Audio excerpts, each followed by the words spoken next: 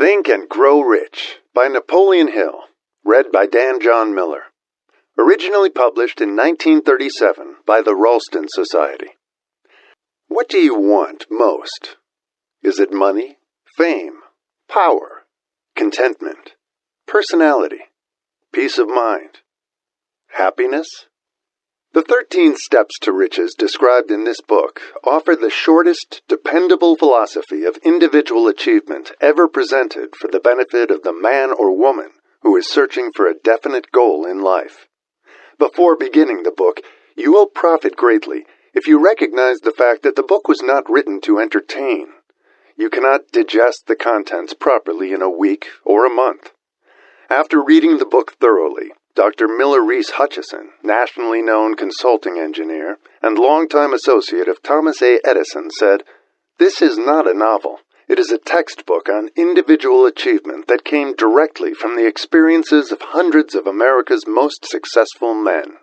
It should be studied, digested, and meditated upon. No more than one chapter should be read in a single night. The reader should underline the sentences which impress him most. Later, he should go back to these marked lines and read them again. A real student will not merely read this book. He will absorb its contents and make them his own. This book should be adopted by all high schools, and no boy or girl should be permitted to graduate without having satisfactorily passed an examination on it.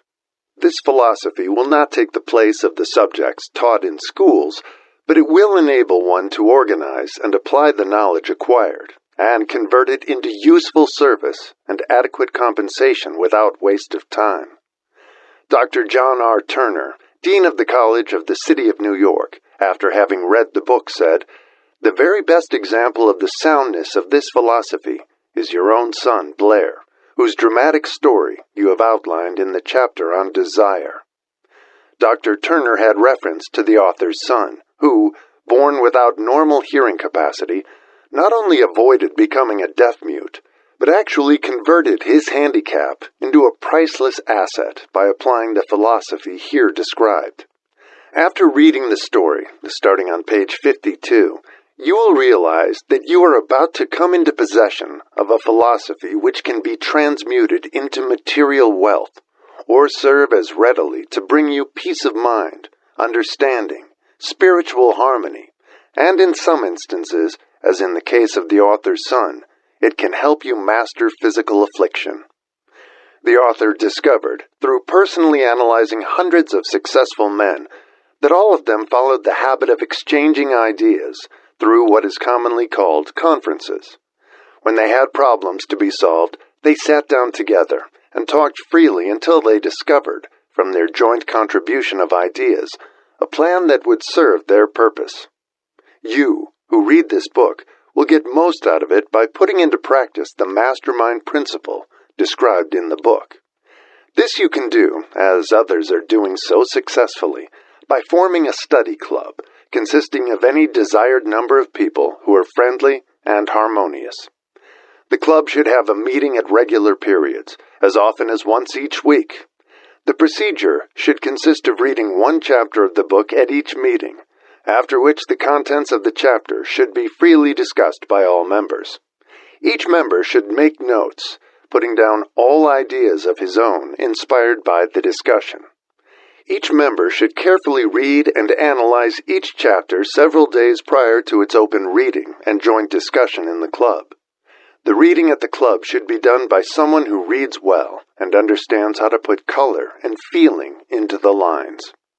By following this plan, every reader will get from its pages not only the sum total of the best knowledge organized from the experiences of hundreds of successful men, but more important by far, he will tap new sources of knowledge in his own mind, as well as acquire knowledge of priceless value from every other person present.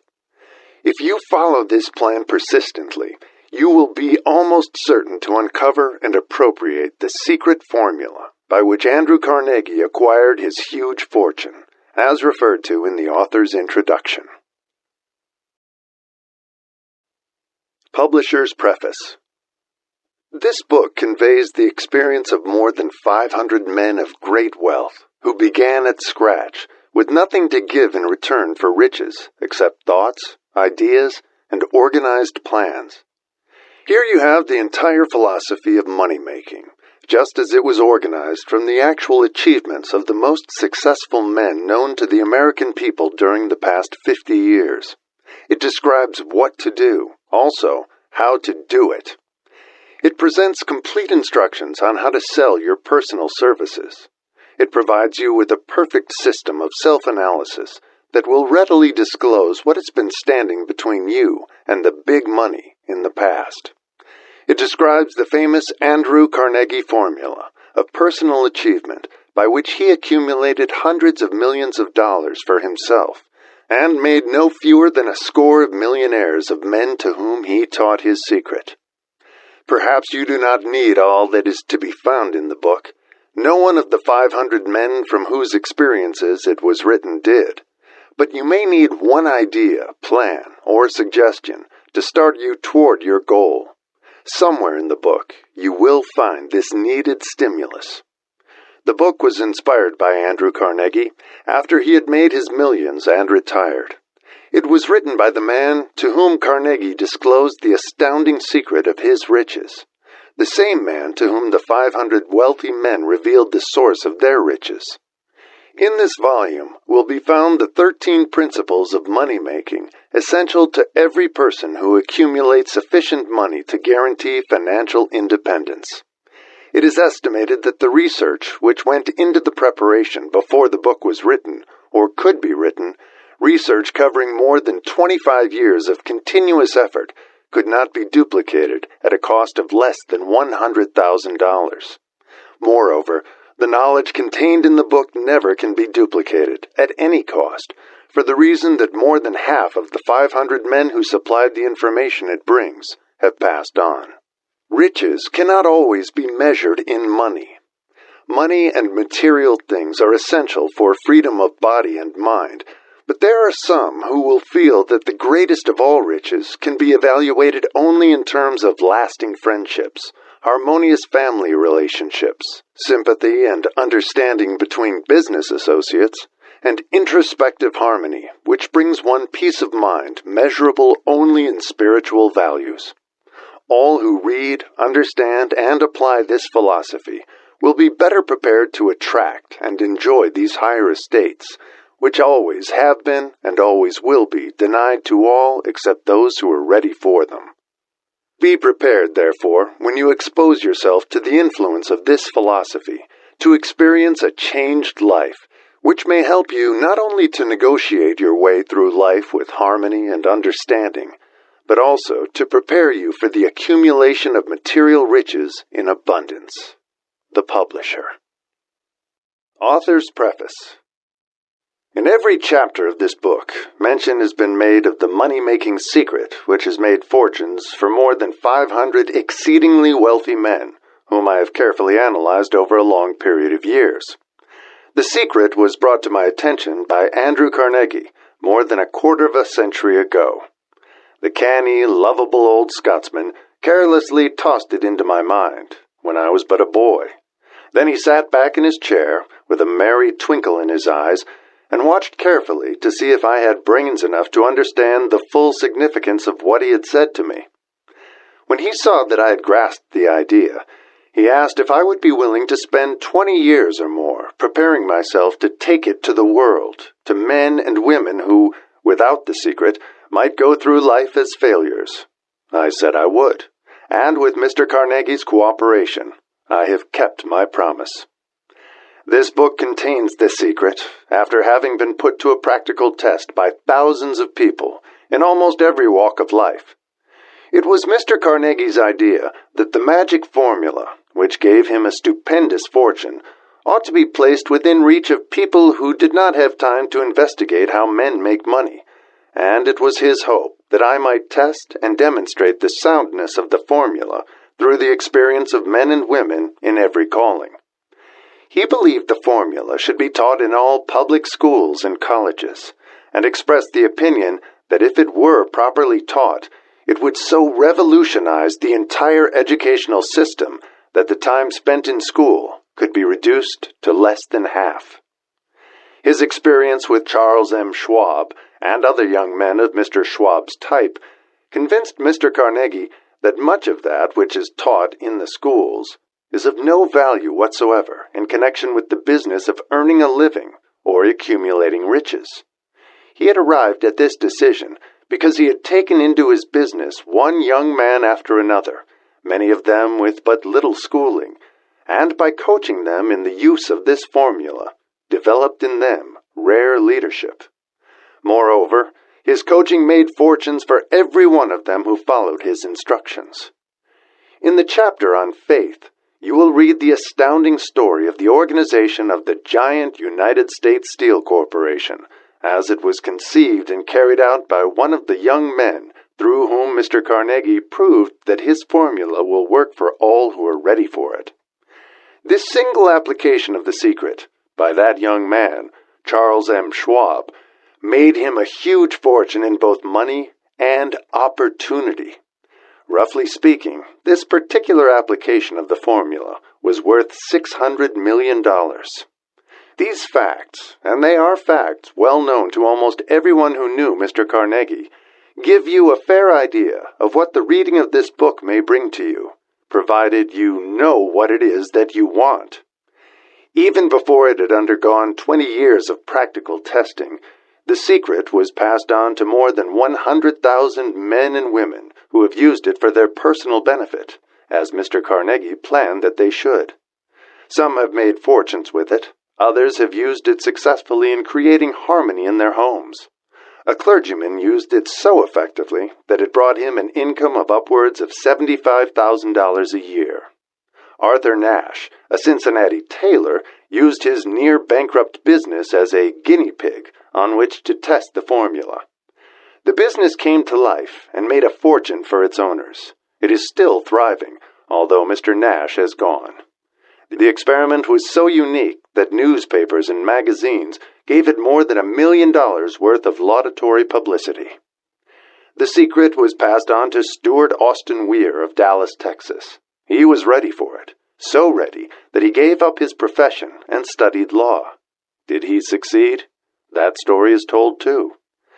I gave the secret to Jennings Randolph the day he graduated from college, and he has used it so successfully that he is now serving his third term as a member of Congress, with an excellent opportunity to keep on using it until it carries him to the White House. While serving as advertising manager of the LaSalle Extension University, when it was little more than a name, I had the privilege of seeing J.G. Chaplin, president of the university, use the formula so effectively that he has since made the LaSalle one of the great extension schools of the country. The secret to which I refer has been mentioned no fewer than 100 times throughout this book. It has not been directly named, for it seems to work more successfully when it is merely uncovered and left in sight, where those who are ready and searching for it may pick it up. That is why Mr. Carnegie tossed it to me so quietly, without giving me its specific name. If you are ready to put it to use, you will recognize this secret at least once in every chapter. I wish I might feel privileged to tell you how you will know if you are ready, but that would deprive you of much of the benefit you will receive when you make the discovery in your own way. While this book was being written, my own son, who was then finishing the last year of his college work, picked up the manuscript of Chapter 2, read it, and discovered the secret for himself. He used the information so effectively that he went directly into a responsible position at a beginning salary greater than the average man ever earns. His story has been briefly described in Chapter 2. When you read it, perhaps you will dismiss any feeling you may have had at the beginning of the book that it promised too much. And 2, if you have ever been discouraged, if you have had difficulties to surmount which took the very soul out of you, if you have tried and failed, if you were ever handicapped by illness or physical affliction, this story of my son's discovery and use of the Carnegie formula may prove to be the oasis in the desert of lost hope for which you have been searching. This secret was extensively used by President Woodrow Wilson during the World War. It was passed on to every soldier who fought in the war, carefully wrapped in the training received before going to the front. President Wilson told me it was a strong factor in raising the funds needed for the war. More than 20 years ago, Honorary Manuel L. Quezon, then resident commissioner of the Philippine Islands, was inspired by the secret to gain freedom for his people. He has gained freedom for the Philippines and is the first president of the Free State. A peculiar thing about this secret is that those who once acquire it and use it find themselves literally swept on to success with but little effort, and they never again submit to failure. If you doubt this, study the names of those who have used it. Wherever they have been mentioned, check their records for yourself, and be convinced. There is no such thing as something for nothing. The secret to which I refer cannot be had without a price, although the price is far less than its value. It cannot be had at any price by those who are not intentionally searching for it. It cannot be given away. It cannot be purchased for money, for the reason that it comes in two parts. One part is already in possession of those who are ready for it. The secret serves equally well all who are ready for it. Education has nothing to do with it. Long before I was born, the secret had found its way into the possession of Thomas A. Edison, and he used it so intelligently that he became the world's leading inventor, although he had but 3 months of schooling. The secret was passed on to a business associate of Mr. Edison. He used it so effectively that, although he was then making only $12,000 a year, he accumulated a great fortune and retired from active business while still a young man. You will find his story at the beginning of the first chapter. It should convince you that riches are not beyond your reach, that you can still be what you wish to be, that money, fame, recognition, and happiness can be had by all who are ready and determined to have these blessings. How do I know these things? You should have the answer before you finish this book. You may find it in the very first chapter, or on the last page. While I was performing the 20-year task of research, which I had undertaken at Mr. Carnegie's request, I analyzed hundreds of well-known men, many of whom admitted that they had accumulated their vast fortunes through the aid of the Carnegie secret. Among these men were Henry Ford, Theodore Roosevelt, James J. Hill, Elbert Hubbard, George Eastman, Charles M. Schwab, Luther Burbank, King Gillette, Thomas A. Edison, Edwin C. Barnes, F.W. Woolworth, Arthur Nash, and so many more, as you can read. These names represent but a small fraction of the hundreds of well-known Americans whose achievements, financially and otherwise, prove that those who understand and apply the Carnegie secret reach high stations in life. I have never known anyone who was inspired to use this secret who did not achieve noteworthy success in his chosen calling. I have never known any person to distinguish himself or to accumulate riches of any consequence without possession of the secret. From these two facts, I draw the conclusion that the secret is more important as a part of the knowledge essential for self-determination than any which one receives through what is popularly known as education. What is education, anyway? This has been answered in full detail. As far as schooling is concerned, many of these men had very little. John Wanamaker once told me that what little schooling he had, he acquired in very much the same manner as a modern locomotive takes on water, by scooping it up as it runs. Henry Ford never reached high school, let alone college. I am not attempting to minimize the value of schooling, but I am trying to express my earnest belief that those who master and apply the secret will reach high stations, accumulate riches, and bargain with life on their own terms, even if their schooling has been meager. Somewhere, as you read, the secret to which I refer will jump from the page and stand boldly before you, if you are ready for it. When it appears, you will recognize it. Whether you receive the sign in the first or the last chapter, stop for a moment when it presents itself, and turn down a glass, for that occasion will mark the most important turning point of your life. We pass now to Chapter 1, and to the story of my very dear friend, who has generously acknowledged having seen the mystic sign, and whose business achievements are evidence enough that he turned down a glass. As you read his story and the others, remember that they deal with the important problems of life, such as all men experience. The problems arising from one's endeavor to earn a living, to find hope, courage, contentment, and peace of mind, to accumulate riches, and to enjoy freedom of body and spirit. Remember, too, as you go through the book, that it deals with facts and not with fiction, its purpose being ready to convey a great universal truth through which all who are ready may learn, not only what to do, but also how to do it, and receive as well the needed stimulus to make a start. As a final word of preparation, before you begin the first chapter, may I offer one brief suggestion which may provide a clue by which the Carnegie secret may be recognized? It is this: all achievement, all earned riches, have their beginning in an idea.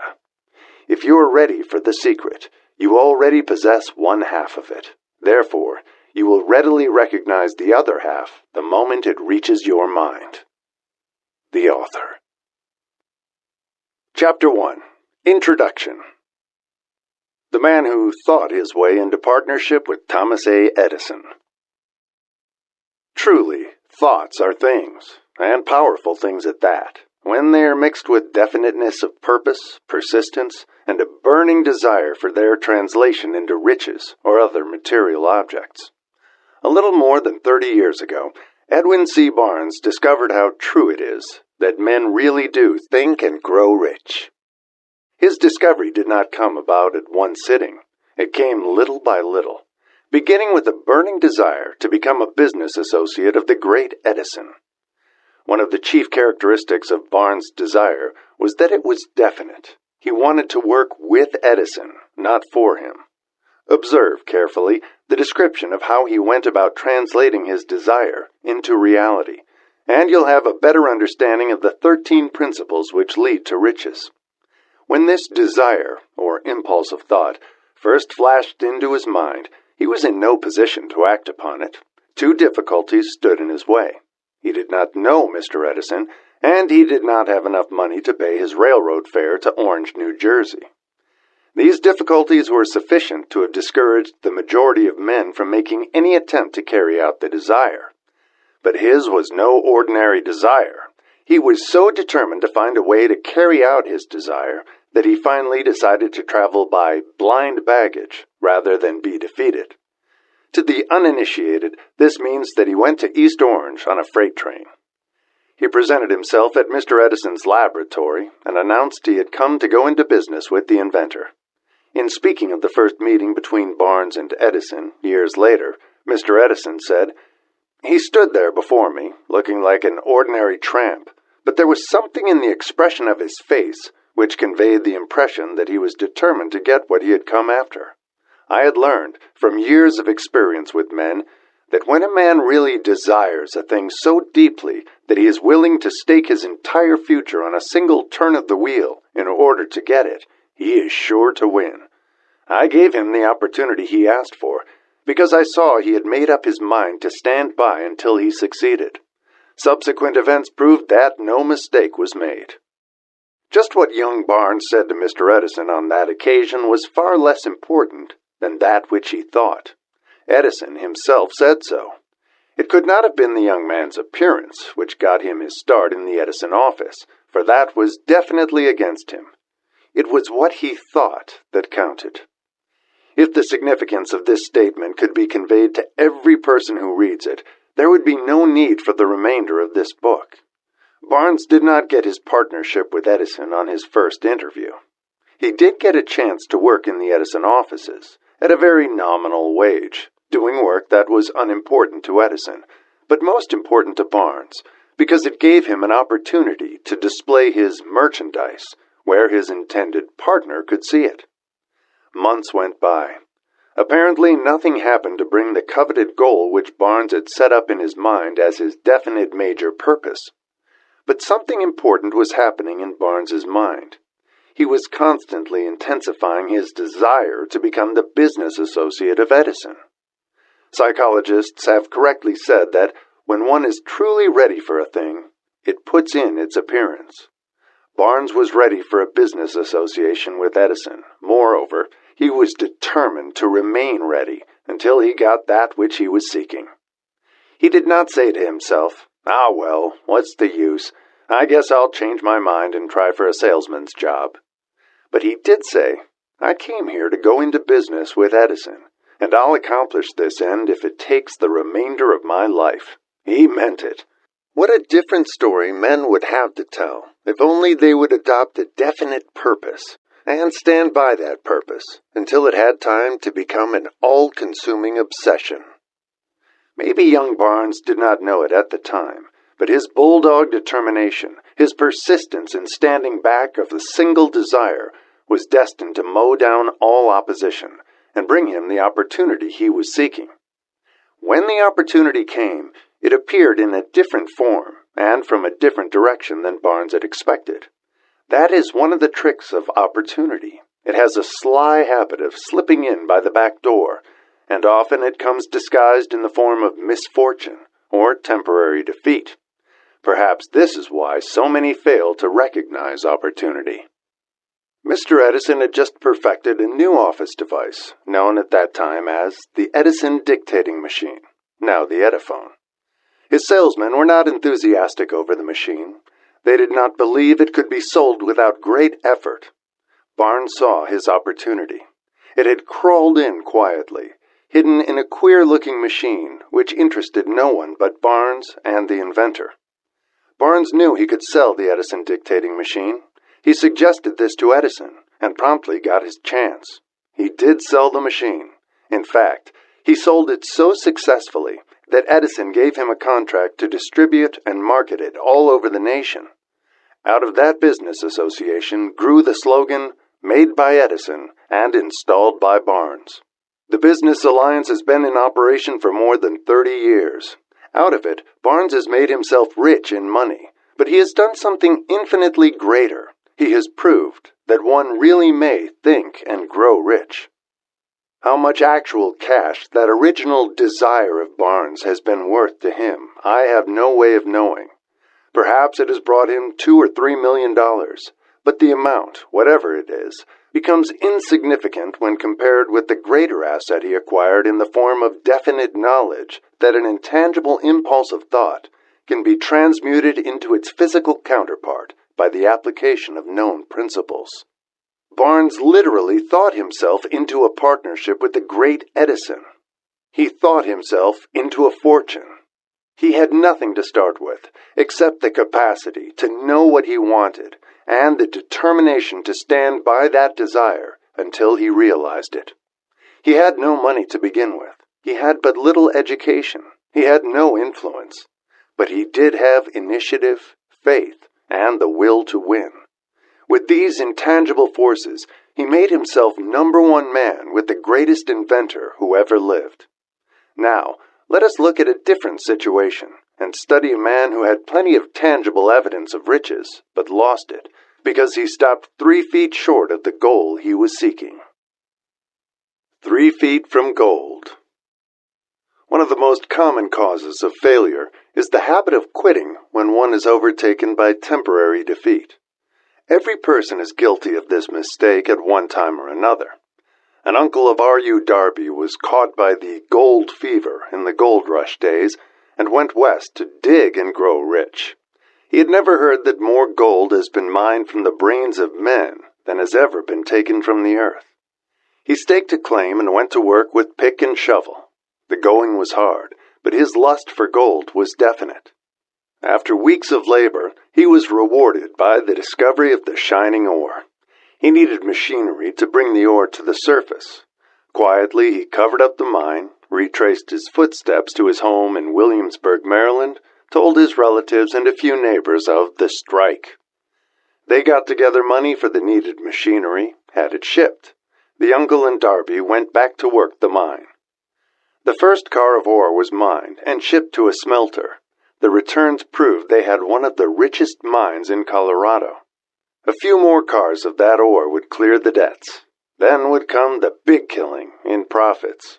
Down went the drills. Up went the hopes of Darby and Uncle. Then something happened. The vein of gold ore disappeared. They had come to the end of the rainbow, and the pot of gold was no longer there.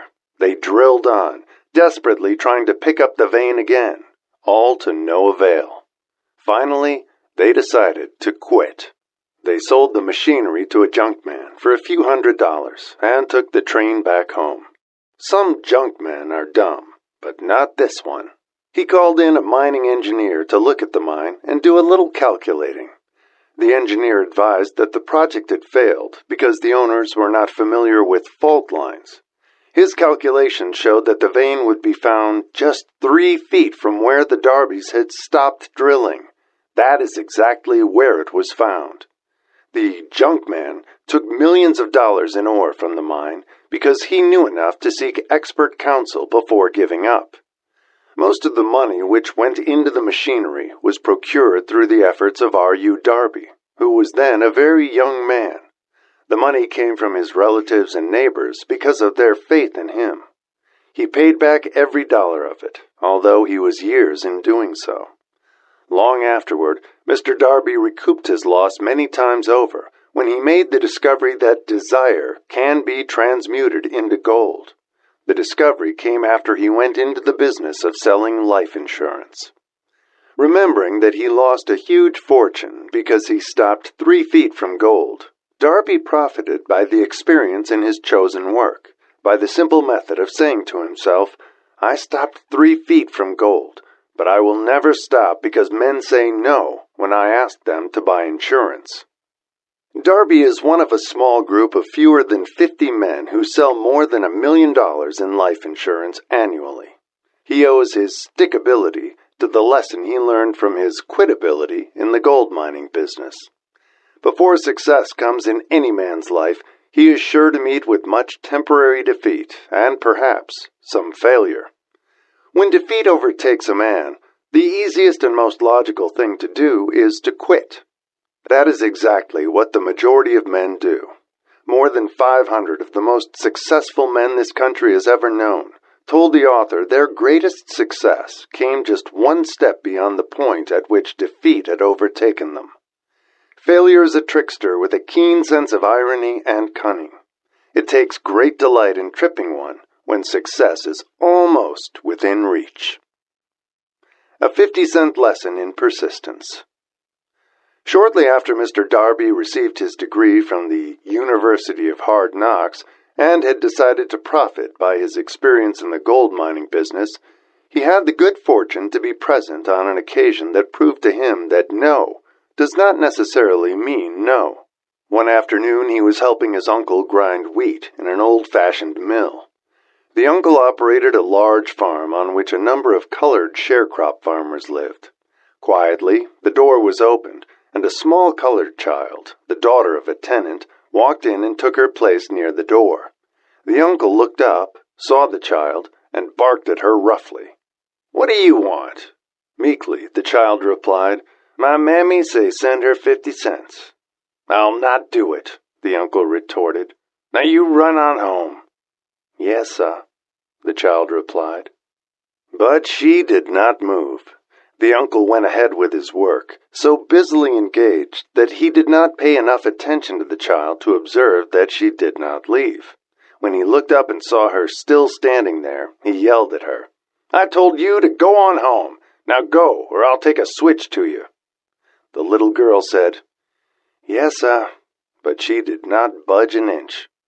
The uncle dropped a sack of grain he was about to pour into the mill hopper, picked up a barrel stave, and started toward the child with an expression on his face that indicated trouble.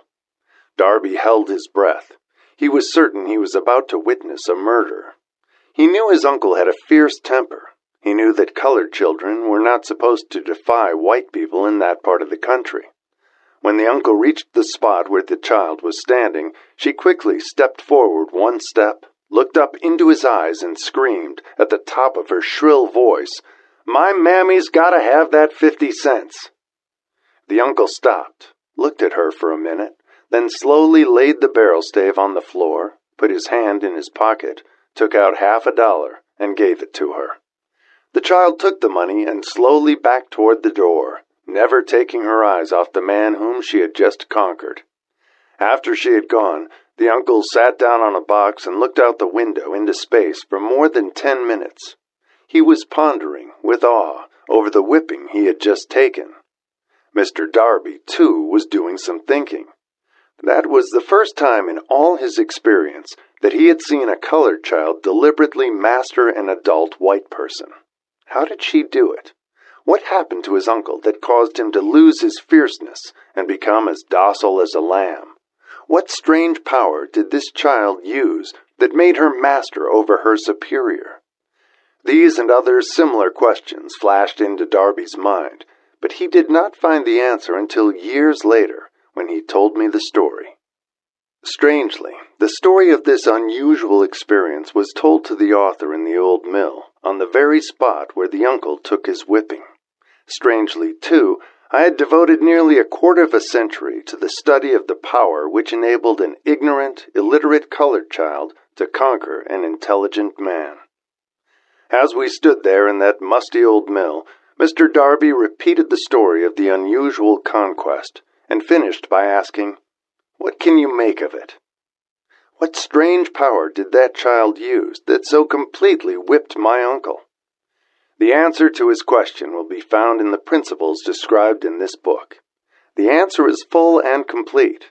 It contains details and instructions sufficient to enable anyone to understand and apply the same force which the little child accidentally stumbled upon. Keep your mind alert, and you will observe exactly what strange power came to the rescue of the child. You will catch a glimpse of this power in the next chapter. Somewhere in the book you will find an idea that will quicken your receptive powers and place at your command, for your own benefit, this same irresistible power. The awareness of this power may come to you in the first chapter, or it may flash into your mind in some subsequent chapter. It may come in the form of a single idea, or it may come in the nature of a plan or a purpose. Again, it may cause you to go back into your past experiences of failure or defeat and bring to the surface some lesson by which you can regain all that you lost through defeat. After I had described to Mr. Darby the power unwittingly used by the little colored child, he quickly retraced his 30 years of experience as a life insurance salesman and frankly acknowledged that his success in that field was due, in no small degree, to the lesson he had learned from the child. Mr. Darby pointed out, "Every time a prospect tried to bow me out without buying, I saw that child standing there in the old mill, her big eyes glaring in defiance, and I said to myself, I've got to make this sale. The better portion of all sales I have made were made after people had said no." He recalled, too, his mistake in having stopped only 3 feet from gold. But, he said, that experience was a blessing in disguise. It taught me to keep on keeping on, no matter how hard the going may be, a lesson I needed to learn before I could succeed in anything. This story of Mr. Darby and his uncle, the colored child and the gold mine, doubtless will be read by hundreds of men who make their living by selling life insurance. And to all of these, the author wishes to offer the suggestion that Darby owes to these 2 experiences his ability to sell more than $1 million of life insurance every year. Life is strange and often imponderable. Both the successes and the failures have their roots in simple experiences. Mr. Darby's experiences were commonplace and simple enough, yet they held the answer to his destiny in life. Therefore, they were as important to him as life itself. He profited by these 2 dramatic experiences because he analyzed them and found the lesson they taught. But what of the man who has neither the time nor the inclination to study failure in search of knowledge that may lead to success? Where and how is he to learn the art of converting defeat into stepping stones to opportunity? In answer to these questions, this book was written. The answer called for a description of 13 principles, but remember, as you read, the answer you may be seeking to the questions which have caused you to ponder over the strangeness of life may be found in your own mind through some idea, plan, or purpose which may spring into your mind as you read. One sound idea is all that one needs to achieve success. The principles described in this book contain the best and the most practical of all that is known concerning ways and means of creating useful ideas. Before we go any further in our approach to the description of these principles, we believe you are entitled to receive this important suggestion. When riches begin to come, they come so quickly, in such great abundance, that one wonders where they have been hiding during all those lean years. This is an astounding statement, and all the more so when we take into consideration the popular belief that riches come only to those who work hard and long. When you begin to think and grow rich, you will observe that riches begin with a state of mind, with definiteness of purpose, with little or no hard work.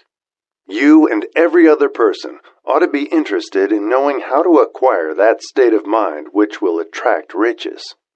I spent 25 years in research, analyzing more than 25,000 people, because I, too, wanted to know how wealthy men become that way. Without that research, this book could not have been written. Here, take notice of a very significant truth, viz., the business depression started in 1929 and continued on to an all-time record of destruction until sometime after President Roosevelt entered office. Then the depression began to fade into nothingness. Just as an electrician in a theater raises the light so gradually that darkness is transmuted into light before you realize it, so did the spell of fear in the minds of the people gradually fade away and become faith. Observe very closely. As soon as you master the principles of this philosophy and begin to follow the instructions for applying those principles, your financial status will begin to improve, and everything you touch will begin to transmute itself into an asset for your benefit. Impossible? Not at all. One of the main weaknesses of mankind is the average man's familiarity with the word impossible. He knows all the rules which will not work. He knows all the things which cannot be done. This book was written for those who seek the rules which have made others successful and are willing to stake everything on those rules. A great many years ago, I purchased a fine dictionary. The first thing I did with it was to turn to the word impossible and neatly clip it out of the book. That would not be an unwise thing for you to do. Success comes to those who become success-conscious. Failure comes to those who indifferently allow themselves to become failure-conscious. The object of this book is to help all who seek it to learn the art of changing their minds from failure consciousness to success consciousness. Another weakness found in altogether too many people is the habit of measuring everything and everyone by their own impressions and beliefs. Some who will read this will believe that no one can think and grow rich. They cannot think in terms of riches because their thought habits have been steeped in poverty, want, misery, failure, and defeat. These unfortunate people remind me of a prominent Chinese who came to America to be educated in American ways. He attended the University of Chicago. One day President Harper met this young Oriental on the campus, stopped to chat with him for a few minutes, and asked what had impressed him as being the most noticeable characteristic of the American people. "Why," the Chinaman exclaimed, "the queer slant of your eyes. Your eyes are off slant." What do we say about the Chinese? We refuse to believe that which we do not understand. We foolishly believe that our own limitations are the proper measure of limitations. Sure, the other fellow's eyes are off slant because they are not the same as our own. Millions of people look at the achievements of Henry Ford after he has arrived and envy him because of his good fortune or luck or genius or whatever it is that they credit for Ford's fortune. Perhaps one person in every 100,000 knows the secret of Ford's success, and those who do know are too modest or too reluctant to speak of it because of its simplicity.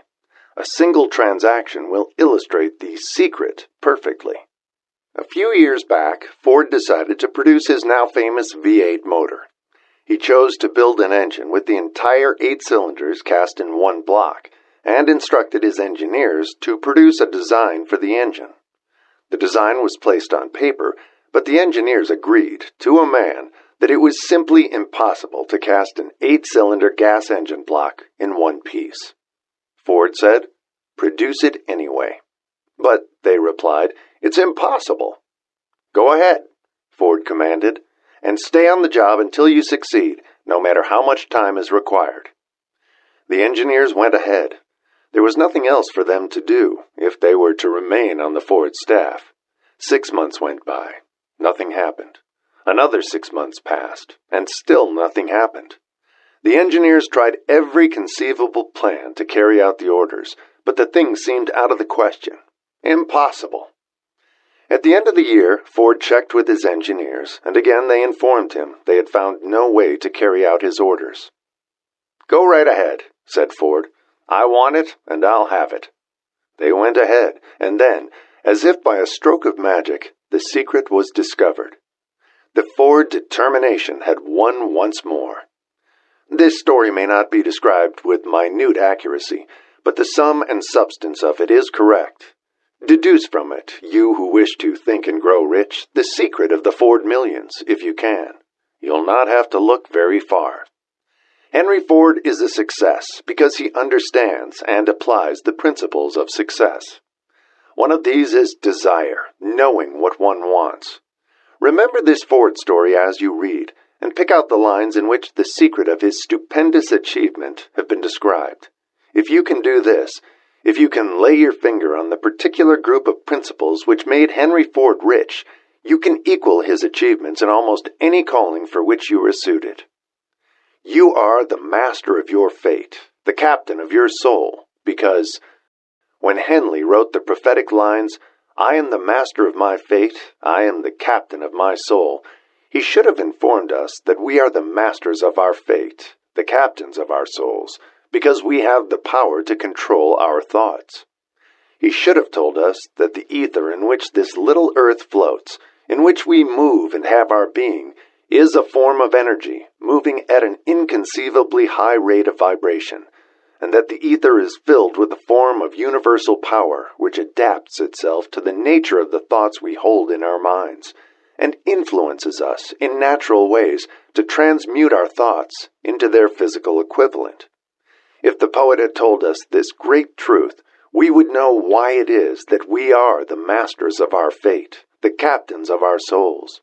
He should have told us with great emphasis that this power makes no attempt to discriminate between destructive thoughts and constructive thoughts, that it will urge us to translate into physical reality thoughts of poverty just as quickly as it will influence us to act upon thoughts of riches.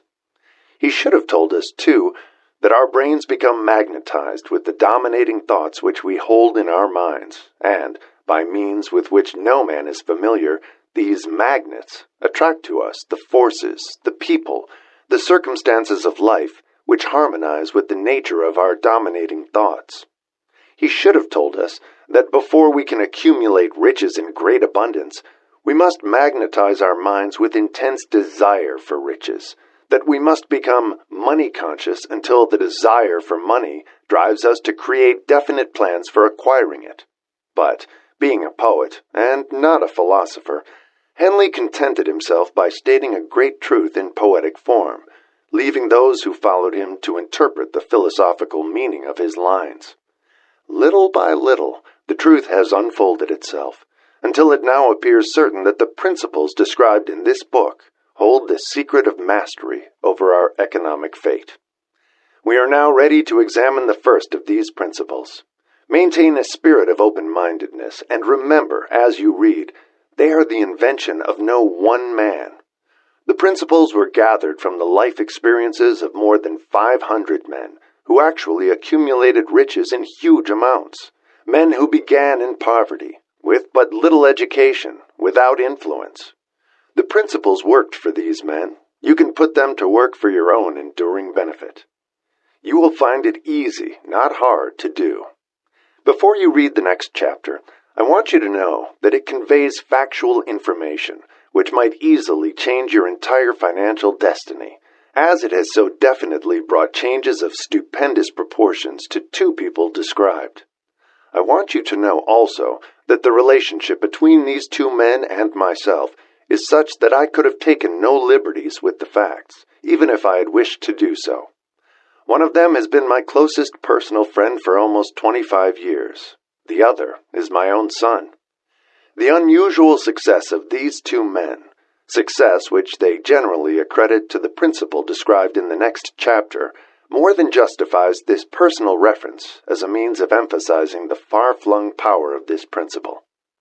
Almost 15 years ago, I delivered the commencement address at Salem College, Salem, West Virginia. I emphasized the principle described in the next chapter with so much intensity that one of the members of the graduating class definitely appropriated it and made it a part of his own philosophy.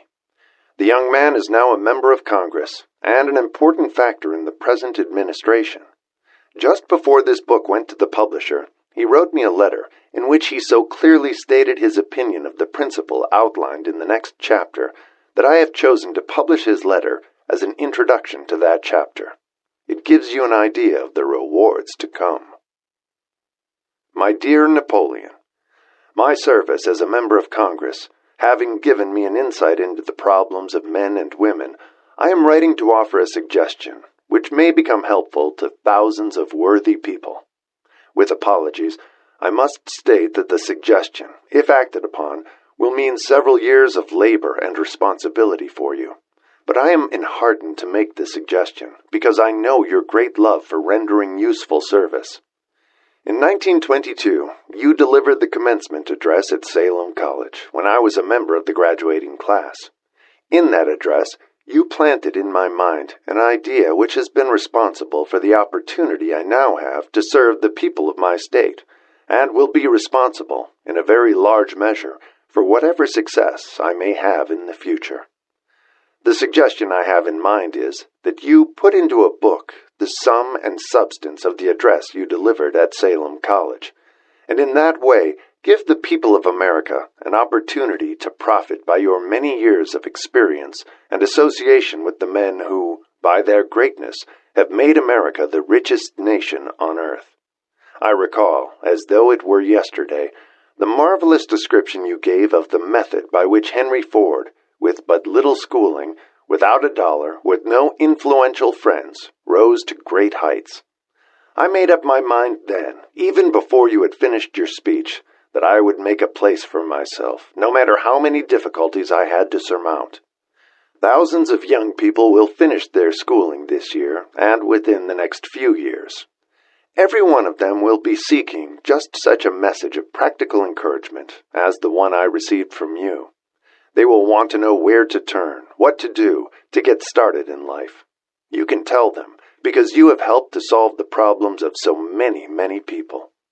If there is any possible way that you can afford to render so great a service, may I offer the suggestion that you include with every book one of your personal analysis charts, in order that the purchaser of the book may have the benefit of a complete self-inventory, indicating, as you indicated to me years ago, exactly what is standing in the way of success.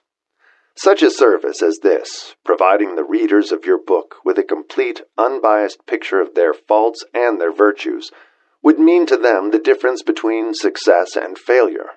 The service would be priceless. Millions of people are now facing the problem of staging a comeback because of the Depression, and I speak from personal experience when I say, I know these earnest people would welcome the opportunity to tell you their problems and to receive your suggestions for the solution.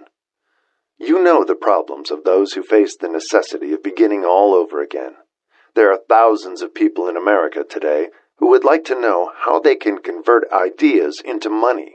People who just started scratch without finances and recoup their losses. If anyone can help them, you can. If you publish the book, I would like to own the first copy that comes from the press, personally autographed by you. With best wishes, believe me.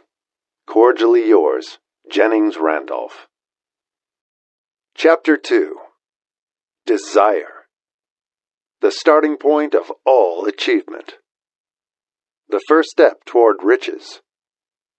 When Edwin C. Barnes climbed down from the freight train in Orange, New Jersey more than 30 years ago, he may have resembled a tramp, but his thoughts were those of a king. As he made his way from the railroad tracks to Thomas A. Edison's office, his mind was at work. He saw himself standing in Edison's presence. He heard himself asking Mr. Edison for an opportunity to carry out the one consuming obsession of his life, a burning desire to become the business associate of the great inventor. Barnes' desire was not a hope. It was not a wish. It was a keen, pulsating desire, which transcended everything else. It was definite.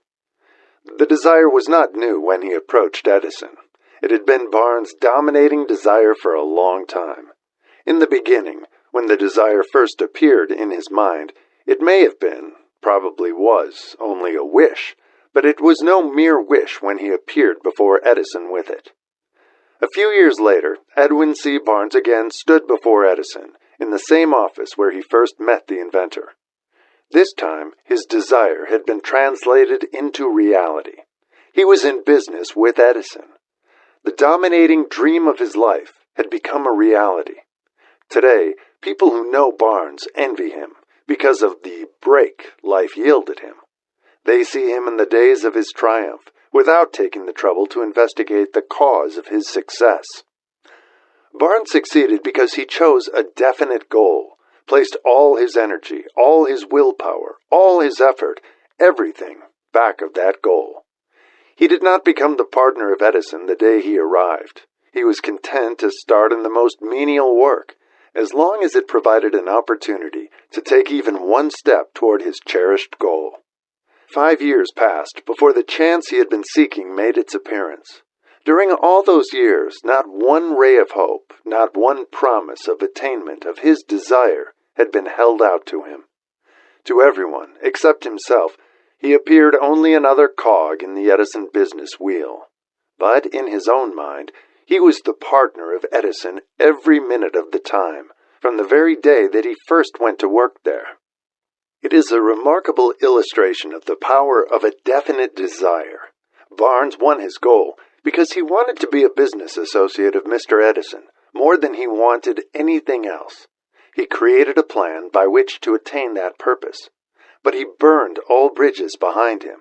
He stood by his desire until it became the dominating obsession of his life, and, finally, a fact. When he went to Orange, he did not say to himself, "I will try to induce Edison to give me a job of some sort." He said, "I will see Edison and put him on notice that I have come to go into business with him." He did not say, "I will work there for a few months, and if I get no encouragement, I will quit and get a job somewhere else." He did say, "I will start anywhere. I will do anything Edison tells me to do, but before I am through, I will be his associate." He did not say, "I will keep my eyes open for another opportunity, in case I fail to get what I want in the Edison organization." He said, "There is but one thing in this world that I am determined to have, and that is a business association with Thomas A. Edison. I will burn all bridges behind me and stake my entire future on my ability to get what I want." He left himself no possible way of retreat. He had to win or perish. That is all there is to the Barnes story of success. A long while ago, a great warrior faced a situation which made it necessary for him to make a decision which ensured his success on the battlefield. He was about to send his armies against a powerful foe, whose men outnumbered his own. He unloaded his soldiers into boats, sailed to the enemy's country, unloaded soldiers and equipment, then gave the order to burn the ships that had carried them. Addressing his men before the first battle, he said, "You see the boats going up in smoke. That means that we cannot leave these shores alive unless we win. We now have no choice. We win or we perish." They won. Every person who wins in any undertaking must be willing to burn his ships and cut all sources of retreat. Only by so doing can one be sure of maintaining that state of mind known as a burning desire to win, essential to success? The morning after the Great Chicago Fire, a group of merchants stood on State Street, looking at the smoking remains of what had been their stores. They went into a conference to decide if they would try to rebuild or leave Chicago and start over in a more promising section of the country. They reached a decision, all except one, to leave Chicago. The merchant who decided to stay and rebuild pointed a finger at the remains of his store and said, "Gentlemen, on that very spot, I will build the world's greatest store, no matter how many times it may burn down." That was more than 50 years ago. The store was built. It stands there today, a towering monument to the power of that state of mind known as a burning desire. The easy thing for Marshall Field to have done would have been exactly what his fellow merchants did. When the going was hard and the future looked dismal, they pulled up and went where the going seemed easier. Mark well this difference between Marshall Field and the other merchants, because it is the same difference which distinguishes Edwin C. Barnes from thousands of other young men who have worked in the Edison organization. It is the same difference which distinguishes practically all who succeed from those who fail. Every human being who reaches the age of understanding of the purpose of money wishes for it. Wishing will not bring riches, but desiring riches with a state of mind that becomes an obsession, then planning definite ways and means to acquire riches, and backing those plans with persistence which does not recognize failure, will bring riches. The method by which desire for riches can be transmuted into its financial equivalent consists of 6 definite practical steps, viz. First, fix in your mind the exact amount of money you desire. It is not sufficient merely to say, "I want plenty of money." Be definite as to the amount. There is a psychological reason for definiteness, which will be described in a subsequent chapter. Second, determine exactly what you intend to give in return for the money you desire. There is no such reality as something for nothing. Third, establish a definite date when you intend to possess the money you desire. Fourth, create a definite plan for carrying out your desire, and begin at once, whether you are ready or not, to put this plan into action. Fifth, write out a clear, concise statement of the amount of money you intend to acquire. Name the time limit for its acquisition, state what you intend to give in return for the money, and describe clearly the plan through which you intend to accumulate it. Sixth, read your written statement aloud, twice daily, once just before retiring at night, and once after arising in the morning. As you read, see and feel and believe yourself already in possession of the money. It is important that you follow the instructions described in these 6 steps. It is especially important that you observe and follow the instructions in the 6th paragraph. You may complain that it is impossible for you to see yourself in possession of money before you actually have it. Here is where a burning desire will come to your aid. If you truly desire money so keenly that your desire is an obsession, you will have no difficulty in convincing yourself that you will acquire it. The object is to want money and to become so determined to have it that you convince yourself you will have it. Only those who become money conscious ever accumulate great riches. Money consciousness means that the mind has become so thoroughly saturated with the desire for money that one can see oneself already in possession of it. To the uninitiated, who has not been schooled in the working principles of the human mind, these instructions may appear impractical. It may be helpful to all who fail to recognize the soundness of the 6 steps to know that the information they convey was received from Andrew Carnegie, who began as an ordinary laborer in the steel mills, but managed, despite his humble beginning, to make these principles yield him a fortune of considerably more than $100 million. It may be a further help to know that the 6 steps here recommended were carefully scrutinized by the late Thomas A. Edison, who placed his stamp of approval upon them as being not only the steps essential for the accumulation of money, but necessary for the attainment of any definite goal. The steps call for no hard labor. They call for no sacrifice. They do not require one to become ridiculous or credulous. To apply them calls for no great amount of education. But the successful application of these 6 steps does call for sufficient imagination to enable one to see and to understand that accumulation of money cannot be left to chance, good fortune, and luck. One must realize that all who have accumulated great fortunes first did a certain amount of dreaming, hoping, wishing, desiring, and planning before they acquired money. You may as well know, right here, that you can never have riches in great quantities unless you can work yourself into a white heat of desire for money, and actually believe you will possess it. You may as well know, also, that every great leader, from the dawn of civilization down to the present, was a dreamer. Christianity is the greatest potential power in the world today, because its founder was an intense dreamer who had the vision and the imagination to see realities in their mental and spiritual form before they had been transmuted into physical form. If you do not see great riches in your imagination, you will never see them in your bank balance. Never, in the history of America, has there been so great an opportunity for practical dreamers as now exists. The 6-year economic collapse has reduced all men substantially to the same level. A new race is about to be run. The stakes represent huge fortunes which will be accumulated within the next 10 years. The rules of the race have changed, because we now live in a changed world that definitely favors the masses, those who had but little or no opportunity to win under the conditions existing during the Depression, when fear paralyzed growth and development.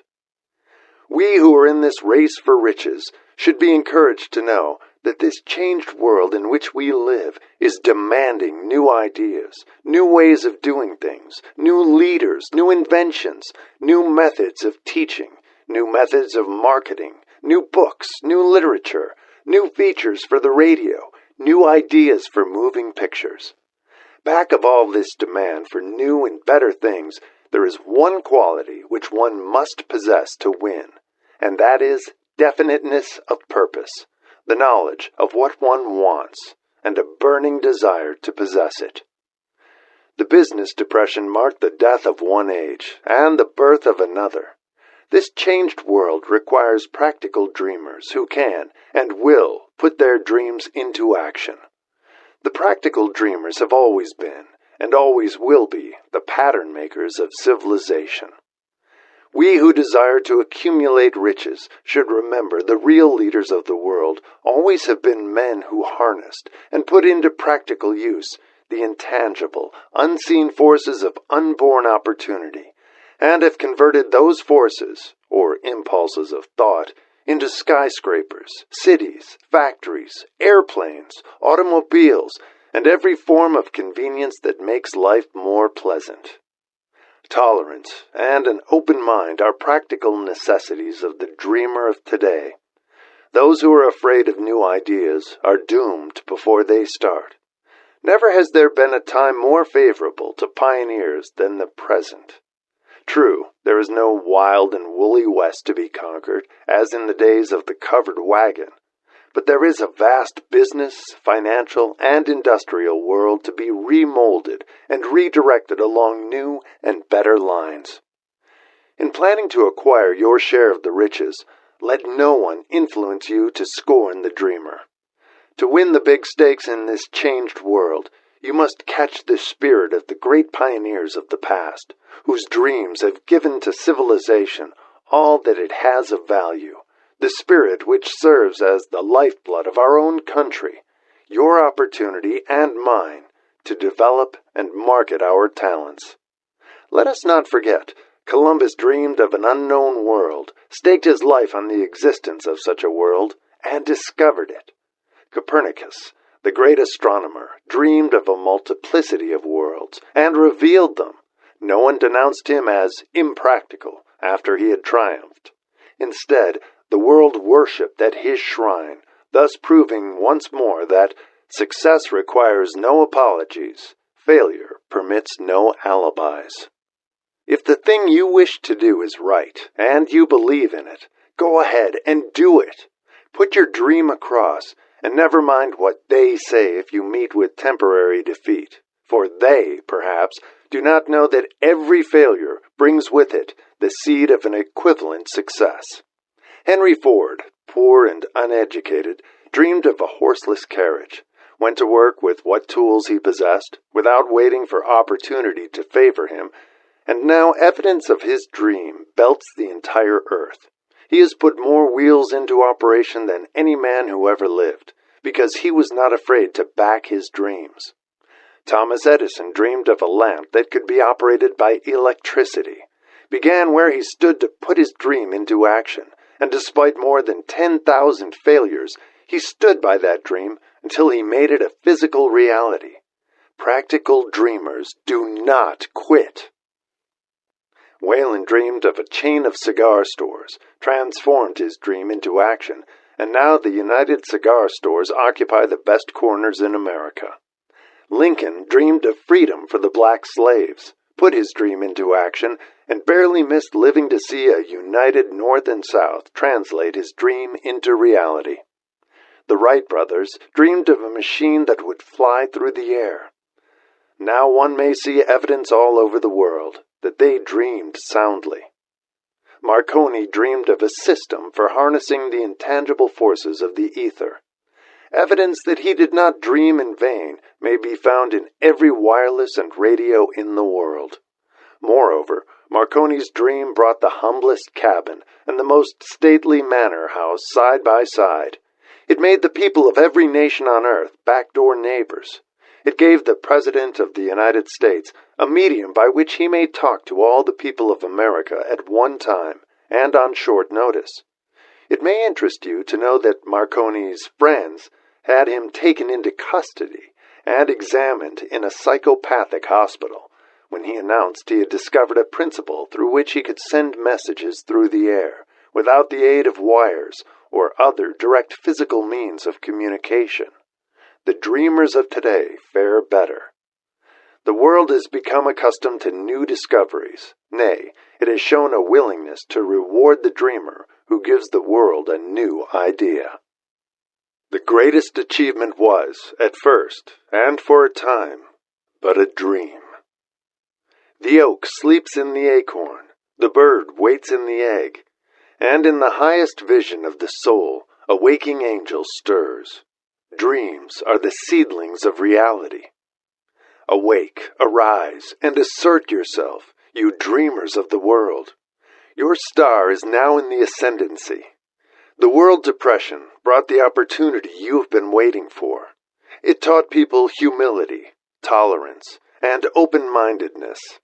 The world is filled with an abundance of opportunity which the dreamers of the past never knew. A burning desire to be and to do is the starting point from which the dreamer must take off. Dreams are not born of indifference, laziness, or lack of ambition. The world no longer scoffs at the dreamer, nor calls him impractical. If you think it does, take a trip to Tennessee and witness what a dreamer president has done in the way of harnessing and using the great water power of America. A score of years ago, such a dream would have seemed like madness. You have been disappointed. You have undergone defeat during the Depression. You have felt the great heart within you crushed until it bled. Take courage, for these experiences have tempered the spiritual metal of which you are made. They are assets of incomparable value. Remember, too, that all who succeed in life get off to a bad start and pass through many heartbreaking struggles before they arrive. The turning point in the lives of those who succeed usually comes at the moment of some crisis through which they are introduced to their other selves. John Bunyan wrote The Pilgrim's Progress, which is among the finest of all English literature, after he had been confined in prison and sorely punished, because of his views on the subject of religion. O. Henry discovered the genius which slept within his brain after he had met with great misfortune and was confined in a prison cell in Columbus, Ohio. Being forced, through misfortune, to become acquainted with his other self and to use his imagination, he discovered himself to be a great author instead of a miserable criminal and outcast. Strange and varied are the ways of life, and stranger still are the ways of infinite intelligence, through which men are sometimes forced to undergo all sorts of punishment before discovering their own brains and their own capacity to create useful ideas through imagination. Edison, the world's greatest inventor and scientist, was a tramp telegraph operator. He failed innumerable times before he was driven, finally, to the discovery of the genius which slept within his brain. Charles Dickens began by pasting labels on blacking pots. The tragedy of his first love penetrated the depths of his soul and converted him into one of the world's truly great authors. That tragedy produced first David Copperfield, then a succession of other works that made this a richer and better world for all who read his books. Disappointment over love affairs generally has the effect of driving men to drink and women to ruin, and this because most people never learn the art of transmuting their strongest emotions into dreams of a constructive nature. Helen Keller became deaf, dumb, and blind shortly after birth.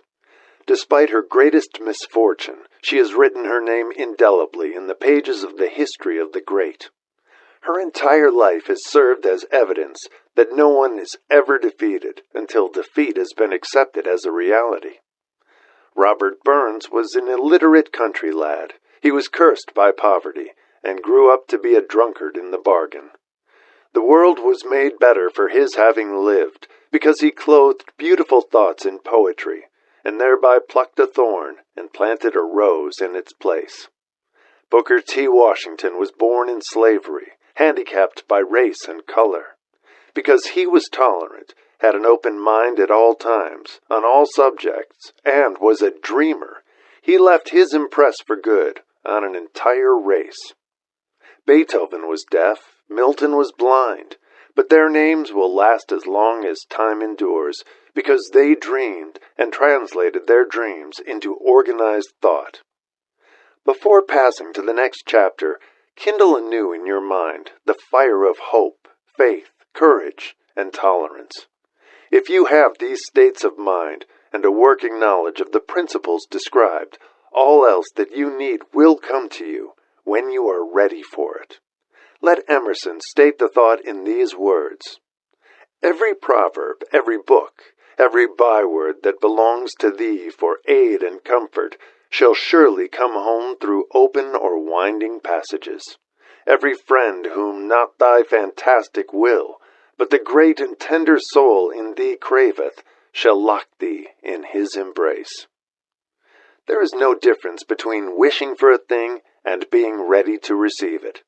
No one is ready for a thing until he believes he can acquire it. The state of mind must be belief, not mere hope or wish. Open-mindedness is essential for belief. Closed minds do not inspire faith, courage, and belief. Remember, no more effort is required to aim high in life, to demand abundance and prosperity, than is required to accept misery and poverty. A great poet has correctly stated this universal truth through these lines: "I bargained with life for a penny, and life would pay no more.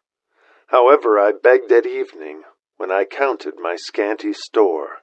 For life is a just employer, he gives you what you ask, but once you have set the wages, why you must bear the task. I worked for a menial's hire, only to learn dismayed that any wage I had asked of life, life would have willingly paid." Desire outwits Mother Nature. As a fitting climax to this chapter, I wish to introduce one of the most unusual persons I have ever known. I first saw him 24 years ago, a few minutes after he was born.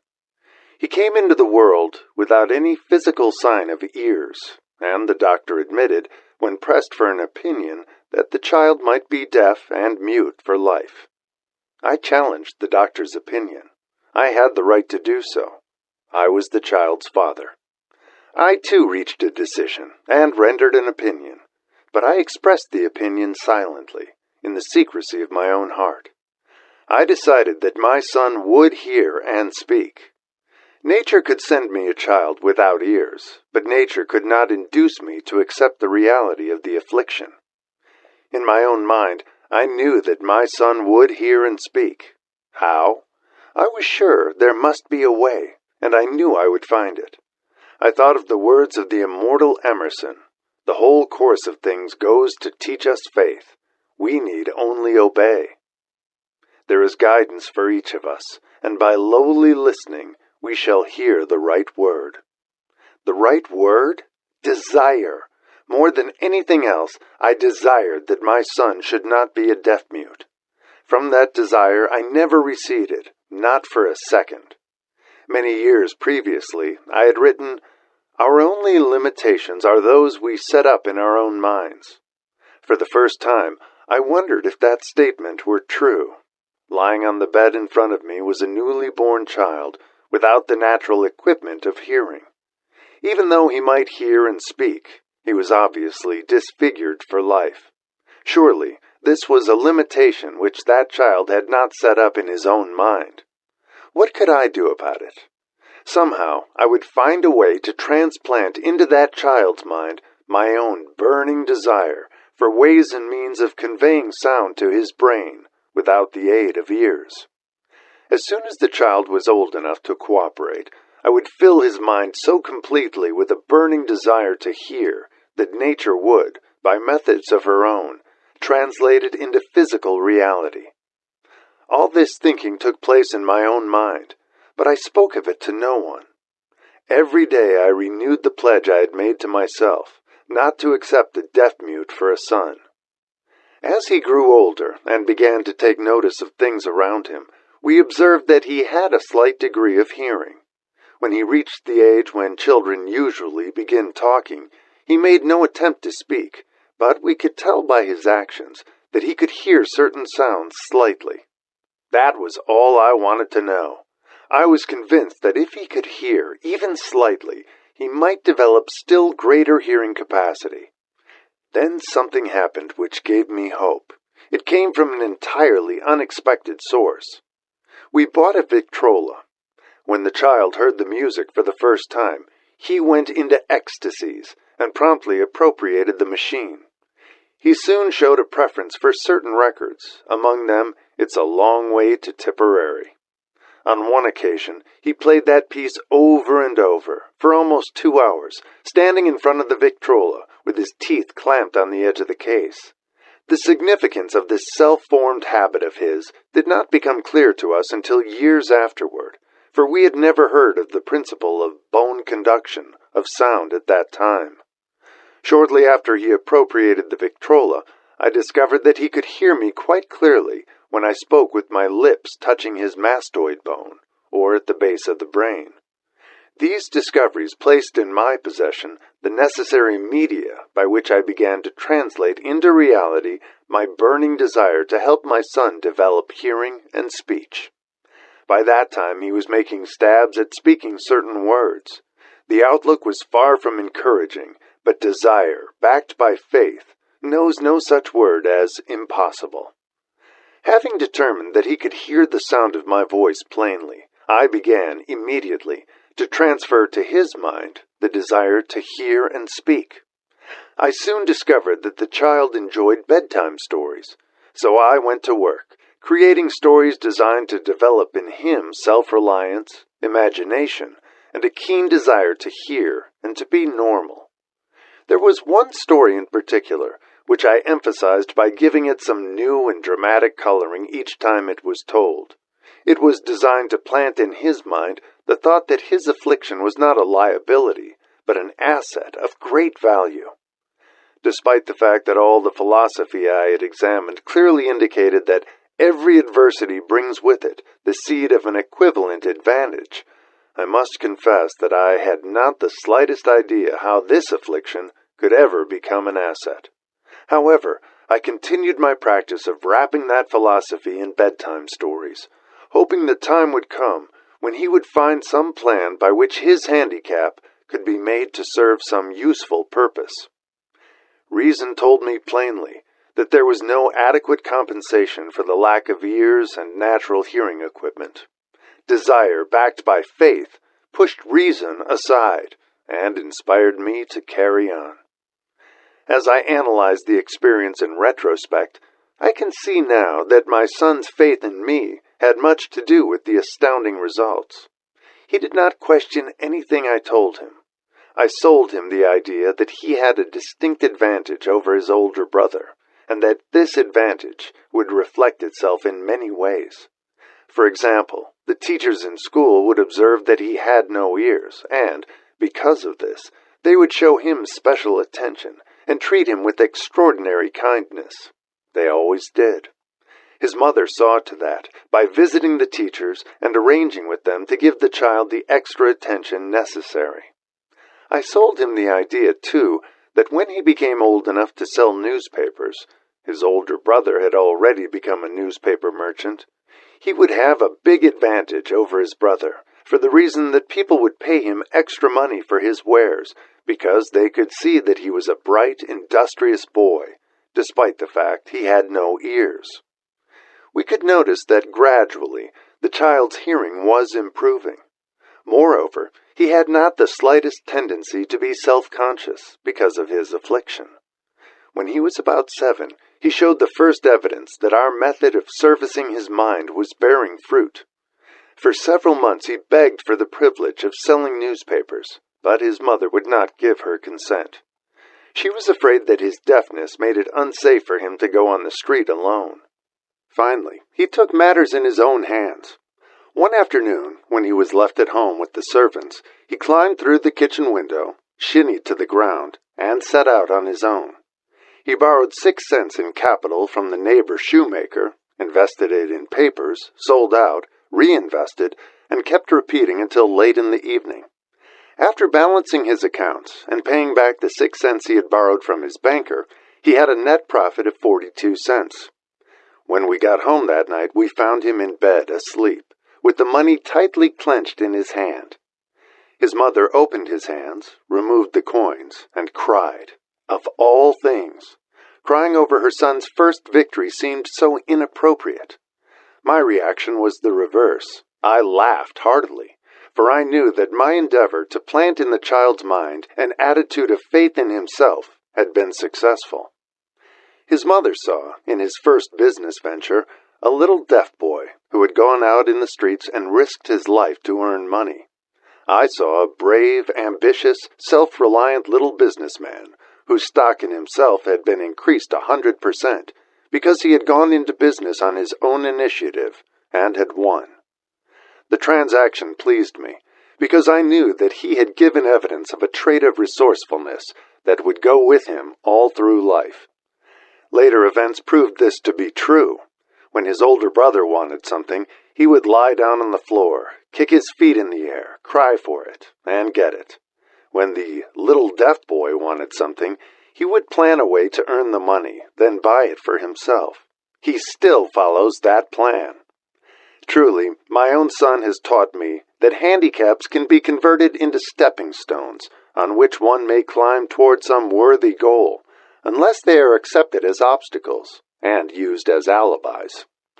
The little deaf boy went through the grades, high school and college, without being able to hear his teachers, excepting when they shouted loudly at close range. He did not go to a school for the deaf. We would not permit him to learn the sign language.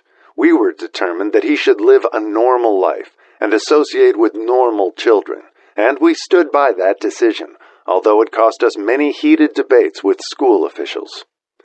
While he was in high school, he tried an electrical hearing aid, but it was of no value to him, due, we believed, to a condition that was disclosed when the child was 6 by Dr. J. Gordon Wilson of Chicago, when he operated on one side of the boy's head and discovered that there was no sign of natural hearing equipment.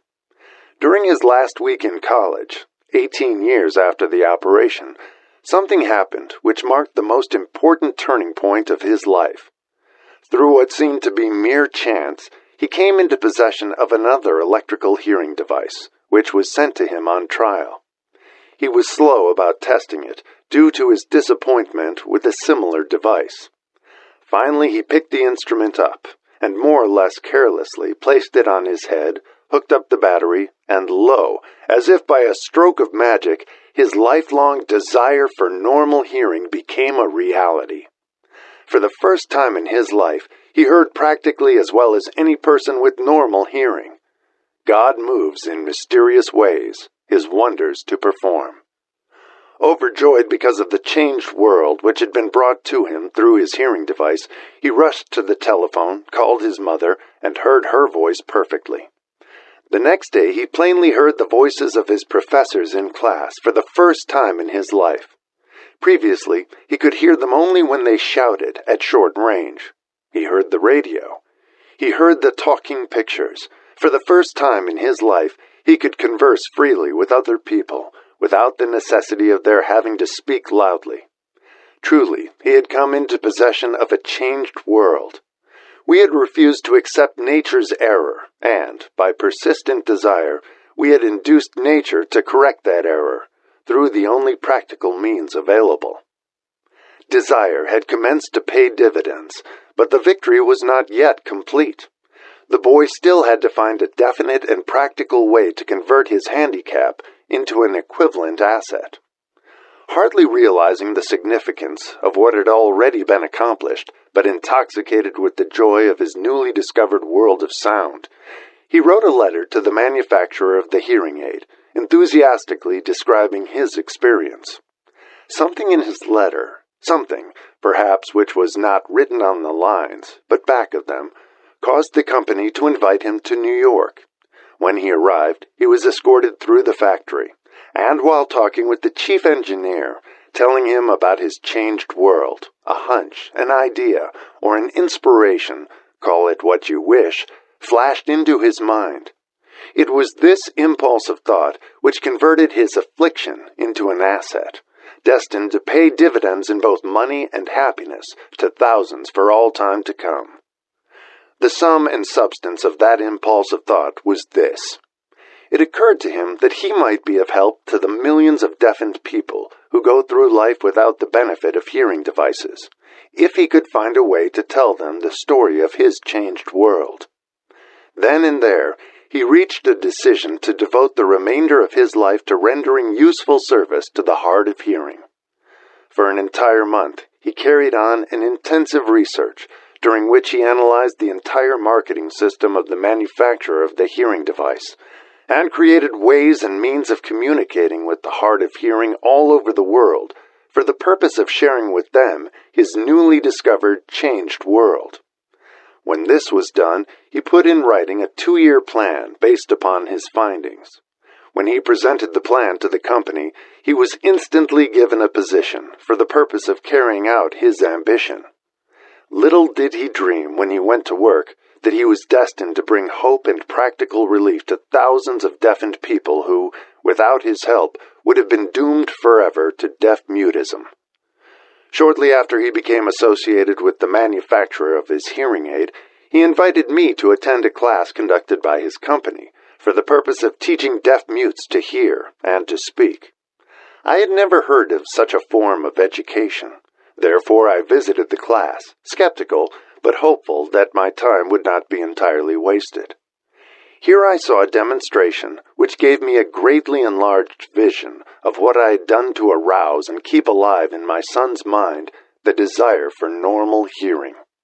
I saw deaf-mutes actually being taught to hear and to speak through application of the self-same principle I had used more than 20 years previously in saving my son from deaf-mutism. Thus, through some strange turn of the wheel of fate, my son, Blair, and I have been destined to aid in correcting deaf-mutism for those as yet unborn, because we are the only living human beings, as far as I know, who have established definitely the fact that deaf mutism can be corrected to the extent of restoring to normal life those who suffer with this affliction. It has been done for one, it will be done for others. There is no doubt in my mind that Blair would have been a deaf-mute all his life if his mother and I had not managed to shape his mind as we did. The doctor who attended at his birth told us, confidentially, the child might never hear or speak. A few weeks ago, Dr. Irving Voorhees, a noted specialist on such cases, examined Blair very thoroughly. He was astounded when he learned how well my son now hears and speaks, and said his examination indicated that, theoretically, the boy should not be able to hear at all. But the lad does hear, despite the fact that X-ray pictures showed there is no opening in the skull whatsoever from where his ears should be to the brain. When I planted in his mind the desire to hear and talk and live as a normal person, there went with that impulse some strange influence which caused nature to become bridge builder and span the gulf of silence between his brain and the outer world, by some means which the keenest medical specialists have not been able to interpret. It would be sacrilege for me to even conjecture as to how nature performed this miracle. It would be unforgivable if I neglected to tell the world as much as I know of the humble part I assumed in the strange experience. It is my duty and a privilege to say I believe, and not without reason, that nothing is impossible to the person who backs desire with enduring faith. Verily, a burning desire has devious ways of transmuting itself into its physical equivalent. Blair desired normal hearing. Now he has it. He was born with a handicap which might easily have sent one with a less defined desire to the street with a bundle of pencils and a tin cup. That handicap now promises to serve as the medium by which he will render useful service to many millions of hard of hearing also, to give him useful employment at adequate financial compensation the remainder of his life. The little white lies I planted in his mind when he was a child, by leading him to believe his affliction would become a great asset, which he could capitalize, has justified itself. Verily, there is nothing, right or wrong, which belief, plus burning desire, cannot make real. These qualities are free to everyone. In all my experience in dealing with men and women who had personal problems, I never handled a single case which more definitely demonstrates the power of desire. Authors sometimes make the mistake of writing of subjects of which they have but superficial or very elementary knowledge. It has been my good fortune to have had the privilege of testing the soundness of the power of desire through the affliction of my own son. Perhaps it was providential that the experience came as it did, for surely no one is better prepared than he to serve as an example of what happens when desire is put to the test. If Mother Nature bends to the will of desire, is it logical that mere men can defeat a burning desire? Strange and imponderable is the power of the human mind. We do not understand the method by which it uses every circumstance, every individual, every physical thing within its reach, as a means of transmuting desire into its physical counterpart. Perhaps science will uncover this secret. I planted in my son's mind the desire to hear and to speak as any normal person hears and speaks. That desire has now become a reality. I planted in his mind the desire to convert his greatest handicap into his greatest asset. That desire has been realized. The modus operandi by which this astounding result was achieved is not hard to describe. It consisted of 3 very definite facts. First, I mixed faith with the desire for normal hearing, which I passed on to my son. Second, I communicated my desire to him in every conceivable way available, through persistent, continuous effort over a period of years. Third, he believed me. As this chapter was being completed, news came of the death of Madame Schumann-Heink. One short paragraph in the news dispatch gives the clue to this unusual woman's stupendous success as a singer. I quote the paragraph because the clue it contains is none other than desire. Early in her career, Madame Schumann-Heink visited the director of the Vienna Court Opera to have him test her voice. But he did not test it. After taking one look at the awkward and poorly dressed girl, he exclaimed, none too gently, "With such a face and with no personality at all, how can you ever expect to succeed in opera, my good child? Give up the idea. Buy a sewing machine and go to work. You can never be a singer." Never is a long time. The director of the Vienna Court Opera knew much about the technique of singing. He knew little about the power of desire when it assumes the proportion of an obsession. If he had known more of that power, he would not have made the mistake of condemning genius without giving it an opportunity. Several years ago, one of my business associates became ill. He became worse as time went on, and finally was taken to the hospital for an operation. Just before he was wheeled into the operating room, I took a look at him and wondered how anyone as thin and emaciated as he could possibly go through a major operation successfully. The doctor warned me that there was little, if any, chance of my ever seeing him alive again. But that was the doctor's opinion. It was not the opinion of the patient.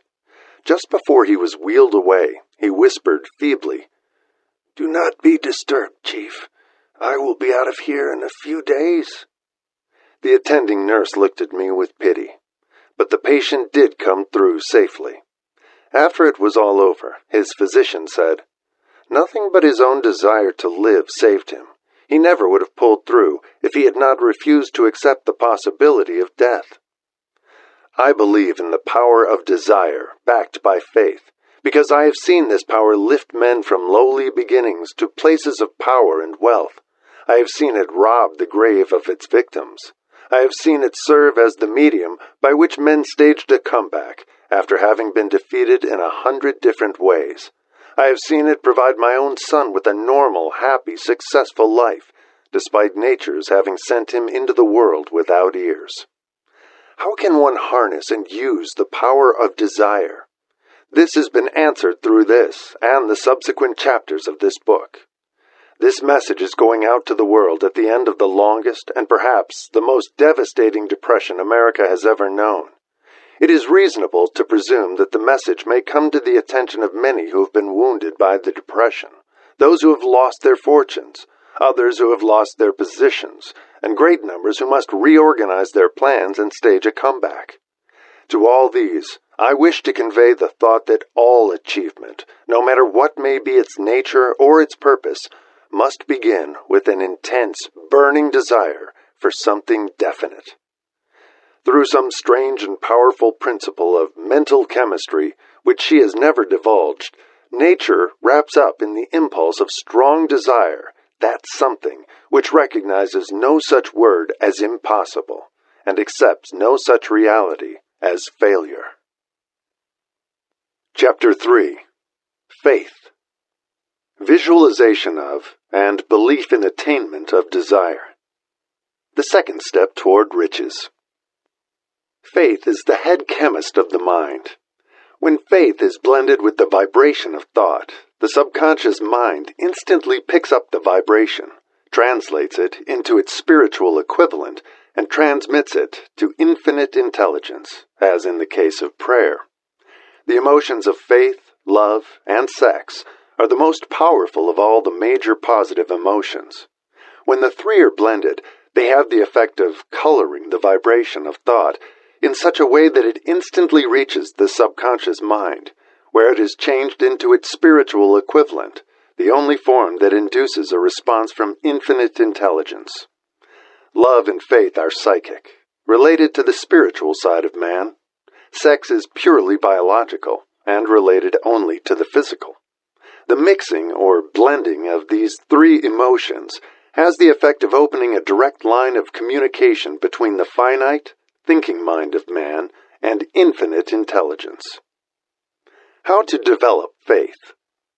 There comes now a statement which will give a better understanding of the importance the principle of autosuggestion assumes in the transmutation of desire into its physical or monetary equivalent, namely, Faith is a state of mind which may be induced or created by affirmation or repeated instructions to the subconscious mind through the principle of autosuggestion. As an illustration, consider the purpose for which you are presumably reading this book. The object is, naturally, to acquire the ability to transmute the intangible thought impulse of desire into its physical counterpart, money. By following the instructions laid down in the chapters on autosuggestion and the subconscious mind, as summarized in the chapter on autosuggestion, you may convince the subconscious mind that you believe you will receive that for which you ask, and it will act upon that belief, which your subconscious mind passes back to you in the form of faith, followed by definite plans for procuring that which you desire. The method by which one develops faith, where it does not already exist, is extremely difficult to describe, almost as difficult, in fact, as it would be to describe the color of red to a blind man who has never seen color and has nothing with which to compare what you describe to him. Faith is a state of mind which you may develop at will after you have mastered the 13 principles, because it is a state of mind which develops voluntarily through application and use of these principles. Repetition of affirmation of orders to your subconscious mind is the only known method of voluntary development of the emotion of faith. Perhaps the meaning may be made clearer through the following explanation as to the way men sometimes become criminals. Stated in the words of a famous criminologist, when men first come into contact with crime, they abhor it. If they remain in contact with crime for a time, they become accustomed to it and endure it. If they remain in contact with it long enough, they finally embrace it and become influenced by it. This is the equivalent of saying that any impulse of thought which is repeatedly passed on to the subconscious mind is, finally, accepted and acted upon by the subconscious mind, which proceeds to translate that impulse into its physical equivalent by the most practical procedure available. In connection with this, consider again the statement, all thoughts which have been emotionalized, given feeling, and mixed with faith begin immediately to translate themselves into their physical equivalent or counterpart. The emotions, or the feeling portion of thoughts, are the factors which give thoughts vitality, life, and action. The emotions of faith, love, and sex, when mixed with any thought impulse, give it greater action than any of these emotions can do singly. Not only thought impulses which have been mixed with faith, but those which have been mixed with any of the positive emotions or any of the negative emotions may reach and influence the subconscious mind. From this statement, you will understand that the subconscious mind will translate into its physical equivalent a thought impulse of a negative or destructive nature just as readily as it will act upon thought impulses of a positive or constructive nature. This accounts for the strange phenomenon which so many millions of people experience, referred to as misfortune or bad luck. There are millions of people who believe themselves doomed to poverty and failure because of some strange force over which they believe they have no control. They are the creators of their own misfortunes because of this negative belief, which is picked up by the subconscious mind and translated into its physical equivalent. This is an appropriate place at which to suggest again that you may benefit by passing on to your subconscious mind any desire which you wish translated into its physical or monetary equivalent in a state of expectancy or belief that the transmutation will actually take place. Your belief, or faith, is the element which determines the action of your subconscious mind. There is nothing to hinder you from deceiving your subconscious mind when giving it instructions through autosuggestion, as I deceived my son's subconscious mind. To make this deceit more realistic, conduct yourself just as you would if you were already in possession of the material thing which you are demanding when you call upon your subconscious mind. The subconscious mind will transmute into its physical equivalent by the most direct and practical media available any order which is given to it in a state of belief or faith that the order will be carried out. Surely, enough has been stated to give a starting point from which one may, through experiment and practice, acquire the ability to mix faith with any order given to the subconscious mind. Perfection will come through practice. It cannot come by merely reading instructions. If it be true that one may become a criminal by association with crime, and this is a known fact, it is equally true that one may develop faith by voluntarily suggesting to the subconscious mind that one has faith. The mind comes, finally, to take on the nature of the influences which dominate it. Understand this truth, and you will know why it is essential for you to encourage the positive emotions as dominating forces of your mind, and discourage and eliminate negative emotions. A mind dominated by positive emotions becomes a favorable abode for the state of mind known as faith. A mind so dominated may, at will, give the subconscious mind instructions, which it will accept and act upon immediately. Faith is a state of mind which may be induced by autosuggestion. All down the ages, the religionists have admonished struggling humanity to have faith in this, that, and the other dogma or creed, but they have failed to tell people how to have faith. They have not stated that faith is a state of mind, and that it may be induced by self-suggestion. In language which any normal human being can understand, we will describe all that is known about the principle through which faith may be developed, where it does not already exist. Have faith in yourself, faith in the infinite. Before we begin, you should be reminded again that faith is the eternal elixir which gives life, power, and action to the impulse of thought. The foregoing sentence is worth reading a second time, and a third, and a fourth. It is worth reading aloud. Faith is the starting point of all accumulation of riches. Faith is the basis of all miracles and all mysteries which cannot be analyzed by the rules of science. Faith is the only known antidote for failure. Faith is the element, the chemical which, when mixed with prayer, gives one direct communication with infinite intelligence. Faith is the element which transforms the ordinary vibration of thought, created by the finite mind of man, into the spiritual equivalent. Faith is the only agency through which the cosmic force of infinite intelligence can be harnessed and used by man. Every one of the foregoing statements is capable of proof. The proof is simple and easily demonstrated. It is wrapped up in the principle of autosuggestion. Let us center our attention, therefore, upon the subject of self-suggestion, and find out what it is, and what it is capable of achieving. It is a well-known fact that one comes, finally, to believe whatever one repeats to oneself, whether the statement be true or false. If a man repeats a lie over and over, he will eventually accept the lie as truth. Moreover, he will believe it to be the truth. Every man is what he is because of the dominating thoughts which he permits to occupy his mind. Thoughts which a man deliberately places in his own mind and encourages with sympathy, and with which he mixes any one or more of the emotions, constitute the motivating forces which direct and control his every movement, act, and deed. Comes now a very significant statement of truth. Thoughts which are mixed with any of the feelings of emotions constitute a magnetic force which attracts, from the vibrations of the ether, other similar or related thoughts.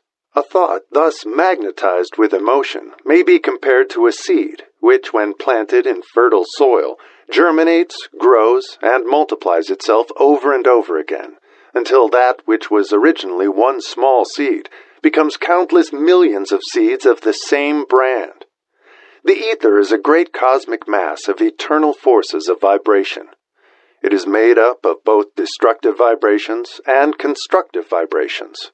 It carries, at all times, vibrations of fear, poverty, disease, failure, misery, and vibrations of prosperity, health, success, and happiness, just as surely as it carries the sound of hundreds of orchestrations of music and hundreds of human voices, all of which maintain their own individuality and means of identification through the medium of radio.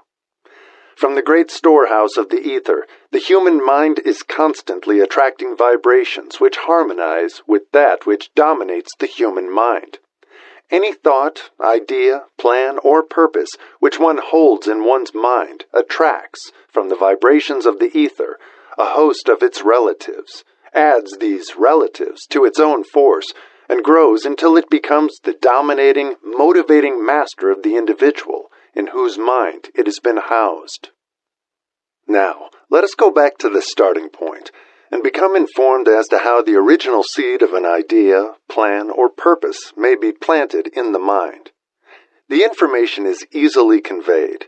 Any idea, plan, or purpose may be placed in the mind through repetition of thought.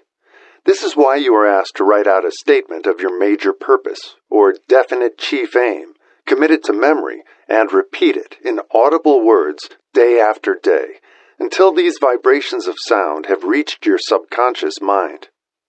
We are what we are because of the vibrations of thought which we pick up and register through the stimuli of our daily environment.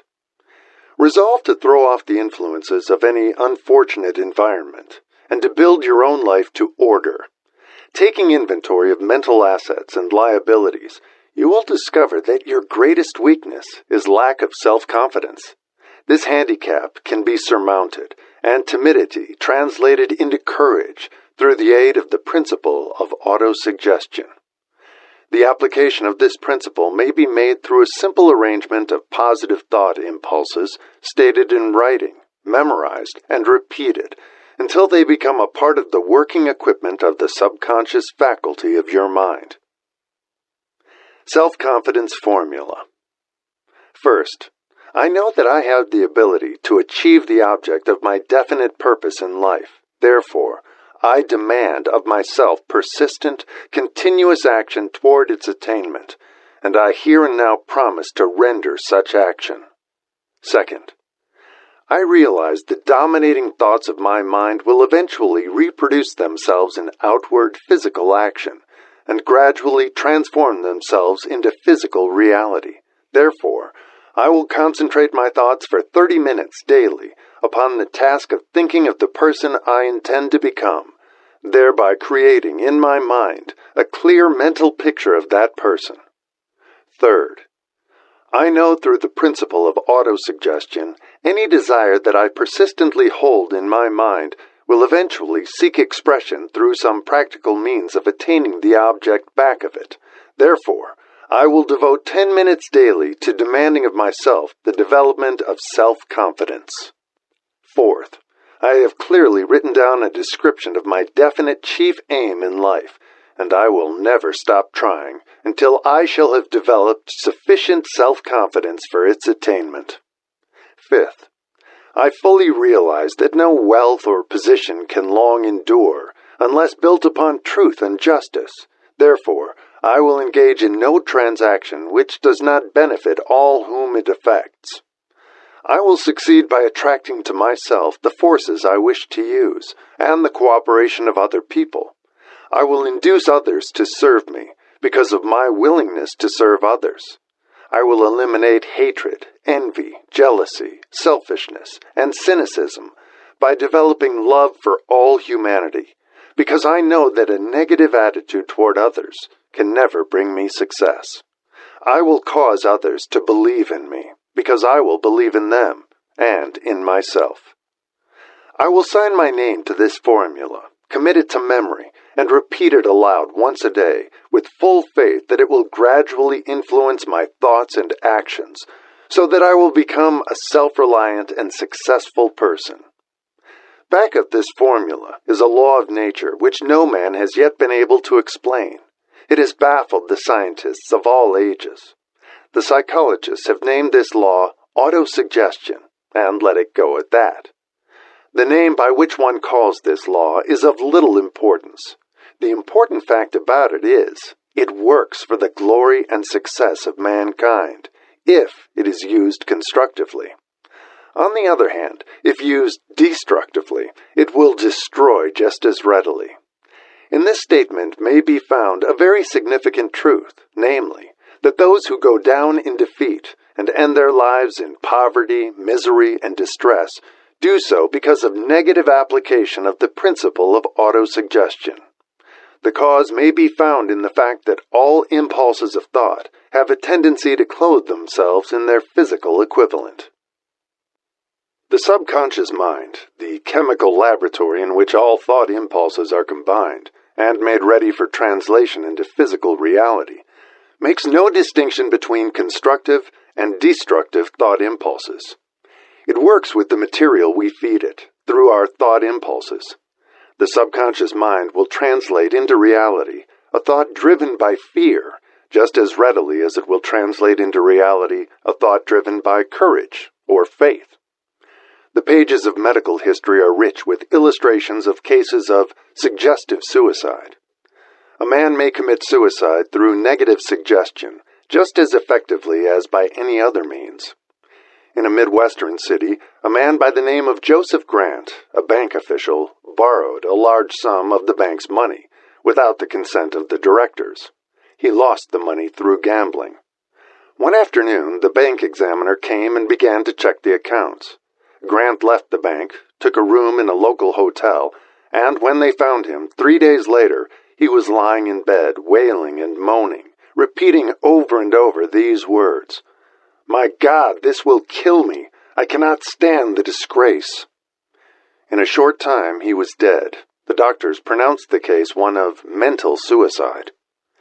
Just as electricity will turn the wheels of industry and render useful service if used constructively, or snuff out life if wrongly used, so will the law of autosuggestion lead you to peace and prosperity, or down into the valley of misery, failure, and death, according to your degree of understanding and application of it.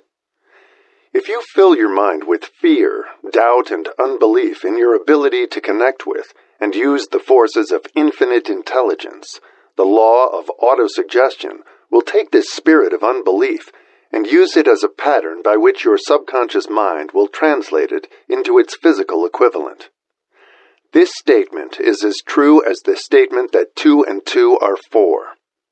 Like the wind which carries one ship east and another west, the law of autosuggestion will lift you up or pull you down, according to the way you set your sails of thought. The law of autosuggestion, through which any person may rise to altitudes of achievement which stagger the imagination, is well described in the following verse. If you think you are beaten, you are. If you think you dare not, you don't. If you like to win, but you think you can't, it is almost certain you won't. If you think you'll lose, you're lost. For out of the world we find. Success begins with a fellow's will. It's all in the state of mind. If you think you are outclassed, you are. You've got to think high to rise. You've got to be sure of yourself before you can ever win a prize. Life's battles don't always go to the stronger or faster man. But soon or late, the man who wins is the man who thinks he can. Observe the words which have been emphasized, and you will catch the deep meaning which the poet had in mind. Somewhere in your makeup, perhaps in the cells of your brain, there lies sleeping the seed of achievement which, if aroused and put into action, would carry you to heights such as you may never have hoped to attain. Just as a master musician may cause the most beautiful strains of music to pour forth from the strings of a violin, so may you arouse the genius which lies asleep in your brain, and cause it to drive you upward to whatever goal you may wish to achieve. Abraham Lincoln was a failure at everything he tried, until he was well past the age of 40. He was a Mr. Nobody from nowhere, until a great experience came into his life, aroused the sleeping genius within his heart and brain, and gave the world one of its really great men. That experience was mixed with the emotions of sorrow and love. It came to him through Anne Rutledge, the only woman whom he ever truly loved.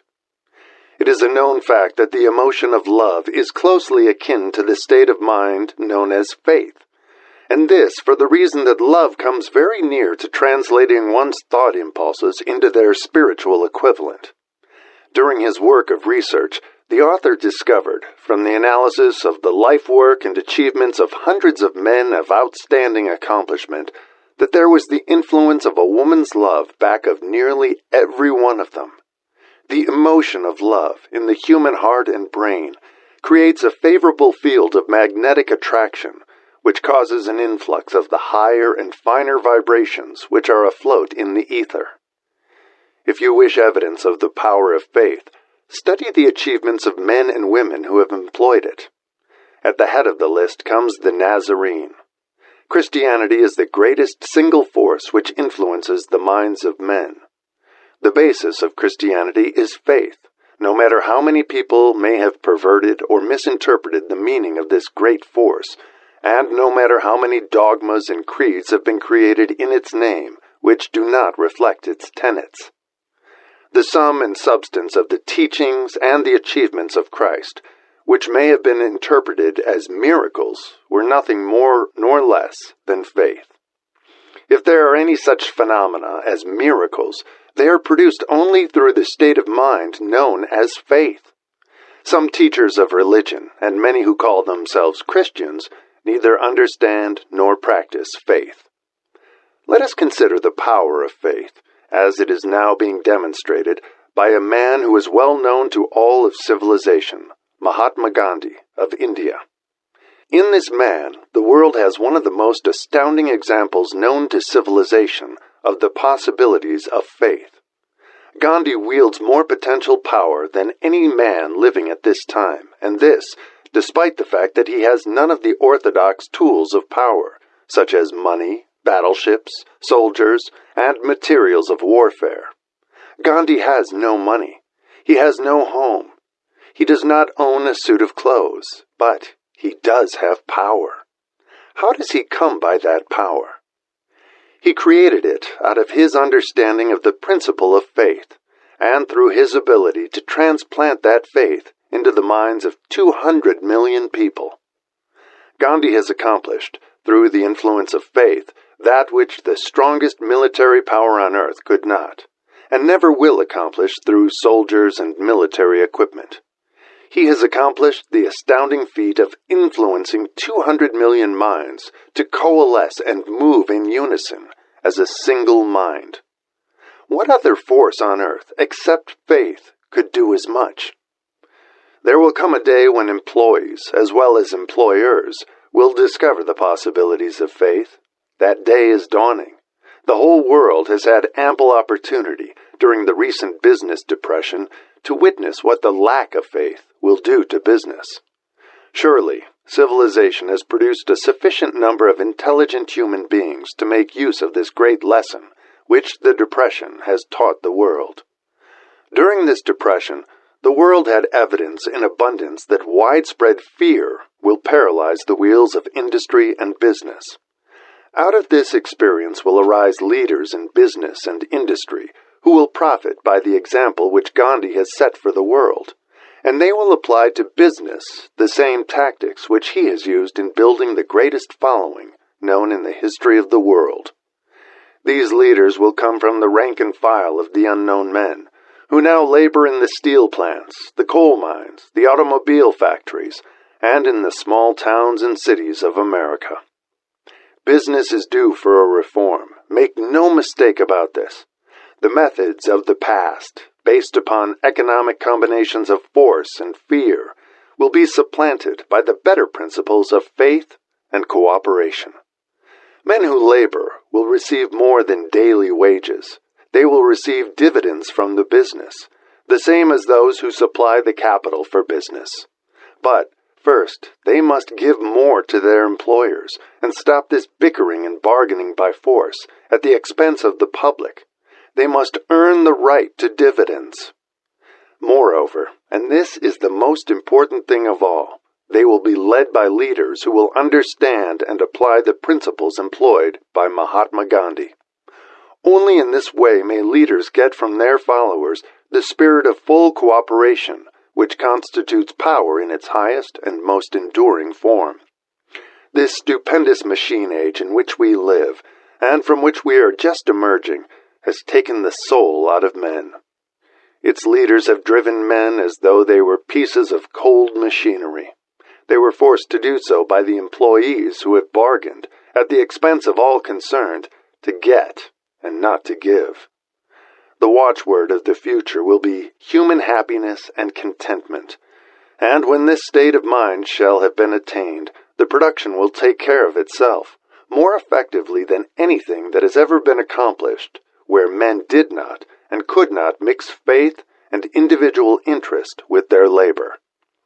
Because of the need for faith and cooperation in operating business and industry, it will be both interesting and profitable to analyze an event which provides an excellent understanding of the method by which industrialists and businessmen accumulate great fortunes, by giving before they try to get. The event chosen for this illustration dates back to 1900, when the United States Steel Corporation was being formed. As you read the story, keep in mind these fundamental facts, and you will understand how ideas have been converted into huge fortunes. First, the huge United States Steel Corporation was born in the mind of Charles M. Schwab, in the form of an idea he created through his imagination. Second, he mixed faith with his idea. Third, he formulated a plan for the transformation of his idea into physical and financial reality. Fourth, he put his plan into action with his famous speech at the University Club. Fifth, he applied and followed through on his plan with persistence and backed it with firm decision until it had been fully carried out. Sixth, he prepared the way for success by a burning desire for success. If you are one of those who have often wondered how great fortunes are accumulated, this story of the creation of the United States Steel Corporation will be enlightening. If you have any doubt that men can think and grow rich, this story should dispel that doubt, because you can plainly see in the story of the United States Steel the application of a major portion of the 13 principles described in this book. This astounding description of the power of an idea was dramatically told by John Lowell in the New York World Telegram, with whose courtesy it is here reprinted. A pretty after-dinner speech for $1 billion. When, on the evening of December 12, 1900, some 80 of the nation's financial nobility gathered in the banquet hall of the University Club on Fifth Avenue to do honor to a young man from out of the West, not half a dozen of the guests realized they were to witness the most significant episode in American industrial history. J. Edward Simmons and Charles Stuart Smith, their hearts full of gratitude for the lavish hospitality bestowed on them by Charles M. Schwab during a recent visit to Pittsburgh, had arranged the dinner to introduce the 38-year-old steelman to Eastern Banking Society. But they didn't expect him to stampede the convention. They warned him, in fact, that the bosoms within New York's stuffed shirts would not be responsive to oratory, and that, if he didn't want to bore the Stillmans and Harrimans and Vanderbilts, he had better limit himself to 15 or 20 minutes of polite vaporings and let it go at that. Even John Pierpont Morgan, sitting on the right hand of Schwab as became his imperial dignity, intended to grace the banquet table with his presence only briefly. And so far as the press and public were concerned, the whole affair was of so little moment that no mention of it found its way into print the next day. So the two hosts and their distinguished guests ate their way through the usual 7 or 8 courses. There was little conversation, and what there was of it was restrained. Few of the bankers and brokers had met Schwab, whose career had flowered along the banks of the Monongahela, and none knew him well.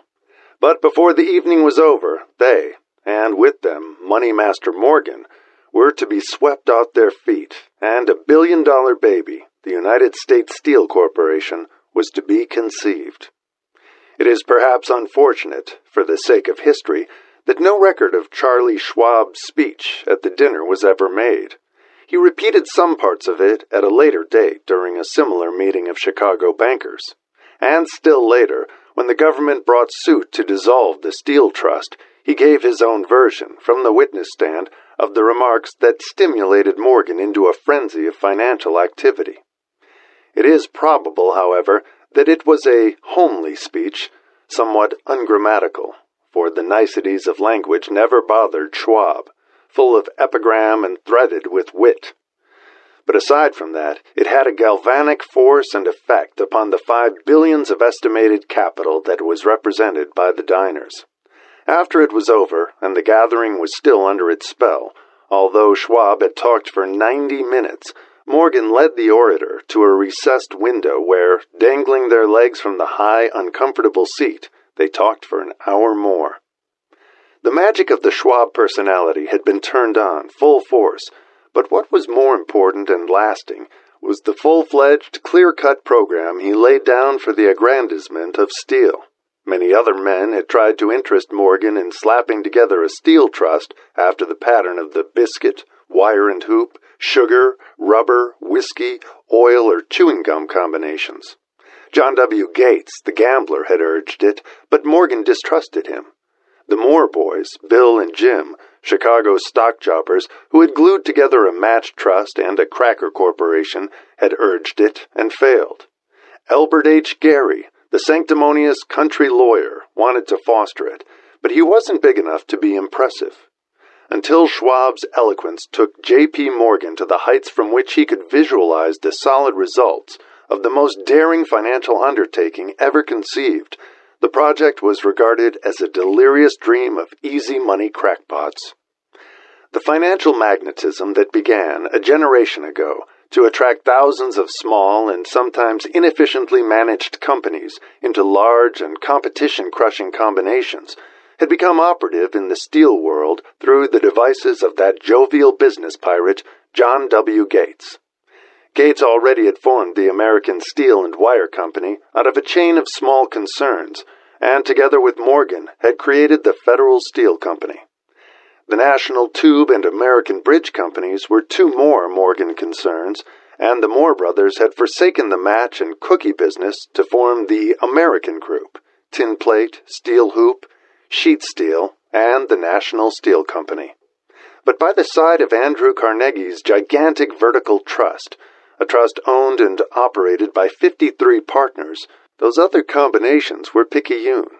They might combine to their heart's content, but the whole lot of them couldn't make a dent in the Carnegie organization, and Morgan knew it. The eccentric old Scot knew it too. From the magnificent heights of Skibo Castle he had viewed, first with amusement and then with resentment, the attempts of Morgan's smaller companies to cut into his business.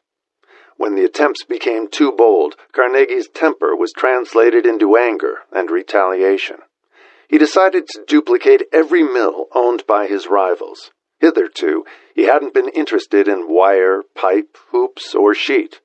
Instead, he was content to sell such companies the raw steel and let them work it into whatever shape they wanted.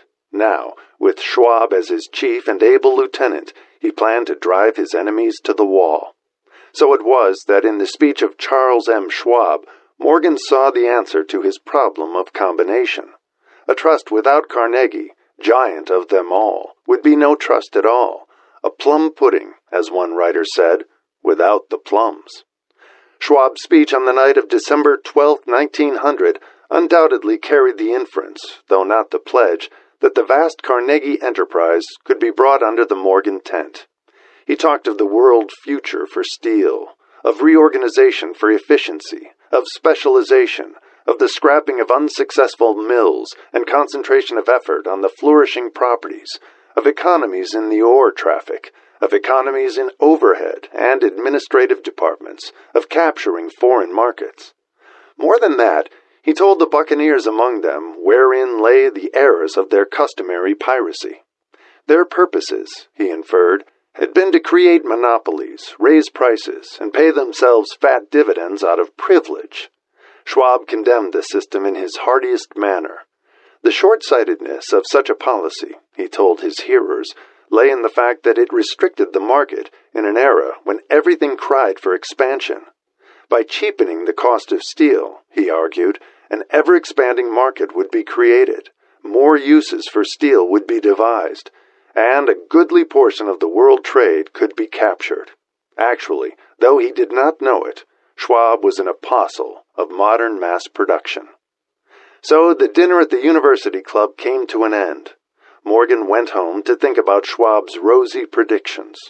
Schwab went back to Pittsburgh to run the steel business for Andrew Carnegie, while Gary and the rest went back to their stock tickers to fiddle around in anticipation of the next move. It was not long coming. It took Morgan about 1 week to digest the feast of reason Schwab had placed before him. When he had assured himself that no financial indigestion was to result, he sent for Schwab and found that young man rather coy. Mr. Carnegie, Schwab indicated, might not like it if he found his trusted company president had been flirting with the Emperor of Wall Street, the street upon which Carnegie was resolved never to tread.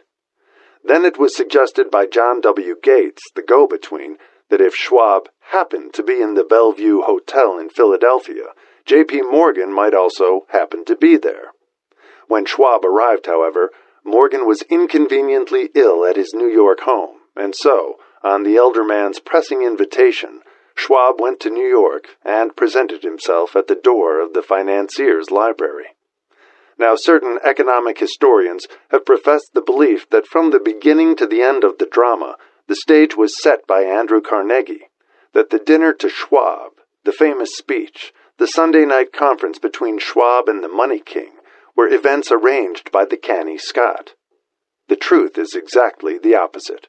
When Schwab was called in to consummate the deal, he didn't even know whether the little boss, as Andrew was called, would so much as listen to an offer to sell, particularly to a group of men whom Andrew regarded as being endowed with something less than holiness.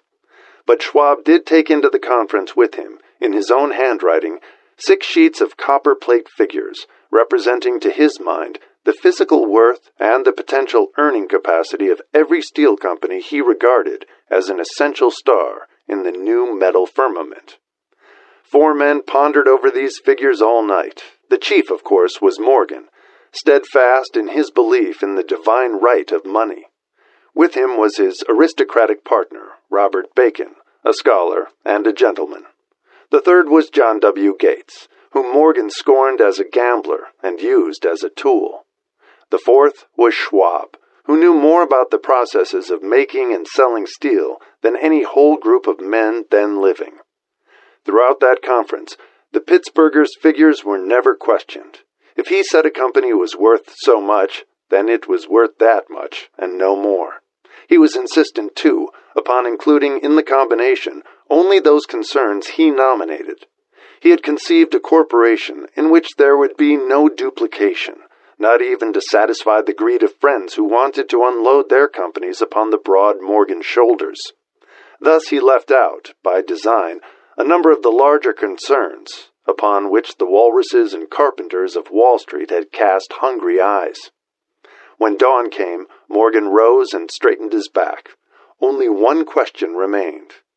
"Do you think you can persuade Andrew Carnegie to sell?" he asked. "I can try," said Schwab. "If you can get him to sell, I will undertake the matter," said Morgan. So far so good, but would Carnegie sell? How much would he demand? Schwab thought about $320 million. What would he take payment in? Common or preferred stocks? Bonds? Cash? Nobody could raise 1/3 of $1 billion in cash. There was a golf game in January on the frost-cracking heath of the St. Andrews Links in Westchester, with Andrew bundled up in sweaters against the cold, and Charlie talking volubly, as usual, to keep his spirits up. But no word of business was mentioned until the pair sat down in the cozy warmth of the Carnegie cottage nearby. Then, with the same persuasiveness that had hypnotized 80 millionaires at the University Club, Schwab poured out the glittering promises of retirement and comfort, of untold millions to satisfy the old man's social caprices. Carnegie capitulated, wrote a figure on a slip of paper, handed it to Schwab, and said, "All right, that's what we'll sell for." The figure was approximately $400 million, and was reached by taking the $320 million mentioned by Schwab as a basic figure and adding to it $80 million to represent the increased capital value over the previous 2 years. Later, on the deck of a transatlantic liner, the Scotsman said ruefully to Morgan, "I wish I had asked you for $100 million more." "If you had asked for it, you'd have gotten it," Morgan told him cheerfully. There was an uproar, of course. A British correspondent cabled that the foreign steel world was appalled by the gigantic combination. President Hadley of Yale declared that unless trusts were regulated, the country might expect an emperor in Washington within the next 25 years. But that able stock manipulator, Keene, went at his work of shoving the new stock at the public so vigorously that all the excess water, estimated by some at nearly $600 million, was absorbed in a twinkling. So Carnegie had his millions, and the Morgan Syndicate had $62 million for all its trouble, and all the boys from Gates to Gary had their millions. The 38-year-old Schwab had his reward. He was made president of the new corporation and remained in control until 1903. The dramatic story of big business, which you have just finished, was included in this book because it is a perfect illustration of the method by which desire can be transmuted into its physical equivalent. I imagine some readers will question the statement that a mere intangible desire can be converted into its physical equivalent. Doubtless some will say, "You cannot convert nothing into something." The answer is in the story of United States Steel. That giant organization was created in the mind of one man. The plan by which the organization was provided with the steel mills that give it financial stability was created in the mind of the same man. His faith, his desire, his imagination, his persistence were the real ingredients that went into United States Steel. The steel mills and mechanical equipment acquired by the corporation, after it had been brought into legal existence, were incidental, but careful analysis will disclose the fact that the appraised value of the properties acquired by the corporation increased in value by an estimated $600 million by the mere transaction which consolidated them under one management.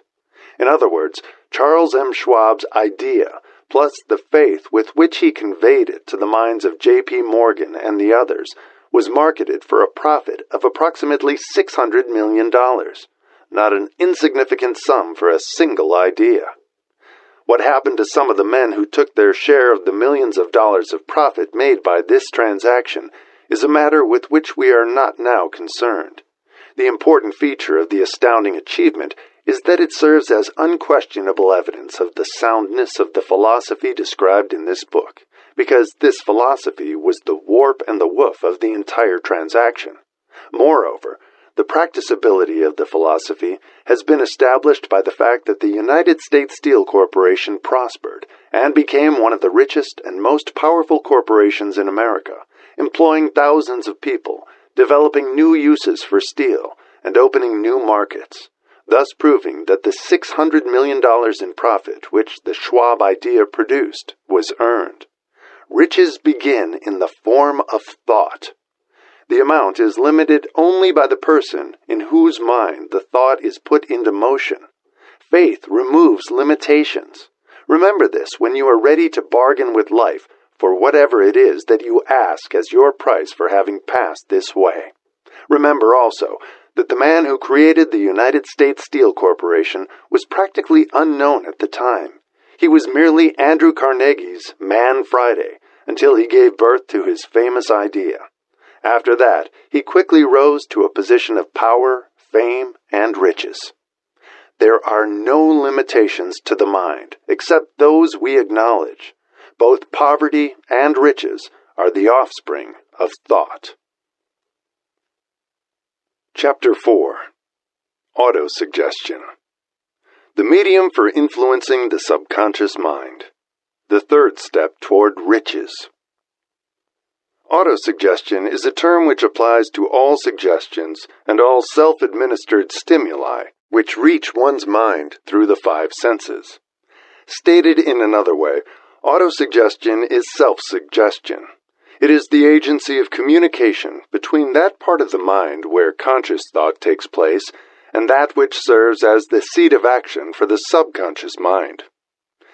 Through the dominating thoughts which one permits to remain in the conscious mind, whether these thoughts be negative or positive is immaterial, the principle of autosuggestion voluntarily reaches the subconscious mind and influences it with these thoughts. No thought, whether it be negative or positive, can enter the subconscious mind without the aid of the principle of autosuggestion, with the exception of thoughts picked up from the ether. Stated differently, all sense impressions which are perceived through the five senses are stopped by the conscious thinking mind, and may be either passed on to the subconscious mind or rejected at will. The conscious faculty serves, therefore, as an outer guard to the approach of the subconscious. Nature has so built man that he has absolute control over the material which reaches his subconscious mind through his five senses, although this is not meant to be construed as a statement that man always exercises this control. In the great majority of instances, he does not exercise it, which explains why so many people go through life in poverty. Recall what has been said about the subconscious mind resembling a fertile garden spot in which weeds will grow in abundance if the seeds of more desirable crops are not sown therein.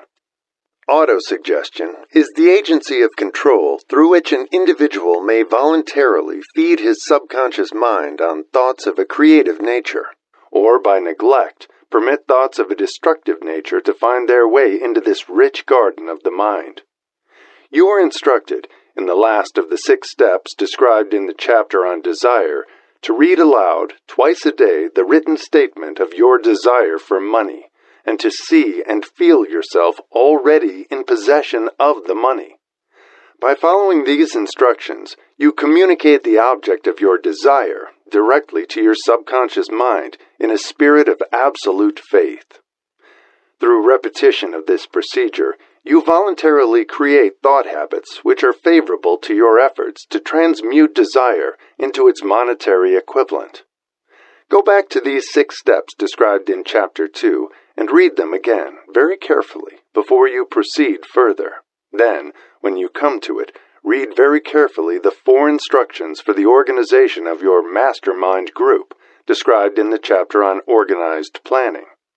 By comparing these 2 sets of instructions with that which has been stated on autosuggestion, you, of course, will see that the instructions involve the application of the principle of autosuggestion.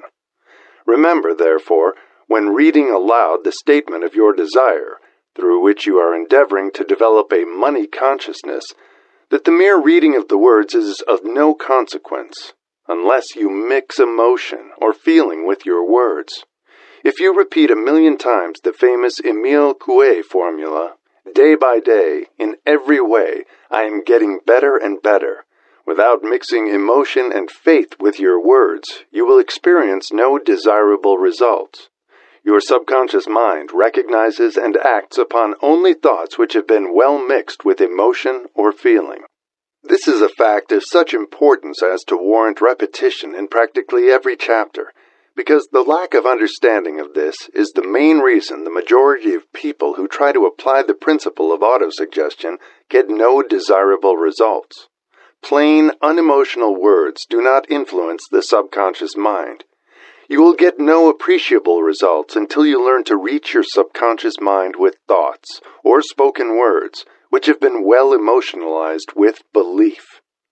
Do not become discouraged if you cannot control and direct your emotions the first time you try to do so. Remember, there is no such possibility as something for nothing. Ability to reach and influence your subconscious mind has its price, and you must pay that price. You cannot cheat, even if you desire to do so. The price of ability to influence your subconscious mind is everlasting persistence in applying the principles described here. You cannot develop the desired ability for a lower price. You, and you alone, must decide whether or not the reward for which you are striving, the money consciousness, is worth the price you must pay for it in effort. Wisdom and cleverness alone will not attract and retain money except in a few very rare instances where the law of averages favors the attraction of money through these sources. The method of attracting money described here does not depend upon the law of averages. Moreover, the method plays no favorites. It will work for one person as effectively as it will for another. Where failure is experienced, it is the individual, not the method, which has failed. If you try and fail, make another effort, and still another, until you succeed. Your ability to use the principle of autosuggestion will depend, very largely, upon your capacity to concentrate upon a given desire until that desire becomes a burning obsession. When you begin to carry out the instructions in connection with the 6 steps described in the 2nd chapter, it will be necessary for you to make use of the principle of concentration. Let us here offer suggestions for the effective use of concentration. When you begin to carry out the first of the 6 steps, which instructs you to fix in your own mind the exact amount of money you desire, hold your thoughts on that amount of money by concentration or fixation of attention with your eyes closed until you can actually see the physical appearance of the money. Do this at least once each day. As you go through these exercises, follow the instructions given in the chapter on faith and see yourself actually in possession of the money. Here is a most significant fact.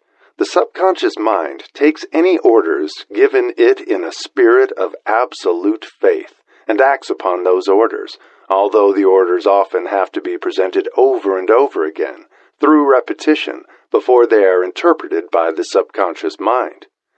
Following the preceding statement, consider the possibility of playing a perfectly legitimate trick on your subconscious mind by making it believe, because you believe it, that you must have the amount of money you are visualizing, that this money is already awaiting your claim, that the subconscious mind must hand over to you practical plans for acquiring the money which is yours.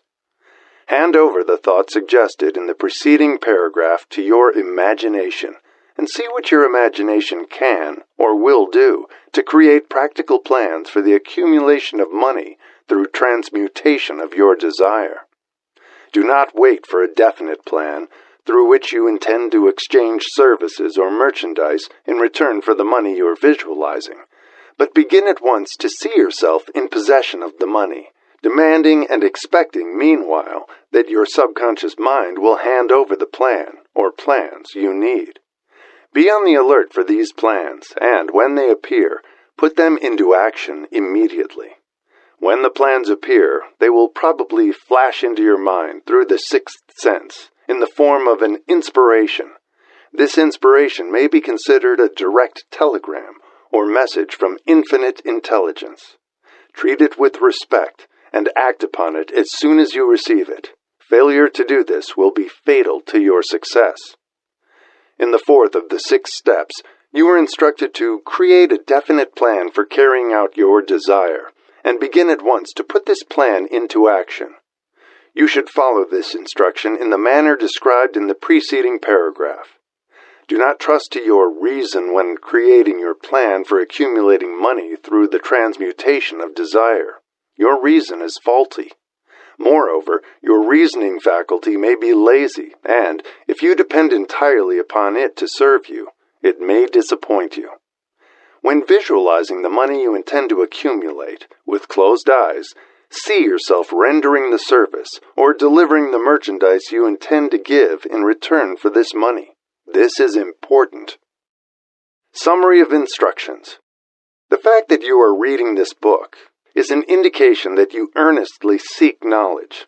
It is also an indication that you are a student of this subject.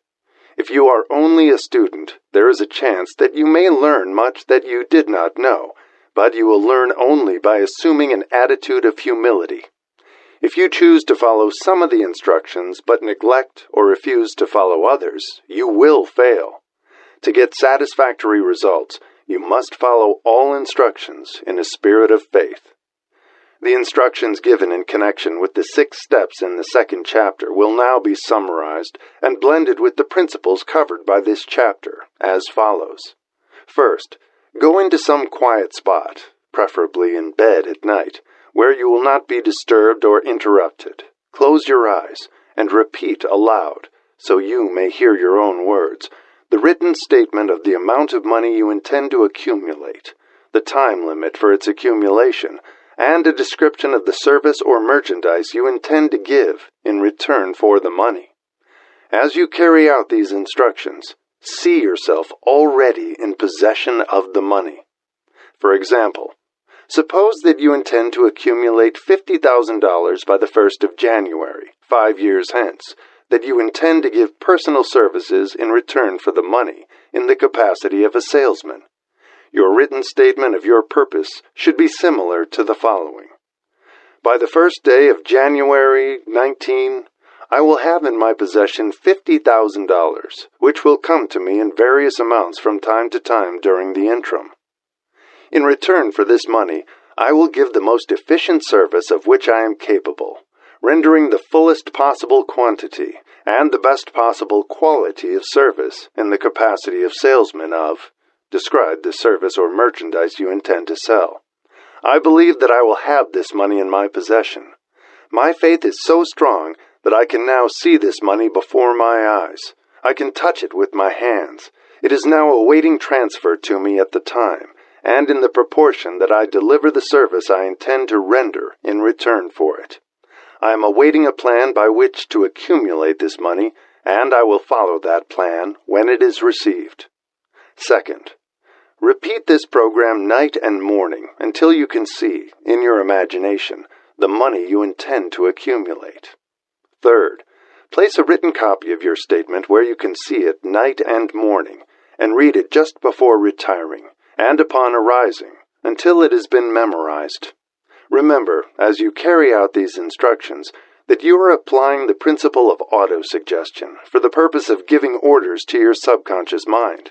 Remember also that your subconscious mind will act only upon instructions which are emotionalized and handed over to it with feeling. Faith is the strongest and most productive of the emotions. Follow the instructions given in the chapter on faith. These instructions may, at first, seem abstract. Do not let this disturb you.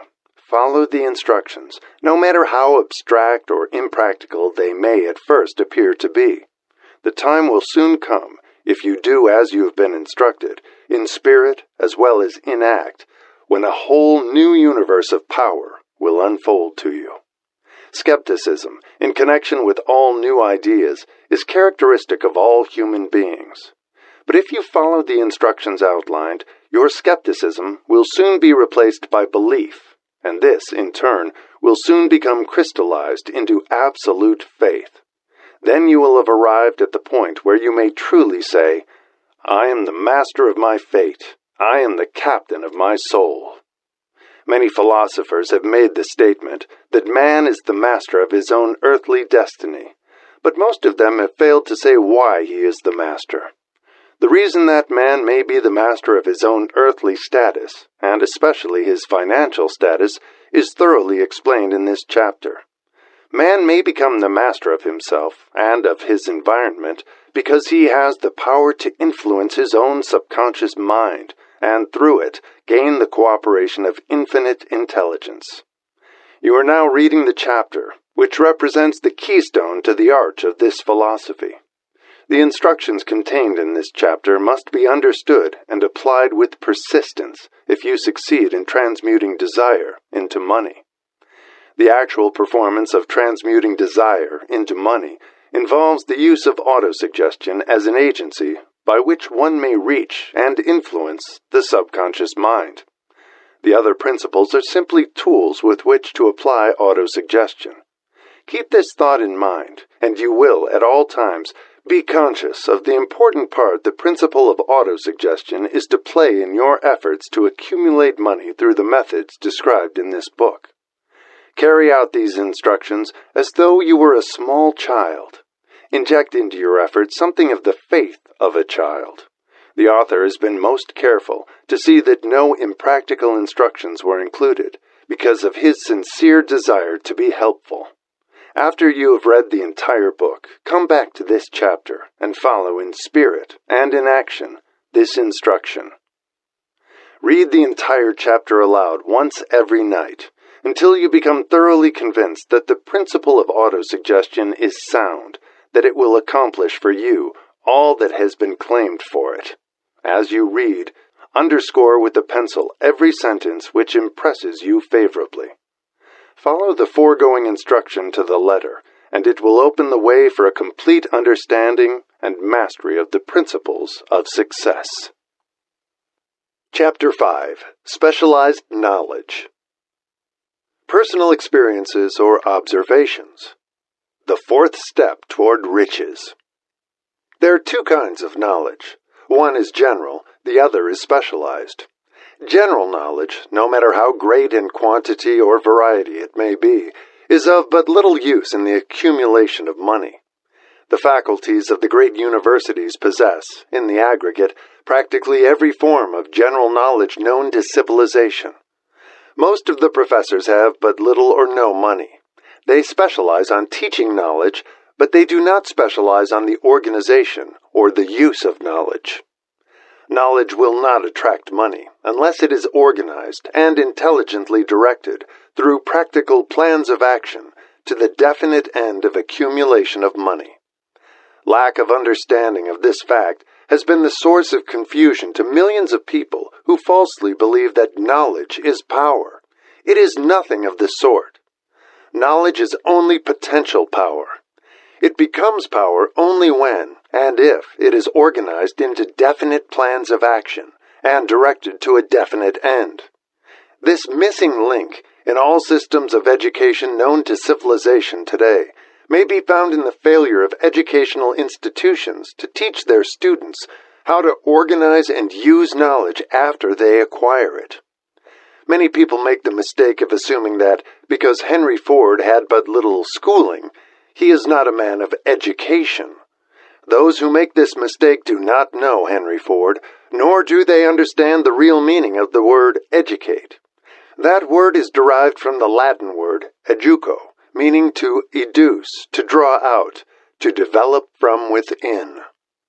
An educated man is not, necessarily, one who has an abundance of general or specialized knowledge. An educated man is one who has so developed the faculties of his mind that he may acquire anything he wants, or its equivalent, without violating the rights of others. Henry Ford comes well within the meaning of this definition. During the World War, a Chicago newspaper published certain editorials in which, among other statements, Henry Ford was called an ignorant pacifist. Mr. Ford objected to the statements and brought suit against the paper for libeling him. When the suit was tried in the courts, the attorneys for the paper pleaded justification and placed Mr. Ford himself on the witness stand for the purpose of proving to the jury that he was ignorant. The attorneys asked Mr. Ford a great variety of questions, all of them intended to prove, by his own evidence, that while he might possess considerable specialized knowledge pertaining to the manufacture of automobiles, he was, in the main, ignorant. Mr. Ford was plied with such questions as the following. Who was Benedict Arnold? And how many soldiers did the British send over to America to put down the rebellion of 1776? In answer to the last question, Mr. Ford replied, I do not know the exact number of soldiers the British sent over, but I have heard that it was a considerably larger number than ever went back. Finally, Mr. Ford became tired of this line of questioning, and in reply to a particularly offensive question, he leaned over, pointed his finger at the lawyer who had asked the question, and said, If I should really want to answer the foolish question you have just asked, or any of the other questions you have been asking me, let me remind you that I have a row of electric push buttons on my desk, and by pushing the right button, I can summon to my aid men who can answer any question I desire to ask concerning the business to which I am devoting most of my efforts. Now, will you kindly tell me why I should clutter up my mind with general knowledge for the purpose of being able to answer questions when I have men around me who can supply any knowledge I require?" There certainly was good logic to that reply. That answer floored the lawyer. Every person in the courtroom realized it was the answer, not of an ignorant man, but of a man of education. Any man is educated who knows where to get knowledge when he needs it, and how to organize that knowledge into definite plans of action. Through the assistance of his mastermind group, Henry Ford had at his command all the specialized knowledge he needed to enable him to become one of the wealthiest men in America. It was not essential that he have this knowledge in his own mind. Surely no person who has sufficient inclination and intelligence to read a book of this nature can possibly miss the significance of this illustration. Before you can be sure of your ability to transmute desire into its monetary equivalent, you will require specialized knowledge of the service, merchandise, or profession which you intend to offer in return for fortune. Perhaps you may need much more specialized knowledge than you have the ability or the inclination to acquire, and if this should be true, you may bridge your weakness through the aid of your mastermind group. Andrew Carnegie stated that he, personally, knew nothing about the technical end of the steel business. Moreover, he did not particularly care to know anything about it. The specialized knowledge which he required for the manufacture and marketing of steel, he found available through the individual units of his mastermind group. The accumulation of great fortunes calls for power, and power is acquired through highly organized and intelligently directed specialized knowledge. But that knowledge does not necessarily have to be in the possession of the man who accumulates the fortune. The preceding paragraph should give hope and encouragement to the man with ambition to accumulate a fortune who has not possessed himself of the necessary education to supply such specialized knowledge as he may require. Men sometimes go through life suffering from inferiority complexes because they are not men of education. The man who can organize and direct a mastermind group of men who possess knowledge useful in the accumulation of money is just as much a man of education as any man in the group. Remember this: if you suffer from a feeling of inferiority because your schooling has been limited, Thomas Edison had only 3 months of schooling during his entire life. He did not lack education, neither did he die poor. Henry Ford had less than a 6th grade schooling, but he has managed to do pretty well by himself financially. Specialized knowledge is among the most plentiful and the cheapest forms of service which may be had. If you doubt this, consult the payroll of any university. It pays to know how to purchase knowledge. First of all, decide the sort of specialized knowledge you require and the purpose for which it is needed. To a large extent, your major purpose in life, the goal toward which you are working, will help determine what knowledge you need. With this question settled, your next move requires that you have accurate information concerning dependable sources of knowledge. The more important of these are A. One's own experience and education. B. Experience and education available through cooperation of others. Mastermind alliance. C. Colleges and universities. D. Public libraries. Through books and periodicals in which may be found all the knowledge organized by civilization. E. Special training courses. Through night schools and home study schools in particular. As knowledge is acquired, it must be organized and put into use for a definite purpose through practical plans. Knowledge has no value except that which can be gained from its application toward some worthy end. This is one reason why college degrees are not valued more highly. They represent nothing but miscellaneous knowledge. If you contemplate taking additional schooling, first determine the purpose for which you want the knowledge you are seeking, then learn where this particular sort of knowledge can be obtained from reliable sources. Successful men in all callings never stop acquiring specialized knowledge related to their major purpose, business, or profession. Those who are not successful usually make the mistake of believing the knowledge acquiring period ends when one finishes school.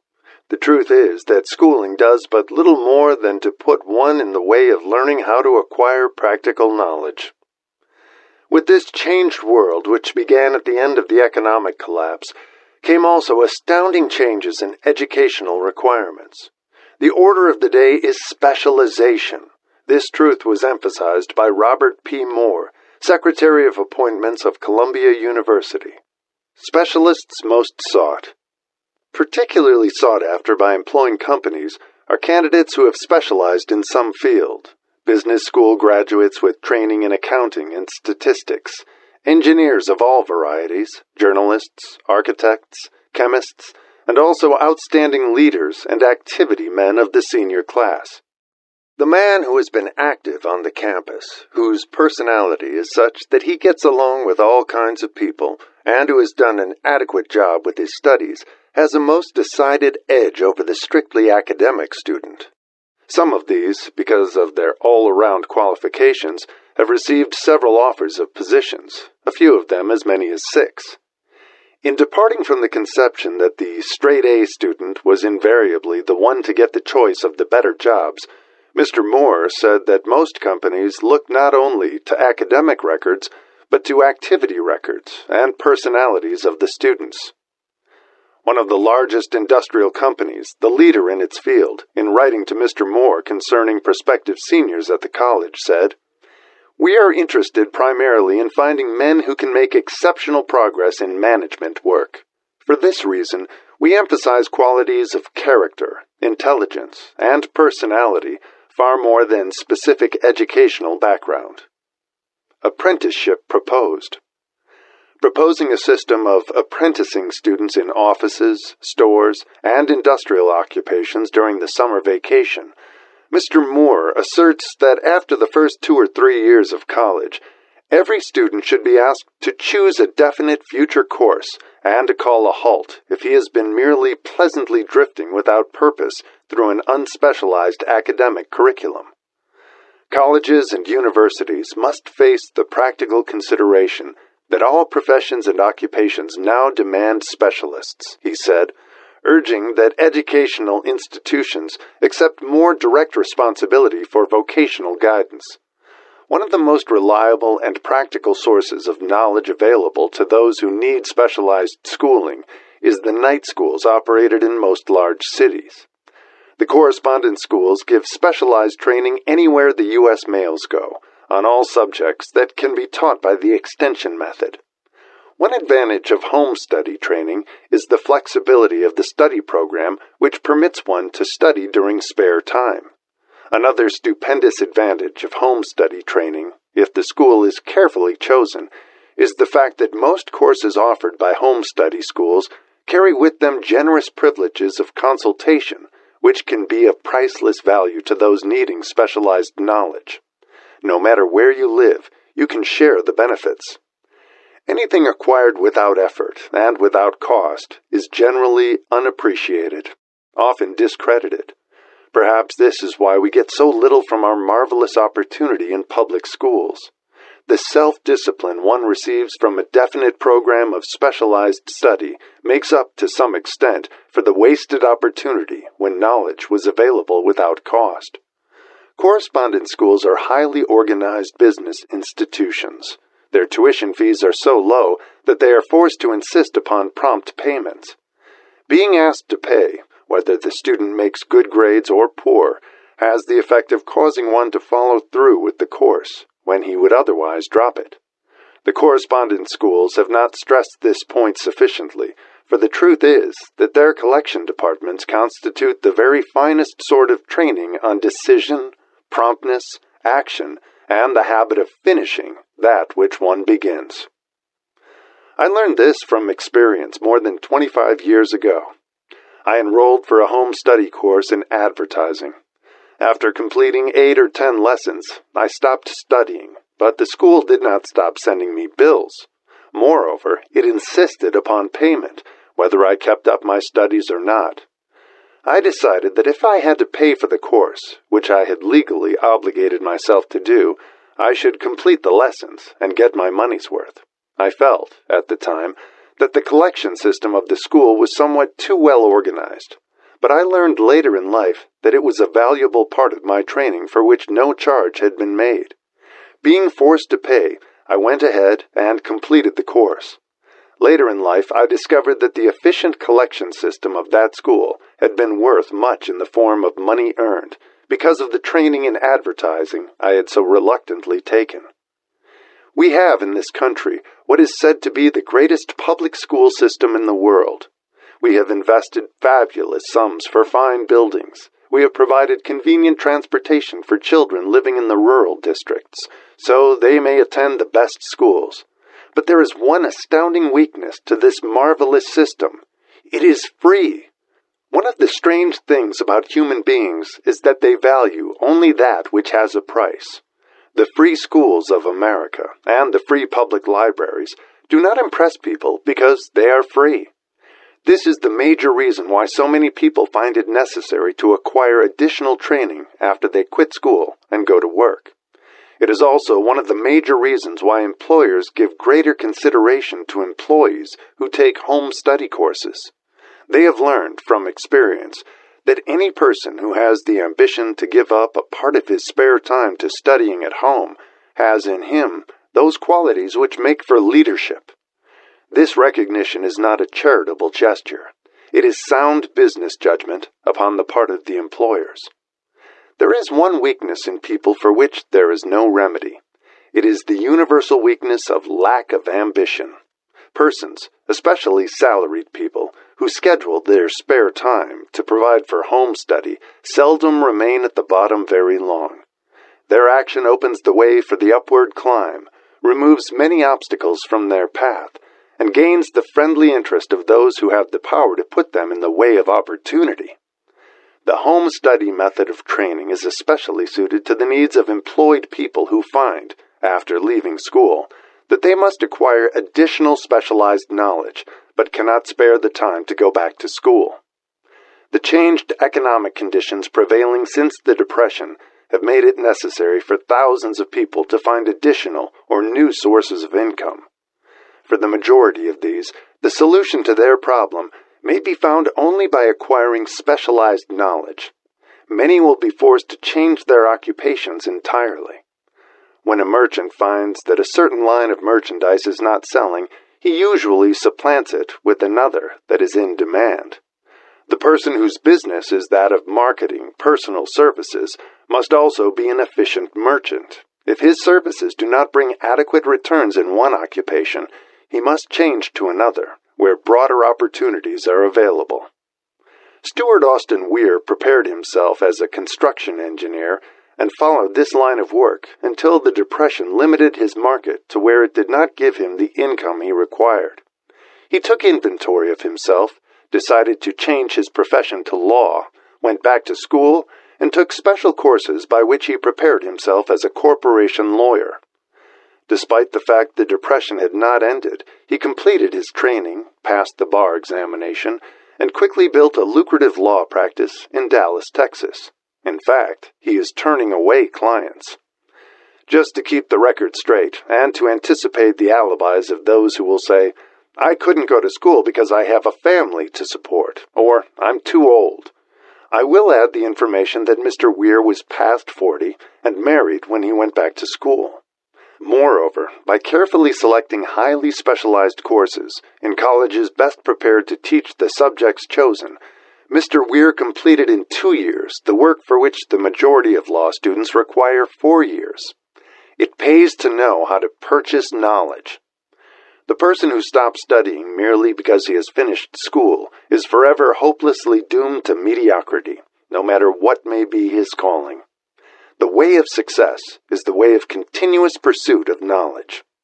Let us consider a specific instance. During the Depression, a salesman in a grocery store found himself without a position.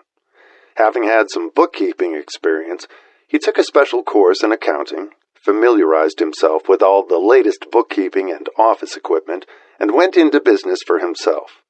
Starting with the grocer for whom he had formerly worked, he made contracts with more than 100 small merchants to keep their books at a very nominal monthly fee.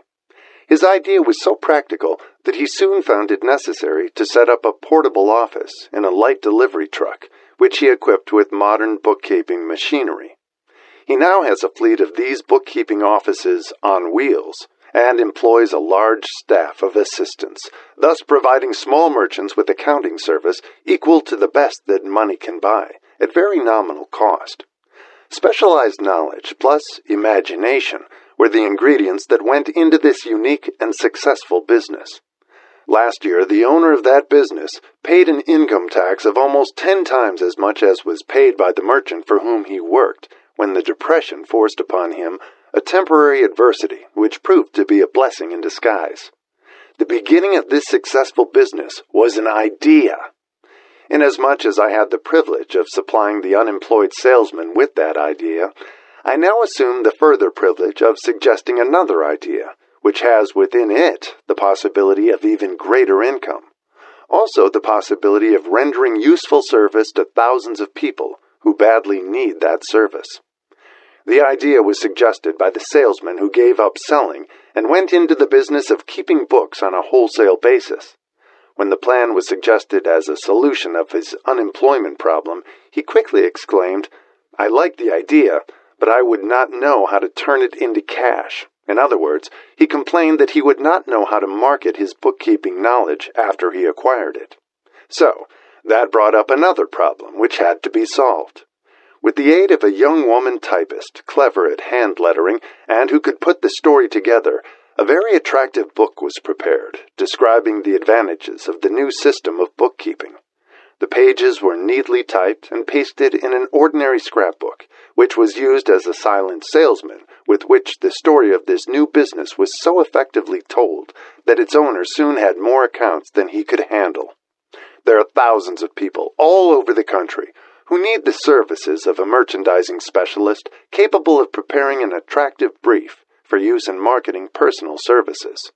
The aggregate annual income from such a service might easily exceed that received by the largest employment agency, and the benefits of the service might be made far greater to the purchaser than any to be obtained from an employment agency. The idea here described was born of necessity, to bridge an emergency which had to be covered, but it did not stop by merely serving one person. The woman who created the idea has a keen imagination. She saw in her newly born brainchild the making of a new profession, one that is destined to render valuable service to thousands of people who need practical guidance in marketing personal services.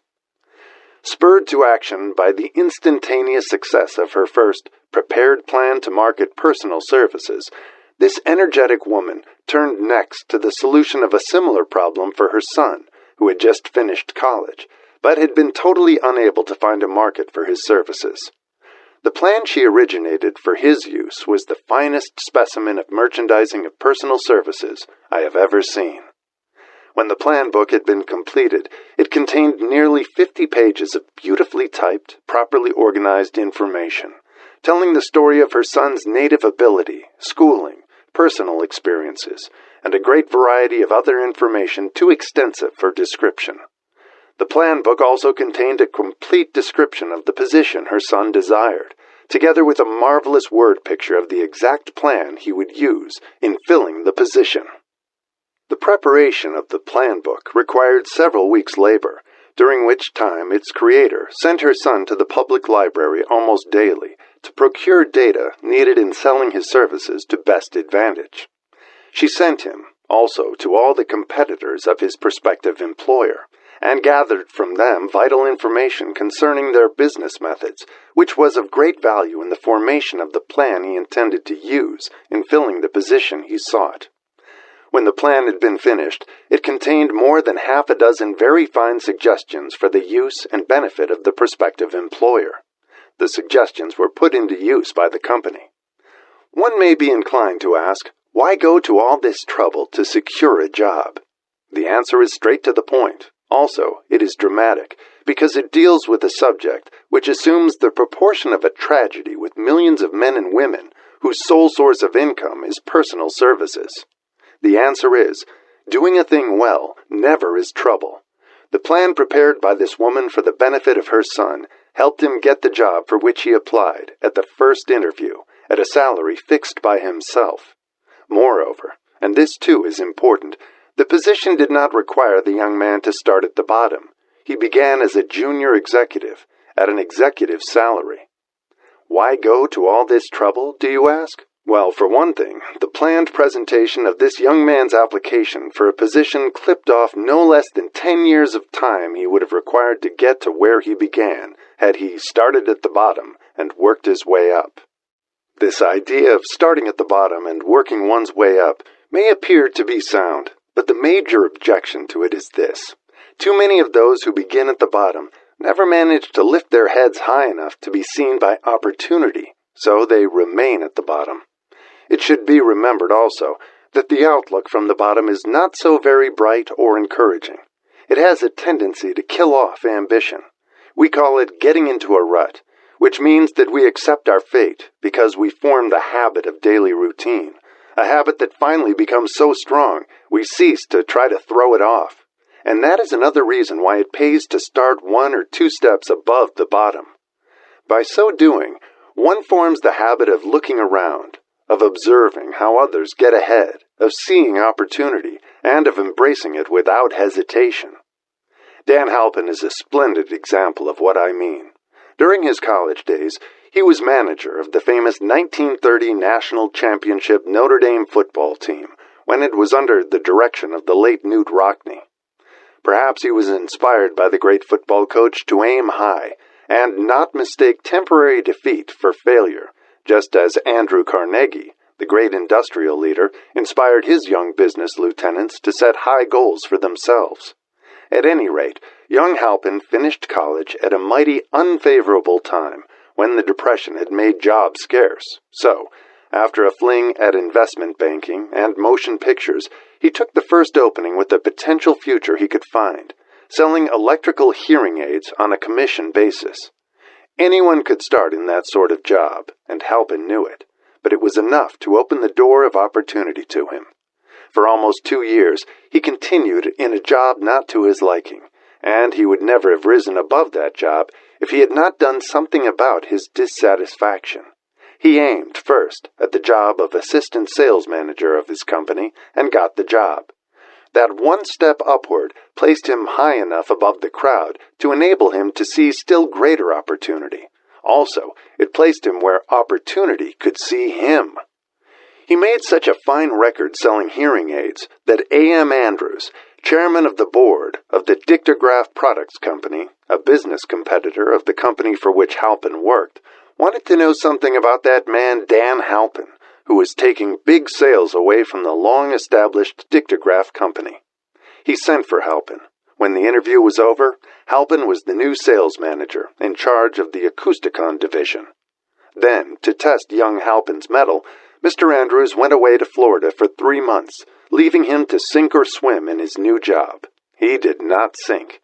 Newt Rockne's spirit of all the world loves a winner and has no time for a loser inspired him to put so much into his job that he was recently elected vice president of the company and general manager of the Acousticon and Silent Radio division, a job which most men would be proud to earn through 10 years of loyal effort.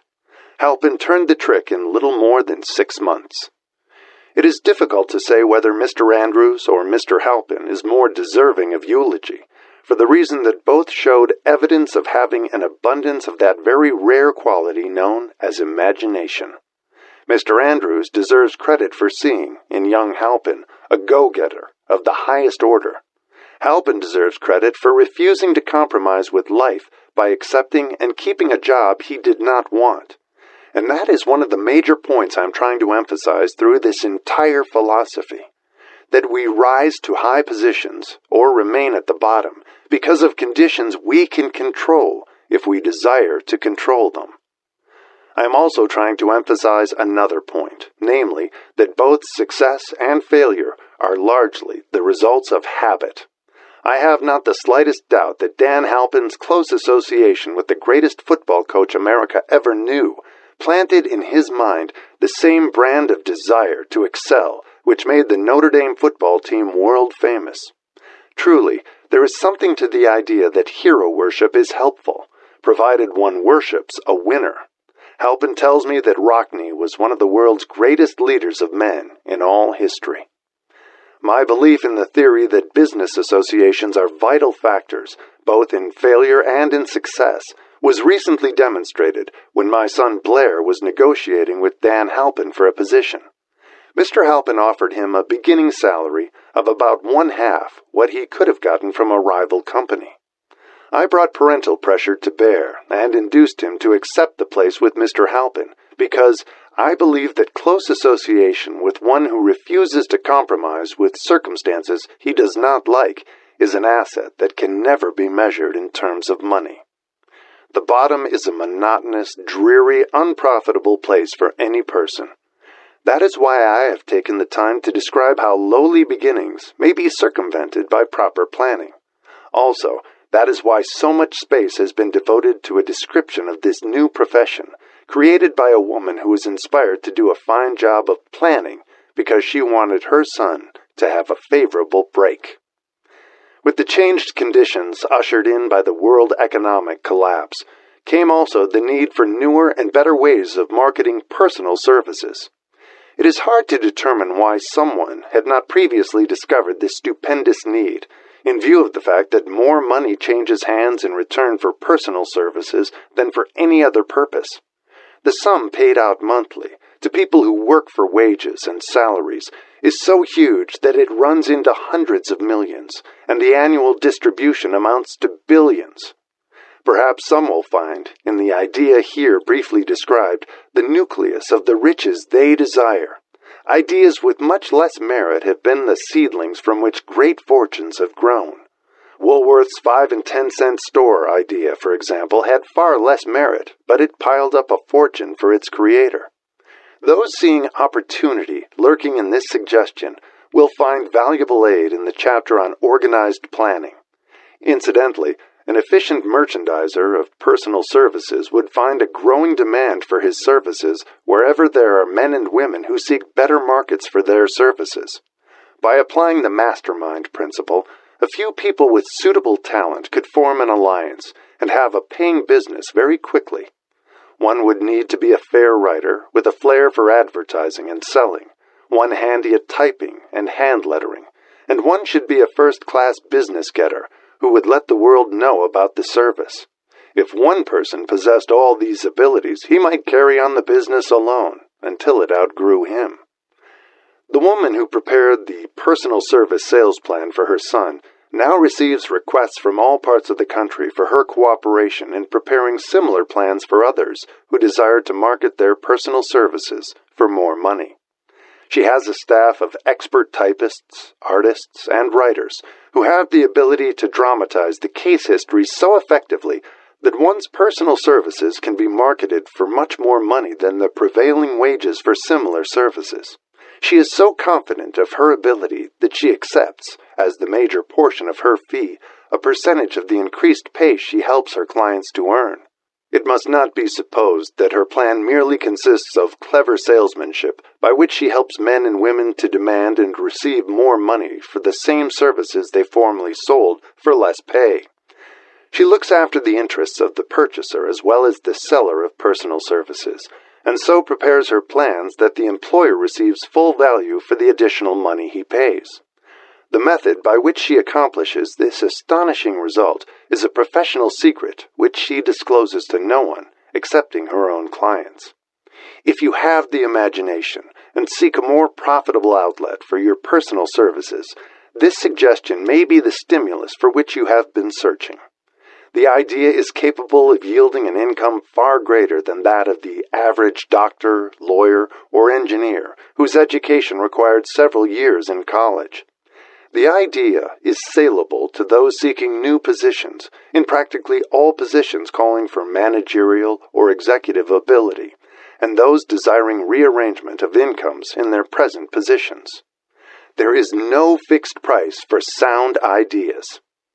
Back of all ideas is specialized knowledge. Unfortunately, for those who do not find riches in abundance, specialized knowledge is more abundant and more easily acquired than ideas. Because of this very truth, there is a universal demand and an ever-increasing opportunity for the person capable of helping men and women to sell their personal services advantageously. Capability means imagination, the one quality needed to combine specialized knowledge with ideas in the form of organized plans designed to yield riches. If you have imagination, this chapter may present you with an idea sufficient to serve as the beginning of the riches you desire. Remember, the idea is the main thing. Specialized knowledge may be found just around the corner. Any corner. Chapter 6. Imagination. The workshop of the mind, the fifth step toward riches. The imagination is literally the workshop wherein are fashioned all plans created by man. The impulse, the desire, is given shape, form, and action through the aid of the imaginative faculty of the mind. It has been said that man can create anything which he can imagine. Of all the ages of civilization, this is the most favorable for the development of the imagination, because it is an age of rapid change. On every hand, one may contact stimuli which develops the imagination. Through the aid of his imaginative faculty, man has discovered and harnessed more of nature's forces during the past 50 years than during the entire history of the human race previous to that time. He has conquered the air so completely that the birds are a poor match for him in flying. He has harnessed the ether and made it serve as a means of instantaneous communication with any part of the world. He has analyzed and weighed the sun at a distance of millions of miles, and has determined, through the aid of imagination, the elements of which it consists. He has discovered that his own brain is both a broadcasting and a receiving station for the vibration of thought, and he is beginning now to learn how to make practical use of this discovery. He has increased the speed of locomotion until he may now travel at a speed of more than 300 miles an hour. The time will come soon when a man may breakfast in New York and lunch in San Francisco. Man's only limitation, within reason, lies in his development and use of his imagination. He has not yet reached the apex of development in the use of his imaginative faculty. He has merely discovered that he has an imagination, and has commenced to use it in a very elementary way. Two forms of imagination. The imaginative faculty functions in two forms. One is known as synthetic imagination, and the other as creative imagination. Synthetic imagination. Through this faculty, one may arrange old concepts, ideas, or plans into new combinations. This faculty creates nothing. It merely works with the material of experience, education, and observation with which it is fed. It is the faculty used most by the inventor, with the exception of the genius, who draws upon the creative imagination when he cannot solve his problem through synthetic imagination. Creative imagination. Through the faculty of creative imagination, the finite mind of man has direct communication with infinite intelligence. It is the faculty through which hunches and inspirations are received. It is by this faculty that all basic or new ideas are handed over to man. It is through this faculty that thought vibrations from the minds of others are received. It is through this faculty that one individual may tune in or communicate with the subconscious minds of other men. The creative imagination works automatically in the manner described in subsequent pages. This faculty functions only when the conscious mind is vibrating at an exceedingly rapid rate, as, for example, when the conscious mind is stimulated through the emotion of a strong desire. The creative faculty becomes more alert, more receptive to vibrations from the sources mentioned in proportion to its development through use. This statement is significant. Ponder over it before passing on. Keep in mind as you follow these principles that the entire story of how one may convert desire into money cannot be told in one statement. The story will be complete only when one has mastered, assimilated, and begun to make use of all the principles. The great leaders of business, industry, finance, and the great artists, musicians, poets, and writers became great because they developed the faculty of creative imagination. Both the synthetic and creative faculties of imagination become more alert with use, just as any muscle or organ of the body develops through use. Desire is only a thought, an impulse. It is nebulous and ephemeral. It is abstract and of no value until it has been transformed into its physical counterpart. While the synthetic imagination is the one which will be used most frequently in the process of transforming the impulse of desire into money, you must keep in mind the fact that you may face circumstances and situations which demand use of the creative imagination as well. Your imaginative faculty may have become weak through inaction. It can be revived and made alert through use. This faculty does not die, though it may become quiescent through lack of use. Center your attention for the time being on the development of the synthetic imagination, because this is the faculty which you will use more often in the process of converting desire into money. Transformation of the intangible impulse of desire into the tangible reality of money calls for the use of a plan or plans. These plans must be formed with the aid of the imagination and mainly with the synthetic faculty. Read the entire book through, then come back to this chapter and begin at once to put your imagination to work on the building of a plan or plans for the transformation of your desire into money. Detailed instructions for the building of plans have been given in almost every chapter. Carry out the instructions best suited to your needs. Reduce your plan to writing if you have not already done so. The moment you complete this, you will have definitely given concrete form to the intangible desire. Read the preceding sentence once more. Read it aloud, very slowly. And as you do so, remember that the moment you reduce the statement of your desire and a plan for its realization to writing, you have actually taken the first of a series of steps which will enable you to convert the thought into its physical counterpart. The earth on which you live, you, yourself, and every other material thing are the result of evolutionary change, through which microscopic bits of matter have been organized and arranged in an orderly fashion. Moreover, and this statement is of stupendous importance, this earth, every one of the billions of individual cells of your body, and every atom of matter, began as an intangible form of energy. Desire is thought impulse. Thought impulses are forms of energy.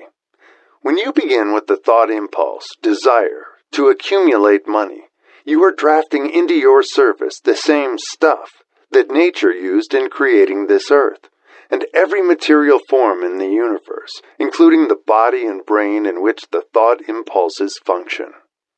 As far as science has been able to determine, the entire universe consists of but two elements, matter and energy.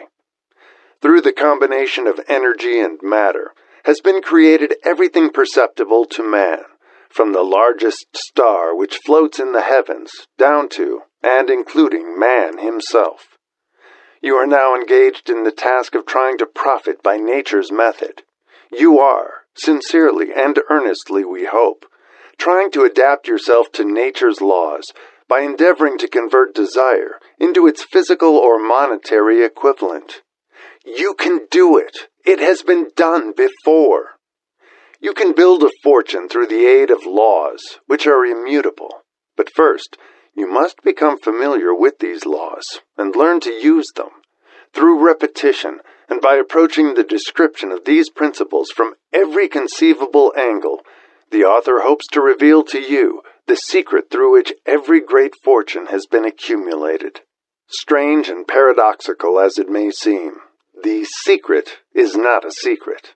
Nature herself advertises it in the earth on which we live, the stars, the planets suspended within our view, in the elements above and around us, in every blade of grass, and every form of life within our vision.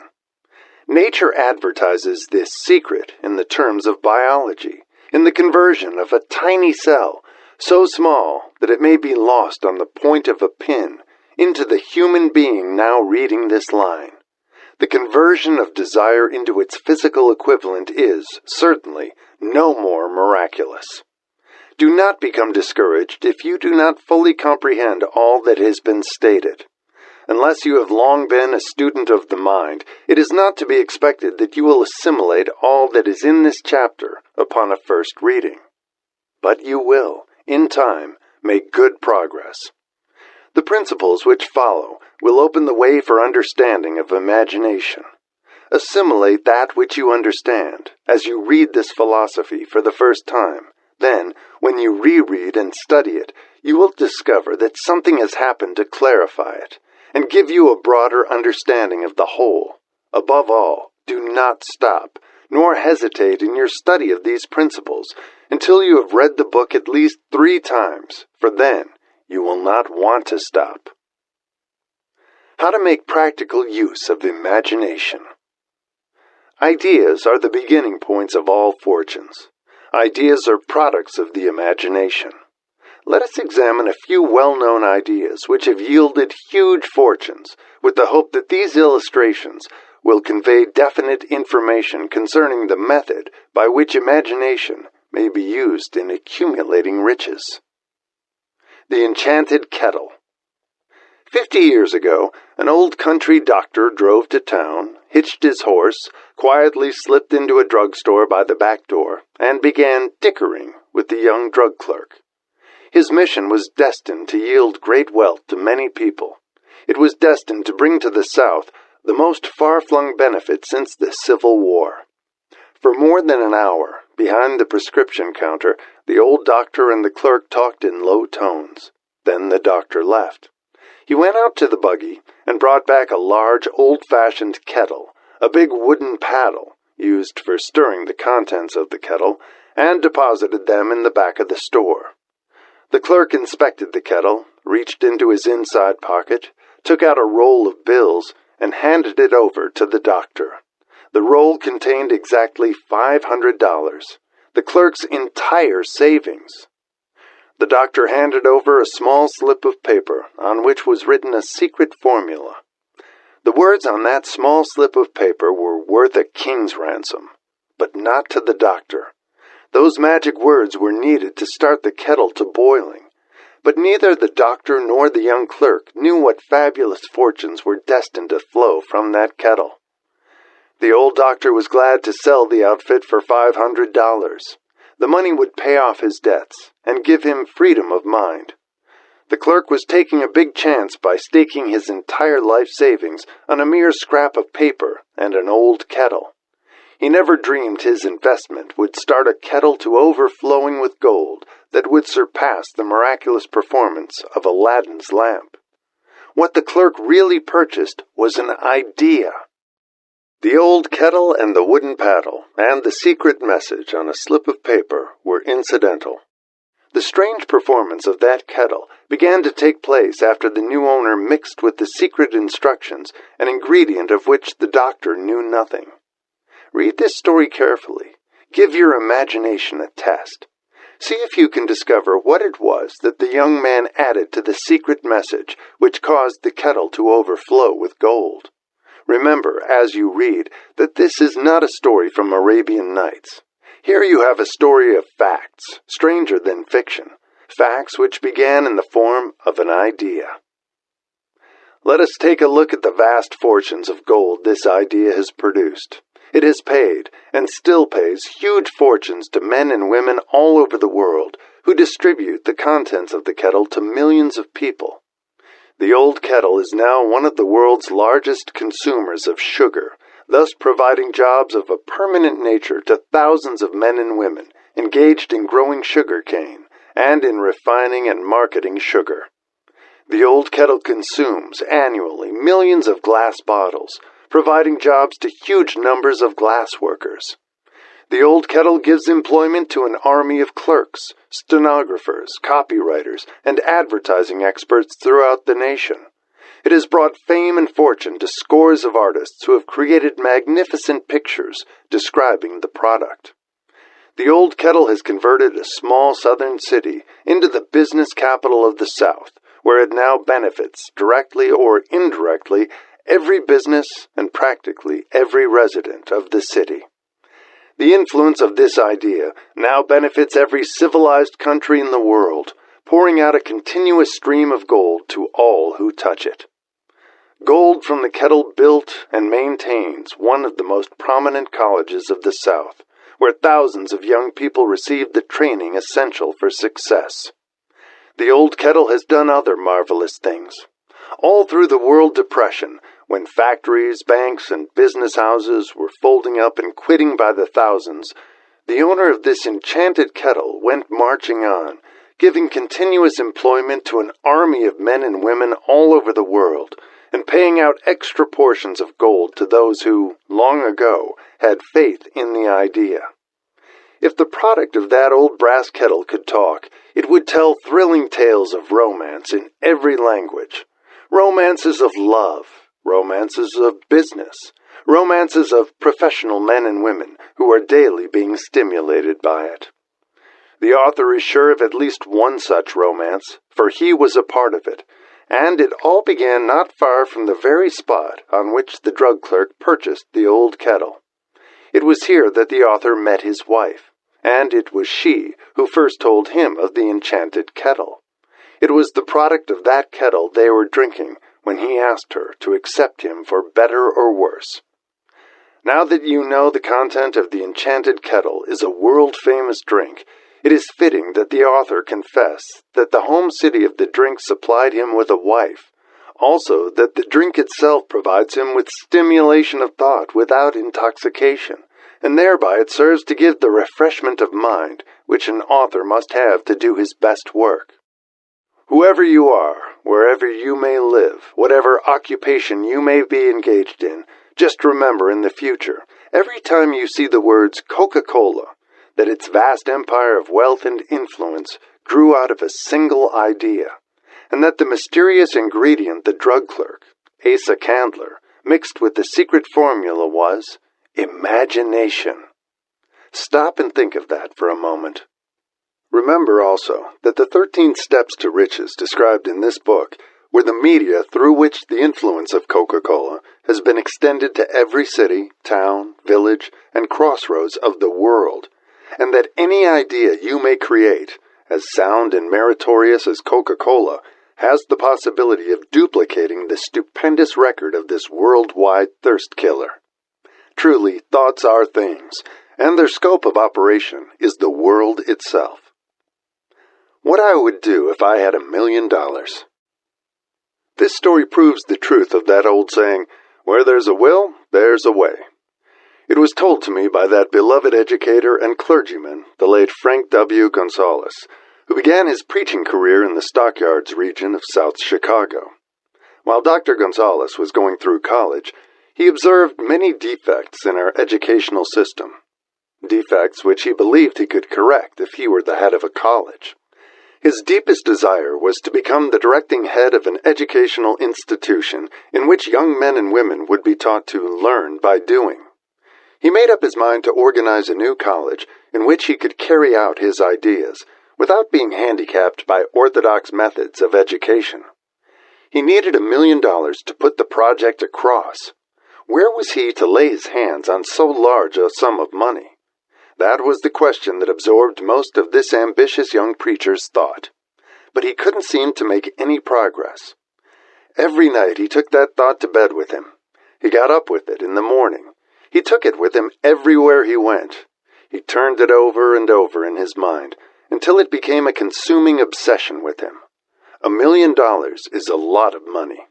He recognized that fact, but he also recognized the truth that the only limitation is that which one sets up in one's own mind.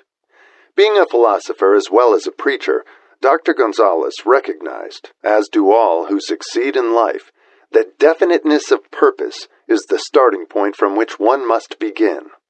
He recognized, too, that definiteness of purpose takes on animation, life, and power when backed by a burning desire to translate that purpose into its material equivalent.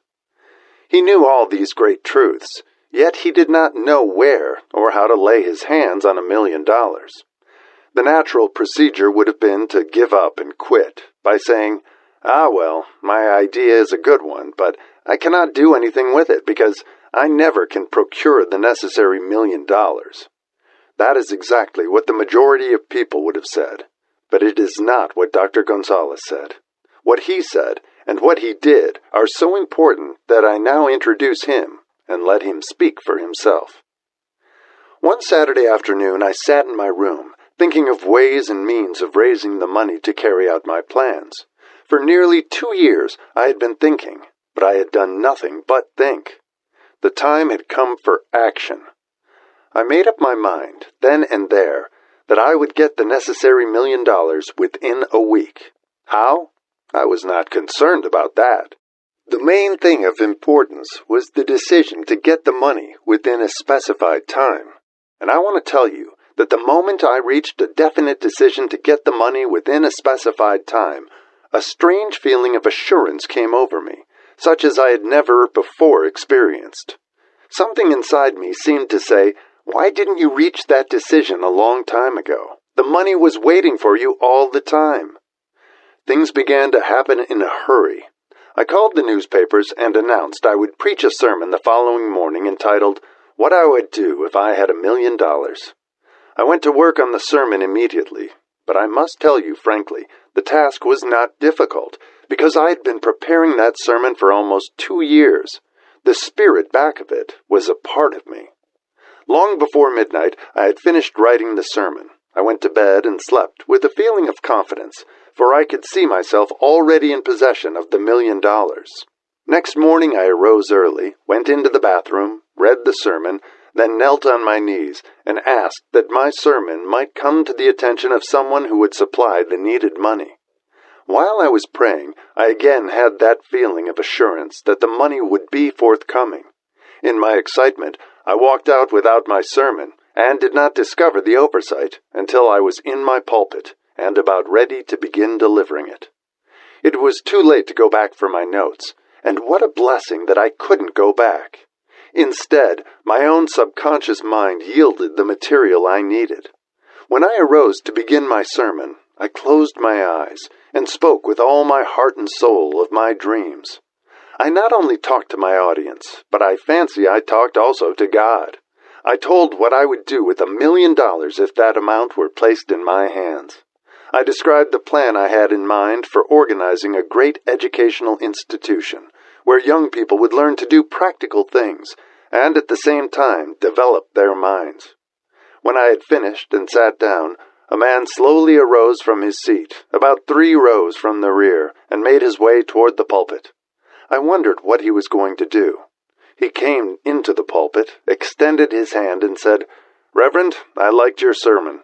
I believe you can do everything you said you would if you had $1 million. To prove that I believe in you and your sermon, if you will come to my office tomorrow morning, I will give you the $1 million.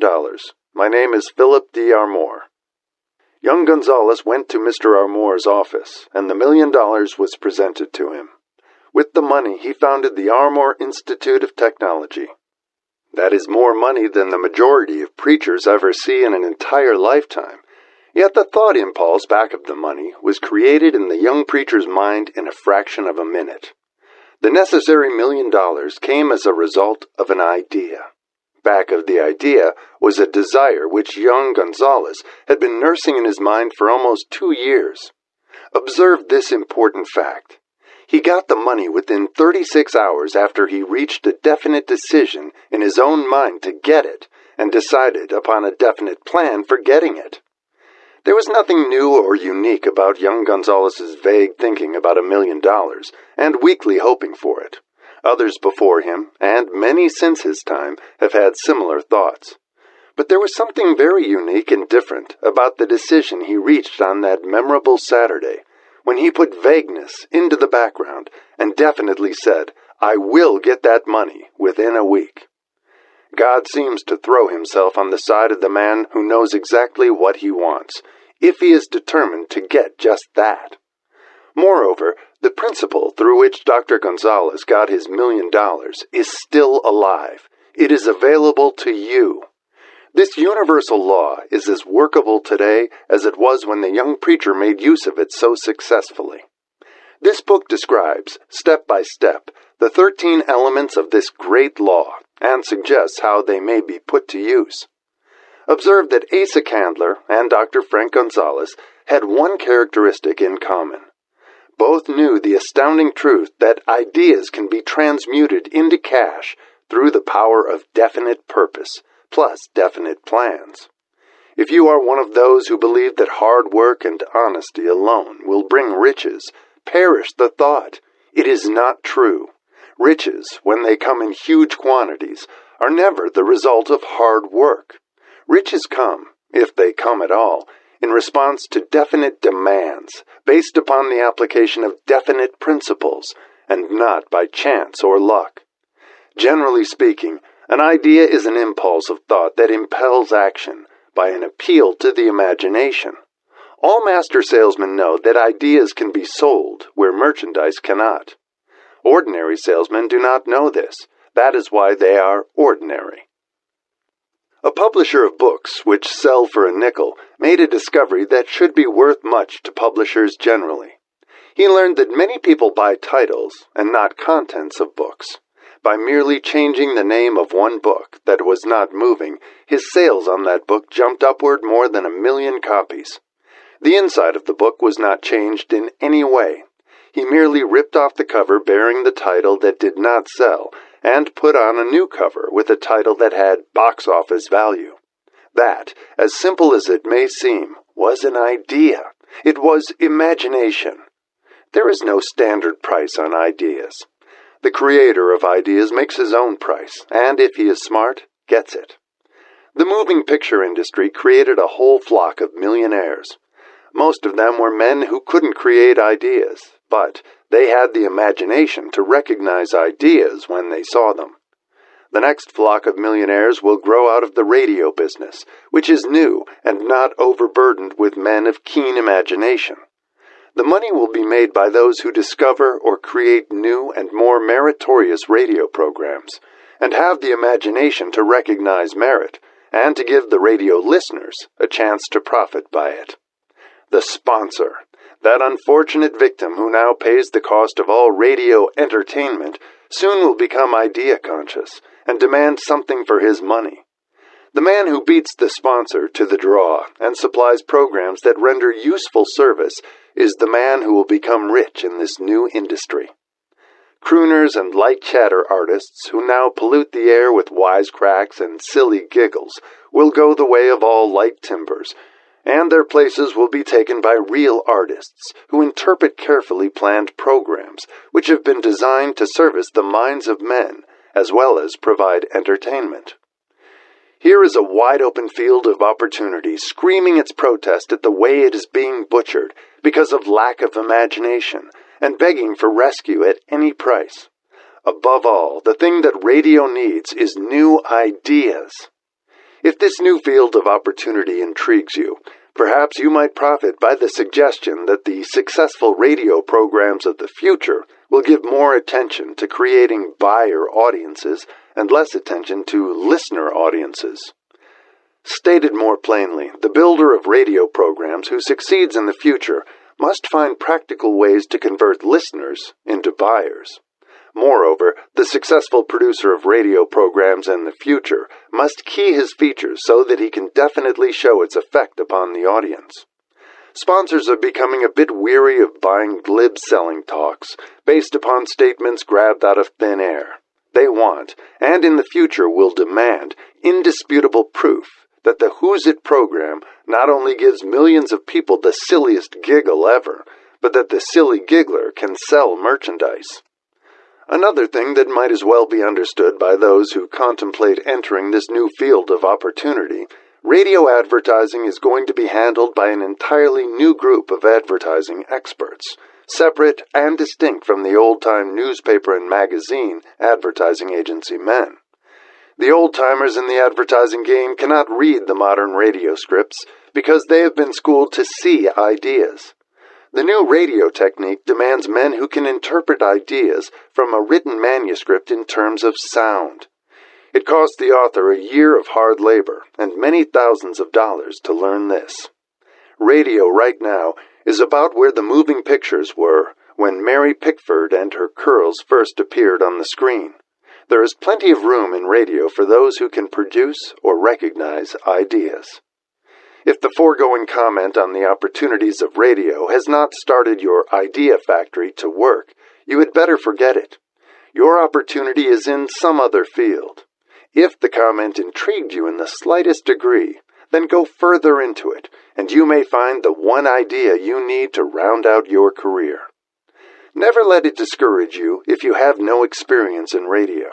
Andrew Carnegie knew very little about making steel.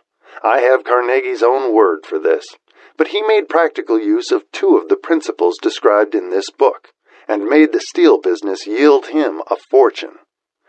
The story of practically every great fortune starts with the day when a creator of ideas and a seller of ideas got together and worked in harmony. Carnegie surrounded himself with men who could do all that he could not do. Men who created ideas, and men who put ideas into operation, and made himself and the others fabulously rich. Millions of people go through life hoping for favorable breaks. Perhaps a favorable break can get one an opportunity, but the safest plan is not to depend upon luck. It was a favorable break that gave me the biggest opportunity of my life, but 25 years of determined effort had to be devoted to that opportunity before it became an asset. The break consisted of my good fortune in meeting and gaining the cooperation of Andrew Carnegie. On that occasion, Carnegie planted in my mind the idea of organizing the principles of achievement into a philosophy of success. Thousands of people have profited by the discoveries made in the 25 years of research, and several fortunes have been accumulated through the application of the philosophy. The beginning was simple. It was an idea which anyone might have developed. The favorable break came through Carnegie, but what about the determination, definiteness of purpose, and the desire to attain the goal, and the persistent effort of 25 years? It was no ordinary desire that survived disappointment, discouragement, temporary defeat, criticism, and the constant reminding of waste of time. It was a burning desire, an obsession. When the idea was first planted in my mind by Mr. Carnegie, it was coaxed, nursed, and enticed to remain alive. Gradually, the idea became a giant under its own power, and it coaxed, nursed, and drove me. Ideas are like that. First, you give life and action and guidance to ideas, then they take on a power of their own and sweep aside all opposition. Ideas are intangible forces, but they have more power than the physical brains that give birth to them. They have the power to live on after the brain that creates them has returned to dust. For example, take the power of Christianity. That began with a simple idea, born in the brain of Christ. Its chief tenet was, do unto others as you would have others do unto you. Christ has gone back to the source from whence he came, but his idea goes marching on. Someday it may grow up and come into its own. Then it will have fulfilled Christ's deepest desire. The idea has been developing only 2,000 years. Give it time. Success requires no explanations. Failure permits no alibis. Chapter 7. Organized Planning. The crystallization of desire into action. The sixth step toward riches. You have learned that everything man creates or acquires begins in the form of desire. That desire is taken on the first lap of its journey, from the abstract to the concrete, into the workshop of the imagination, where plans for its transition are created and organized. In Chapter 2, you are instructed to take 6 definite practical steps as your first move in translating the desire for money into its monetary equivalent. One of these steps is the formation of a definite practical plan, or plans, through which this transformation may be made. You will now be instructed how to build plans which will be practical. Viz. A. Ally yourself with a group of as many people as you may need for the creation and carrying out of your plan or plans for the accumulation of money, making use of the mastermind principle described in a later chapter. Compliance with this instruction is absolutely essential. Do not neglect it. B. Before forming your mastermind alliance, decide what advantages and benefits you may offer the individual members of your group in return for their cooperation. No one will work indefinitely without some form of compensation. No intelligent person will either request or expect another to work without adequate compensation, although this may not always be in the form of money. C. Arrange to meet with the members of your mastermind group at least twice a week, and more often if possible, until you have jointly perfected the necessary plan or plans for the accumulation of money. D. Maintain perfect harmony between yourself and every member of your mastermind group. If you fail to carry out this instruction to the letter, you may expect to meet with failure. The mastermind principle cannot obtain where perfect harmony does not prevail. Keep in mind these facts. First, you are engaged in an undertaking of major importance to you. To be sure of success, you must have plans which are faultless. Second, you must have the advantage of the experience, education, native ability, and imagination of other minds. This is in harmony with the methods followed by every person who has accumulated a great fortune. No individual has sufficient experience, education, native ability, and knowledge to ensure the accumulation of a great fortune without the cooperation of other people. Every plan you adopt in your endeavor to accumulate wealth should be the joint creation of yourself and every other member of your mastermind group. You may originate your own plans, either in whole or in part, but see that those plans are checked and approved by the members of your mastermind alliance. If the first plan which you adopt does not work successfully, replace it with a new plan. If this new plan fails to work, replace it, in turn with still another, and so on, until you find a plan which does work. Right here is the point at which the majority of men meet with failure, because of their lack of persistence in creating new plans to take the place of those which fail. The most intelligent man living cannot succeed in accumulating money, nor in any other undertaking, without plans which are practical and workable. Just keep this fact in mind, and remember when your plans fail, that temporary defeat is not permanent failure. It may only mean that your plans have not been sound. Build other plans. Start all over again. Thomas A. Edison failed 10,000 times before he perfected the incandescent electric light bulb. That is, he met with temporary defeat 10,000 times before his efforts were crowned with success. Temporary defeat should mean only one thing, the certain knowledge that there is something wrong with your plan. Millions of men go through life in misery and poverty because they lack a sound plan through which to accumulate a fortune. Henry Ford accumulated a fortune not because of his superior mind, but because he adopted and followed a plan which proved to be sound. 1,000 men could be pointed out, each with a better education than Ford's, yet each of whom lives in poverty because he does not possess the right plan for the accumulation of money. Your achievement can be no greater than your plans are sound. That may seem to be an axiomatic statement, but it is true. Samuel Insull lost his fortune of over $100 million. The Insull fortune was built on plans which were sound. The business depression forced Mr. Insull to change his plans, and the change brought temporary defeat because his new plans were not sound. Mr. Insull is now an old man. He may, consequently, accept failure instead of temporary defeat. But if his experience turns out to be failure, it will be for the reason that he lacks the fire of persistence to rebuild his plans. No man is ever whipped until he quits in his own mind. This fact will be repeated many times because it is so easy to take the count at the first sign of defeat. James J. Hill met with temporary defeat when he first endeavored to raise the necessary capital to build a railroad from the east to the west, but he too turned defeat into victory through new plans. Henry Ford met with temporary defeat, not only at the beginning of his automobile career, but after he had gone far toward the top. He created new plans and went marching on to financial victory.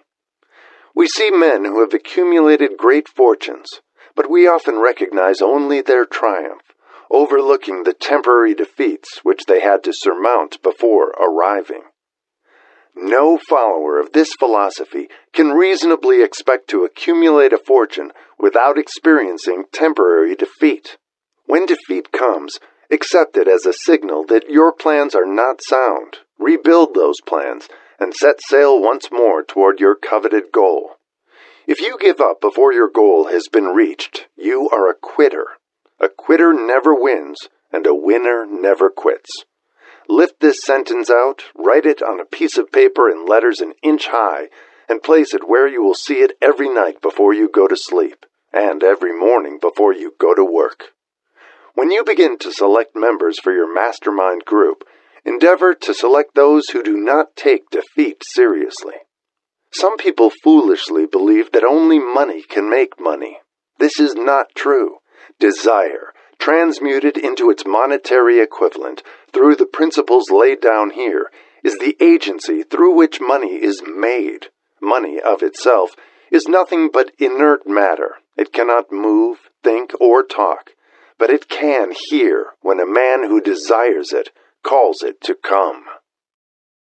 Planning the sale of services. The remainder of this chapter has been given over to a description of ways and means of marketing personal services.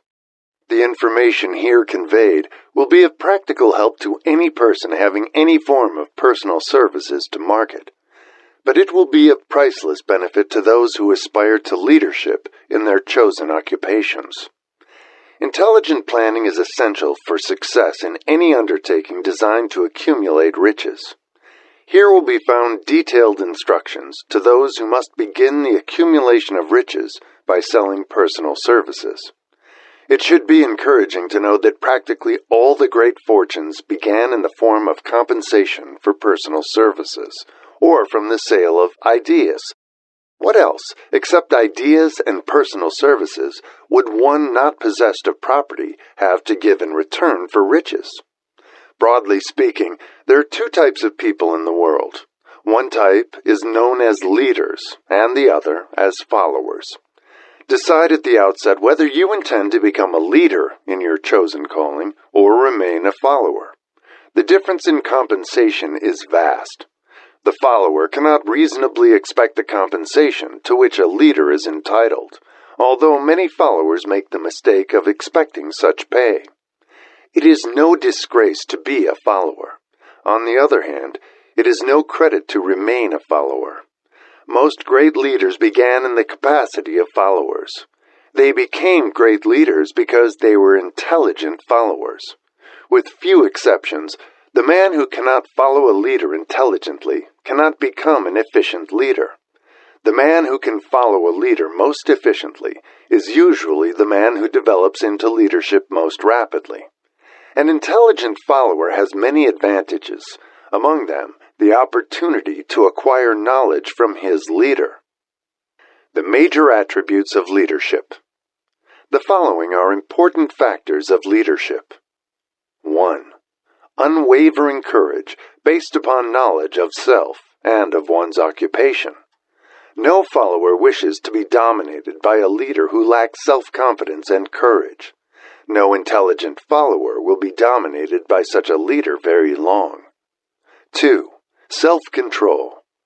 The man who cannot control himself can never control others. Self-control sets a mighty example for one's followers, which the more intelligent will emulate. 3. A keen sense of justice. Without a sense of fairness and justice, no leader can command and retain the respect of his followers. 4. Definiteness of decision. The man who wavers in his decisions shows that he is not sure of himself. He cannot lead others successfully. 5. Definiteness of plans. The successful leader must plan his work and work his plan. A leader who moves by guesswork without practical, definite plans is comparable to a ship without a rudder. Sooner or later, he will land on the rocks. 6. The habit of doing more than paid for. One of the penalties of leadership is the necessity of willingness upon the part of the leader to do more than he requires of his followers. 7. A pleasing personality. No slovenly, careless person can become a successful leader. Leadership calls for respect. Followers will not respect a leader who does not grade high on all of the factors of a pleasing personality. 8. Sympathy and understanding. The successful leader must be in sympathy with his followers. Moreover, he must understand them and their problems. 9. Mastery of detail. Successful leadership calls for mastery of details of the leader's position. 10. Willingness to assume full responsibility. The successful leader must be willing to assume responsibility for the mistakes and the shortcomings of his followers. If he tries to shift this responsibility, he will not remain the leader. If one of his followers makes a mistake and shows himself incompetent, the leader must consider that it is he who failed. 11. Cooperation. The successful leader must understand and apply the principle of cooperative effort and be able to induce his followers to do the same. Leadership calls for power, and power calls for cooperation.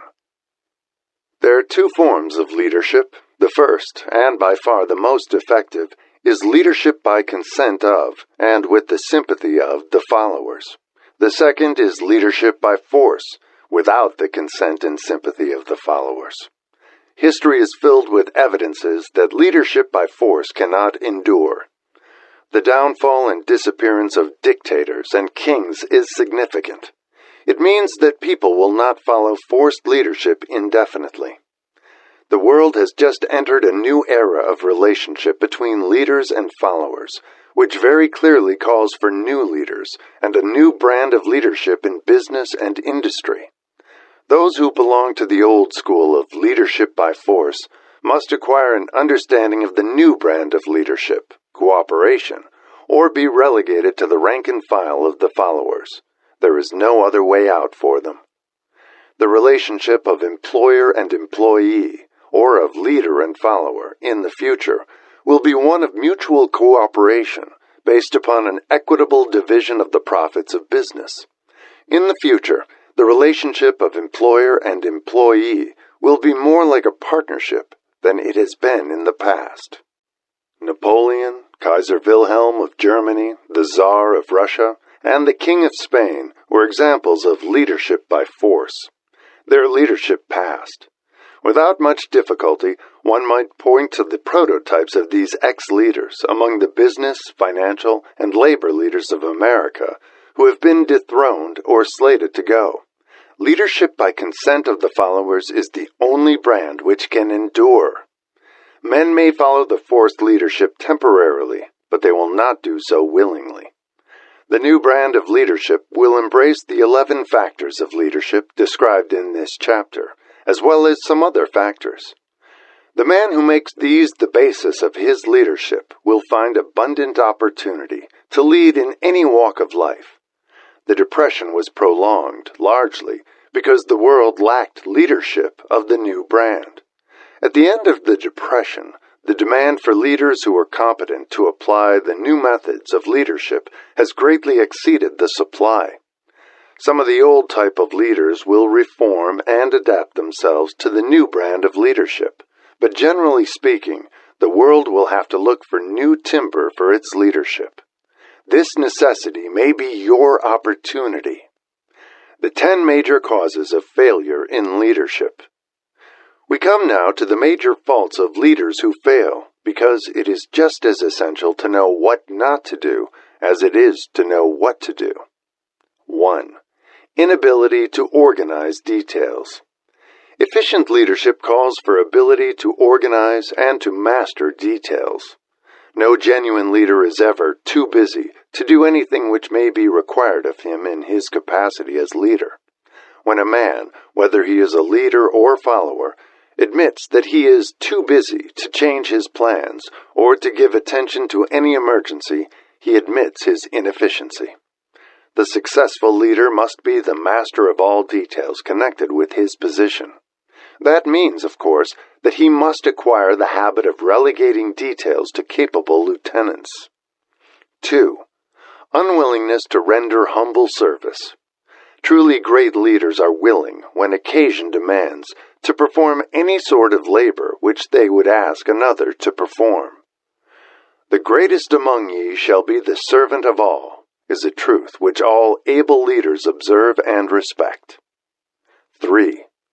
Expectation of pay for what they know, instead of what they do with that which they know. The world does not pay men for that which they know. It pays them for what they do, or induce others to do. 4. Fear of competition from followers.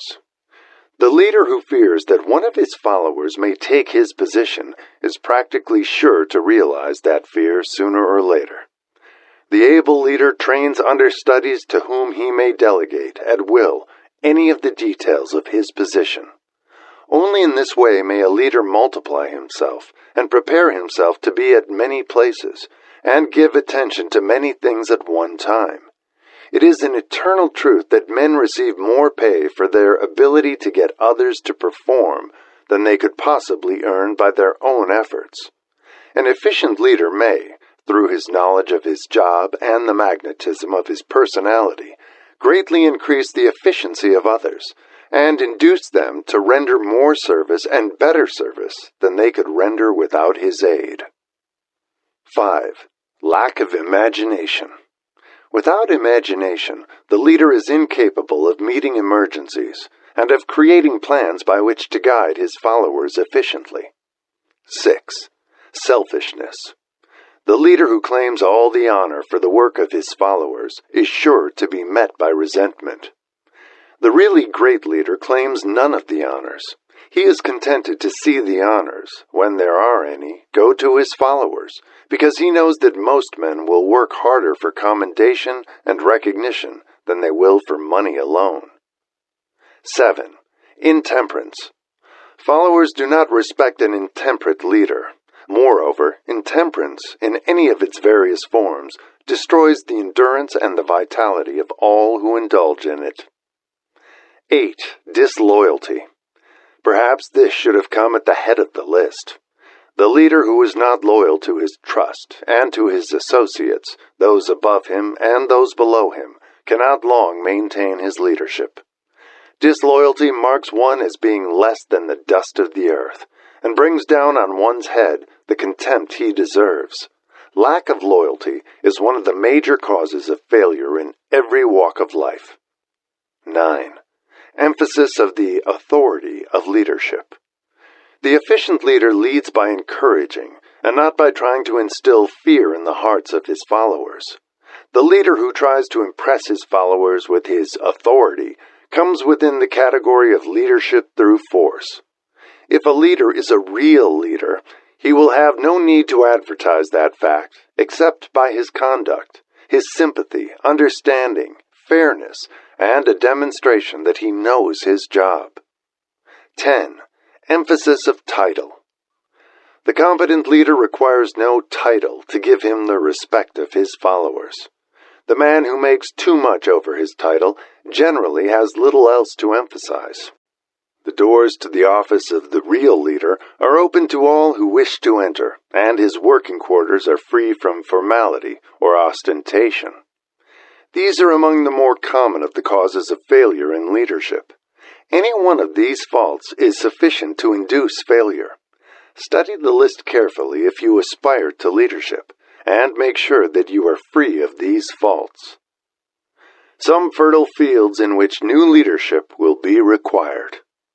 Before leaving this chapter, your attention is called to a few of the fertile fields in which there has been a decline of leadership, and in which the new type of leader may find an abundance of opportunity. First, in the field of politics, there is a most insistent demand for new leaders. a demand which indicates nothing less than an emergency. The majority of politicians have, seemingly, become high-grade, legalized racketeers. They have increased taxes and debauched the machinery of industry and business until the people can no longer stand the burden. Second, the banking business is undergoing a reform. The leaders in this field have almost entirely lost the confidence of the public. Already the bankers have sensed the need of reform, and they have begun it. Third, industry calls for new leaders. The old type of leaders thought and moved in terms of dividends, instead of thinking and moving in terms of human equations. The future leader in industry, to endure, must regard himself as a quasi-public official, whose duty it is to manage his trust in such a way that it will work hardship on no individual or group of individuals. Exploitation of working men is a thing of the past. Let the man who aspires to leadership in the field of business, industry, and labor remember this.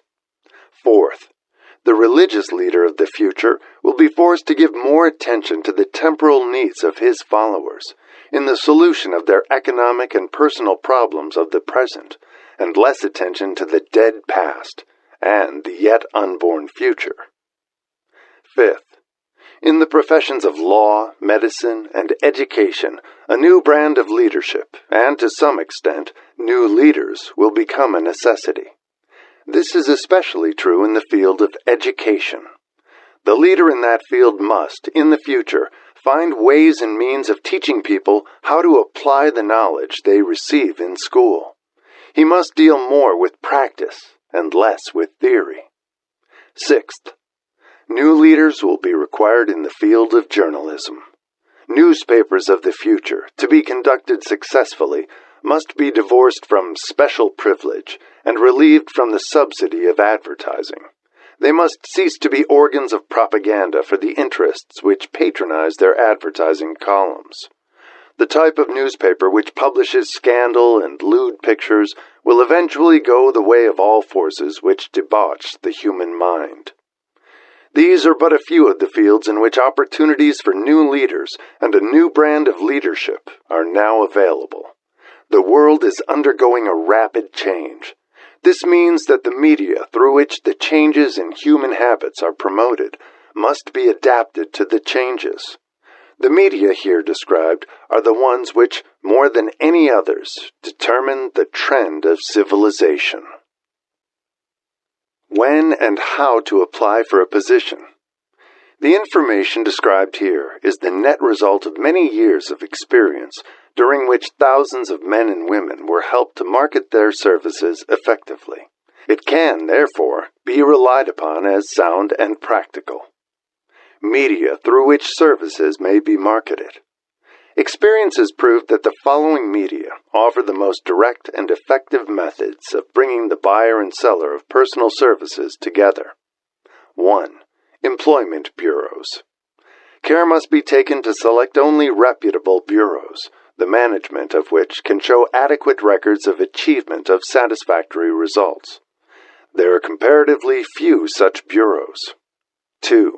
Advertising in newspapers, trade journals, magazines, and radio. Classified advertising may usually be relied upon to produce satisfactory results in the case of those who apply for clerical or ordinary salaried positions.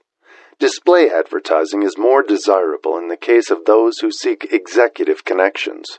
The copy to appear in the section of the paper which is most apt to come to the attention of the class of employer being sought. The copy should be prepared by an expert who understands how to inject sufficient selling qualities to produce replies. 3. Personal letters of application directed to particular firms or individuals most apt to need such services as are being offered. Letters should be neatly typed, always, and signed by hand. With the letter should be sent a complete brief or outline of the applicant's qualifications. Both the letter of application and the brief of experience or qualifications should be prepared by an expert. See instructions as to information to be supplied. 4. Application through personal acquaintances. When possible, The applicant should endeavor to approach prospective employers through some mutual acquaintance. This method of approach is particularly advantageous in the case of those who seek executive connections and do not wish to appear to be peddling themselves. 5. Application in person. In some instances, it may be more effective if the applicant offers personally his services to prospective employers, in which event a complete written statement of qualifications for the position should be presented, for the reason that prospective employers often wish to discuss with associates one's record. Information to be supplied in a written brief. This brief should be prepared as carefully as a lawyer would prepare the brief of a case to be tried in court. Unless the applicant is experienced in the preparation of such briefs, an expert should be consulted, and his services enlisted for this purpose. Successful merchants employ men and women who understand the art and the psychology of advertising to present the merits of their merchandise. One who has personal services for sale should do the same. The following information should appear in the brief. 1. Education. State briefly, but definitely, what schooling you have had and in what subjects you specialized in school, giving the reasons for that specialization. 2. Experience. If you have had experience in connection with positions similar to the one you seek, describe it fully. State names and addresses of former employers. Be sure to bring out clearly any special experience you may have had which would equip you to fill the position you seek. 3. References. Practically every business firm desires to know all about the previous records, antecedents, etc. of prospective employees who seek positions of responsibility. Attach to your brief photostatic copies of letters from A. Former employers. B. Teachers under whom you studied. C. Prominent people whose judgment may be relied upon. 4. Photograph of self. Attach to your brief a recent, unmounted photograph of yourself. 5. Apply for a specific position. Avoid application for a position without describing exactly what particular position you seek. Never apply for just a position. That indicates you lack specialized qualifications. 6. State your qualifications for the particular position for which you apply. Give full details as to the reason you believe you are qualified for the particular position you seek. This is the most important detail of your application. It will determine, more than anything else, what consideration you receive. 7. Offer to go to work on probation. In the majority of instances, if you are determined to have the position for which you apply, it will be most effective if you offer to work for a week or a month, or for a sufficient length of time to enable your prospective employer to judge your value without pay. This may appear to be a radical suggestion, but experience has proved that it seldom fails to win at least a trial. If you are sure of your qualifications, a trial is all you need. Incidentally, such an offer indicates that you have confidence in your ability to fill the position you seek. It is most convincing. If your offer is accepted and you make good, more than likely you will be paid for your probation period. Make clear the fact that your offer is based upon A. Your confidence in your ability to fill the position. B. Your confidence in your prospective employer's decision to employ you after trial. C. Your determination to have the position you seek. 8. Knowledge of your prospective employer's business. Before applying for a position, do sufficient research in connection with the business to familiarize yourself thoroughly with that business and indicate in your brief the knowledge you have acquired in this field. This will be impressive, as it will indicate that you have imagination and a real interest in the position you seek. Remember that it is not the lawyer who knows the most law, but the one who best prepares his case who wins.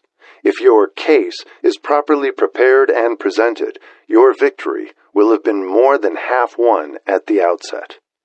Do not be afraid of making your brief too long. Employers are just as much interested in purchasing the services of well-qualified applicants as you are in securing employment. In fact, the success of most successful employers is due, in the main, to their ability to select well-qualified lieutenants. They want all the information available. Remember another thing.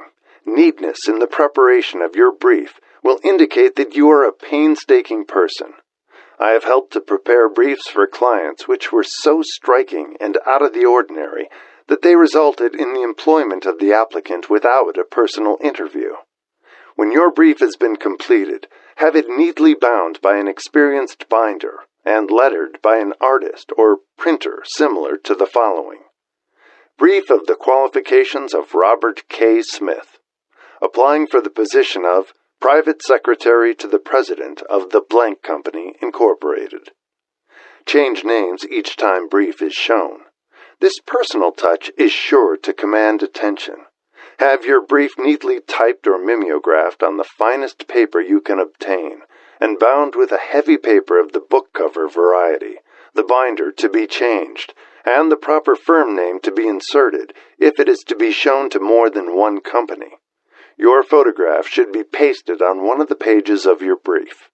Follow these instructions to the letter, improving upon them wherever your imagination suggests. Successful salesmen groom themselves with care. They understand that first impressions are lasting. Your brief is your salesman.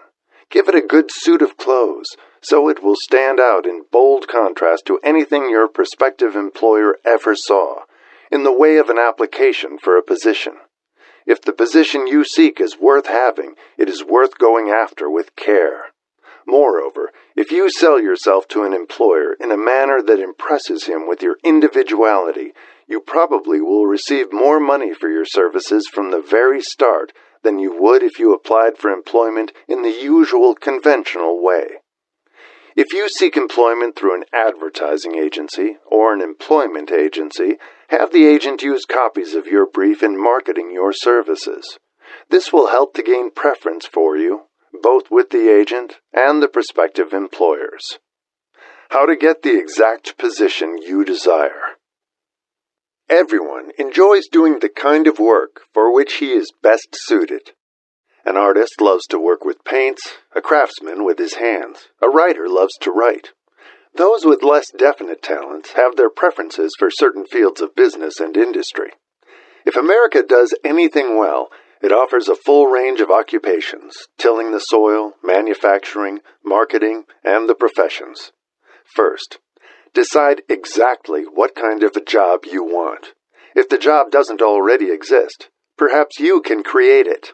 Second, choose the company or individual for whom you wish to work. Third, study your prospective employer as to policies, personnel, and chances of advancement. Fourth, by analysis of yourself, your talents, and capabilities, figure what you can offer and plan ways and means of giving advantages, services, developments, ideas that you believe you can successfully deliver. Fifth, forget about a job. Forget whether or not there is an opening. Forget the usual routine of, have you got a job for me? Concentrate on what you can give. Sixth, once you have your plan in mind, arrange with an experienced writer to put it on paper in neat form and in full detail. Seventh, present it to the proper person with authority, and he will do the rest. Every company is looking for men who can give something of value, whether it be ideas, services, or connections. Every company has room for the man who has a definite plan of action, which is to the advantage of that company. This line of procedure may take a few days or weeks of extra time, but the difference in income, in advancement, and in gaining recognition will save years of hard work at small pay. It has many advantages, the main one being that it will often save from 1 to 5 years of time in reaching a chosen goal. Every person who starts, or gets in, halfway up the ladder, does so by deliberate and careful planning, excepting, of course, the boss's son. The new way of marketing services. Jobs are now partnerships. Men and women who market their services to best advantage in the future must recognize the stupendous change which has taken place in connection with the relationship between employer and employee. In the future, the golden rule, and not the rule of gold, will be the dominating factor in the marketing of merchandise as well as personal services. The future relationship between employers and their employees will be more in the nature of a partnership consisting of A, the employer, B, the employee, C, the public they serve. This new way of marketing personal services is called new for many reasons. First, both the employer and the employee of the future will be considered as fellow employees whose business it will be to serve the public efficiently. In times past, employers and employees have bartered among themselves, driving the best bargains they could with one another, not considering that in the final analysis they were, in reality, bargaining at the expense of the third party, the public they served. The Depression served as a mighty protest from an injured public, whose rights had been trampled upon in every direction by those who were clamoring for individual advantages and profits. When the debris of the Depression shall have been cleared away, and business shall have been once again restored to balance, both employers and employees will recognize that they are no longer privileged to drive bargains at the expense of those whom they serve. The real employer of the future will be the public. This should be kept uppermost in mind by every person seeking to market personal services effectively. Nearly every railroad in America is in financial difficulty. Who does not remember the day when, if a citizen inquired at the ticket office the time of departure of a train, he was abruptly referred to the bulletin board instead of being politely given the information? The streetcar companies have experienced a change of times also. There was a time not so very long ago when streetcar conductors took pride in giving argument to passengers. Many of the streetcar tracks have been removed, and passengers ride on a bus whose driver is the last word in politeness. All over the country, streetcar tracks are rusting from abandonment or have been taken up. Wherever streetcars are still in operation, passengers may now ride without argument, and one may even hail the car in the middle of the block, and the motorman will obligingly pick him up. How times have changed! That is just the point I am trying to emphasize. Times have changed. Moreover, the change is reflected not merely in railroad offices and on streetcars, but in other walks of life as well. The public be damned policy is now passé. It has been supplanted by the we are obligingly at your service, sir policy. The bankers have learned a thing or two during this rapid change which has taken place during the past few years. Impoliteness on the part of a bank official or bank employee today is as rare as it was conspicuous a dozen years ago. In the years past, some bankers, not all of them, of course, carried an atmosphere of austerity, which gave every would-be borrower a chill when he even thought of approaching his banker for a loan. The thousands of bank failures during the Depression had the effect of removing the mahogany doors behind which bankers formerly barricaded themselves. They now sit at desks in the open, where they may be seen and approached at will by any depositor, or by anyone who wishes to see them, and the whole atmosphere of the bank is one of courtesy and understanding. It used to be customary for customers to have to stand and wait at the corner grocery until the clerks were through passing the time of day with friends, and the proprietor had finished making up his bank deposit before being waited upon. Chain stores, managed by courteous men who do everything in the way of service, short of shining the customer's shoes, have pushed the old-time merchants into the background. Time marches on. Courtesy and service are the watchwords of merchandising today, and apply to the person who is marketing personal services even more directly than to the employer whom he serves, because, in the final analysis, both the employer and his employee are employed by the public they serve. If they fail to serve well, they pay by the loss of their privilege of serving. We can all remember the time when the gas meter reader pounded on the door hard enough to break the panels. When the door was opened, he pushed his way in, uninvited, with a scowl on his face, which plainly said, "What the hell did you keep me waiting for?" All that has undergone a change. The meterman now conducts himself as a gentleman who is delighted to be at your service, sir. Before the gas companies learned that their scowling metermen were accumulating liabilities never to be cleared away, the polite salesman of oil burners came along and did a land office business. During the Depression, I spent several months in the anthracite coal region of Pennsylvania, studying conditions which all but destroyed the coal industry. Among several very significant discoveries was the fact that greed on the part of operators and their employees was the chief cause of the loss of business for the operators and loss of jobs for the miners. Through the pressure of a group of overzealous labor leaders representing the employees and the greed for profits on the part of the operators, the anthracite business suddenly dwindled. The coal operators and their employees drove sharp bargains with one another, adding the cost of the bargaining to the price of the coal, until finally they discovered they had built up a wonderful business for the manufacturers of oil-burning outfits and the producers of crude oil. The wages of sin is death. Many have read this in the Bible, but few have discovered its meaning. Now, and for several years, the entire world has been listening by force to a sermon which might well be called, "Whatsoever a man soweth, that shall he also reap." Nothing as widespread and effective as the Depression could possibly be just a coincidence.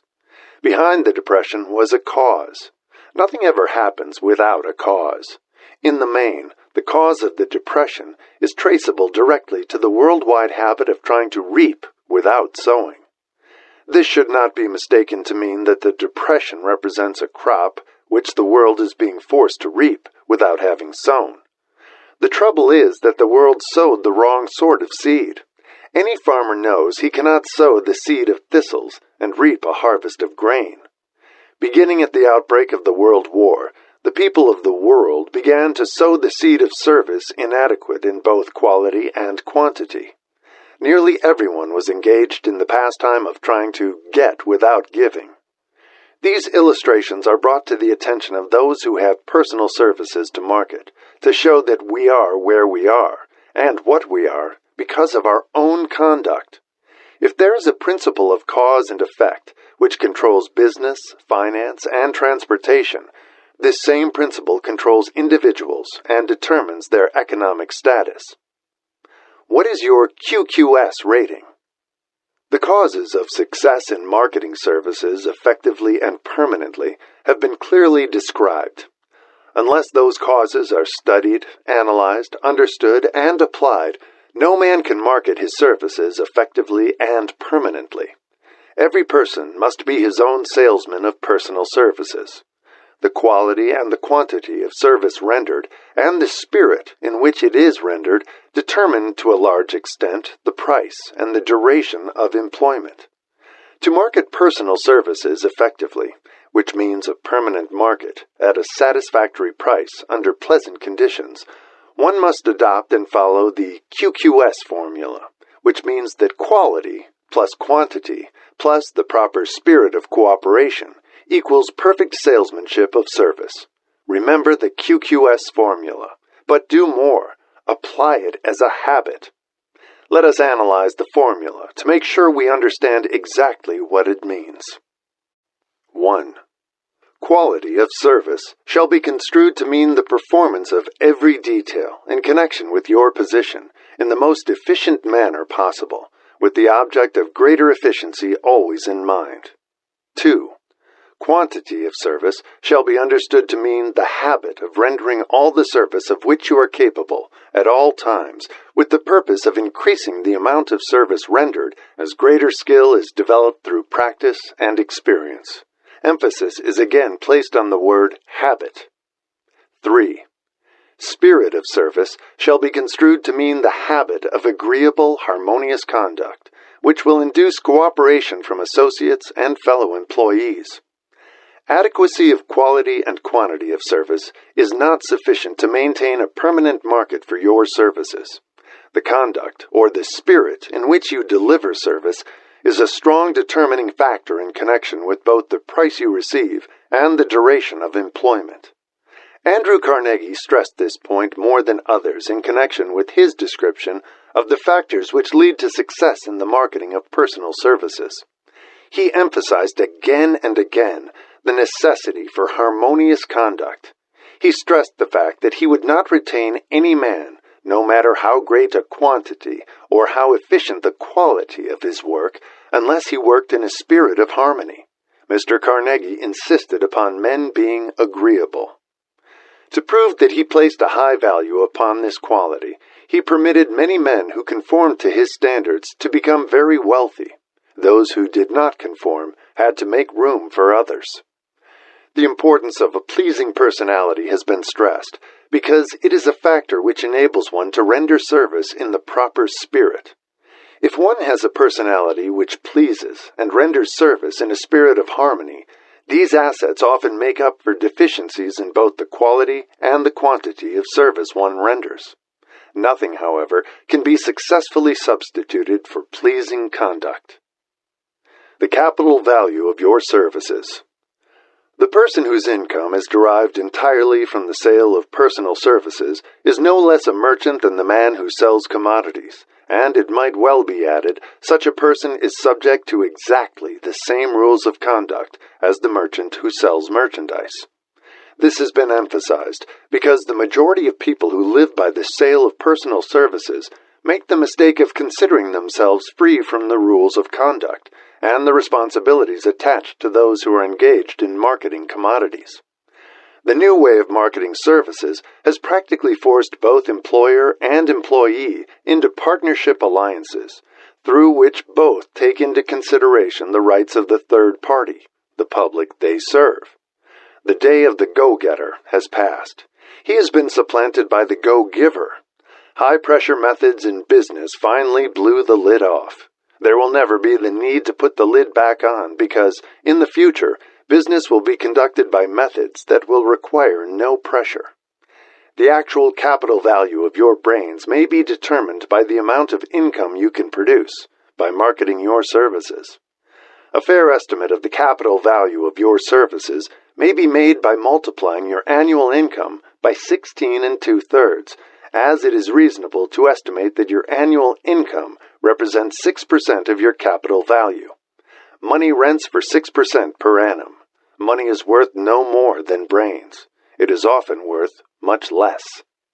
Competent brains, if effectively marketed, represent a much more desirable form of capital than that which is required to conduct a business dealing in commodities, because brains are a form of capital which cannot be permanently depreciated through depressions, nor can this form of capital be stolen or spent. Moreover, the money which is essential for the conduct of business is as worthless as a sand dune until it has been mixed with efficient brains. The 30 major causes of failure. How many of these are holding you back?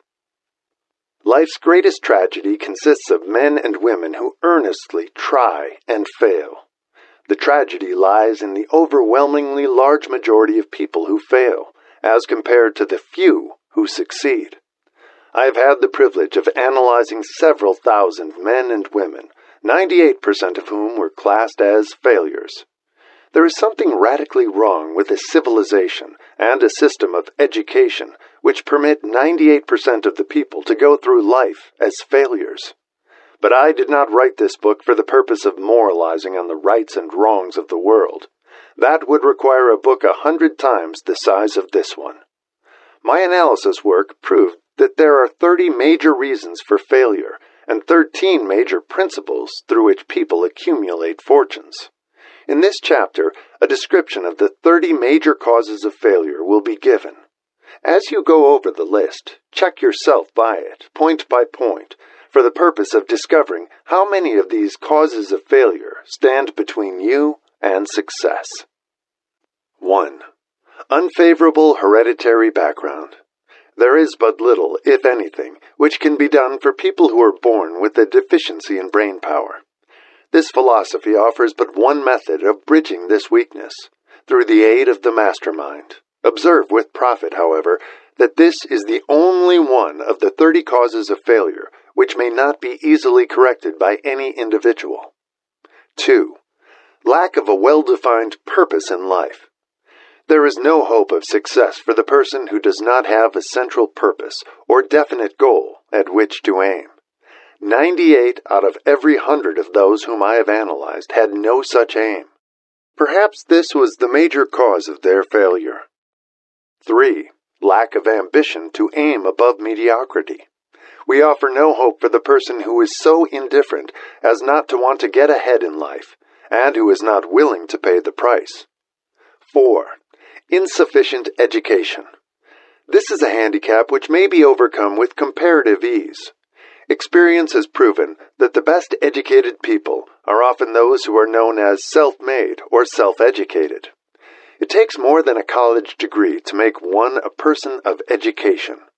Any person who is educated is one who has learned to get whatever he wants in life without violating the rights of others. Education consists not so much of knowledge, but of knowledge effectively and persistently applied. Men are paid not merely for what they know, but more particularly for what they do with that which they know. 5. Lack of self-discipline. Discipline comes through self-control.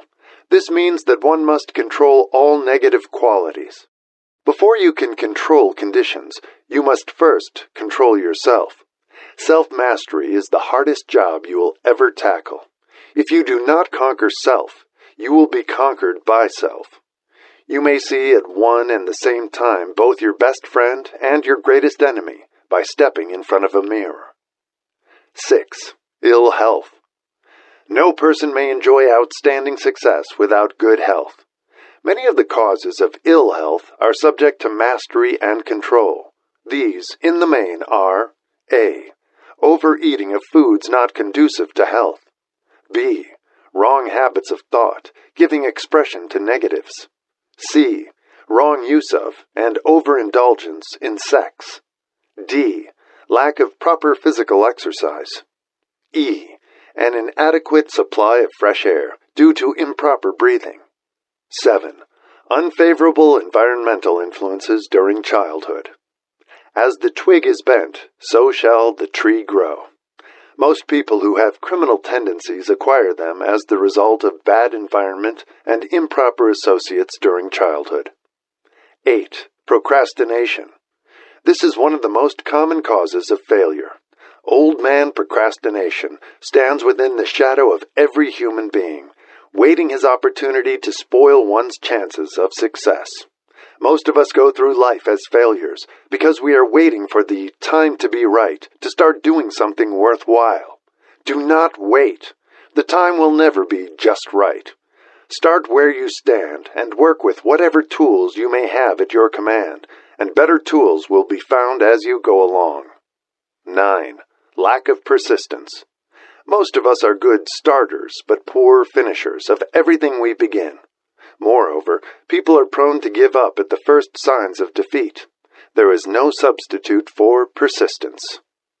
The person who makes persistence his watchword discovers that old man failure finally becomes tired and makes his departure. Failure cannot cope with persistence. 10.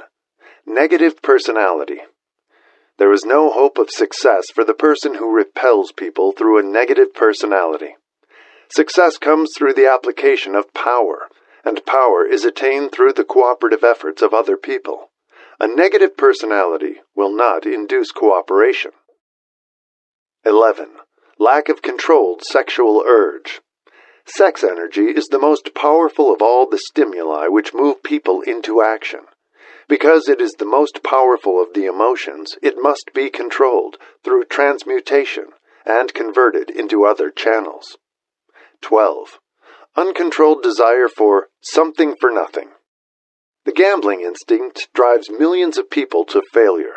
Evidence of this may be found in a study of the Wall Street crash of '29, during which millions of people tried to make money by gambling on stock margins. 13. Lack of a well-defined power of decision. Men who succeed reach decisions promptly and change them, if at all, very slowly.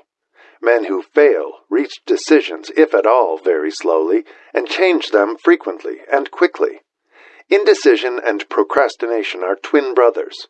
Where one is found, the other may usually be found also. Kill off this pair before they completely hog-tie you to the treadmill of failure. 14. One or more of the 6 basic fears. These fears have been analyzed for you in a later chapter. They must be mastered before you can market your services effectively. 15. Wrong selection of a mate in marriage. This is a most common cause of failure. The relationship of marriage brings people intimately into contact. Unless this relationship is harmonious, failure is likely to follow. Moreover, it will be a form of failure that is marked by misery and unhappiness, destroying all signs of ambition. 16. Overcaution. The person who takes no chances generally has to take whatever is left when others are through choosing. Overcaution is as bad as undercaution. Both are extremes to be guarded against. Life itself is filled with the element of chance. 17.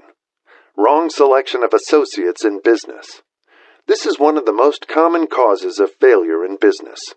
In marketing personal services, one should use great care to select an employer who will be an inspiration and who is, himself, intelligent and successful.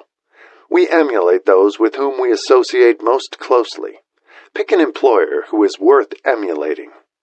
18. Superstition and prejudice. Superstition is a form of fear. It is also a sign of ignorance. Men who succeed keep open minds and are afraid of nothing. 19. Wrong selection of a vocation. No man can succeed in a line of endeavor which he does not like. The most essential step in the marketing of personal services is that of selecting an occupation into which you can throw yourself wholeheartedly. 20. Lack of concentration of effort. The jack of all trades seldom is good at any. Concentrate all of your efforts on one definite chief aim. 21. The habit of indiscriminate spending. The spendthrift cannot succeed, mainly because he stands eternally in fear of poverty. Form the habit of systematic saving by putting aside a definite percentage of your income. Money in the bank gives one a very safe foundation of courage when bargaining for the sale of personal services. Without money, one must take what one is offered, and be glad to get it. 22. Lack of enthusiasm. Without enthusiasm, one cannot be convincing. Moreover, enthusiasm is contagious, and the person who has it under control is generally welcome in any group of people. 23. Intolerance. The person with a closed mind on any subject seldom gets ahead. Intolerance means that one has stopped acquiring knowledge. The most damaging forms of intolerance are those connected with religious, racial, and political differences of opinion. 24. Intemperance. The most damaging forms of intemperance are connected with eating, strong drink, and sexual activities. Overindulgence in any of these is fatal to success. 25. Inability to cooperate with others.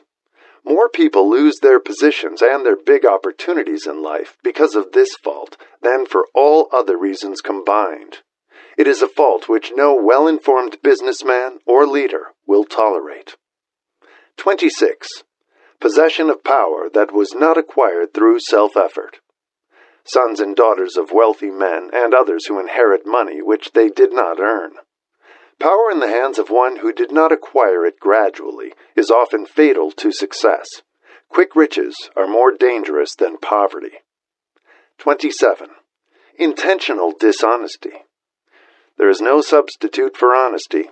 One may be temporarily dishonest by force of circumstances over which one has no control, without permanent damage. But there is no hope for the person who is dishonest by choice. Sooner or later, his deeds will catch up with him, and he will pay by loss of reputation, and perhaps even loss of liberty. 28. Egotism and vanity. These qualities serve as red lights which warn others to keep away. They are fatal to success. 29. Guessing instead of thinking. Most people are too indifferent or lazy to acquire facts with which to think accurately. They prefer to act on opinions created by guesswork or snap judgments. 30. Lack of capital. This is a common cause of failure among those who start out in business for the first time, without sufficient reserve of capital to absorb the shock of their mistakes and to carry them over until they have established a reputation. 31. Under this, name any particular cause of failure from which you have suffered that has not been included in the foregoing list. In these 30 major causes of failure is found a description of the tragedy of life, which obtains for practically every person who tries and fails. It will be helpful if you can induce someone who knows you well to go over this list with you and help to analyze you by the 30 causes of failure. It may be beneficial if you try this alone. Most people cannot see themselves as others see them. You may be one who cannot. The oldest of admonitions is, "Man, know thyself." If you market merchandise successfully, you must know the merchandise. The same is true in marketing personal services. You should know all of your weaknesses in order that you may either bridge them or eliminate them entirely. You should know your strength in order that you may call attention to it when selling your services. You can know yourself only through accurate analysis. The folly of ignorance in connection with self was displayed by a young man who applied to the manager of a well-known business for a position. He made a very good impression until the manager asked him what salary he expected. He replied that he had no fixed sum in mind, lack of a definite aim. The manager then said, "We will pay you all you are worth after we try you out for a week." "I will not accept it," the applicant replied, "because I am getting more than that where I am now employed." Before you even start to negotiate for a readjustment of your salary in your present position, or to seek employment elsewhere, be sure that you are worth more than you now receive. It is one thing to want money. Everyone wants more. But it is something entirely different to be worth more. Many people mistake their wants for their just dues. Your financial requirements or wants have nothing whatever to do with your worth. Your value is established entirely by your ability to render useful service or your capacity to induce others to render such service. Take inventory of yourself. 28 questions you should answer. Annual self-analysis is an essential in the effective marketing of personal services, as is annual inventory in merchandising.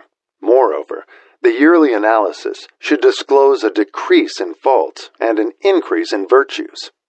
One goes ahead, stands still, or goes backward in life. One's object should be, of course, to go ahead. Annual self-analysis will disclose whether advancement has been made, and if so, how much. It will also disclose any backward steps one may have made. The effective marketing of personal services requires one to move forward, even if the progress is slow.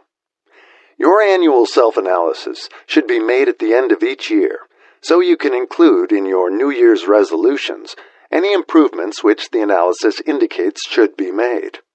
Take this inventory by asking yourself the following questions, and by checking your answers with the aid of someone who will not permit you to deceive yourself as to their accuracy. Self-analysis questionnaire for personal inventory. 1. Have I attained the goal which I established as my objective for this year? You should work with a definite yearly objective to be attained as a part of your major life objective. 2. Have I delivered service of the best possible quality of which I was capable, or could I have improved any part of this service? 3. Have I delivered service in the greatest possible quantity of which I was capable? 4. Has the spirit of my conduct been harmonious and cooperative at all times? 5. Have I permitted the habit of procrastination to decrease my efficiency, and if so, to what extent? 6. Have I improved my personality, and if so, in what ways? 7. Have I been persistent in following my plans through to completion? 8. Have I reached decisions promptly and definitely on all occasions? 9. Have I permitted any one or more of the 6 basic fears to decrease my efficiency? 10. Have I been either overcautious or undercautious? 11. Has my relationship with my associates in work been pleasant or unpleasant? If it has been unpleasant, has the fault been partly or wholly mine? 12. Have I dissipated any of my energy through lack of concentration of effort? 13. Have I been open-minded and tolerant in connection with all subjects? 14. In what way have I improved my ability to render service? 15. Have I been intemperate in any of my habits? 16. Have I expressed, either openly or secretly, any form of egotism? 17. Has my conduct toward my associates been such that it has induced them to respect me? 18. Have my opinions and decisions been based upon guesswork or accuracy of analysis and thought? 19. Have I followed the habit of budgeting my time, my expenses, and my income, and have I been conservative in these budgets? 20. How much time have I devoted to unprofitable effort, which I might have used to better advantage? 21. How may I re-budget my time and change my habits so I will be more efficient during the coming year? 22. Have I been guilty of any conduct which was not approved by my conscience? 23. In what ways have I rendered more service and better service than I was paid to render? 24. Have I been unfair to anyone, and if so, in what way? 25. If I had been the purchaser of my own services for the year, would I be satisfied with my purchase? 26. Am I in the right vocation, and if not, why not? 27. Has the purchaser of my services been satisfied with the service I have rendered, and if not, why not? 28. What is my present rating on the fundamental principles of success? Make this rating fairly and frankly, and have it checked by someone who is courageous enough to do it accurately. Having read and assimilated the information conveyed through this chapter, you are now ready to create a practical plan for marketing your personal services. In this chapter will be found an adequate description of every principle essential in planning the sale of personal services, including the major attributes of leadership, the most common causes of failure in leadership, a description of the fields of opportunity for leadership, the main causes of failure in all walks of life, and the important questions which should be used in self-analysis. This extensive and detailed presentation of accurate information has been included because it will be needed by all who must begin the accumulation of riches by marketing personal services. Those who have lost their fortunes, and those who are just beginning to earn money, have nothing but personal services to offer in return for riches. Therefore, it is essential that they have available the practical information needed to market services to best advantage. The information contained in this chapter will be of great value to all who aspire to attain leadership in any calling. It will be particularly helpful to those aiming to market their services as business or industrial executives.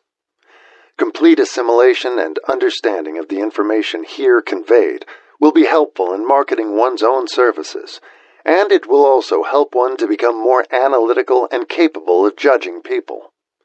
The information will be priceless to personnel directors, employment managers, and other executives charged with the selection of employees and the maintenance of efficient organizations. If you doubt this statement, test its soundness by answering in writing the 28 self-analysis questions. That might be both interesting and profitable, even though you do not doubt the soundness of the statement. Where and how one may find opportunities to accumulate riches. Now that we have analyzed the principles by which riches may be accumulated, we naturally ask, where may one find favorable opportunities to apply these principles? Very well, let us take inventory and see what the United States of America offer the person seeking riches, great or small. To begin with, let us remember, all of us, that we live in a country where every law-abiding citizen enjoys freedom of thought and freedom of deed unequaled anywhere in the world. Most of us have never taken inventory of the advantages of this freedom. We have never compared our unlimited freedom with the curtailed freedom in other countries. Here we have freedom of thought, freedom in the choice and enjoyment of education, freedom in religion, freedom in politics, freedom in the choice of a business, profession, or occupation, freedom to accumulate and own without molestation all the property we can accumulate, freedom to choose our place of residence, freedom in marriage, freedom through equal opportunity to all races, freedom of travel from one state to another, freedom in our choice of foods, and freedom to aim for any station in life for which we have prepared ourselves, even for the presidency of the United States. We have other forms of freedom, but this list will give a bird's-eye view of the most important, which constitute opportunity of the highest order. This advantage of freedom is all the more conspicuous because the United States is the only country guaranteeing to every citizen, whether native-born or naturalized, so broad and varied a list of freedom. Next, let us recount some of the blessings which our widespread freedom has placed within our hands. Take the average American family, for example, meaning the family of average income, and sum up the benefits available to every member of the family in this land of opportunity and plenty. A. Food. Next to freedom of thought and deed comes food, clothing, and shelter, the three basic necessities of life. Because of our universal freedom, the average American family has available, at its very door, the choicest selection of food to be found anywhere in the world, and at prices within its financial range. A family of two, living in the heart of Times Square district of New York City, far removed from the source of production of foods, took careful inventory of the cost of a simple breakfast, with the astonishing result. Starting with the articles of food, followed by the cost at the breakfast table. Grapefruit juice, from Florida, 2 cents. Rippled wheat breakfast food, Kansas Farm, 2 cents. Tea, from China, 2 cents. Bananas, from South America, 2.5 cents. Toasted bread, from Kansas Farm, 1 cent. Fresh country eggs, from Utah, 7 cents. Sugar, from Cuba or Utah, ½ cent. Butter and cream, from New England, 3 cents. Grand total, 20 cents. It is not very difficult to obtain food in a country where two people can have breakfast consisting of all they want or need for a dime apiece. Observe that this simple breakfast was gathered by some strange form of magic from China, South America, Utah, Kansas, and the New England states, and delivered on the breakfast table, ready for consumption, in the very heart of the most crowded city in America, at a cost well within the means of the most humble laborer. The cost included all federal, state, and city taxes. Here is a fact the politicians did not mention when they were crying out to the voters to throw their opponents out of office because the people were being taxed to death. B. Shelter. This family lives in a comfortable apartment, heated by steam, lighted with electricity, with gas for cooking, all for $65 a month. In a smaller city, or a more sparsely settled part of New York City, the same apartment could be had for as low as $20 a month. The toast they had for breakfast in the food estimate was toasted on an electric toaster, which cost but a few dollars. The apartment is cleaned with a vacuum sweeper that is run by electricity. Hot and cold water is available at all times in the kitchen and the bathroom. The food is kept cool in a refrigerator that is run by electricity. The wife curls her hair, washes her clothes, and irons them with easily operated electrical equipment on power obtained by sticking a plug in the wall. The husband shaves with an electric shaver, and they receive entertainment from all over the world, 24 hours a day if they want it, without cost, by merely turning the dial of their radio. There are other conveniences in this apartment, but the foregoing list will give a fair idea of some of the concrete evidences of the freedom we, of America, enjoy. And this is neither political nor economic propaganda. C. Clothing. Anywhere in the United States, the woman of average clothing requirements can dress very comfortably and neatly for less than $200 a year, and the average man can dress for the same, or less. Only the three basic necessities of food, clothing, and shelter have been mentioned. The average American citizen has other privileges and advantages available in return for modest effort, not exceeding 8 hours per day of labor. Among these is the privilege of automobile transportation, with which one can go and come at will, at very small cost. The average American has security of property rights not found in any other country in the world. He can place his surplus money in a bank with the assurance that his government will protect it and make good to him if the bank fails. If an American citizen wants to travel from one state to another, he needs no passport, no one's permission. He may go when he pleases and return at will. Moreover, he may travel by train, private automobile, bus, airplane, or ship, as his pocketbook permits. In Germany, Russia, Italy, and most of the other European and Oriental countries, the people cannot travel with so much freedom and at so little cost. The miracle that has provided these blessings. We often hear politicians proclaiming the freedom of America when they solicit votes, but seldom do they take the time or devote sufficient effort to the analysis of the source or nature of this freedom. Having no axe to grind, no grudge to express, no ulterior motives to be carried out, I have the privilege of going into a frank analysis of that mysterious, abstract, greatly misunderstood something which gives to every citizen of America more blessings, more opportunities to accumulate wealth, more freedom of every nature than may be found in any other country. I have the right to analyze the source and nature of this unseen power because I know, and have known for more than a quarter of a century, many of the men who organized that power, and many who are now responsible for its maintenance. The name of this mysterious benefactor of mankind is capital. Capital consists not alone of money, but more particularly of highly organized, intelligent groups of men who plan ways and means of using money efficiently for the good of the public and profitably to themselves. These groups consist of scientists, educators, chemists, inventors, business analysts, publicity men, transportation experts, accountants, lawyers, doctors, and both men and women who have highly specialized knowledge in all fields of industry and business. They pioneer, experiment, and blaze trails in new fields of endeavor. They support colleges, hospitals, public schools, build good roads, publish newspapers, pay most of the cost of government, and take care of the multitudinous detail essential to human progress. Stated briefly, the capitalists are the brains of civilization because they supply the entire fabric of which all education, enlightenment, and human progress consists. Money without brains always is dangerous. Properly used, it is the most important essential of civilization. The simple breakfast here described could not have been delivered to the New York family at a dime each, or at any other price, if organized capital had not provided the machinery, the ships, the railroads, and the huge armies of trained men to operate them.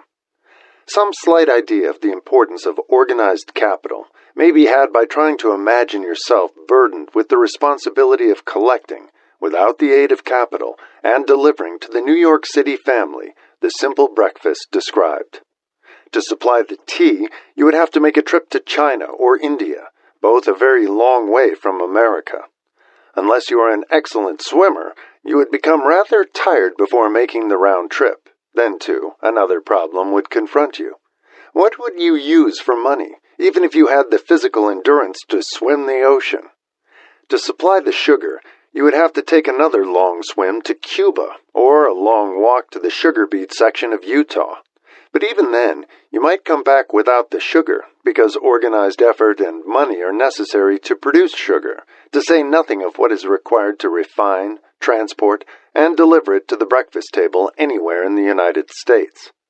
The eggs you could deliver easily enough from the barnyards near New York City, but you would have a very long walk to Florida and return before you could serve the 2 glasses of grapefruit juice. You would have another long walk to Kansas or one of the other wheat-growing states when you went after the 4 slices of wheat bread. The rippled wheat biscuits would have to be omitted from the menu because they would not be available except through the labor of a trained organization of men and suitable machinery, all of which call for capital. While resting, you could take off for another little swim down to South America, where you would pick up a couple of bananas, and on your return, you could take a short walk to the nearest farm having a dairy and pick up some butter and cream. Then your New York City family would be ready to sit down and enjoy breakfast, and you could collect your 2 dimes for your labor. Seems absurd, doesn't it? Well, the procedure described would be the only possible way these simple items of food could be delivered to the heart of New York City if we had no capitalistic system. The sum of money required for the building and maintenance of the railroads and steamships used in the delivery of that simple breakfast is so huge that it staggers one's imagination. It runs into hundreds of millions of dollars, not to mention the armies of trained employees required to man the ships and trains. But transportation is only a part of the requirements of modern civilization in capitalistic America. Before there can be anything to haul, something must be grown from the ground or manufactured and prepared for market. This calls for more millions of dollars for equipment, machinery, boxing, marketing, and for the wages of millions of men and women. Steamships and railroads do not spring up from the earth and function automatically. They come in response to the call of civilization, through the labor and ingenuity and organizing ability of men who have imagination, faith, enthusiasm, decision, persistence. These men are known as capitalists. They are motivated by the desire to build, construct, achieve, render useful service, earn profits, and accumulate riches. And, because they render service without which there would be no civilization, they put themselves in the way of great riches. Just to keep the record simple and understandable, I will add that these capitalists are the selfsame men of whom most of us have heard soapbox orators speak. They are the same men to whom radicals, racketeers, dishonest politicians, and grafting labor leaders refer to as the predatory interests, or Wall Street. I am not attempting to present a brief for or against any group of men or any system of economics. I am not attempting to condemn collective bargaining when I refer to grafting labor leaders, nor do I aim to give a clean bill of health to all individuals known as capitalists. The purpose of this book, a purpose to which I have faithfully devoted over a quarter of a century, is to present to all who want the knowledge the most dependable philosophy through which individuals may accumulate riches in whatever amounts they desire. I have here analyzed the economic advantages of the capitalistic system for the twofold purpose of showing 1.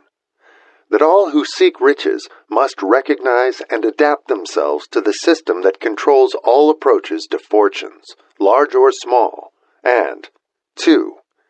To present the side of the picture opposite to that being shown by politicians and demagogues who deliberately becloud the issues they bring up by referring to organized capital as if it were something poisonous. This is a capitalistic country. It was developed through the use of capital. And we who claim the right to partake of the blessings of freedom and opportunity, we who seek to accumulate riches here, may as well know that neither riches nor opportunity would be available to us if organized capital had not provided these benefits. For more than 20 years, it has been a somewhat popular and growing pastime for radicals, self-seeking politicians, racketeers, crooked labor leaders, and on occasion religious leaders to take potshots at Wall Street, the money changers, and big business. The practice became so general that we witnessed during the business depression the unbelievable sight of high government officials lining up with the cheap politicians and labor leaders with the openly avowed purpose of throttling the system which has made industrial America the richest country on earth. The lineup was so general and so well organized that it prolonged the worst depression America has ever known.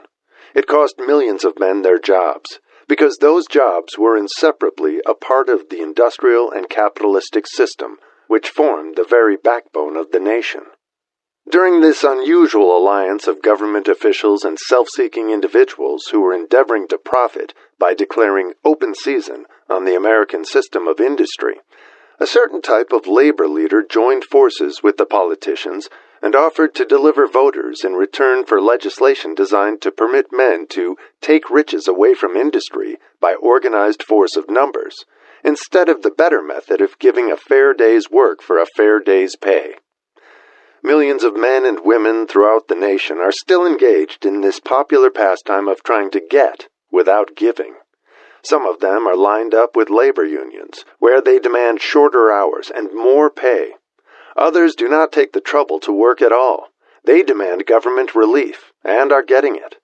Their idea of their rights of freedom was demonstrated in New York City, where violent complaint was registered with the postmaster by a group of relief beneficiaries, because the postman awakened them at 7:30 a.m. to deliver government relief checks.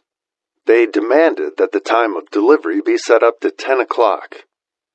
If you are one of those who believe that riches can be accumulated by the mere act of men who organize themselves into groups and demand more pay for less service, if you are one of those who demand government relief without early morning disturbance when the money is delivered to you, if you are one of those who believe in trading their votes to politicians in return for the passing of laws which permit the raiding of the public treasury, you may rest securely on your belief, with certain knowledge that no one will disturb you, because this is a free country, where every man may think as he pleases, where nearly everybody can live with but little effort, where many may live well without doing any work whatsoever. However, you should know the full truth concerning this freedom of which so many people boast and so few understand. As great as it is, as far as it reaches, as many privileges as it provides, it does not and cannot bring riches without effort. There is but one dependable method of accumulating and legally holding riches, and that is by rendering useful service. No system has ever been created by which men can legally acquire riches through mere force of numbers, or without giving in return an equivalent value of one form or another. There is a principle known as the law of economics. This is more than a theory. It is a law no man can beat. Mark well the name of the principle, and remember it, because it is far more powerful than all the politicians and political machines. It is above and beyond the control of all the labor unions. It cannot be swayed, nor influenced, nor bribed by racketeers or self-appointed leaders in any calling. Moreover, it has an all-seeing eye and a perfect system of bookkeeping, in which it keeps an accurate account of the transactions of every human being engaged in the business of trying to get without giving. Sooner or later its auditors come around, look over the records of individuals both great and small, and demand an accounting. Wall Street, big business, capital predatory interests, or whatever name you choose to give the system which has given us American freedom, represents a group of men who understand, respect, and adapt themselves to this powerful law of economics. Their financial continuation depends upon their respecting the law. Most people living in America like this country, its capitalistic system and all. I must confess I know of no better country where one may find greater opportunities to accumulate riches. Judging by their acts and deeds, there are some in this country who do not like it. That, of course, is their privilege. If they do not like this country, its capitalistic system, its boundless opportunities, they have the privilege of clearing out. Always there are other countries, such as Germany, Russia, and Italy, where one may try one's hand at enjoying freedom and accumulating riches, providing one is not too particular. America provides all the freedom and all the opportunity to accumulate riches that any honest person may acquire. When one goes hunting for game, one selects hunting grounds where game is plentiful. When seeking riches, the same rule would naturally obtain. If it is riches you are seeking, do not overlook the possibilities of a country whose citizens are so rich that women alone spend over $200 million annually for lipsticks, rouge, and cosmetics. Think twice, you who are seeking riches, before trying to destroy the capitalistic system of a country whose citizens spend over $50 million a year for greeting cards with which to express their appreciation of their freedom. If it is money you are seeking, consider carefully a country that spends hundreds of millions of dollars annually for cigarettes, the bulk of the income from which goes to only 4 major companies engaged in supplying this national builder of nonchalance and quiet nerves. By all means, give plenty of consideration to a country whose people spend annually more than $15 million for the privilege of seeing moving pictures, and toss in a few additional millions for liquor, narcotics, and other less potent soft drinks and giggle waters. Do not be in too big a hurry to get away from a country whose people willingly, even eagerly, hand over millions of dollars annually for football, baseball, and prize fights. And, by all means, stick by a country whose inhabitants give up more than $1 million a year for chewing gum, and another $1 million for safety razor blades. Remember also that this is but the beginning of the available sources for the accumulation of wealth. Only a few of the luxuries and non-essentials have been mentioned, but remember that the business of producing, transporting, and marketing these few items of merchandise gives regular employment to many millions of men and women who receive for their services many millions of dollars monthly and spend it freely for both the luxuries and the necessities. Especially remember that back of all this exchange of merchandise and personal services may be found an abundance of opportunity to accumulate riches. Here, our American freedom comes to one's aid. There is nothing to stop you, or anyone from engaging in any portion of the effort necessary to carry on these businesses. If one has superior talent, training, experience, one may accumulate riches in large amounts. Those not so fortunate may accumulate smaller amounts. Anyone may earn a living in return for a very nominal amount of labor. So, there you are. Opportunity has spread its wares before you. Step up to the front. Select what you want. Create your plan. Put the plan into action and follow through with persistence. Capitalistic America will do the rest. You can depend upon this much. Capitalistic America ensures every person the opportunity to render useful service and to collect riches in proportion to the value of the service. The system denies no one this right, but it does not and cannot promise something for nothing, because the system itself is irrevocably controlled by the law of economics, which neither recognizes nor tolerates for long getting without giving. The law of economics was passed by nature. There is no Supreme Court to which violators of this law may appeal. The law hands out both penalties for its violation and appropriate rewards for its observance, without interference or the possibility of interference by any human being. The law cannot be repealed. It is as fixed as the stars in the heavens, and subject to, and a part of the same system that controls the stars. May one refuse to adapt oneself to the law of economics? Certainly, this is a free country, where all men are born with equal rights, including the privilege of ignoring the law of economics. What happens then?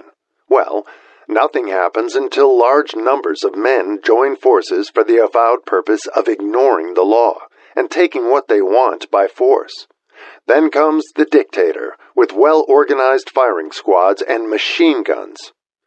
We have not yet reached that stage in America, but we have heard all we want to know about how the system works. Perhaps we shall be fortunate enough not to demand personal knowledge of so gruesome a reality. Doubtless, we shall prefer to continue with our freedom of speech, freedom of deed, and freedom to render useful service in return for riches. The practice by government officials of extending to men and women the privilege of raiding the public treasury in return for votes sometimes results in election.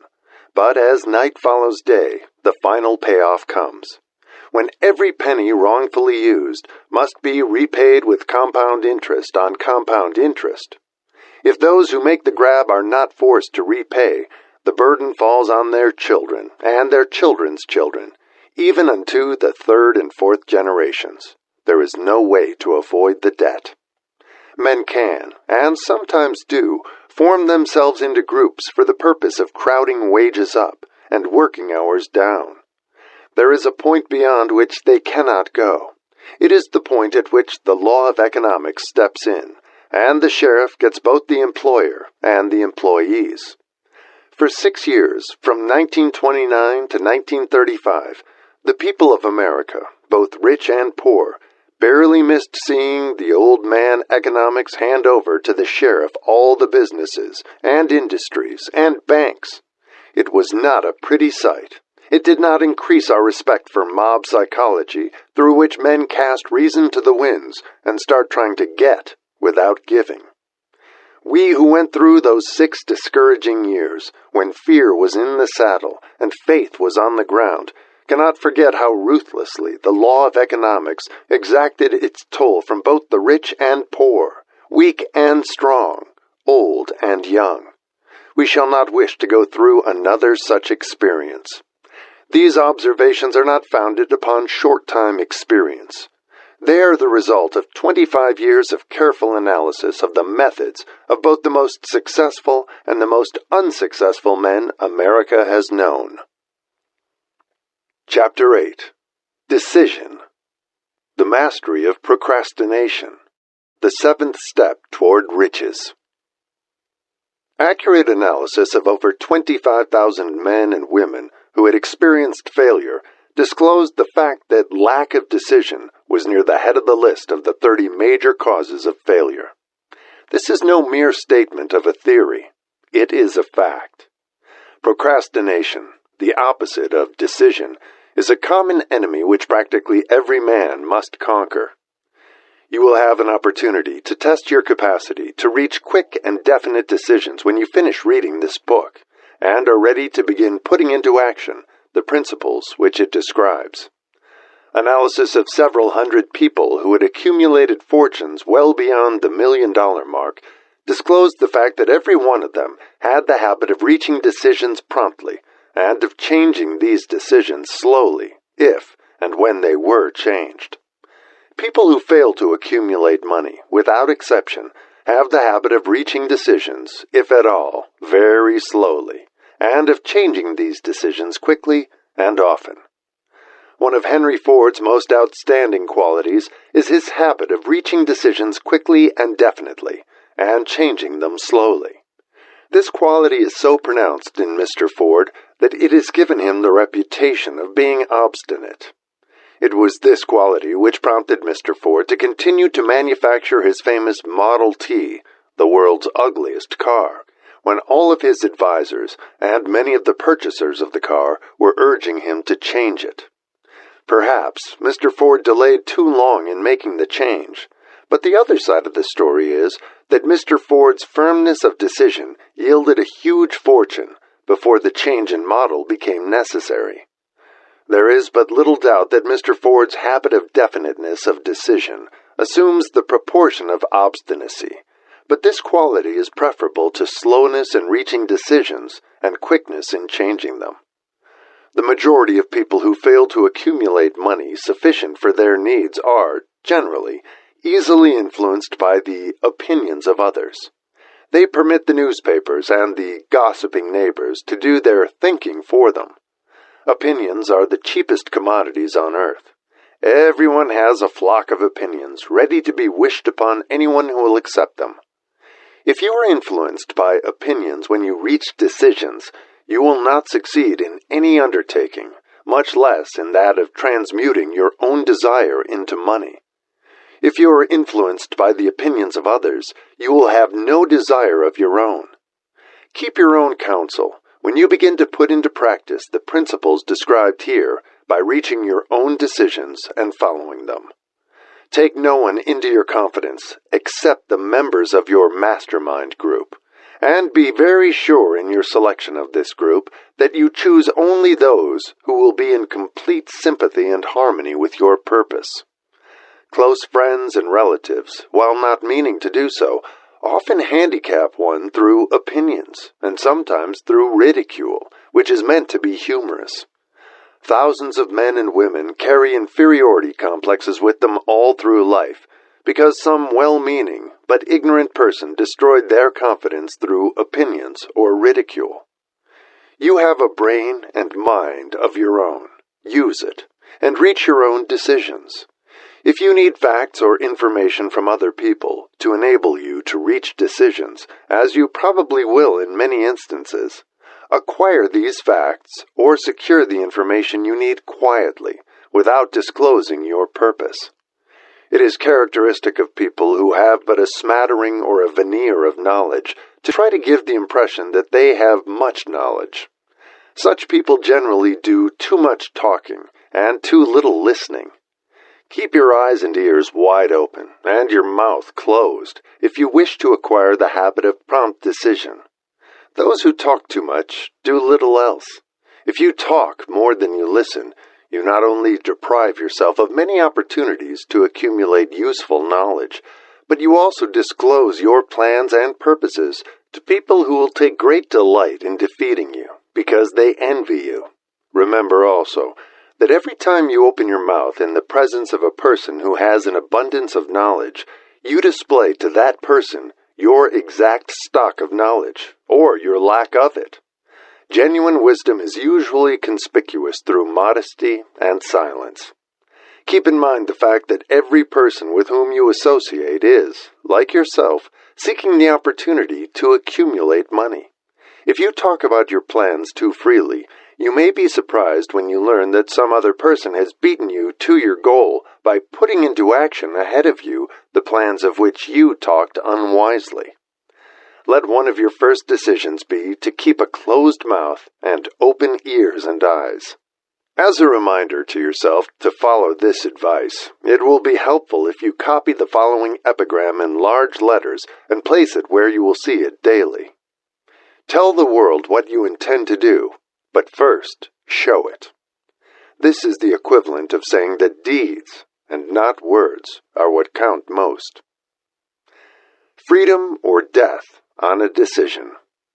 The value of decisions depends upon the courage required to render them. The great decisions, which served as the foundation of civilization, were reached by assuming great risks, which often meant the possibility of death. Lincoln's decision to issue his famous Proclamation of Emancipation, which gave freedom to the colored people of America, was rendered with full understanding that his act would turn thousands of friends and political supporters against him. He knew, too, that the carrying out of that proclamation would mean death to thousands of men on the battlefield. In the end, it cost Lincoln his life. That required courage. Socrates' decision to drink the cup of poison rather than compromise in his personal belief was a decision of courage. It turned time ahead 1,000 years and gave to people then unborn the right to freedom of thought and of speech. The decision of General Robert E. Lee, when he came to the parting of the way with the Union and took up the cause of the South, was a decision of courage, for he well knew that it might cost him his own life, that it would surely cost the lives of others. But the greatest decision of all time, as far as any American citizen is concerned, was reached in Philadelphia, July 4th, 1776, when 56 men signed their names to a document, which they well knew would bring freedom to all Americans, or leave every one of the 56 hanging from a gallows. You have heard of this famous document, but you may not have drawn from it the great lesson in personal achievement it so plainly taught.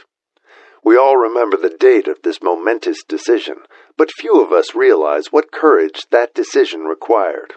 We remember our history as it was taught. We remember dates and the names of the men who fought. We remember Valley Forge and Yorktown. We remember George Washington and Lord Cornwallis. But we know little of the real forces back of these names, dates, and places. We know still less of that intangible power which ensured us freedom long before Washington's armies reached Yorktown. We read the history of the Revolution and falsely imagine that George Washington was the father of our country, that it was he who won our freedom, while the truth is, Washington was only an accessory after the fact, because victory for his armies had been ensured long before Lord Cornwallis surrendered. This is not intended to rob Washington of any of the glory he so richly merited. Its purpose, rather, is to give greater attention to the astounding power that was the real cause of his victory. It is nothing short of tragedy that the writers of history have missed entirely even the slightest reference to the irresistible power which gave birth and freedom to the nation destined to set up new standards of independence for all the peoples of the earth.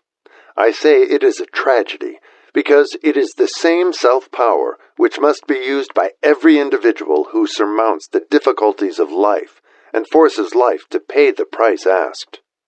Let us briefly review the events which gave birth to this power. The story begins with an incident in Boston, March 5th, 1770. British soldiers were patrolling the streets, by their presence openly threatening the citizens. The colonists resented armed men marching in their midst. They began to express their resentment openly, hurling stones as well as epithets at the marching soldiers until the commanding officer gave orders. "Fix bayonets! Charge!" The battle was on. It resulted in the death and injury of many. The incident aroused such resentment that the Provincial Assembly, made up of prominent colonists, called a meeting for the purpose of taking definite action. Two of the members of that assembly were John Hancock and Samuel Adams. Long live their names. They spoke up courageously and declared that a move must be made to eject all British soldiers from Boston. Remember this, a decision in the minds of two men might properly be called the beginning of the freedom which we, of the United States, now enjoy. Remember, too, that the decision of these two men called for faith and courage because it was dangerous.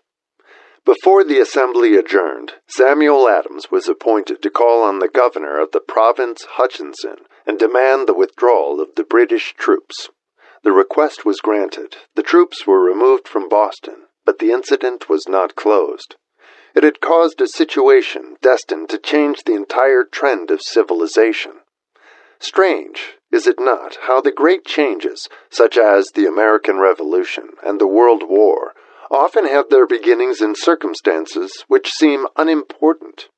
It is interesting, also, to observe that these important changes usually begin in the form of a definite decision in the minds of a relatively small number of people. Few of us know the history of our country well enough to realize that John Hancock, Samuel Adams, and Richard Henry Lee of the province of Virginia were the real fathers of our country. Richard Henry Lee became an important factor in this story by reason of the fact that he and Samuel Adams communicated frequently by correspondence, sharing freely their fears and their hopes concerning the welfare of the people of their provinces. From this practice, Adams conceived the idea that a mutual exchange of letters between the 13 colonies might help to bring about the coordination of effort so badly needed in connection with the solution of their problems. 2 years after the clash with the soldiers in Boston, March 72, Adams presented this idea to the Assembly in the form of a motion that a correspondence committee be established among the colonies with definitely appointed correspondents in each colony for the purpose of friendly cooperation for the betterment of the colonies of British America. Mark well this incident. It was the beginning of the organization of the far-flung power destined to give freedom to you and to me. The mastermind had already been organized. It consisted of Adams, Lee, and Hancock. I tell you further that if two of you agree upon the earth concerning anything for which you ask, it will come to you from my Father, who is in heaven. The Committee of Correspondence was organized, observed that this move provided the way for increasing the power of the mastermind by adding to it men from all the colonies. Take notice that this procedure constituted the first organized planning of the disgruntled colonists. In union there is strength. The citizens of the colonies had been waging disorganized warfare against the British soldiers through incidents similar to the Boston riot, but nothing of benefit had been accomplished. Their individual grievances had not been consolidated under one mastermind. No group of individuals had put their hearts, minds, souls, and bodies together in one definite decision to settle their difficulty with the British once and for all, until Adams, Hancock, and Lee got together. Meanwhile, the British were not idle. They too were doing some planning and masterminding on their own account, with the advantage of having back of them money and organized soldiery. The Crown appointed Gage to supplant Hutchinson as the governor of Massachusetts. One of the new governor's first acts was to send a messenger to call on Samuel Adams for the purpose of endeavoring to stop his opposition by fear. We can best understand the spirit of what happened by quoting the conversation between Colonel Fenton, the messenger sent by Gage, and Adams. Colonel Fenton: I have been authorized by Governor Gage to assure you, Mr. Adams, that the governor has been empowered to confer upon you such benefits as would be satisfactory. Endeavor to win Adams by promise of bribes, upon the condition that you engage to cease in your opposition to the measures of the government. It is the governor's advice to you, sir, not to incur the further displeasure of His Majesty. Your conduct has been such as makes you liable to penalties of an act of Henry VIII, by which persons can be sent to England for trial for treason, or misprision of treason, at the discretion of a governor of a province. But, by changing your political course, you will not only receive great personal advantages, but you will make your peace with the king. Samuel Adams had the choice of two decisions. He could cease his opposition and receive personal bribes, or he could continue and run the risk of being hanged. Clearly, the time had come when Adams was forced to reach instantly a decision which could have cost his life. The majority of men would have found it difficult to reach such a decision. The majority would have sent back an evasive reply, but not Adams. He insisted upon Colonel Fenton's word of honor that the colonel would deliver to the governor the answer exactly as Adams would give it to him. Adams' answer: Then you may tell Governor Gage that I trust I have long since made my peace with the King of Kings. No personal consideration shall induce me to abandon the righteous cause of my country. And tell Governor Gage it is the advice of Samuel Adams to him no longer to insult the feelings of an exasperated people. Comment as to the character of this man seems unnecessary. It must be obvious to all who read this astounding message that its sender possessed loyalty of the highest order. This is important. Racketeers and dishonest politicians have prostituted the honor for which such men as Adams died. When Governor Gage received Adams' caustic reply, he flew into a rage and issued a proclamation which read, I do hereby, in His Majesty's name, offer and promise His most gracious pardon to all persons who shall forthwith lay down their arms and return to the duties of peaceable subjects, excepting only from the benefit of such pardon Samuel Adams and John Hancock, whose offenses are of too flagitious a nature to admit of any other consideration but that of condign punishment.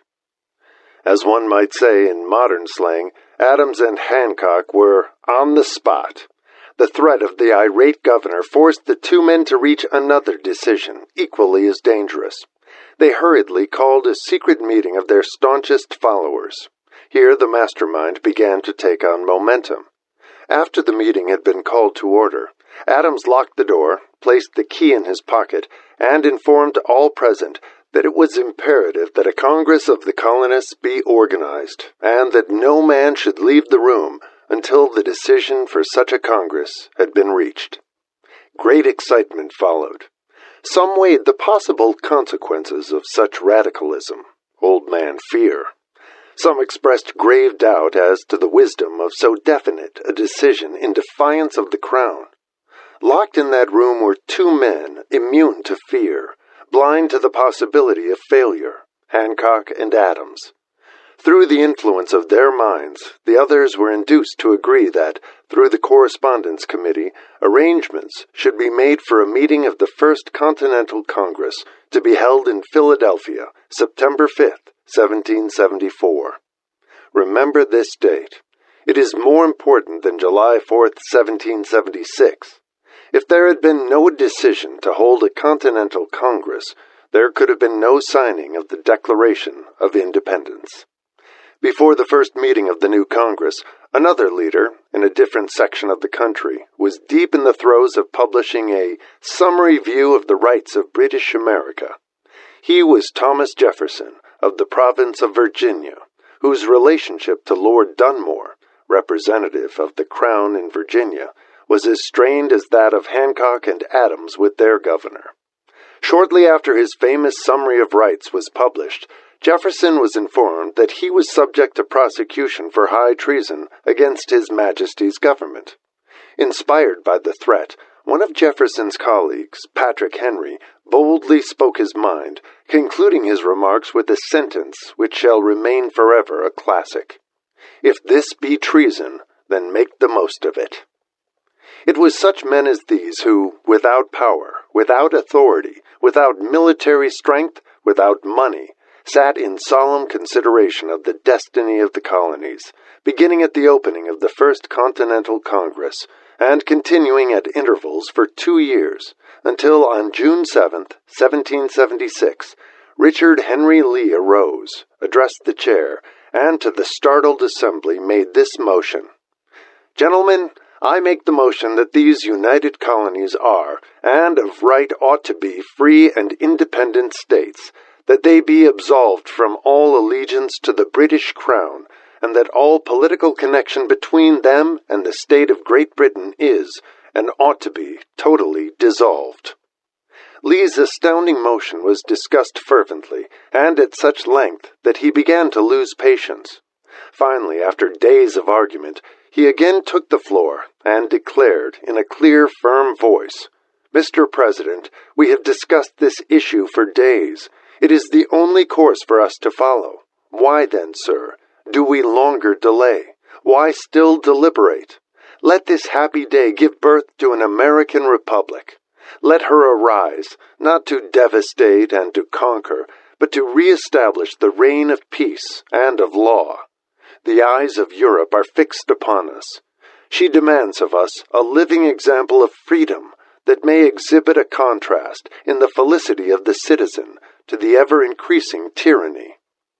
Before his motion was finally voted upon, Lee was called back to Virginia because of serious family illness, but before leaving, he placed his cause in the hands of his friend, Thomas Jefferson, who promised to fight until favorable action was taken. Shortly thereafter, the President of the Congress, Hancock, appointed Jefferson as chairman of a committee to draw up a Declaration of Independence. Long and hard the committee labored on a document which would mean, when accepted by the Congress, that every man who signed it would be signing his own death warrant should the colonies lose in the fight with Great Britain, which was sure to follow. The document was drawn, and on June 28th, the original draft was read before the Congress. For several days it was discussed, altered, and made ready. On July 4th, 1776, Thomas Jefferson stood before the Assembly and fearlessly read the most momentous decision ever placed upon paper. "When in the course of human events it is necessary for one people to dissolve the political bands which have connected them with another, and to assume, among the powers of the earth, the separate and equal station to which the laws of nature and of nature's God entitle them, a decent respect to the opinions of mankind requires that they should declare the causes which impel them to the separation." When Jefferson finished, the document was voted upon, accepted, and signed by the 56 men, every one staking his own life upon his decision to write his name. By that decision came into existence a nation destined to bring to mankind forever the privilege of making decisions. By decisions made in a similar spirit of faith, and only by such decisions can men solve their personal problems and win for themselves high estates of material and spiritual wealth. Let us not forget this. Analyze the events which led to the Declaration of Independence, and be convinced that this nation, which now holds a position of commanding respect and power among all nations of the world, was born of a decision created by a mastermind consisting of 56 men. Note well the fact that it was their decision which ensured the success of Washington's armies, because the spirit of that decision was in the heart of every soldier who fought with him, and served as a spiritual power which recognizes no such thing as failure. Note also, with great personal benefit, that the power which gave this nation its freedom is the self-same power that must be used by every individual who becomes self-determining. This power is made up of the principles described in this book. It will not be difficult to detect in the story of the Declaration of Independence at least 6 of these principles: desire, decision, faith, persistence, the mastermind, and organized planning. Throughout this philosophy will be found the suggestion that thought, backed by strong desire, has a tendency to transmute itself into its physical equivalent. Before passing on, I wish to leave you with the suggestion that one may find in this story, and in the story of the organization of the United States Steel Corporation, a perfect description of the method by which thought makes this astounding transformation. In your search for the secret of the method, do not look for a miracle, because you will not find it. You will find only the eternal laws of nature. These laws are available to every person who has the faith and the courage to use them. They may be used to bring freedom to a nation, or to accumulate riches. There is no charge save the time necessary to understand and appropriate them. Those who reach decisions promptly and definitely know what they want, and generally get it. The leaders in every walk of life decide quickly and firmly. That is the major reason why they are leaders. The world has the habit of making room for the man whose words and actions show that he knows where he is going. Indecision is a habit which usually begins in youth. The habit takes on permanency as the youth goes through graded school, high school, and even through college, without definiteness of purpose. The major weakness of all educational systems is that they neither teach nor encourage the habit of definite decision. It would be beneficial if no college would permit the enrollment of any student unless and until the student declared his major purpose in matriculating. It would be of still greater benefit if every student who enters the graded schools were compelled to accept training in the habit of decision, and forced to pass a satisfactory examination on this subject before being permitted to advance in the grades. The habit of indecision, acquired because of the deficiencies of our school systems, goes with the student into the occupation he chooses, if, in fact, he chooses his occupation. Generally, the youth just out of school seeks any job that can be found. He takes the first place he finds, because he has fallen into the habit of indecision. 98 out of every 100 people working for wages today are in the positions they hold because they lack the definiteness of decision to plan a definite position, and the knowledge of how to choose an employer. Definiteness of decision always requires courage, sometimes very great courage. The 56 men who signed the Declaration of Independence staked their lives on the decision to affix their signatures to that document. The person who reaches a definite decision to procure the particular job and make life pay the price he asks does not stake his life on that decision. He stakes his economic freedom. Financial independence, riches, desirable business and professional positions are not within reach of the person who neglects or refuses to expect, plan, and demand these things. The person who desires riches in the same spirit that Samuel Adams desired freedom for the colonies is sure to accumulate wealth. In the chapter on organized planning, you will find complete instructions for marketing every type of personal services. You will find also detailed information on how to choose the employer you prefer and the particular job you desire. These instructions will be of no value to you unless you definitely decide to organize them into a plan of action. Chapter 9. Persistence. The sustained effort necessary to induce faith. The eighth step toward riches. Persistence is an essential factor in the procedure of transmuting desire into its monetary equivalent. The basis of persistence is the power of will. Willpower and desire, when properly combined, make an irresistible pair. Men who accumulate great fortunes are generally known as cold-blooded and sometimes ruthless. Often they are misunderstood. What they have is willpower, which they mix with persistence and place back of their desires to ensure the attainment of their objectives. Henry Ford has been generally misunderstood to be ruthless and cold-blooded. This misconception grew out of Ford's habit of following through in all of his plans with persistence. The majority of people are ready to throw their aims and purposes overboard and give up at the first sign of opposition or misfortune. A few carry on despite all opposition until they attain their goal. These few are the Fords, Carnegies, Rockefellers, and Edisons. There may be no heroic connotation to the word persistence, but the quality is to the character of man what carbon is to steel. The building of a fortune, generally, involves the application of the entire 13 factors of this philosophy. These principles must be understood. They must be applied with persistence by all who accumulate money. If you are following this book with the intention of applying the knowledge it conveys, your first test as to your persistence will come when you begin to follow the 6 steps described in the 2nd chapter. Unless you are one of the 2 out of every 100 who already have a definite goal at which you are aiming and a definite plan for its attainment, you may read the instructions and then pass on with your daily routine and never comply with those instructions. The author is checking you up at this point because lack of persistence is one of the major causes of failure.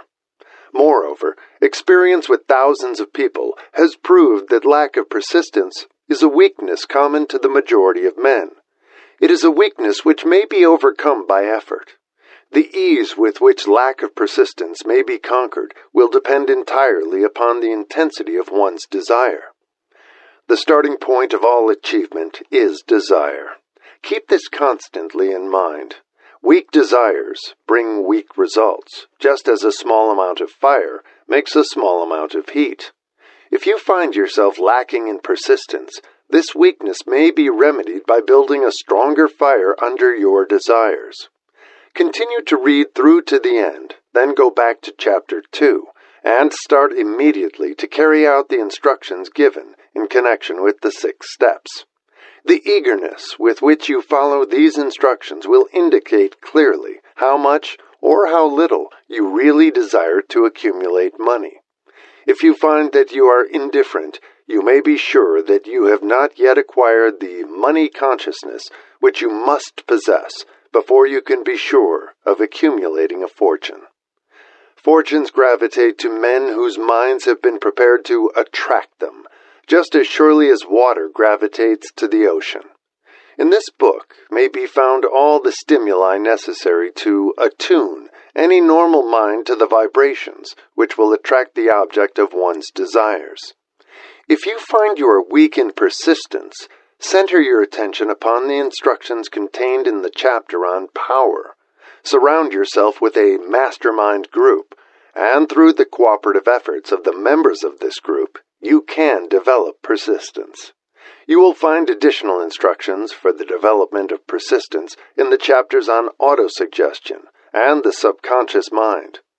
Follow the instructions outlined in these chapters until your habit nature hands over to your subconscious mind a clear picture of the object of your desire.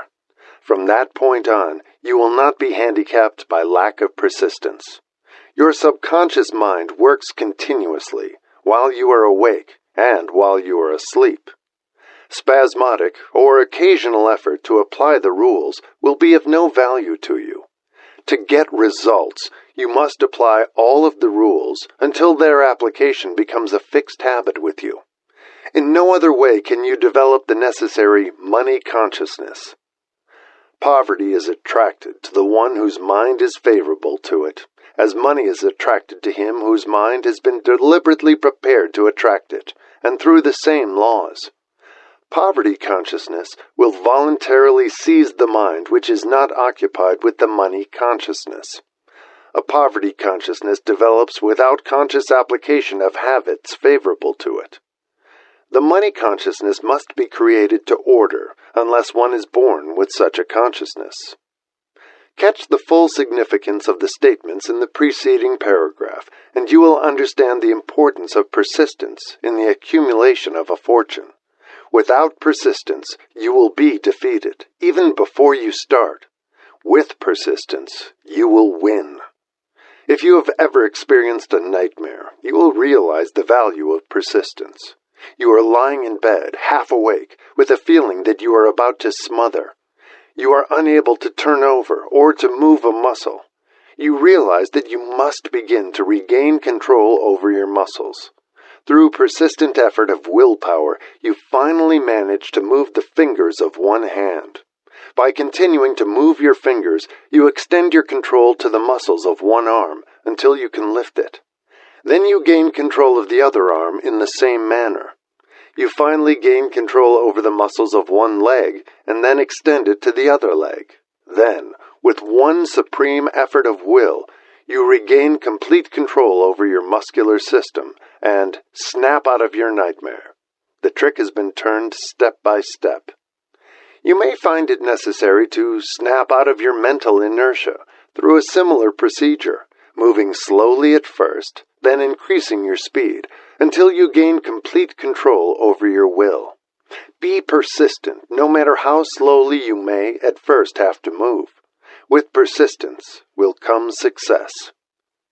If you select your mastermind group with care, you will have in it at least one person who will aid you in the development of persistence.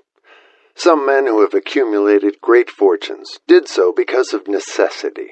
They developed the habit of persistence because they were so closely driven by circumstances that they had to become persistent. There is no substitute for persistence. It cannot be supplanted by any other quality. Remember this, and it will hearten you in the beginning when the going may seem difficult and slow. Those who have cultivated the habit of persistence seem to enjoy insurance against failure. No matter how many times they are defeated, they finally arrive up toward the top of the ladder. Sometimes it appears that there is a hidden guide whose duty is to test men through all sorts of discouraging experiences. Those who pick themselves up after defeat and keep on trying arrive, and the world cries, "Bravo! I knew you could do it." The hidden guide lets no one enjoy great achievement without passing the persistence test. Those who can't take it simply do not make the grade. Those who can take it are bountifully rewarded for their persistence. They receive as their compensation whatever goal they are pursuing. That is not all. They receive something infinitely more important than material compensation. The knowledge that every failure brings with it the seed of an equivalent advantage. There are exceptions to this rule. A few people know from experience the soundness of persistence. They are the ones who have not accepted defeat as being anything more than temporary. They are the ones whose desires are so persistently applied that defeat is finally changed into victory. We who stand on the sidelines of life see the overwhelmingly large number who go down in defeat, never to rise again. We see the few who take the punishment of defeat as an urge to greater effort. These, fortunately, never learn to accept life's reverse gear. But what we do not see, what most of us never suspect of existing, is the silent but irresistible power which comes to the rescue of those who fight on in the face of discouragement. If we speak of this power at all, we call it persistence, and let it go at that. One thing we all know, if one does not possess persistence, one does not achieve noteworthy success in any calling. As these lines are being written, I look up from my work and see before me, less than a block away, the great mysterious Broadway, the graveyard of dead hopes, and the front porch of opportunity. From all over the world, people have come to Broadway, seeking fame, fortune, power, love, or whatever it is that human beings call success. Once in a great while, someone steps out from the long procession of seekers, and the world hears that another person has mastered Broadway. But Broadway is not easily nor quickly conquered. She acknowledges talent, recognizes genius, pays off in money, only after one has refused to quit. Then we know he has discovered the secret of how to conquer Broadway. The secret is always inseparably attached to one word: persistence. The secret is told in the struggle of Fannie Hurst, whose persistence conquered the Great White Way. She came to New York in 1915 to convert writing into riches. The conversion did not come quickly, but it came. For 4 years, Miss Hurst learned about the sidewalks of New York from first-hand experience. She spent her days laboring and her nights hoping. When hope grew dim, she did not say, "All right, Broadway, you win." She said, "Very well, Broadway, you may whip some, but not me. I'm going to force you to give up." One publisher, the Saturday Evening Post, sent her 36 rejection slips before she broke the ice and got a story across. The average writer, like the average in other walks of life, would have given up the job when the first rejection slip came. She pounded the pavements for 4 years to the tune of the publisher's no, because she was determined to win. Then came the payoff. The spell had been broken. The unseen guide had tested Fannie Hurst, and she could take it. From that time on, publishers had a beaten path to her door. Money came so fast she hardly had time to count it. Then the moving picture men discovered her, and money came not in small change, but in floods. The moving picture rights to her latest novel, Great Laughter, brought $100,000, said to be the highest price ever paid for a story before publication. Her royalties from the sale of the book probably will run much more. Briefly, you have a description of what persistence is capable of achieving. Fannie Hurst is no exception. Wherever men and women accumulate great riches, you may be sure they first acquired persistence. Broadway will give any beggar a cup of coffee and a sandwich, but it demands persistence of those who go after the big stakes. Kate Smith will say amen when she reads this. For years she sang, without money and without price, before any microphone she could reach. Broadway said to her, "Come and get it, if you can take it." She did take it, until one happy day Broadway got tired and said, "Oh, what's the use? You don't know when you're whipped, so name your price and go to work in earnest."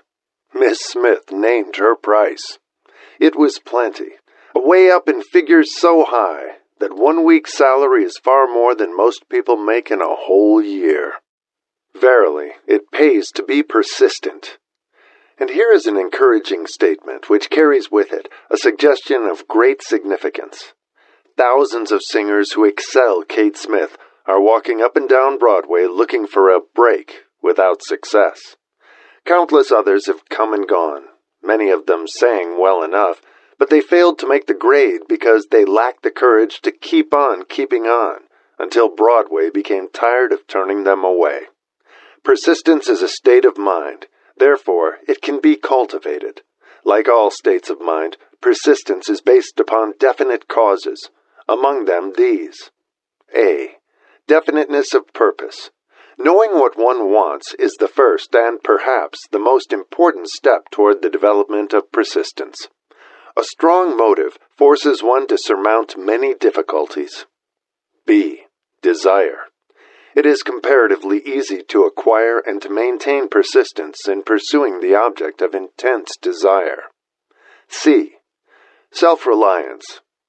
Belief in one's ability to carry out a plan encourages one to follow the plan through with persistence.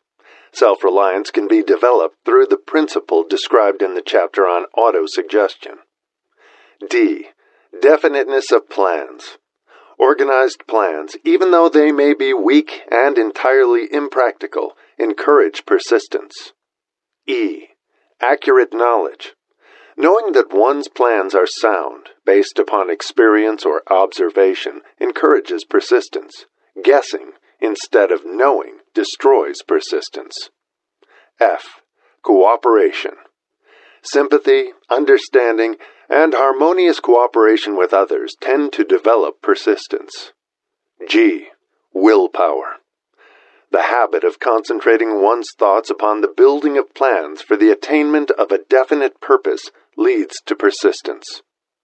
H. Habit. Persistence is the direct result of habit. The mind absorbs and becomes a part of the daily experiences upon which it feeds.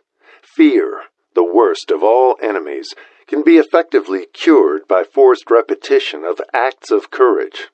Everyone who has seen active service in war knows this. Before leaving the subject of persistence, take inventory of yourself and determine in what particular, if any, you are lacking in this essential quality. Measure yourself courageously, point by point, and see how many of the 8 factors of persistence you lack. The analysis may lead to discoveries that will give you a new grip on yourself. Symptoms of lack of persistence. Here you will find the real enemies which stand between you and noteworthy achievement. Here you will find not only the symptoms indicating weakness of persistence, but also the deeply seated subconscious causes of this weakness. Study the list carefully and face yourself squarely if you really wish to know who you are and what you are capable of doing. These are the weaknesses which must be mastered by all who accumulate riches. Number 1. Failure to recognize and to clearly define exactly what one wants. 2. Procrastination, with or without cause, usually backed up with a formidable array of alibis and excuses. 3. Lack of interest in acquiring specialized knowledge. 4. Indecision, the habit of passing the buck on all occasions instead of facing issues squarely, also backed by alibis. 5. The habit of relying upon alibis instead of creating definite plans for the solution of problems. 6. Self-satisfaction. There is but little remedy for this affliction, and no hope for those who suffer from it. 7. Indifference. Usually reflected in one's readiness to compromise on all occasions, rather than meet opposition and fight it. 8.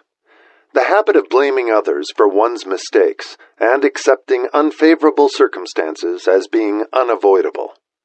9. Weakness of desire, due to neglect in the choice of motives that impel action. 10. Willingness, even eagerness, to quit at the first sign of defeat, based upon one or more of the 6 basic fears. 11. Lack of organized plans, placed in writing where they may be analyzed. 12. The habit of neglecting to move on ideas or to grasp opportunity when it presents itself. 13. Wishing instead of willing. 14. The habit of compromising with poverty instead of aiming at riches. General absence of ambition to be, to do, and to own. 15. Searching for all the shortcuts to riches, trying to get without giving a fair equivalent, usually reflected in the habit of gambling, endeavoring to drive sharp bargains. 16. Fear of criticism, failure to create plans and to put them into action because of what other people will think, do, or say. This enemy belongs at the head of the list because it generally exists in one's subconscious mind, where its presence is not recognized. See the 6 basic fears in a later chapter. Let us examine some of the symptoms of the fear of criticism. The majority of people permit relatives, friends, and the public at large to so influence them that they cannot live their own lives because they fear criticism. Huge numbers of people make mistakes in marriage, stand by the bargain, and go through life miserable and unhappy because they fear criticism which may follow if they correct the mistake. Anyone who is submitted to this form of fear knows the irreparable damage it does by destroying ambition, self-reliance, and the desire to achieve. Millions of people neglect to acquire belated educations after having left school because they fear criticism. Countless numbers of men and women, both young and old, permit relatives to wreck their lives in the name of duty because they fear criticism. Duty does not require any person to submit to the destruction of his personal ambitions and the right to live his own life in his own way. People refuse to take chances in business because they fear the criticism which may follow if they fail. The fear of criticism, in such cases, is stronger than the desire for success. Too many people refuse to set high goals for themselves, or even neglect selecting a career because they fear the criticism of relatives and friends who may say, "Don't aim so high, people will think you are crazy." When Andrew Carnegie suggested that I devote 20 years to the organization of a philosophy of individual achievement, my first impulse of thought was fear of what people might say. The suggestion set up a goal for me, far out of proportion to any I had ever conceived. As quick as a flash, my mind began to create alibis and excuses, all of them traceable to the inherent fear of criticism. Something inside of me said, "You can't do it. The job is too big and requires too much time. What will your relatives think of you? How will you earn a living? No one has ever organized a philosophy of success. What right have you to believe you can do it? Who are you, anyway, to aim so high? Remember your humble birth. What do you know about philosophy? People will think you are crazy." And they did. Why hasn't some other person done this before now? These, and many other questions, flashed into my mind and demanded attention. It seemed as if the whole world had suddenly turned its attention to me with the purpose of ridiculing me into giving up all desire to carry out Mr. Carnegie's suggestion. I had a fine opportunity, then and there, to kill off ambition before it gained control of me. Later in life, after having analyzed thousands of people, I discovered that most ideas are stillborn and need the breath of life injected into them through definite plans of immediate action. The time to nurse an idea is at the time of its birth. Every minute it lives gives it a better chance of surviving. The fear of criticism is at the bottom of the destruction of most ideas which never reach the planning and action stage. Many people believe that material success is the result of favorable breaks. There is an element of ground for the belief, but those depending entirely upon luck are nearly always disappointed, because they overlook another important factor which must be present before one can be sure of success. It is the knowledge with which favorable breaks can be made to order. During the Depression, W.C. Fields, the comedian, lost all his money and found himself without income, without a job, and his means of earning a living, vaudeville, no longer existed. Moreover, he was past 60, when many men consider themselves old. He was so eager to stage a comeback that he offered to work without pay in a new field, movies. In addition to his other troubles, he fell and injured his neck. To many that would have been the place to give up and quit. But Fields was persistent. He knew that if he carried on, he would get the breaks sooner or later, and he did get them, but not by chance. Marie Dressler found herself down and out, with her money gone, with no job, when she was about 60. She too went after the breaks, and got them. Her persistence brought an astounding triumph late in life, long beyond the age when most men and women are done with ambition to achieve. Eddie Cantor lost his money in the 1929 stock crash, but he still had his persistence and his courage. With these, plus 2 prominent eyes, he exploited himself back into an income of $10,000 a week. Verily, if one has persistence, one can get along very well without many other qualities. The only break anyone can afford to rely upon is a self-made break. These come through the application of persistence. The starting point is definiteness of purpose. Examine the first 100 people you meet. Ask them what they want most in life, and 98 of them will not be able to tell you. If you press them for an answer, some will say security, many will say money, a few will say happiness, others will say fame and power, and still others will say social recognition, ease in living, ability to sing, dance, or write, but none of them will be able to define these terms or give the slightest indication of a plan by which they hope to attain these vaguely expressed wishes. Riches do not respond to wishes. They respond only to definite plans, backed by definite desires, through constant persistence. How to develop persistence.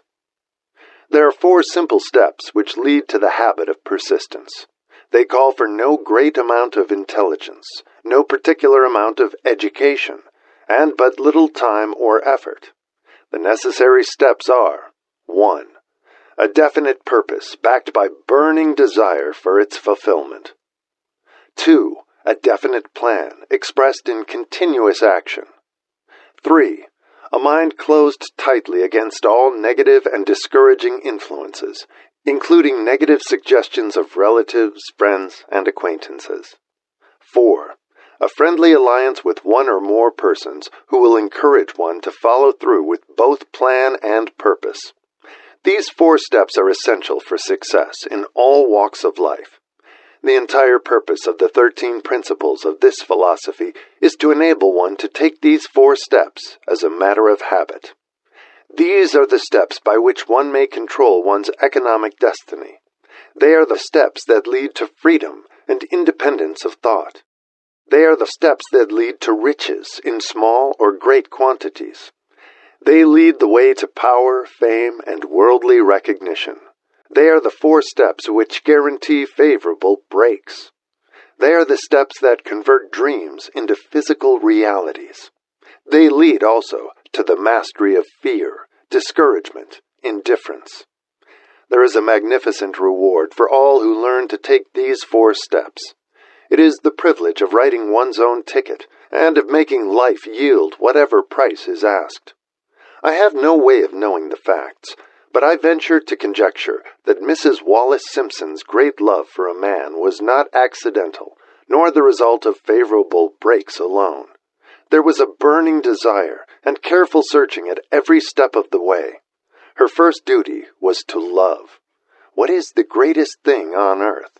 The Master called it love, not man-made rules, criticism, bitterness, slander, or political marriages, but love. She knew what she wanted, not after she met the Prince of Wales, but long before that. Twice when she had failed to find it, she had the courage to continue her search. To thine own self be true, and it must follow, as the night the day, thou canst not then be false to any man. Her rise from obscurity was of the slow, progressive, persistent order, but it was sure. She triumphed over unbelievably long odds, and no matter who you are, or what you may think of Wallace Simpson or the king who gave up his crown for her love, she is an astounding example of applied persistence, an instructor on the rules of self-determination, from whom the entire world might profitably take lessons. When you think of Wallace Simpson, think of one who knew what she wanted and shook the greatest empire on earth to get it. Women who complain that this is a man's world, that women do not have an equal chance to win, owe it to themselves to study carefully the life of this unusual woman, who, at an age which most women consider old, captured the affections of the most desirable bachelor in the entire world. And what of King Edward? What lesson may we learn from his part in the world's greatest drama of recent times? Did he pay too high a price for the affections of the woman of his choice? Surely no one but he can give the correct answer. The rest of us can only conjecture. This much we know. The king came into the world without his own consent. He was born to great riches without requesting them. He was persistently sought in marriage. Politicians and statesmen throughout Europe tossed dowagers and princesses at his feet. Because he was the firstborn of his parents, he inherited a crown, which he did not seek, and perhaps did not desire. For more than 40 years he was not a free agent, could not live his life in his own way, had but little privacy, and finally assumed duties inflicted upon him when he ascended the throne. Some will say, with all these blessings, King Edward should have found peace of mind, contentment, and joy of living. The truth is that back of all the privileges of a crown, all the money, the fame, and the power inherited by King Edward, there was an emptiness which could be filled only by love. His greatest desire was for love. Long before he met Wallis Simpson, he doubtless felt this great universal emotion tugging at the strings of his heart, beating upon the door of his soul and crying out for expression. And when he met a kindred spirit crying out for this same holy privilege of expression, he recognized it, and without fear or apology, opened his heart and bade it enter. All the scandal-mongers in the world cannot destroy the beauty of this international drama, through which two people found love, and had the courage to face open criticism, renounce all else to give it holy expression. King Edward's decision to give up the crown of the world's most powerful empire for the privilege of going the remainder of the way through life with the woman of his choice was a decision that required courage. The decision also had a price, but who has the right to say the price was too great? Surely not he who said, "He among you who is without sin, let him cast the first stone." As a suggestion to any evil-minded person who chooses to find fault with the Duke of Windsor because his desire was for love, and for openly declaring his love for Wallis Simpson and giving up his throne for her, let it be remembered that the open declaration was not essential. He could have followed the custom of clandestine liaison, which has prevailed in Europe for centuries, without giving up either his throne or the woman of his choice, and there would have been no complaint from either church or laity. But this unusual man was built of sterner stuff. His love was clean. It was deep and sincere. It represented the one thing which, above all else, he truly desired. Therefore, he took what he wanted and paid the price demanded. If Europe had been blessed with more rulers with the human heart and the traits of honesty of ex-King Edward for the past century, that unfortunate hemisphere, now seething with greed, hate, lust, political connivance, and threats of war, would have a different and a better story to tell, a story in which love and not hate would rule. In the words of Stuart Austin Weir, we raise our cup and drink this toast to ex-King Edward and Wallis Simpson. Blessed is the man who has come to know that our muted thoughts are our sweetest thoughts. Blessed is the man who, from the blackest depths, can see the luminous figure of love, and seeing, sing, and singing say, "Sweeter far than uttered lays are the thoughts I have of you." In these words would we pay tribute to the two people who, more than all others of modern times, have been the victims of criticism and recipients of abuse, because they found life's greatest treasure and claimed it. Note that Mrs. Simpson read and approved this analysis. Most of the world will applaud the Duke of Windsor and Wallis Simpson because of their persistence in searching until they found life's greatest reward. All of us can profit by following their example in our own search for that which we demand of life. What mystical power gives to men of persistence the capacity to master difficulties?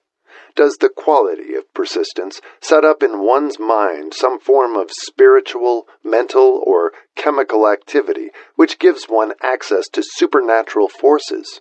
Does infinite intelligence throw itself on the side of the person who still fights on, after the battle has been lost, with the whole world on the opposing side?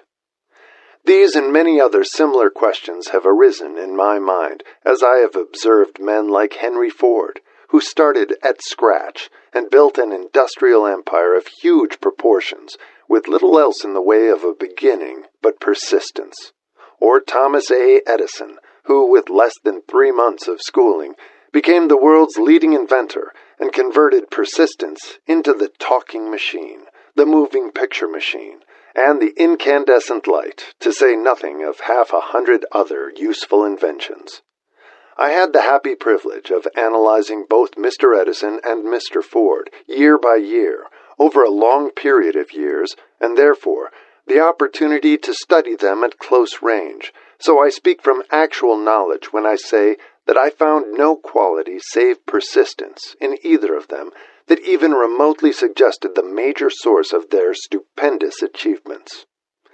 As one makes an impartial study of the prophets, philosophers, miracle men, and religious leaders of the past, one is drawn to the inevitable conclusion that persistence, concentration of effort, and definiteness of purpose were the major sources of their achievements. Consider, for example, the strange and fascinating story of Muhammad. Analyze his life. Compare him with men of achievement in this modern age of industry and finance, and observe how they have one outstanding trait in common: persistence. If you are keenly interested in studying the strange power which gives potency to persistence, read a biography of Muhammad, especially the one by Isad Bey. This brief review of that book by Thomas Sugrue in the Herald Tribune will provide a preview of the rare treat in store for those who take the time to read the entire story of one of the most astounding examples of the power of persistence known to civilization. The Last Great Prophet, reviewed by Thomas Sugrue. Muhammad was a prophet, but he never performed a miracle. He was not a mystic. He had no formal schooling. He did not begin his mission until he was 40. When he announced that he was the messenger of God, bringing word of the true religion, he was ridiculed and labeled a lunatic. Children tripped him, and women threw filth upon him. He was banished from his native city, Mecca, and his followers were stripped of their worldly goods and sent into the desert after him. When he had been preaching 10 years, he had nothing to show for it but banishment, poverty, and ridicule. Yet before another 10 years had passed, he was dictator of all Arabia, ruler of Mecca, and the head of a new world religion, which was to sweep to the Danube and the Pyrenees before exhausting the impetus he gave it. That impetus was threefold: the power of words, the efficacy of prayer, and man's kinship with God. His career never made sense. Muhammad was born to impoverished members of a leading family of Mecca. Because Mecca, the crossroads of the world, home of the magic stone called the Kaaba, great city of trade and the center of trade routes, was unsanitary, its children were sent to be raised in the desert by Bedouins. Muhammad was thus nurtured, drawing strength and health from the milk of nomad, vicarious mothers. He tended sheep and soon hired out to a rich widow as leader of her caravans. He traveled to all parts of the Eastern world, talked with many men of diverse beliefs, and observed the decline of Christianity into warring sects. When he was 28, Khadijah, the widow, looked upon him with favor and married him. Her father would have objected to such a marriage, so she got him drunk and held him up while he gave the paternal blessing. For the next 12 years, Muhammad lived as a rich and respected and very shrewd trader. Then he took to wandering in the desert, and one day he returned with the first verse of the Quran and told Khadijah that the archangel Gabriel had appeared to him and said that he was to be the messenger of God. The Quran, the revealed word of God, was the closest thing to a miracle in Muhammad's life. He had not been a poet. He had no gift of words. Yet the verses of the Quran, as he received them and recited them to the faithful, were better than any verses which the professional poets of the tribes could produce. This, to the Arabs, was a miracle. To them, the gift of words was the greatest gift. The poet was all-powerful. In addition, the Quran said that all men were equal before God, that the world should be a democratic state, Islam. It was this political heresy, plus Muhammad's desire to destroy all the 360 idols in the courtyard of the Kaaba, which brought about his banishment. The idols brought the desert tribes to Mecca, and that meant trade. So the businessmen of Mecca, the capitalists, of which he had been one, set upon Muhammad. Then he retreated to the desert and demanded sovereignty over the world. The rise of Islam began. Out of the desert came a flame which would not be extinguished, a democratic army fighting as a unit and prepared to die without wincing. Muhammad had invited the Jews and Christians to join him, for he was not building a new religion. He was calling all who believed in one God to join in a single faith. If the Jews and Christians had accepted his invitation, Islam would have conquered the world. They didn't. They would not even accept Muhammad's innovation of humane warfare. When the armies of the Prophet entered Jerusalem, not a single person was killed because of his faith. When the Crusaders entered the city centuries later, not a Muslim man, woman, or child was spared. But the Christians did accept one Muslim idea, the place of learning, the university. Chapter 10. Power of the Mastermind, the driving force, the ninth step toward riches. Power is essential for success in the accumulation of money. Plans are inert and useless without sufficient power to translate them into action. This chapter will describe the method by which an individual may attain and apply power. Power may be defined as organized and intelligently directed knowledge. Power, as the term is here used, refers to organized effort, sufficient to enable an individual to transmute desire into its monetary equivalent. Organized effort is produced through the coordination of effort of two or more people who work toward a definite end in a spirit of harmony. Power is required for the accumulation of money. Power is necessary for the retention of money after it has been accumulated. Let us ascertain how power may be acquired.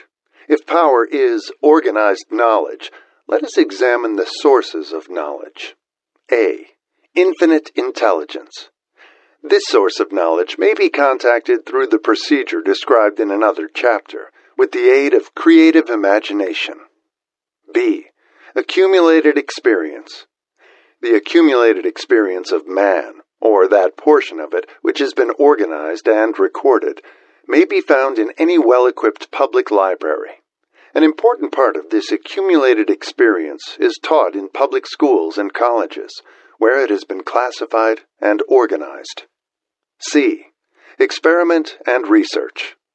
In the field of science, and in practically every other walk of life, men are gathering, classifying, and organizing new facts daily. This is the source to which one must turn when knowledge is not available through accumulated experience. Here, too, the creative imagination must often be used. Knowledge may be acquired from any of the foregoing sources. It may be converted into power by organizing it into definite plans, and by expressing those plans in terms of action. Examination of the three major sources of knowledge will readily disclose the difficulty an individual would have if he depended upon his efforts alone in assembling knowledge and expressing it through definite plans in terms of action. If his plans are comprehensive, and if they contemplate large proportions, he must, generally, induce others to cooperate with him before he can inject into them the necessary element of power. Gaining power through the mastermind. The mastermind may be defined as coordination of knowledge and effort in a spirit of harmony between two or more people for the attainment of a definite purpose. No individual may have great power without availing himself of the mastermind. In a preceding chapter, instructions were given for the creation of plans for the purpose of translating desire into its monetary equivalent. If you carry out these instructions with persistence and intelligence, and use discrimination in the selection of your mastermind group, your objective will have been halfway reached, even before you begin to recognize it.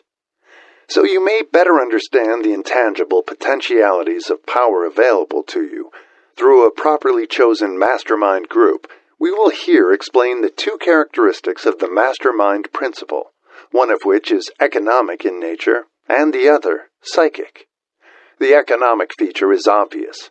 Economic advantages may be created by any person who surrounds himself with the advice, counsel, and personal cooperation of a group of men who are willing to lend him wholehearted aid in a spirit of perfect harmony.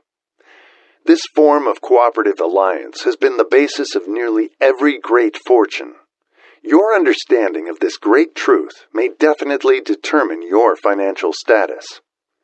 The psychic phase of the mastermind principle is much more abstract, much more difficult to comprehend, because it has reference to the spiritual forces with which the human race, as a whole, is not well acquainted. You may catch a significant suggestion from this statement. No two minds ever come together without, thereby, creating a third, invisible, intangible force, which may be likened to a third mind. Keep in mind the fact that there are only two known elements in the whole universe, energy and matter. It is a well-known fact that matter may be broken down into units of molecules, atoms, and electrons. There are units of matter which may be isolated, separated, and analyzed. Likewise, there are units of energy. The human mind is a form of energy, a part of it being spiritual in nature. When the minds of two people are coordinated in a spirit of harmony, the spiritual units of energy of each mind form an affinity, which constitutes the psychic phase of the mastermind. The mastermind principle, or rather the economic feature of it, was first called to my attention by Andrew Carnegie over 25 years ago. Discovery of this principle was responsible for the choice of my life's work. Mr. Carnegie's mastermind group consisted of a staff of approximately 50 men with whom he surrounded himself for the definite purpose of manufacturing and marketing steel. He attributed his entire fortune to the power he accumulated through this mastermind.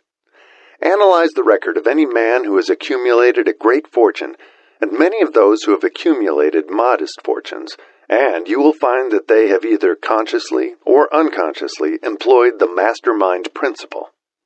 Great power can be accumulated through no other principle.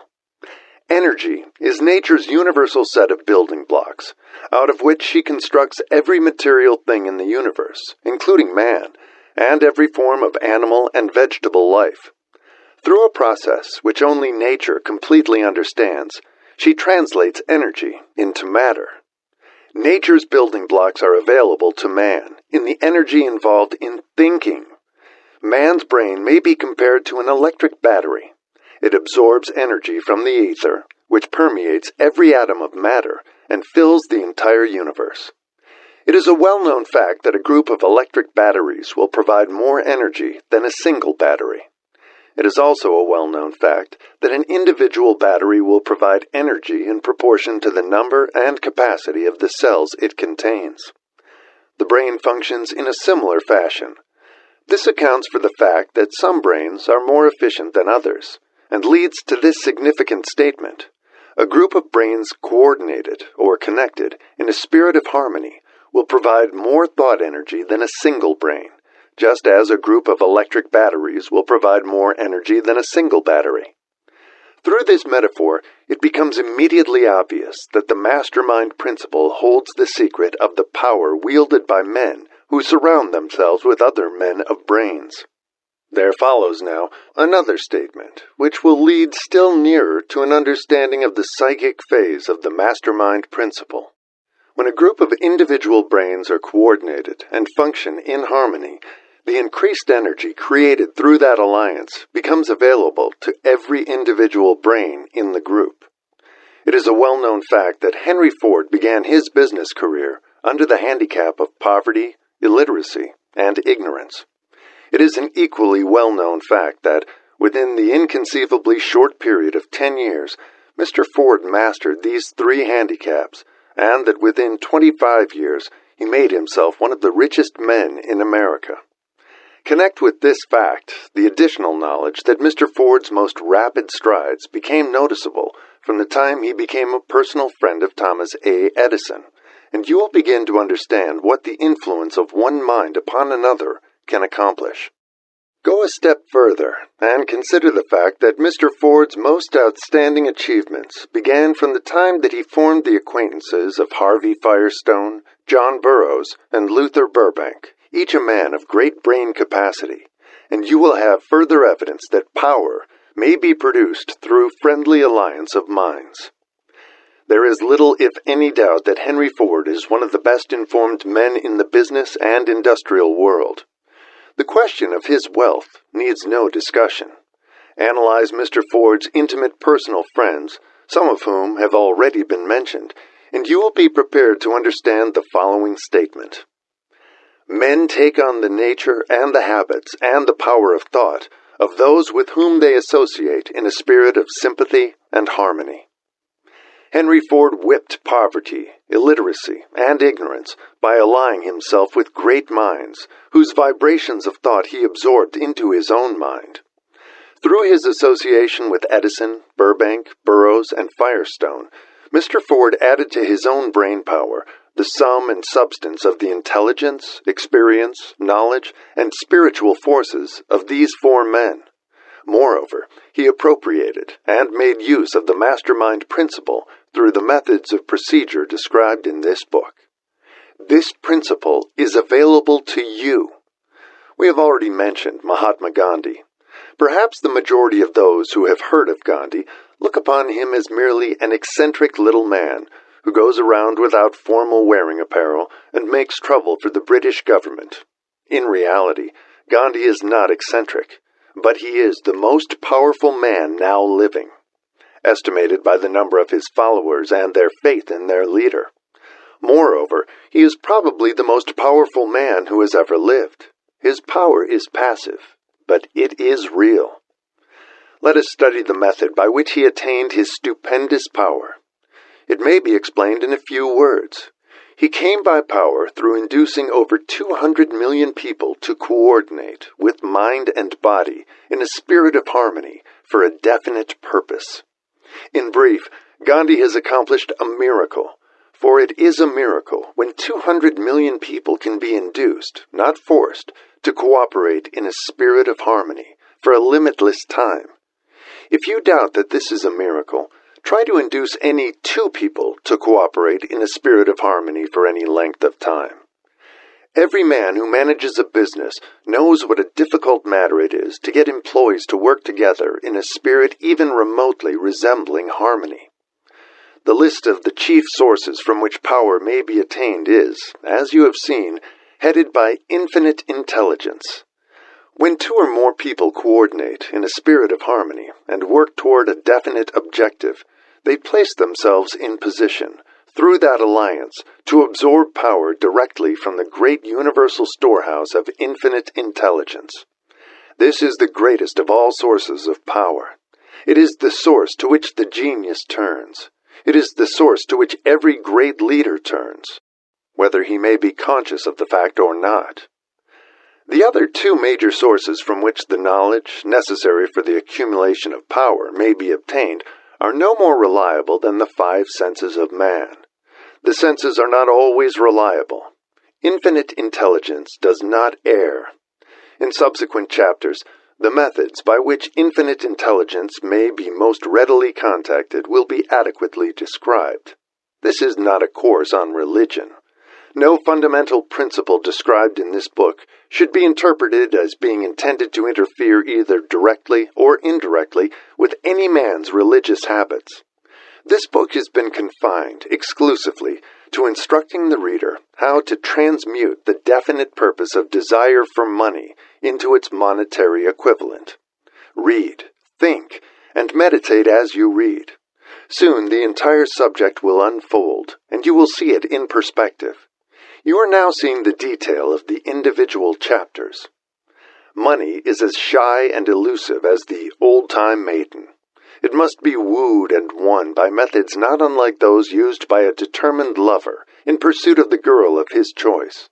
And, coincidental as it is, the power used in the wooing of money is not greatly different from that used in wooing a maiden. That power, when successfully used in the pursuit of money, must be mixed with faith. It must be mixed with desire. It must be mixed with persistence.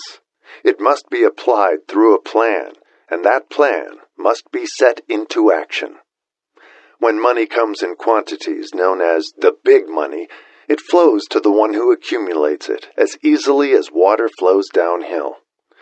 There exists a great unseen stream of power, which may be compared to a river, except that one side flows in one direction, carrying all who get into that side of the stream onward and upward to wealth, and the other side flows in the opposite direction, carrying all who are unfortunate enough to get into it, and not be able to extricate themselves from it, downward to misery and poverty. Every man who has accumulated a great fortune has recognized the existence of this stream of life. It consists of one's thinking process. The positive emotions of thought form the side of the stream which carries one to fortune. The negative emotions from the side which carries one down to poverty. This carries a thought of stupendous importance to the person who is following this book with the object of accumulating a fortune. If you are in the side of the stream of power which leads to poverty, this may serve as an oar, by which you may propel yourself over into the other side of the stream. It can serve you only through the application and use. Merely reading and passing judgment on it, either one way or another, will in no way benefit you. Some people undergo the experience of alternating between the positive and negative sides of the stream, being at times on the positive side and at times on the negative side. The Wall Street crash of '29 swept millions of people from the positive side to the negative side of the stream. These millions are struggling, some of them in desperation and fear, to get back to the positive side of the stream. This book was written especially for those millions. Poverty and riches often change places. The crash taught the world this truth, although the world will not long remember the lesson. Poverty may, and generally does, voluntarily take the place of riches. When riches take the place of poverty, the change is usually brought about through well-conceived and carefully executed plans. Poverty needs no plan. It needs no one to aid it, because it is bold and ruthless. Riches are shy and timid. They have to be attracted. Anybody can wish for riches, and most people do, but only a few know that a definite plan, plus a burning desire for wealth, are the only dependable means of accumulating wealth. Chapter 11. The Mystery of Sex Transmutation. The 10th step toward riches. The meaning of the word transmute is, in simple language, the changing or transferring of one element or form of energy into another. The emotion of sex brings into being a state of mind. Because of ignorance on the subject, this state of mind is generally associated with the physical, and because of improper influences to which most people have been subjected in acquiring knowledge of sex, things essentially physical have highly biased the mind. The emotion of sex has back of it the possibility of 3 constructive potentialities. They are: 1. The perpetuation of mankind. 2. The maintenance of health. As a therapeutic agency, it has no equal. 3. The transformation of mediocrity into genius through transmutation. Sex transmutation is simple and easily explained. It means the switching of the mind from thoughts of physical expression to thoughts of some other nature. Sex desire is the most powerful of human desires. When driven by this desire, men develop keenness of imagination, courage, willpower, persistence, and creative ability unknown to them at other times. So strong and impelling is the desire for sexual contact that men freely run the risk of life and reputation to indulge it. When harnessed and redirected along other lines, this motivating force maintains all of its attributes of keenness of imagination, courage, etc., which may be used as powerful creative forces in literature, art, or in any other profession or calling, including, of course, the accumulation of riches. The transmutation of sex energy calls for the exercise of willpower, to be sure, but the reward is worth the effort. The desire for sexual expression is inborn and natural. The desire cannot and should not be submerged or eliminated, but it should be given an outlet through forms of expression which enrich the body, mind, and spirit of man. If not given this form of outlet through transmutation, it will seek outlets through purely physical channels. A river may be dammed and its water controlled for a time, but eventually it will force an outlet. The same is true of the emotion of sex. It may be submerged and controlled for a time, but its very nature causes it to be ever-seeking means of expression. If it is not transmuted into some creative effort, it will find a less worthy outlet. Fortunate, indeed, is the person who has discovered how to give sex emotion an outlet through some form of creative effort, for he has, by that discovery, lifted himself to the status of a genius. Scientific research has disclosed these significant facts. 1. The men of greatest achievement are men with highly developed sex natures, men who have learned the art of sex transmutation. 2. The men who have accumulated great fortunes and achieved outstanding recognition in literature, art, industry, architecture, and the professions were motivated by the influence of a woman. The research from which these astounding discoveries were made went back through the pages of biography and history for more than 2,000 years. Wherever there was evidence available in connection with the lives of men and women of great achievement, it indicated most convincingly that they possessed highly developed sex natures. The emotion of sex is an irresistible force, against which there can be no such opposition as an immovable body. When driven by this emotion, men become gifted with a superpower for action. Understand this truth, and you will catch the significance of the statement that sex transmutation will lift one to the status of a genius. The emotion of sex contains the secret of creative ability. Destroy the sex glands, whether in man or beast, and you have removed the major source of action.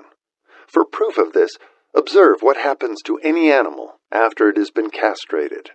A bull becomes as docile as a cow after it has been altered sexually. Sex alteration takes out of the male, whether man or beast, all the fight that was in him.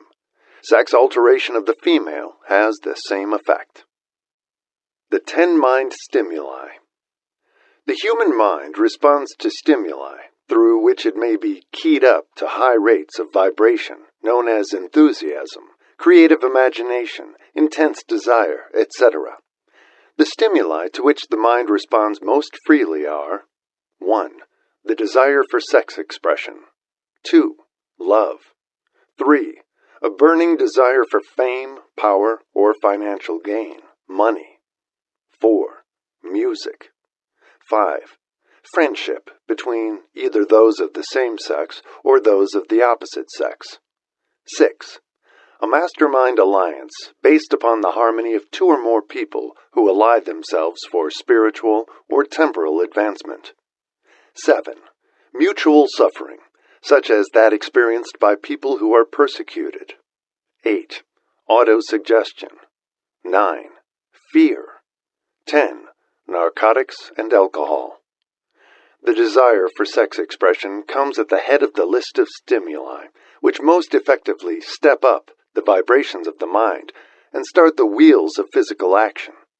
8 of these stimuli are natural and constructive. 2 are destructive. The list here is presented for the purpose of enabling you to make a comparative study of the major sources of mind stimulation. From this study, it will be readily seen that the emotion of sex is, by great odds, the most intense and powerful of all mind stimuli. This comparison is necessary as a foundation for proof of the statement that transmutation of sex energy may lift one to the status of a genius. Let us find out what constitutes a genius. Some wiseacre has said that a genius is a man who wears long hair, eats queer food, lives alone, and serves as a target for the joke makers. A better definition of a genius is a man who has discovered how to increase the vibrations of thought to the point where he can freely communicate with sources of knowledge not available through the ordinary rate of vibration of thought. The person who thinks will want to ask some questions concerning this definition of genius. The first question will be, how may one communicate with sources of knowledge which are not available through the ordinary rate of vibration of thought? The next question will be, are there known sources of knowledge which are available only to genii, and, if so, what are these sources, and exactly how may they be reached? We shall offer proof of the soundness of some of the more important statements made in this book, or at least we shall offer evidence through which you may secure your own proof through experimentation, and in doing so, we shall answer both of these questions. Genius is developed through the sixth sense. The reality of a sixth sense has been fairly well established. The sixth sense is creative imagination. The faculty of creative imagination is one which the majority of people never use during an entire lifetime, and if used at all, it usually happens by mere accident. A relatively small number of people use, with deliberation and purpose aforethought, the faculty of creative imagination. Those who use this faculty voluntarily, and with understanding of its functions, are genii. The faculty of creative imagination is the direct link between the finite mind of man and infinite intelligence. All so-called revelations, referred to in the realm of religion, and all discoveries of basic or new principles in the field of invention, take place through the faculty of creative imagination. When ideas or concepts flash into one's mind, through what is popularly called a hunch, they come from one or more of the following sources. 1. Infinite intelligence. 2. One's subconscious mind, wherein is stored every sense impression and thought impulse which ever reached the brain through any of the 5 senses. 3. From the mind of some other person who has just released the thought or picture of the idea or concept through conscious thought, or 4. From the other person's subconscious storehouse. There are no other known sources from which inspired ideas or hunches may be received. The creative imagination functions best when the mind is vibrating, due to some form of mind stimulation, at an exceedingly high rate, that is, when the mind is functioning at a rate of vibration higher than that of ordinary, normal thought. When brain action has been stimulated through one or more of the 10 mind stimulants, it has the effect of lifting the individual far above the horizon of ordinary thought, and permits him to envision distance, scope, and quality of thoughts not available on the lower plane, such as that occupied while one is engaged in the solution of the problems of business and professional routine. When lifted to this higher level of thought, through any form of mind stimulation, an individual occupies, relatively, the same position as one who has ascended in an airplane, to a height from which he may see over and beyond the horizon line, which limits his vision while on the ground. Moreover, while on this higher level of thought, the individual is not hampered or bound by any of the stimuli which circumscribe and limit his vision, while wrestling with the problems of gaining the 3 basic necessities of food, clothing, and shelter. He is in a world of thought in which the ordinary workaday thoughts have been as effectively removed as are the hills and valleys and other limitations of physical vision when he rises in an airplane. While on this exalted plane of thought, the creative faculty of the mind is given freedom for action. The way has been cleared for the 6th sense to function, It becomes receptive to ideas which could not reach the individual under any other circumstances. The sixth sense is the faculty which marks the difference between a genius and an ordinary individual. The creative faculty becomes more alert and receptive to vibrations originating outside the individual's subconscious mind. The more this faculty is used, and the more the individual relies upon it, and makes demands upon it for thought impulses. This faculty can be cultivated and developed only through use. That which is known as one's conscience operates entirely through the faculty of the sixth sense. The great artists, writers, musicians, and poets became great because they acquire the habit of relying upon the still small voice which speaks from within through the faculty of creative imagination. It is a fact well known to people who have keen imaginations that their best ideas come through so-called hunches. There is a great orator who does not attain to greatness until he closes his eyes and begins to rely entirely upon the faculty of creative imagination. When asked why he closed his eyes just before the climaxes of his oratory, he replied, "I do it because then I speak through ideas which come to me from within." One of America's most successful and best-known financiers followed the habit of closing his eyes for 2 or 3 minutes before making a decision. When asked why he did this, he replied, "With my eyes closed, I am able to draw upon a source of superior intelligence." The late Dr. Elmer R. Gates of Chevy Chase, Maryland, created more than 200 useful patents, many of them basic, through the process of cultivating and using the creative faculty. His method is both significant and interesting to one interested in attaining to the status of genius, in which category Dr. Gates unquestionably belonged.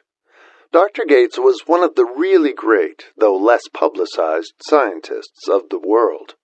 In his laboratory, he had what he called his personal communication room. It was practically soundproof, and so arranged that all light could be shut out. It was equipped with a small table, on which he kept a pad of writing paper. In front of the table, on the wall, was an electric push-button which controlled the lights. When Dr. Gates desired to draw upon the forces available to him through his creative imagination, he would go into this room, seat himself at the table, shut off the lights, and concentrate upon the known factors of the invention on which he was working, remaining in that position until ideas began to flash into his mind in connection with the unknown factors of the invention. On one occasion, ideas came through so fast that he was forced to write for almost 3 hours. When the thoughts stopped flowing and he examined his notes, he found they contained a minute description of principles which had not a parallel among the known data of the scientific world. Moreover, the answer to his problem was intelligently presented in those notes. In this manner, Dr. Gates completed over 200 patents, which had been begun but not completed by half-baked brains. Evidence of the truth of this statement is in the United States Patent Office. Dr. Gates earned his living by sitting for ideas for individuals and corporations. Some of the largest corporations in America paid him substantial fees by the hour for sitting for ideas. The reasoning faculty is often faulty because it is largely guided by one's accumulated experience.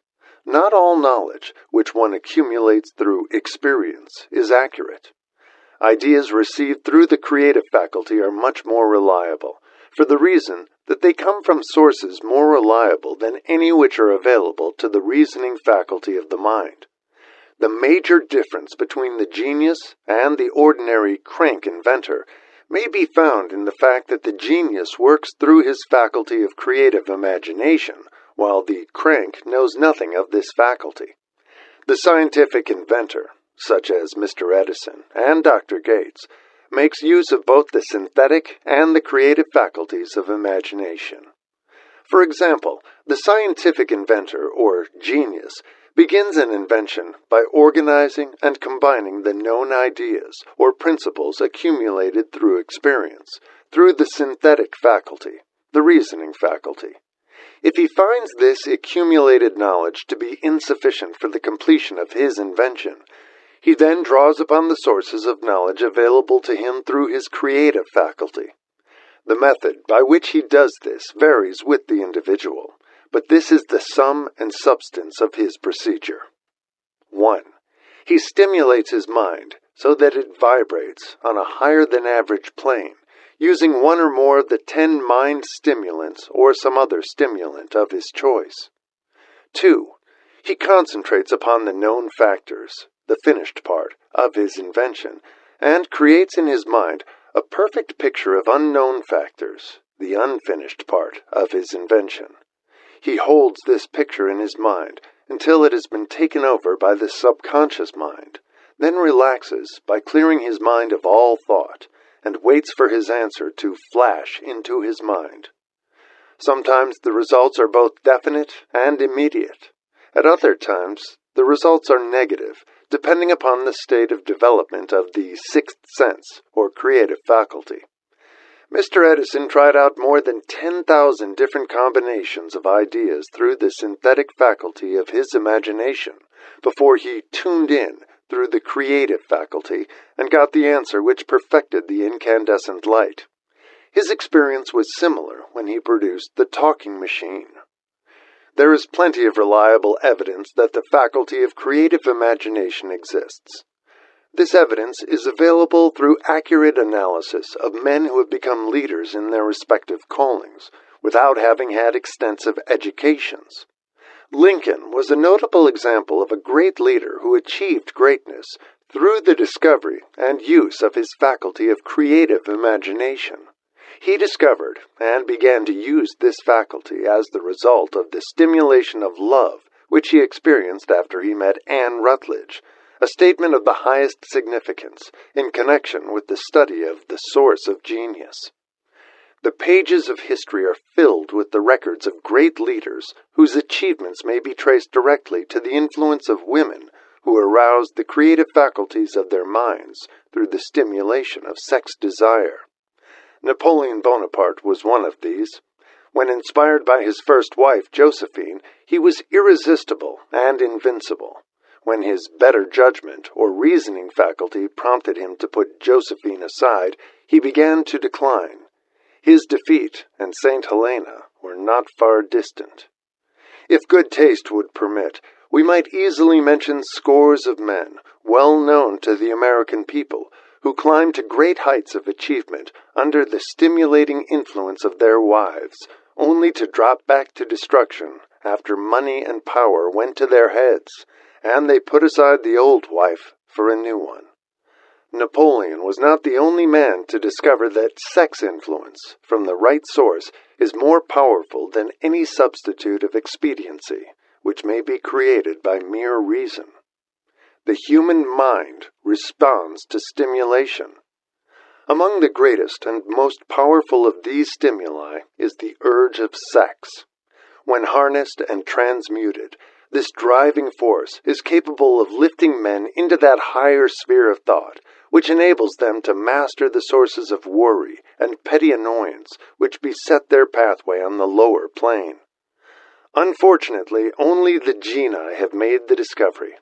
Others have accepted the experience of sex urge without discovering one of its major potentialities, a fact which accounts for the great number of others as compared to the limited number of genii.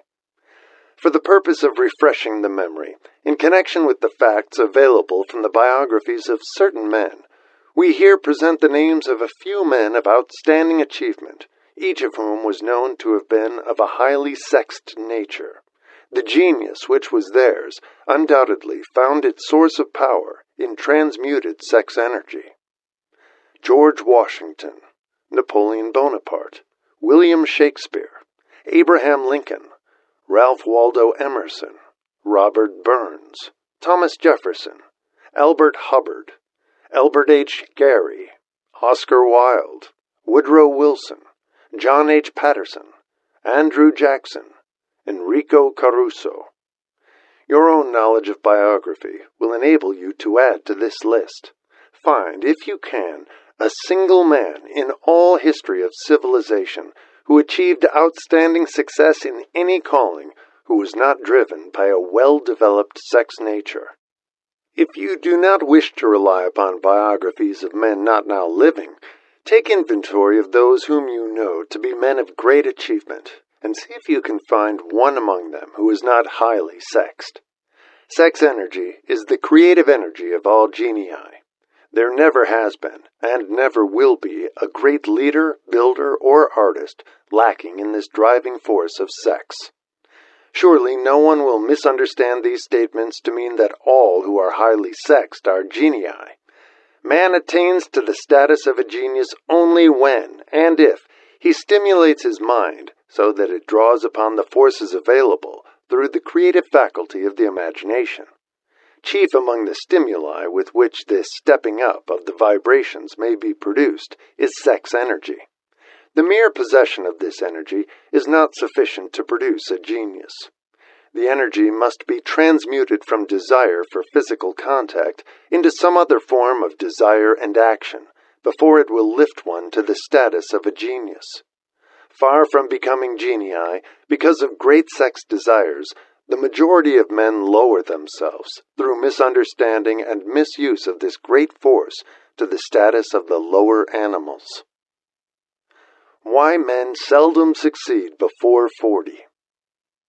I discovered from the analysis of over 25,000 people that men who succeed in an outstanding way seldom do so before the age of 40, and more often they do not strike their real pace until they are well beyond the age of 50. This fact was so astounding that it prompted me to go into the study of its cause most carefully, carrying the investigation over a period of more than 12 years. This study disclosed the fact that the major reason why the majority of men who succeed do not begin to do so before the age of 40 to 50 is their tendency to dissipate their energies through overindulgence in physical expression of the emotion of sex. The majority of men never learn that the urge of sex has other possibilities, which far transcend in importance that of mere physical expression. The majority of those who make this discovery do so after having wasted many years at a period when the sex energy is at its height, prior to the age of 45 to 50. This usually is followed by noteworthy achievement. The lives of many men up to, and sometimes well past the age of 40, reflect a continued dissipation of energies, which could have been more profitably turned into better channels. Their finer and more powerful emotions are sown wildly to the four winds. Out of this habit of the male grew the term sowing his wild oats. The desire for sexual expression is by far the strongest and most impelling of all the human emotions, and for this very reason, this desire, when harnessed and transmuted into action, other than that of physical expression, may raise one to the status of a genius. One of America's most able businessmen frankly admitted that his attractive secretary was responsible for most of the plans he created. He admitted that her presence lifted him to heights of creative imagination, such as he could experience under no other stimulus. One of the most successful men in America owes most of his success to the influence of a very charming young woman who has served as his source of inspiration for more than 12 years. Everyone knows the man to whom this reference is made, but not everyone knows the real source of his achievements. History is not lacking in examples of men who attained to the status of genii as the result of the use of artificial mind stimulants in the form of alcohol and narcotics. Edgar Allan Poe wrote The Raven while under the influence of liquor, dreaming dreams that mortal never dared to dream before. James Whitcomb Riley did his best writing while under the influence of alcohol. Perhaps it was thus he saw the ordered intermingling of the real and the dream, the mill above the river, and the mist above the stream. Robert Burns wrote best when intoxicated. For Old Lang Syne, my dear, we'll take a cup of kindness yet, for auld lang syne. But let it be remembered that many such men have destroyed themselves in the end. Nature has prepared her own potions, with which men may safely stimulate their minds, so they vibrate on a plane that enables them to tune into fine and rare thoughts which come from no man knows where. No satisfactory substitute for nature's stimulants has ever been found. It is a fact well known to psychologists that there is a very close relationship between sex desires and spiritual urges, a fact which accounts for the peculiar behavior of people who participate in the orgies known as religious revivals, common among the primitive types. The world is ruled, and the destiny of civilization is established by the human emotions. People are influenced in their actions, not by reason so much as by feelings. The creative faculty of the mind is set into action entirely by emotions, and not by cold reason. The most powerful of all human emotions is that of sex. There are other mind stimulants, some of which have been listed, but no one of them, nor all of them combined, can equal the driving power of sex. A mind stimulant is any influence which will either temporarily or permanently increase the vibrations of thought. The 10 major stimulants described are those most commonly resorted to. Through these sources one may commune with infinite intelligence, or enter, at will, the storehouse of the subconscious mind, either one's own or that of another person. A procedure which is all there is of genius. A teacher who has trained and directed the efforts of more than 30,000 salespeople made the astounding discovery that highly sexed men are the most efficient salesmen. The explanation is that the factor of personality known as personal magnetism is nothing more or less than sex energy. Highly sexed people always have a plentiful supply of magnetism. Through cultivation and understanding, this vital force may be drawn upon and used to great advantage in the relationships between people. This energy may be communicated to others through the following media. 1. The handshake. The touch of the hand indicates instantly the presence of magnetism, or the lack of it. 2. The tone of voice.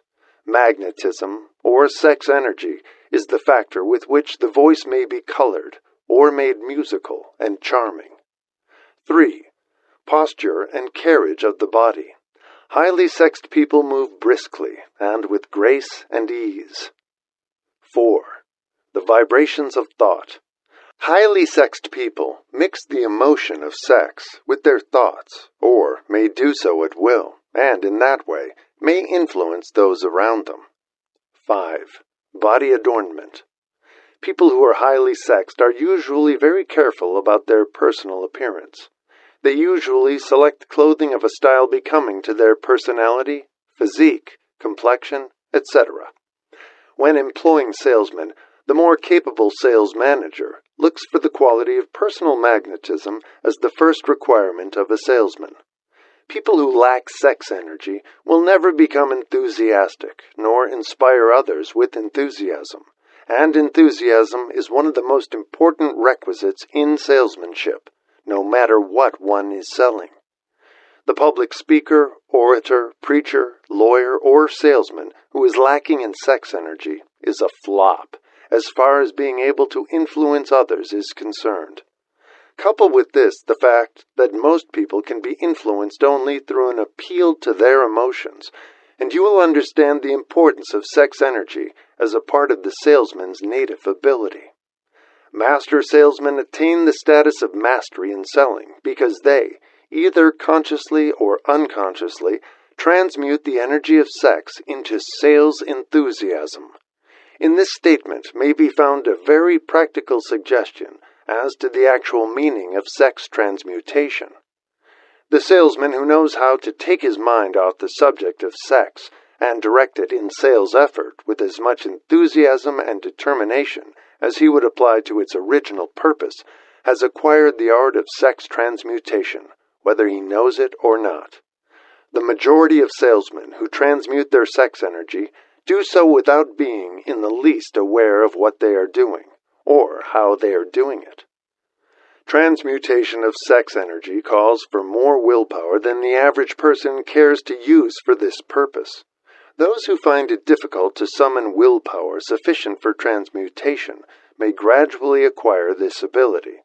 Though this requires willpower, the reward for the practice is more than worth the effort. The entire subject of sex is one with which the majority of people appear to be unpardonably ignorant. The urge of sex has been grossly misunderstood, slandered, and burlesqued by the ignorant and the evil-minded for so long that the very word sex is seldom used in polite society. Men and women who are known to be blessed, yes, blessed, with highly sexed natures, are usually looked upon as being people who will bear watching. Instead of being called blessed, they are usually called cursed. Millions of people, even in this age of enlightenment, have inferiority complexes which they developed because of this false belief that a highly sexed nature is a curse. These statements of the virtue of sex energy should not be construed as justification for the libertine. The emotion of sex is a virtue only when used intelligently and with discrimination.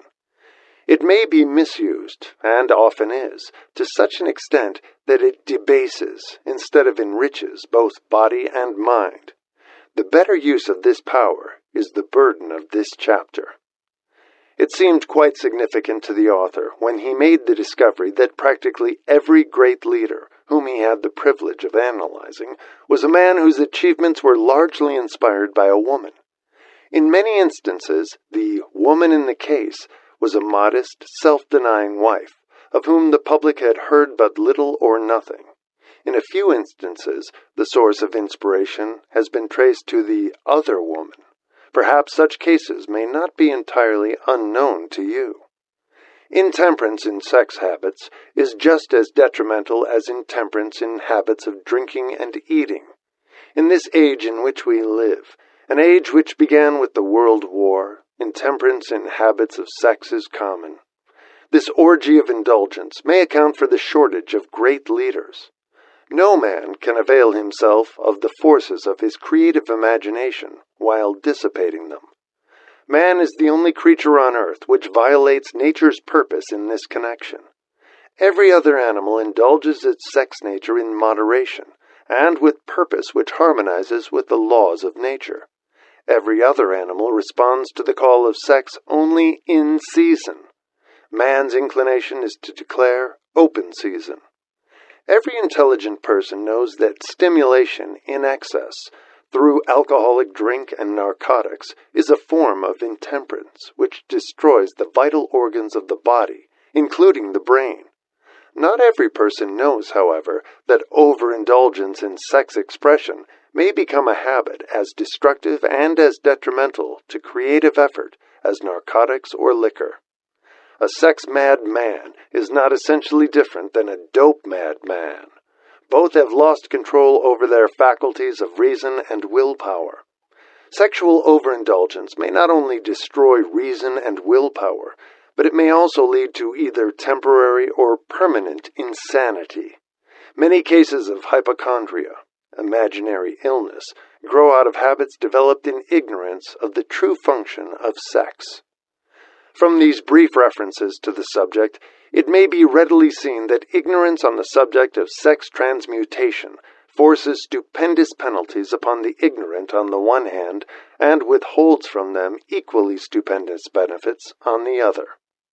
Widespread ignorance on the subject of sex is due to the fact that the subject has been surrounded with mystery and beclouded by dark silence. The conspiracy of mystery and silence has had the same effect upon the minds of young people that the psychology of prohibition had. The result has been increased curiosity and desire to acquire more knowledge on this verboten subject.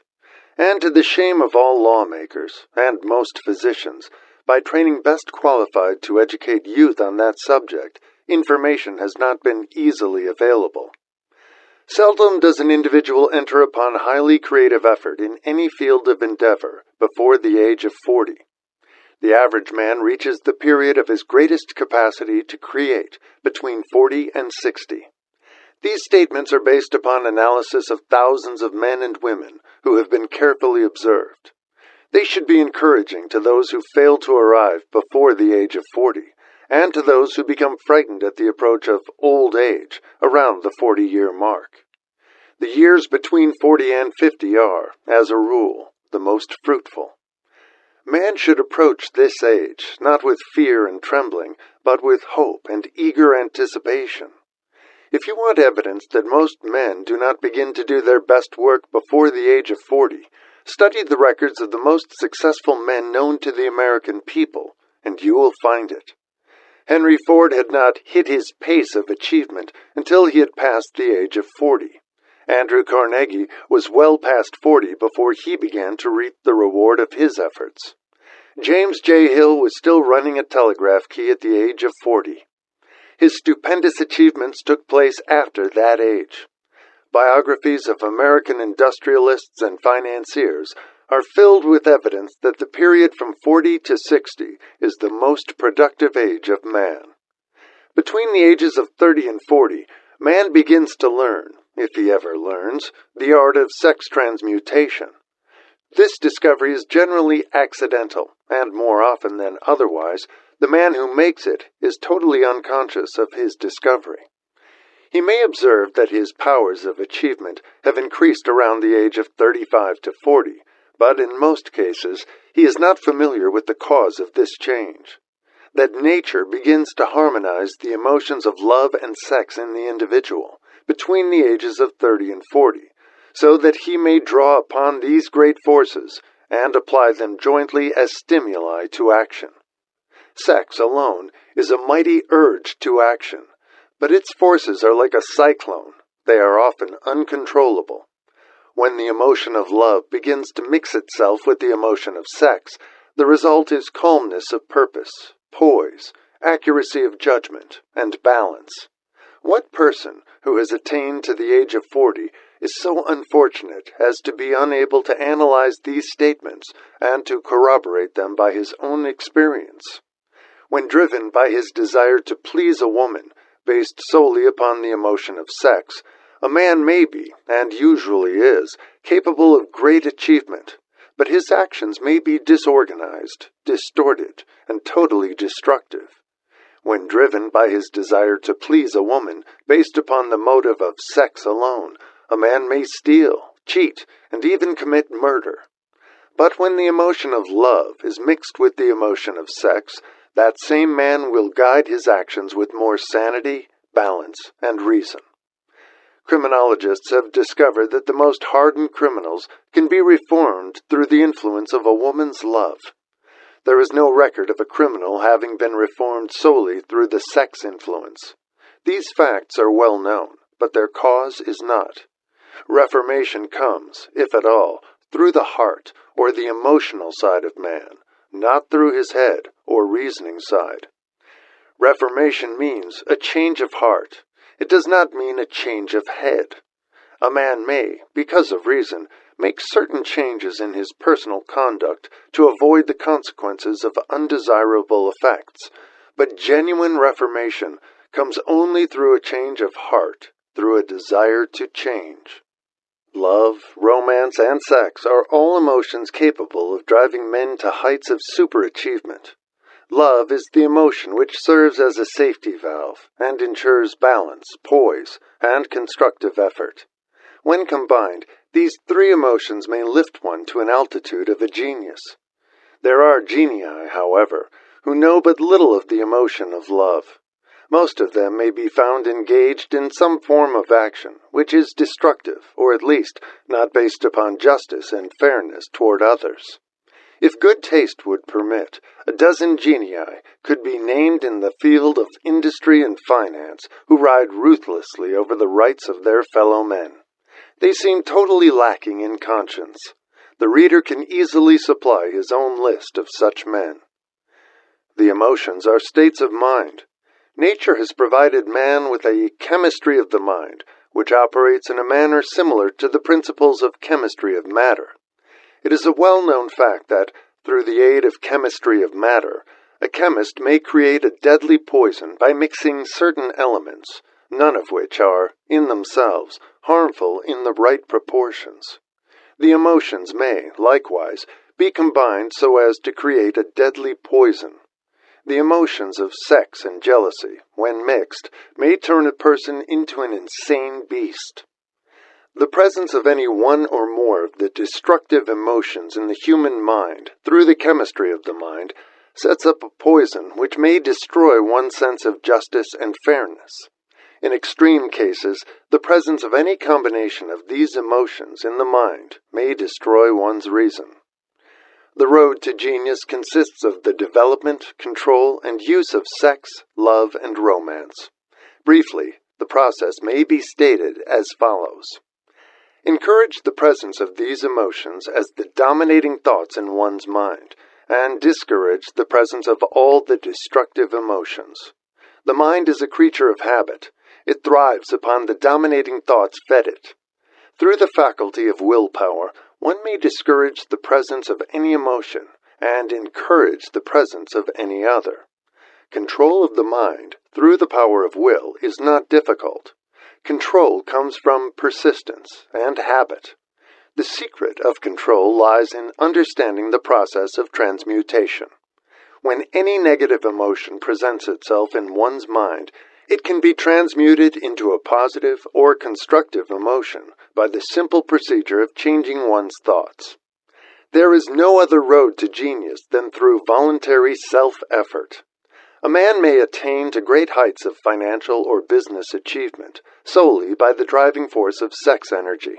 But history is filled with evidence that he may, and usually does, carry with him certain traits of character which rob him of the ability to either hold or enjoy his fortune. This is worthy of analysis, thought, and meditation, for it states a truth, the knowledge of which may be helpful to women as well as men. Ignorance of this has cost thousands of people their privilege of happiness, even though they possessed riches. The emotions of love and sex leave their unmistakable marks upon the features. Moreover, these signs are so visible that all who wish may read them. The man who is driven by the storm of passion, based upon sex desires alone, plainly advertises that fact to the entire world by the expression of his eyes and the lines of his face. The emotion of love, when mixed with the emotion of sex, softens, modifies, and beautifies the facial expression. No character analyst is needed to tell you this. You may observe it for yourself. The emotion of love brings out and develops the artistic and the aesthetic nature of man. It leaves its impress upon one's very soul, even after the fire has been subdued by time and circumstance. Memories of love never pass. They linger, guide, and influence long after the source of stimulation has faded. There is nothing new in this. Every person who has been moved by genuine love knows that it leaves enduring traces upon the human heart. The effect of love endures because love is spiritual in nature. The man who cannot be stimulated to great heights of achievement by love is hopeless. He is dead, though he may seem to live. Even the memories of love are sufficient to lift one to a higher plane of creative effort.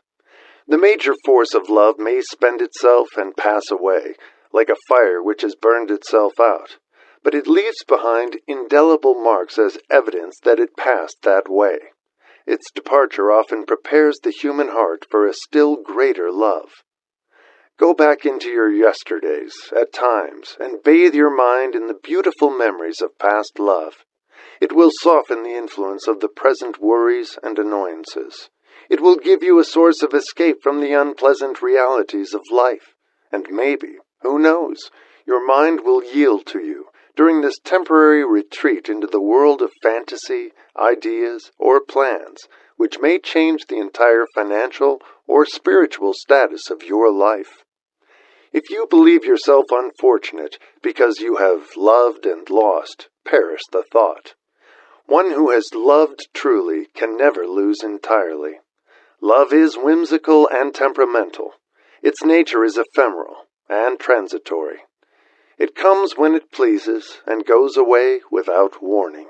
Accept and enjoy it while it remains, but spend no time worrying about its departure.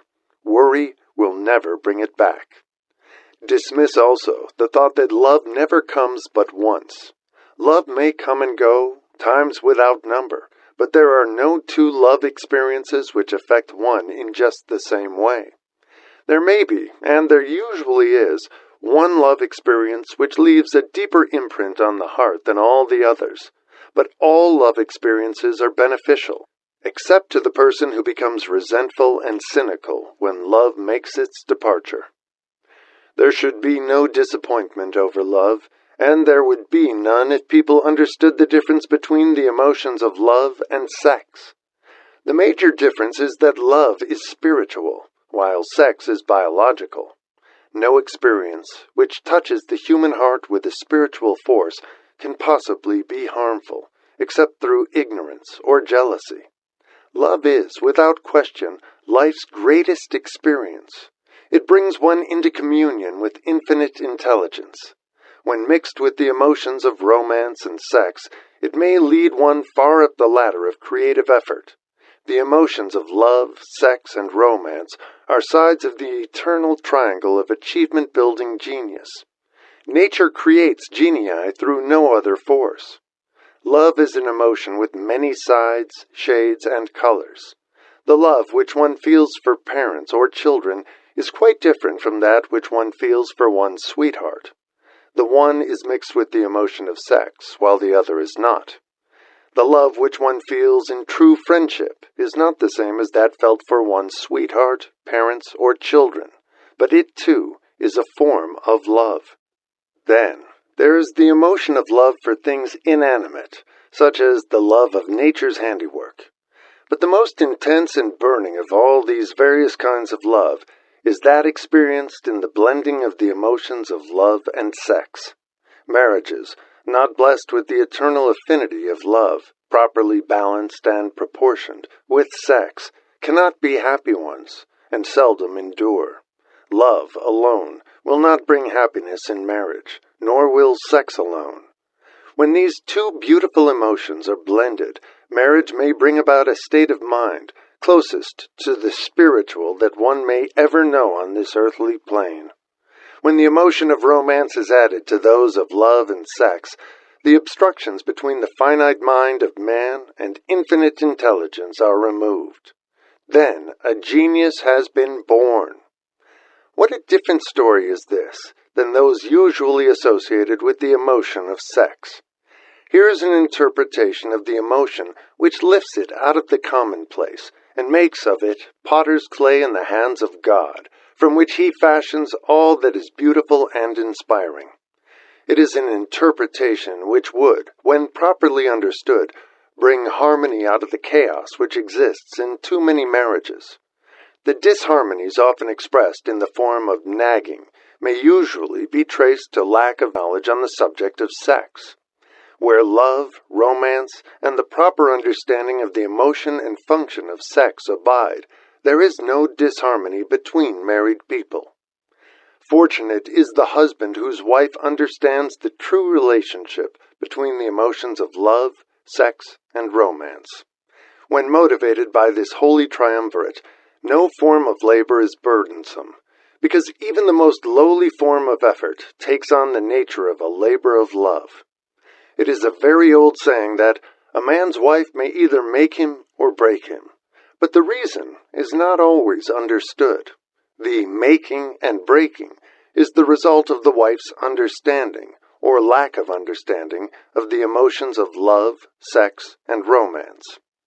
Despite the fact that men are polygamous by the very nature of their biological inheritance, it is true that no woman has as great an influence on a man as his wife, unless he is married to a woman totally unsuited to his nature. If a woman permits her husband to lose interest in her, and become more interested in other women, it is usually because of her ignorance or indifference toward the subjects of sex, love, and romance. This statement presupposes, of course, that genuine love once existed between a man and his wife. The facts are equally applicable to a man who permits his wife's interest in him to die. Married people often bicker over a multitude of trivialities. If these are analyzed accurately, the real cause of the trouble will often be found to be indifference or ignorance on these subjects. Man's greatest motivating force is his desire to please woman. The hunter who excelled during prehistoric days, before the dawn of civilization, did so because of his desire to appear great in the eyes of woman. Man's nature has not changed in this respect. The hunter of today brings home no skins of wild animals, but he indicates his desire for her favor by supplying fine clothes, motor cars, and wealth. Man has the same desire to please woman that he had before the dawn of civilization. The only thing that has changed is his method of pleasing. Men who accumulate large fortunes and attain to great heights of power and fame do so mainly to satisfy their desire to please women. Take women out of their lives, and great wealth would be useless to most men. It is this inherent desire of man to please woman which gives woman the power to make or break a man. The woman who understands man's nature and tactfully caters to it need have no fear of competition from other women. Men may be giants with indomitable willpower when dealing with other men, but they are easily managed by the women of their choice. Most men will not admit that they are easily influenced by the women they prefer, because it is in the nature of the male to want to be recognized as the stronger of the species. Moreover, the intelligent woman recognizes this manly trait and very wisely makes no issue of it. Some men know that they are being influenced by the women of their choice, their wives, sweethearts, mothers, or sisters, but they tactfully refrain from rebelling against the influence because they are intelligent enough to know that no man is happy or complete without the modifying influence of the right woman. The man who does not recognize this important truth deprives himself of the power which has done more to help men achieve success than all other forces combined. Chapter 12. The Subconscious Mind. The Connecting Link. The 11th Step Toward Riches. The subconscious mind consists of a field of consciousness in which every impulse of thought that reaches the objective mind through any of the five senses is classified and recorded, and from which thoughts may be recalled or withdrawn as letters may be taken from a filing cabinet. It receives and files sense impressions or thoughts, regardless of their nature. You may voluntarily plant in your subconscious mind any plan, thought, or purpose which you desire to translate into its physical or monetary equivalent. The subconscious acts first on the dominating desires which have been mixed with emotional feeling, such as faith. Consider this in connection with the instructions given in the chapter on desire, for taking the 6 steps there outlined, and the instructions given in the chapter on the building and execution of plans, and you will understand the importance of the thought conveyed. The subconscious mind works day and night. Through a method of procedure unknown to man, the subconscious mind draws upon the forces of infinite intelligence for the power with which it voluntarily transmutes one's desires into their physical equivalent, making use always of the most practical media by which this end may be accomplished. You cannot entirely control your subconscious mind, but you can voluntarily hand it over to any plan, desire, or purpose which you wish transformed into concrete form. Read again instructions for using the subconscious mind in the chapter on autosuggestion. There is plenty of evidence to support the belief that the subconscious mind is the connecting link between the finite mind of man and infinite intelligence. It is the intermediary through which one may draw upon the forces of infinite intelligence at will. It, alone, contains the secret process by which mental impulses are modified and changed into their spiritual equivalent. It, alone, is the medium through which prayer may be transmitted to the source capable of answering prayer. The possibilities of creative effort connected with the subconscious mind are stupendous and imponderable. They inspire one with awe. I never approached the discussion of the subconscious mind without a feeling of littleness and inferiority, due, perhaps, to the fact that man's entire stock of knowledge on this subject is so pitifully limited. The very fact that the subconscious mind is the medium of communication between the thinking mind of man and infinite intelligence is, of itself, a thought which almost paralyzes one's reason. After you have accepted, as a reality, the existence of the subconscious mind, and understand its possibilities as a medium for transmuting your desires into their physical or monetary equivalent, you will comprehend the full significance of the instructions given in the chapter on desire.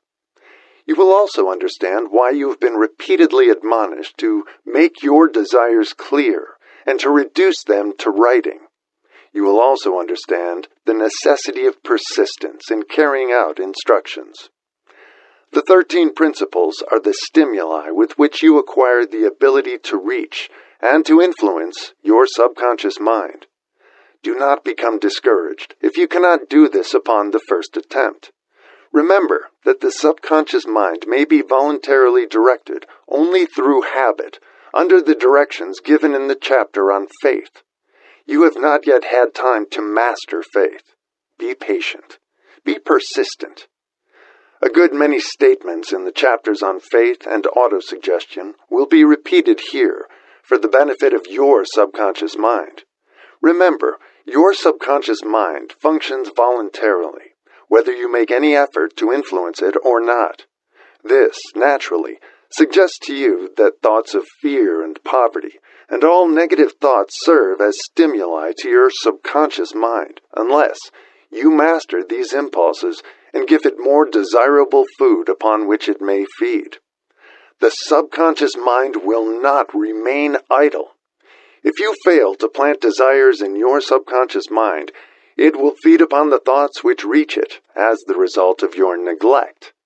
We have already explained that thought impulses, both negative and positive, are reaching the subconscious mind continuously, from the 4 sources which were mentioned in the chapter on sex transmutation. For the present, it is sufficient if you remember that you are living daily in the midst of all manner of thought impulses, which are reaching your subconscious mind without your knowledge. Some of these impulses are negative, some are positive. You are now engaged in trying to help shut off the flow of negative impulses, and to aid in voluntarily influencing your subconscious mind through positive impulses of desire. When you achieve this, you will possess the key which unlocks the door to your subconscious mind. Moreover, you will control that door so completely that no undesirable thought may influence your subconscious mind. Everything which man creates begins in the form of a thought impulse. Man can create nothing which he does not first conceive in thought. Through the aid of the imagination, thought impulses may be assembled into plans. The imagination, when under control, may be used for the creation of plans or purposes that lead to success in one's chosen occupation. All thought impulses, intended for transmutation into their physical equivalent, voluntarily planted in the subconscious mind, must pass through the imagination and be mixed with faith. The mixing of faith with a plan or purpose intended for submission to the subconscious mind may be done only through the imagination. From these statements, you will readily observe that voluntary use of the subconscious mind calls for coordination and application of all the principles. Ella Wheeler Wilcox gave evidence of her understanding of the power of the subconscious mind when she wrote, "You never can tell what a thought will do in bringing you hate or love. For thoughts are things, and their airy wings are swifter than carrier doves.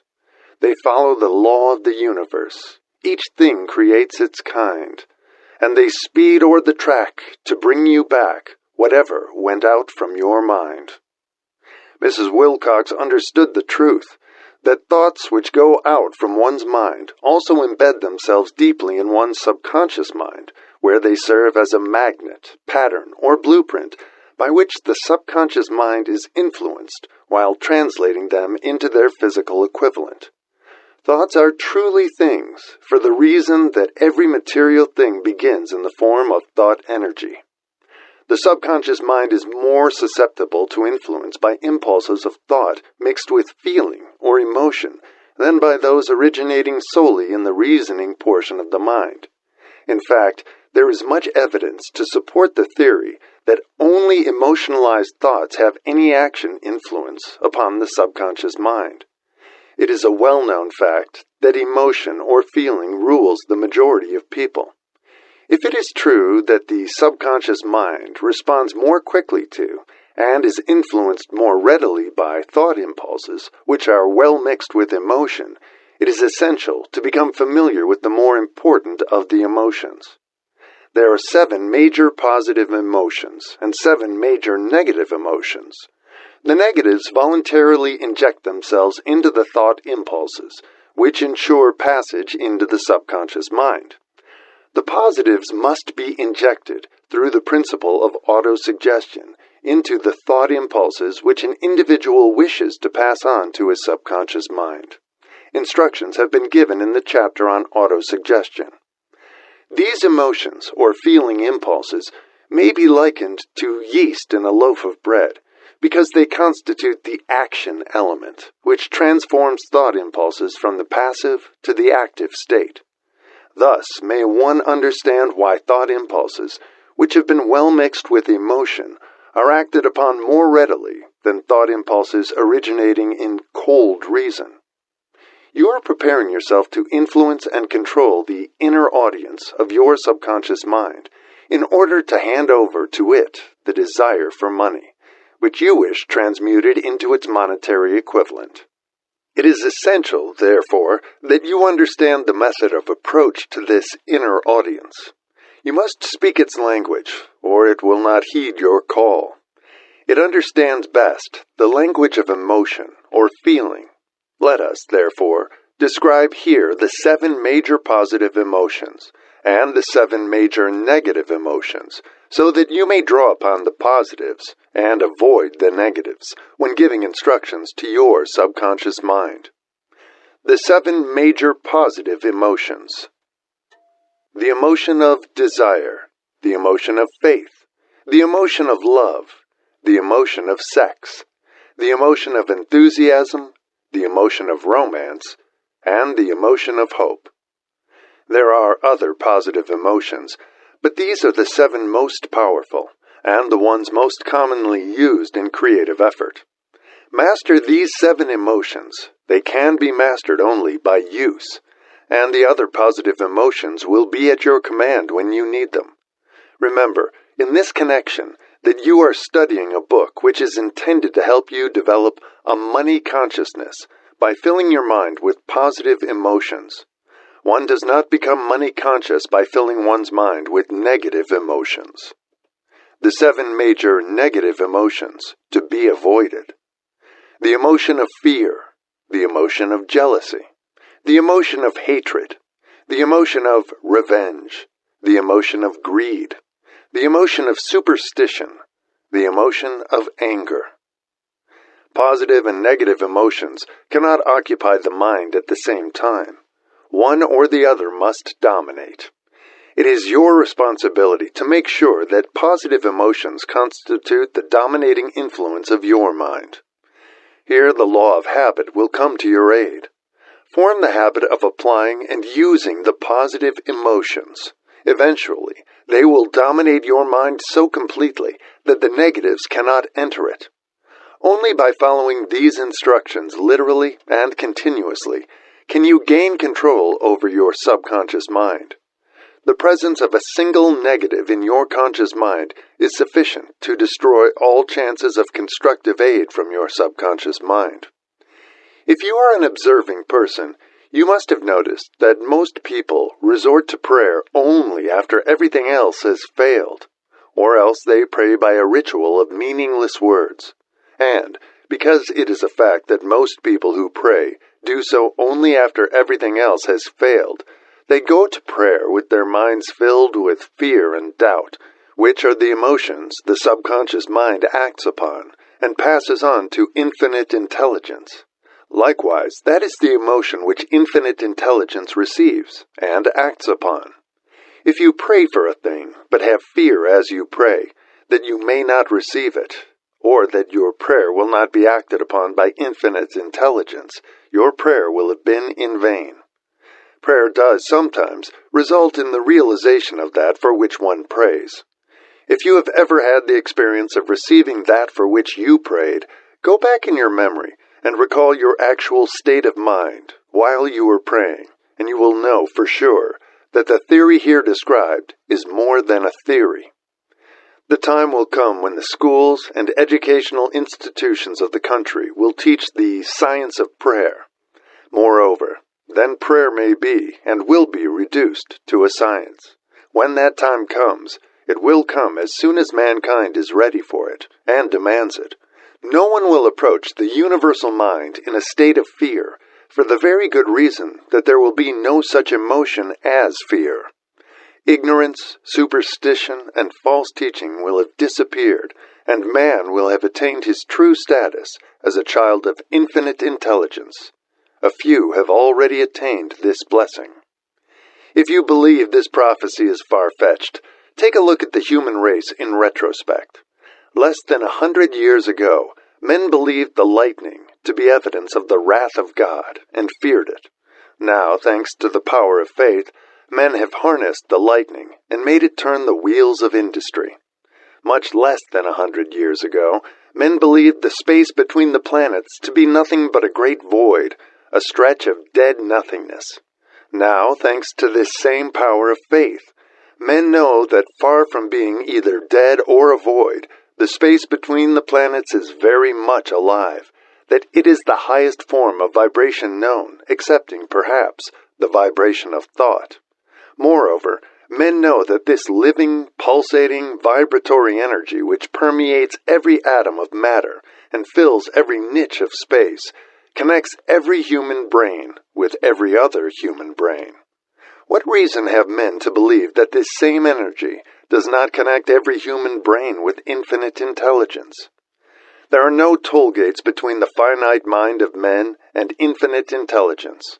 The communication costs nothing except patience, faith, persistence, understanding, and a sincere desire to communicate. Moreover, the approach can be made only by the individual himself. Paid prayers are worthless. Infinite intelligence does no business by proxy. You either go direct or you do not communicate. You may buy prayer books and repeat them until the day of your doom without avail. Thoughts which you wish to communicate to infinite intelligence must undergo transformation, such as can be given only through your own subconscious mind. The method by which you may communicate with infinite intelligence is very similar to that through which the vibration of sound is communicated by radio. If you understand the working principle of radio, you, of course, know that sound cannot be communicated through the ether until it has been stepped up or changed into a rate of vibration which the human ear cannot detect. The radio sending station picks up the sound of the human voice and scrambles or modifies it by stepping up the vibration millions of times.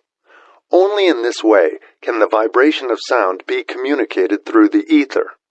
After this transformation has taken place, the ether picks up the energy, which originally was in the form of vibrations of sound, carries that energy to radio receiving stations, and these receiving sets step that energy back down to its original rate of vibration, so it is recognized as sound. The subconscious mind is the intermediary, which translates one's prayers into terms which infinite intelligence can recognize, presents the message, and brings back the answer in the form of a definite plan or idea for procuring the object of the prayer. Understand this principle, and you will know why mere words read from a prayer book cannot and will never serve as an agency of communication between the mind of man and infinite intelligence.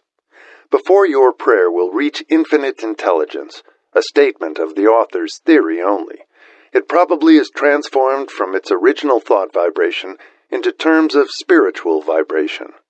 Faith is the only known agency which will give your thoughts a spiritual nature. Faith and fear make poor bedfellows. Where one is found, the other cannot exist. Chapter 13. The Brain. A broadcasting and receiving station for thought.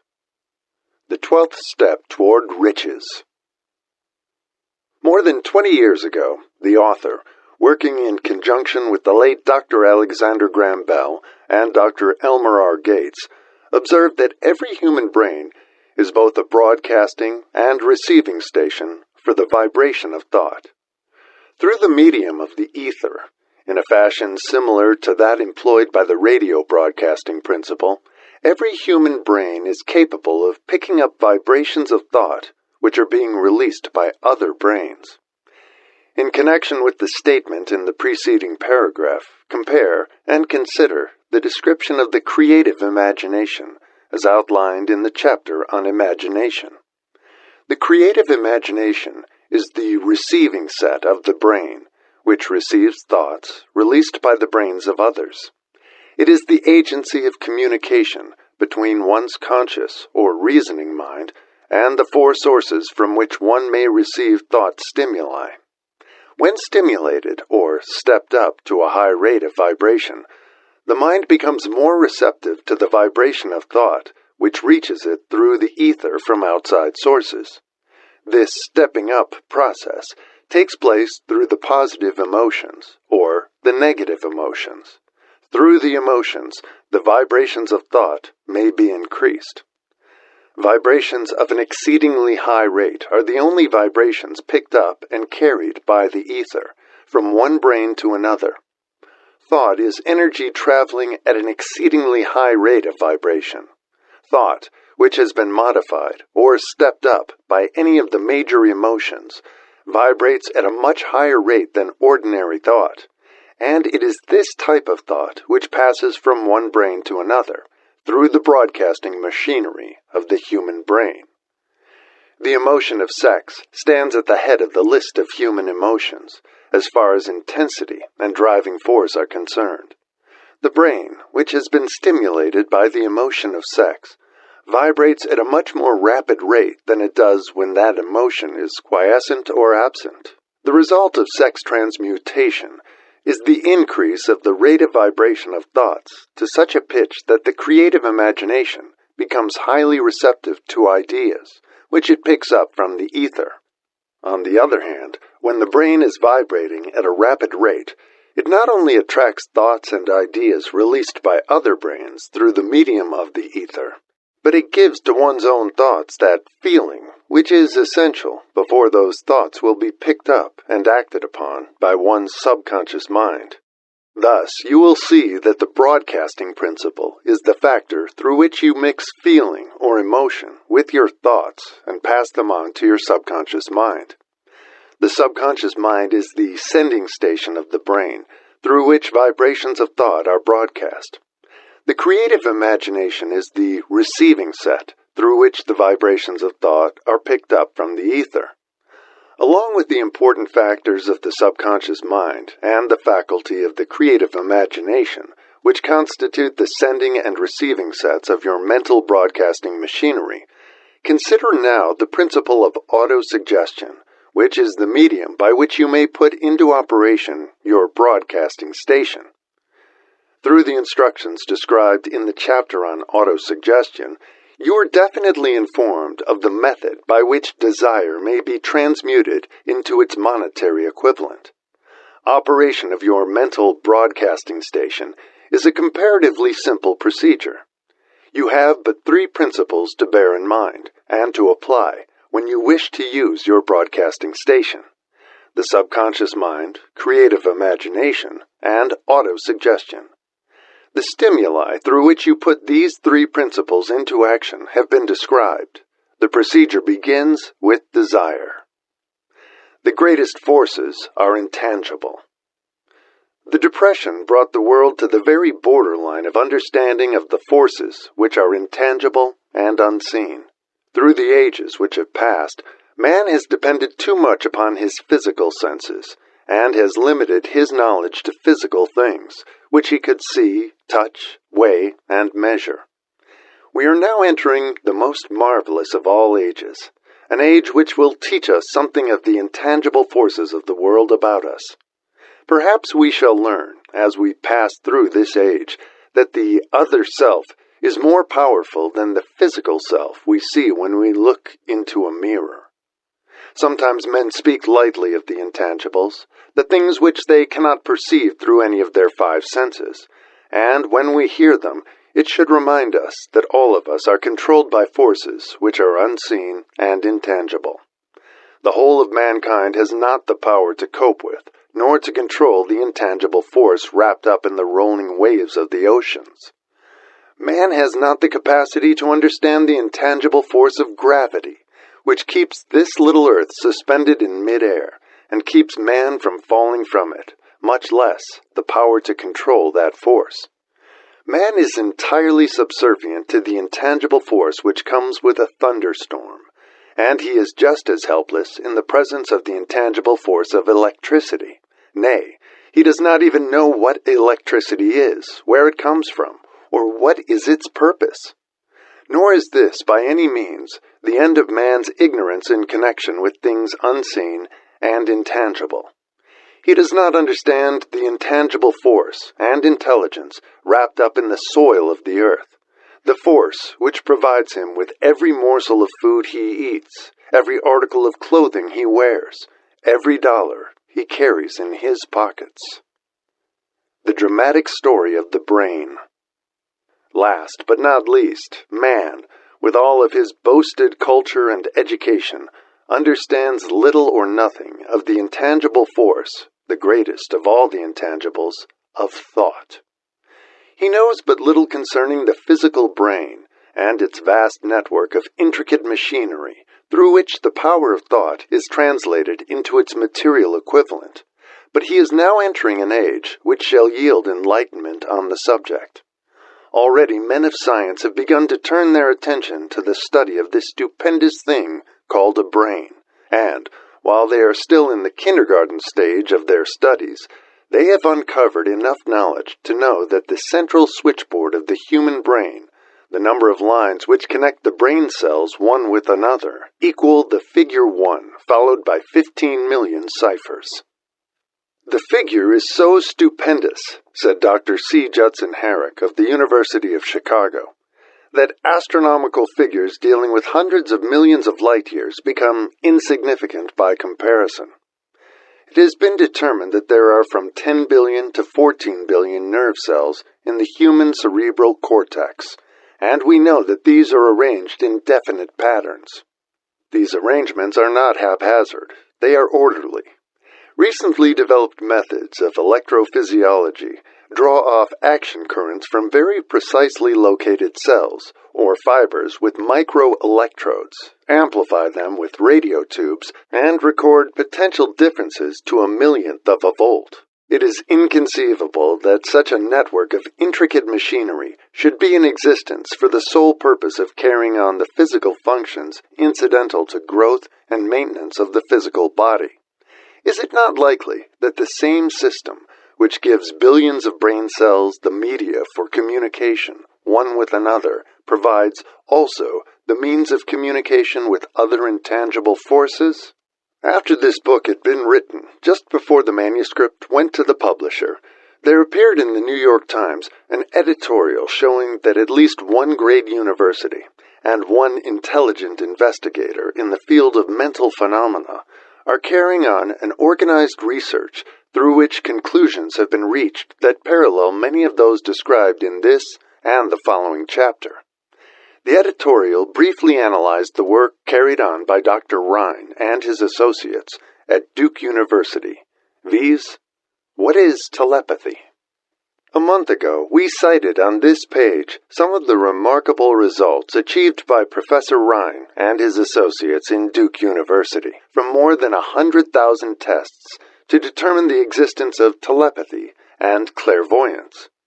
These results were summarized in the first 2 articles in Harper's Magazine. In the second, which has now appeared, the author, E.H. Wright, attempts to summarize what has been learned, or what it seems reasonable to infer, regarding the exact nature of these extrasensory modes of perception. The actual existence of telepathy and clairvoyance now seems to some scientists enormously probable as the result of Rhine's experiments. Various percipients were asked to name as many cards in a special pack as they could without looking at them and without other sensory access to them. About a score of men and women were discovered who could regularly name so many of the cards correctly that there was not one chance in many a million of their having done their feats by luck or accident. But how did they do them? These powers, assuming that they exist, do not seem to be sensory. There is no known organ for them. The experiments worked just as well at distances of several hundred miles as they did in the same room. These facts also dispose, in Mr. Wright's opinion, of the attempt to explain telepathy or clairvoyance through any physical theory of radiation. All known forms of radiant energy decline inversely as the square of the distance traversed. Telepathy and clairvoyance do not. But they do vary through physical causes, as our other mental powers do. Contrary to widespread opinion, they do not improve when the percipient is asleep or half asleep, but, on the contrary, when he is most wide awake and alert. Rhine discovered that a narcotic will invariably lower a percipient score, while a stimulant will always send it higher. The most reliable performer apparently cannot make a good score unless he tries to do his best. One conclusion that Wright draws with some confidence is that telepathy and clairvoyance are really one and the same gift. That is, the faculty that sees a card face down on a table seems to be exactly the same one that reads a thought residing only in another mind. There are several grounds for believing this. So far, for example, the 2 gifts have been found in every person who enjoys either of them. In every one so far, the 2 have been of equal vigor, almost exactly. Screens, walls, distances have no effect at all on either. Wright advances from this conclusion to express what he puts forward as no more than the mere hunch that other extrasensory experiences, prophetic dreams, premonitions of disaster, and the like, may also prove to be part of the same faculty. The reader is not asked to accept any of these conclusions unless he finds it necessary, but the evidence that Rhine has piled up must remain impressive. In view of Dr. Rhine's announcement in connection with the conditions under which the mind responds to what he terms extrasensory modes of perception, I now feel privileged to add to his testimony by stating that my associates and I have discovered what we believe to be the ideal conditions under which the mind can be stimulated so that the 6th sense, described in the next chapter, can be made to function in a practical way. The conditions to which I refer consist of a close working alliance between myself and 2 members of my staff. Through experimentation and practice, we have discovered how to stimulate our minds by applying the principle used in connection with the invisible counselors described in the next chapter, so that we can, by a process of blending our 3 minds into one, find the solution to a great variety of personal problems which are submitted by my clients. The procedure is very simple. We sit down at a conference table, clearly state the nature of the problem we have under consideration, then begin discussing it. Each contributes whatever thoughts that may occur. The strange thing about this method of mind stimulation is that it places each participant in communication with unknown sources of knowledge, definitely outside his own experience. If you understand the principle described in the chapter on the mastermind, you of course recognize the round table procedure here described as being a practical application of the mastermind. This method of mind stimulation, through harmonious discussion of definite subjects between 3 people, illustrates the simplest and most practical use of the master mind. By adopting and following a similar plan, any student of this philosophy may come into possession of the famous Carnegie formula briefly described in the introduction. If it means nothing to you at this time, mark this page and read it again after you have finished the last chapter. The Depression was a blessing in disguise. It reduced the whole world to a new starting point that gives everyone a new opportunity. Chapter 14. The Sixth Sense. The Door to the Temple of Wisdom. The 13th Step Toward Riches. The 13th principle is known as the Sixth Sense, through which infinite intelligence may, and will communicate voluntarily, without any effort from or demands by the individual. This principle is the apex of the philosophy.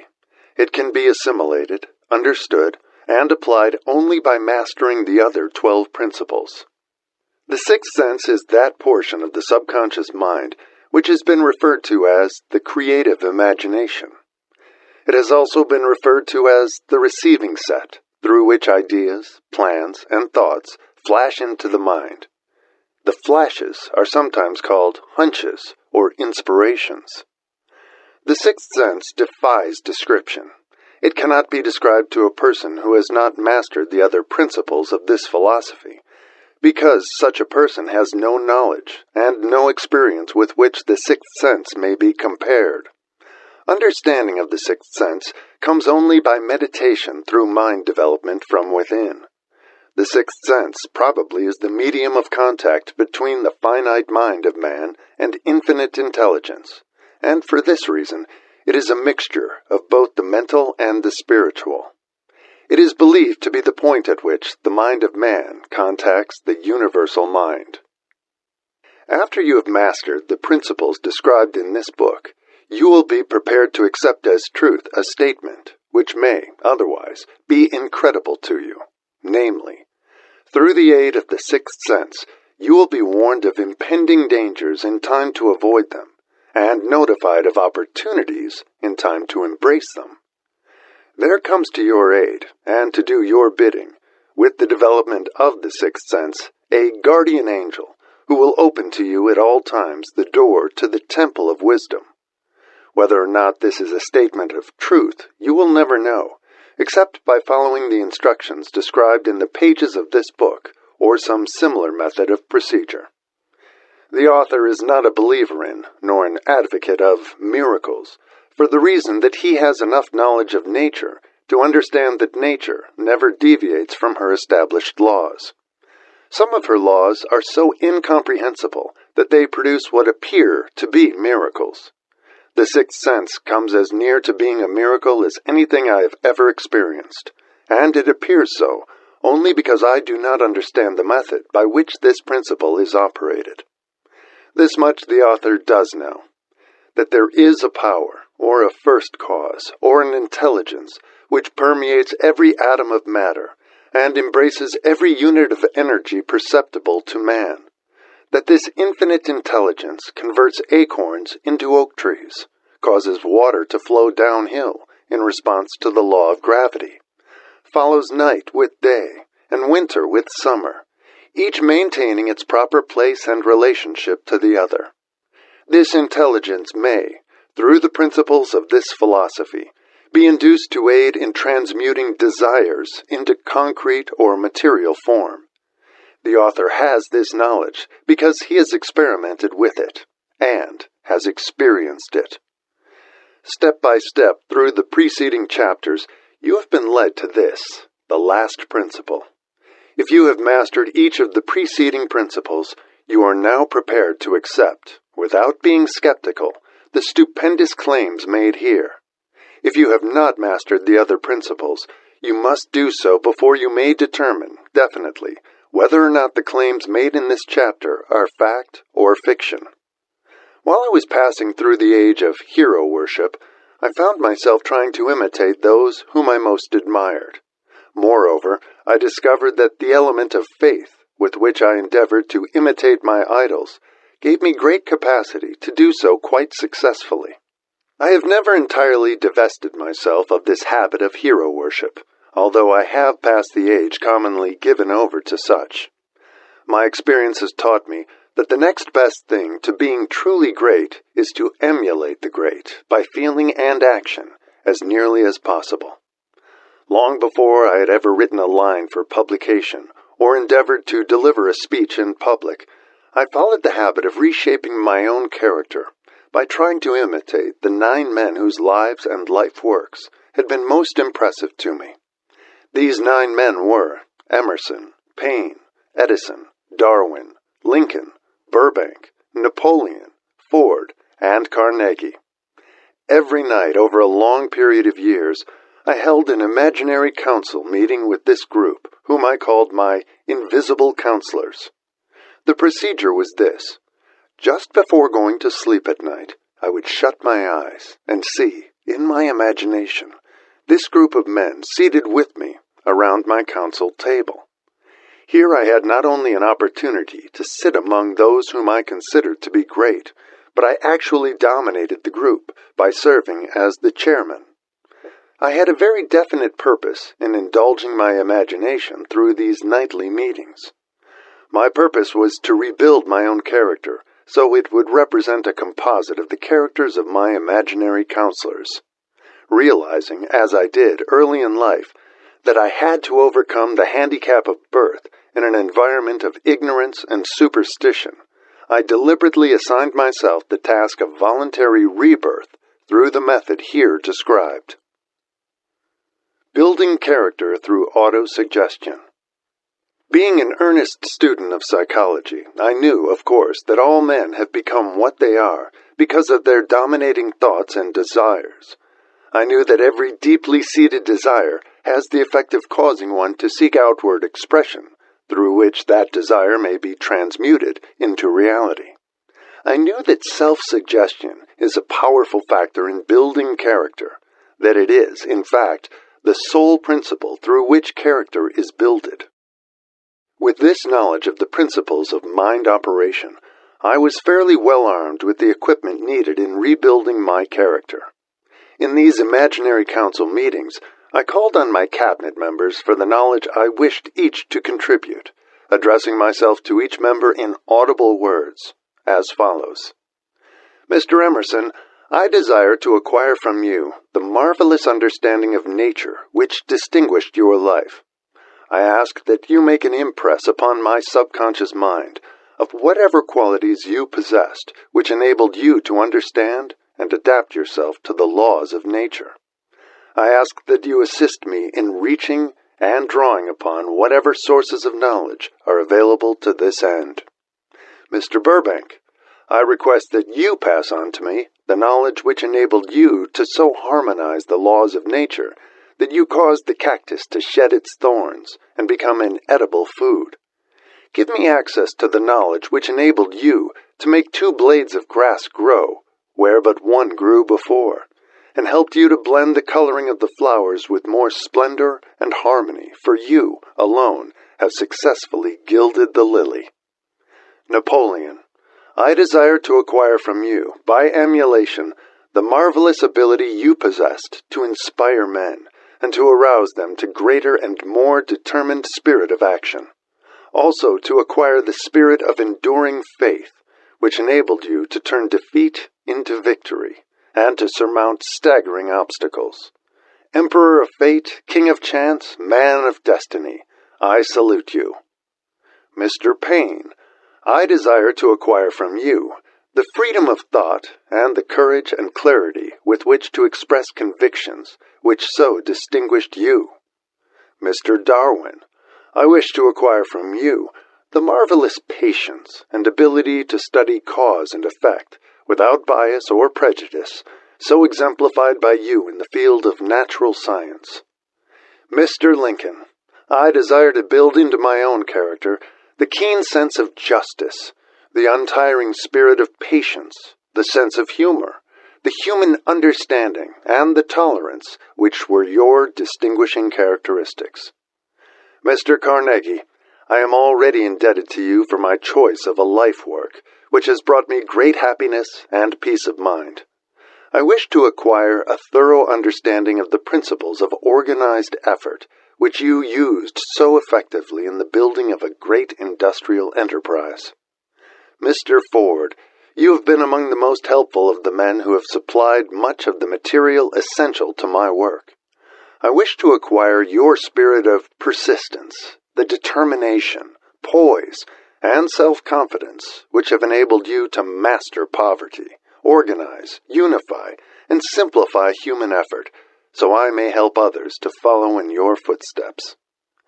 Mr. Edison, I have seated you nearest to me, at my right, because of the personal cooperation you have given me during my research into the causes of success and failure.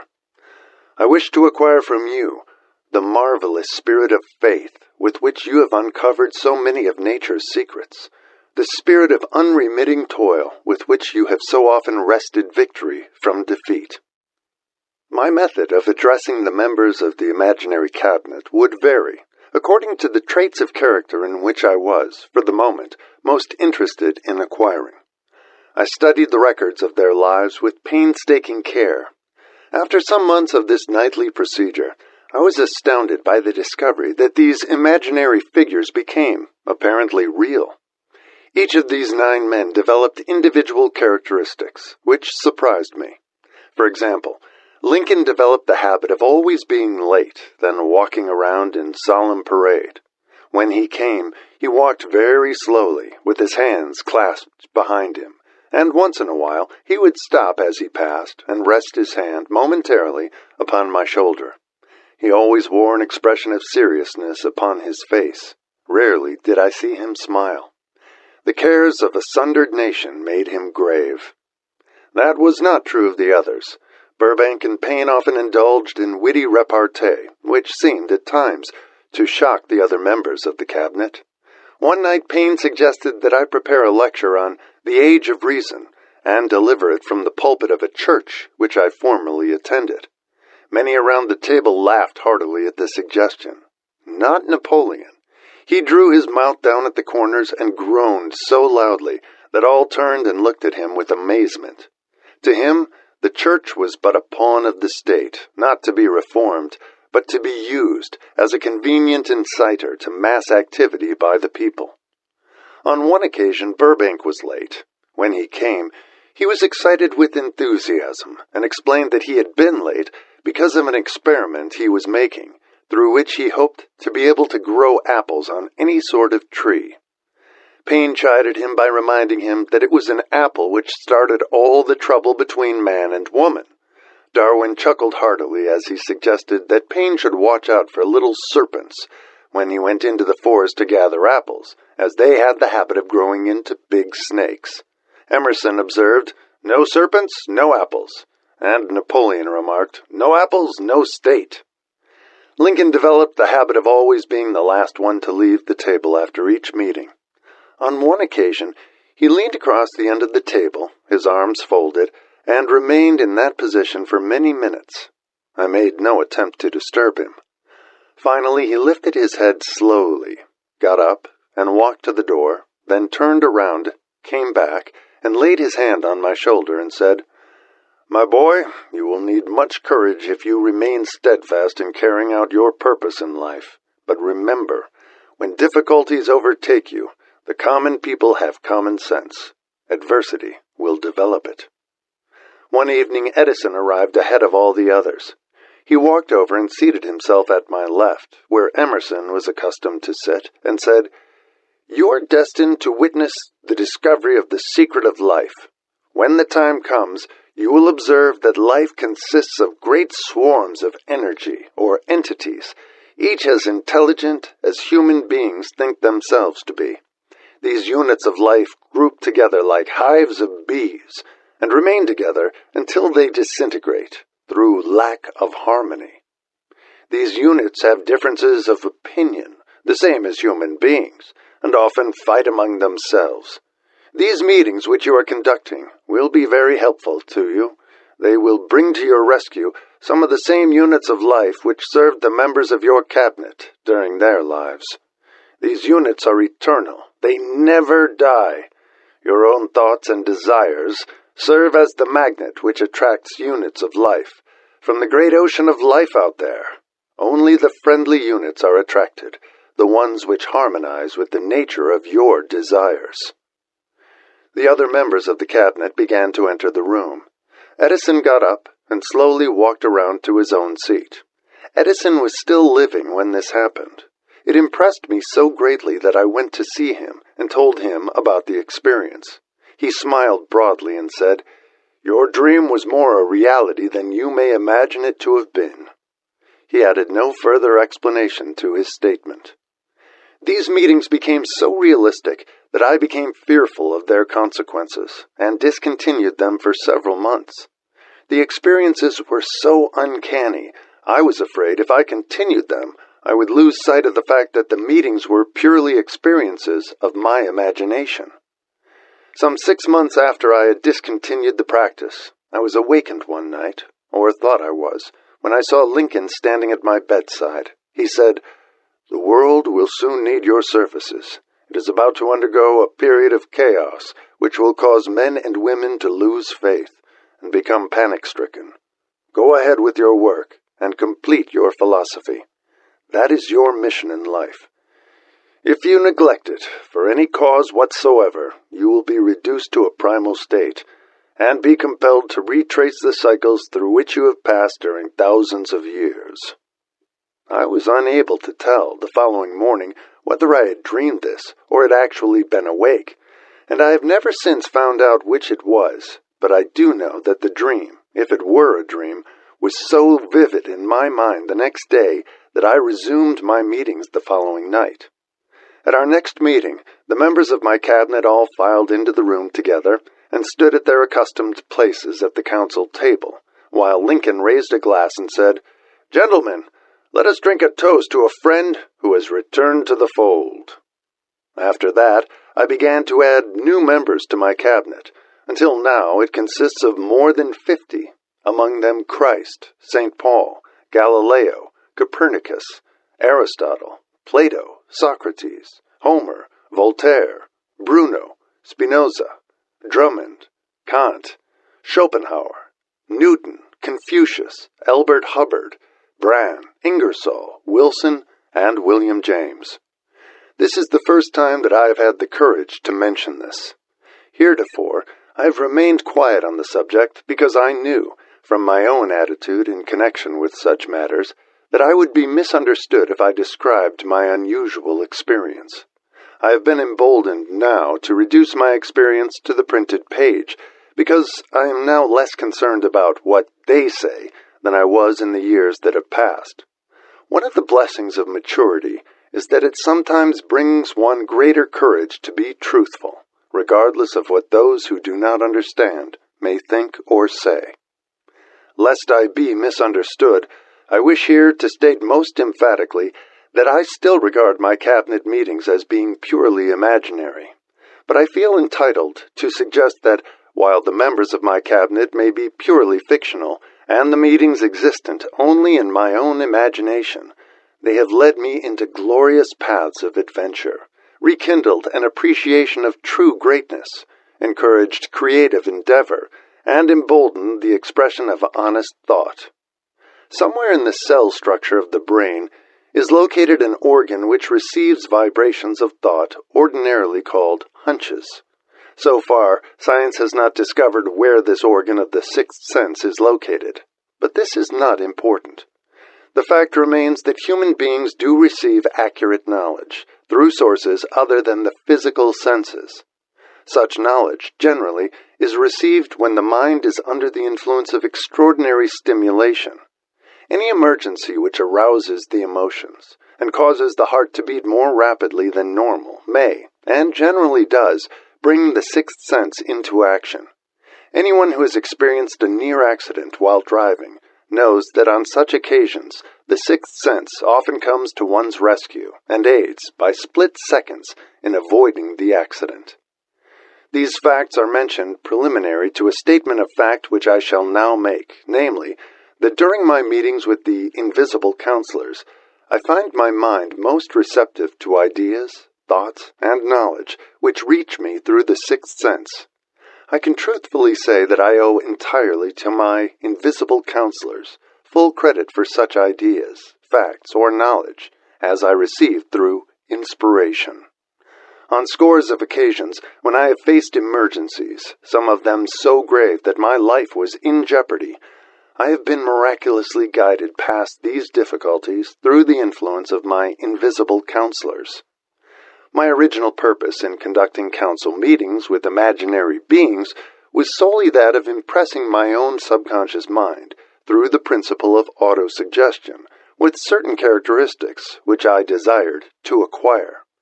In more recent years, my experimentation has taken on an entirely different trend. I now go to my imaginary counselors with every difficult problem which confronts me and my clients. The results are often astonishing, although I do not depend entirely on this form of counsel. You, of course, have recognized that this chapter covers a subject with which a majority of people are not familiar. The sixth sense is a subject that will be of great interest and benefit to the person whose aim is to accumulate vast wealth, but it need not claim the attention of those whose desires are more modest. Henry Ford undoubtedly understands and makes practical use of the sixth sense. His vast business and financial operations make it necessary for him to understand and use this principle. The late Thomas A. Edison understood and used the sixth sense in connection with the development of inventions, especially those involving basic patents, in connection with which he had no human experience and no accumulated knowledge to guide him, as was the case while he was working on the talking machine and the moving picture machine. Nearly all great leaders, such as Napoleon, Bismarck, Joan of Arc, Christ, Buddha, Confucius, and Mohammed, understood and probably made use of the sixth sense almost continuously. The major portion of their greatness consisted of their knowledge of this principle. The sixth sense is not something that one can take off and put on at will.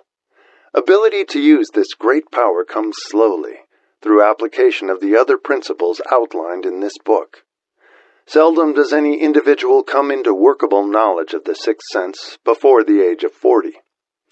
More often the knowledge is not available until one is well past 50, and this, for the reason that the spiritual forces with which the sixth sense is so closely related do not mature and become usable except through years of meditation, self-examination, and serious thought.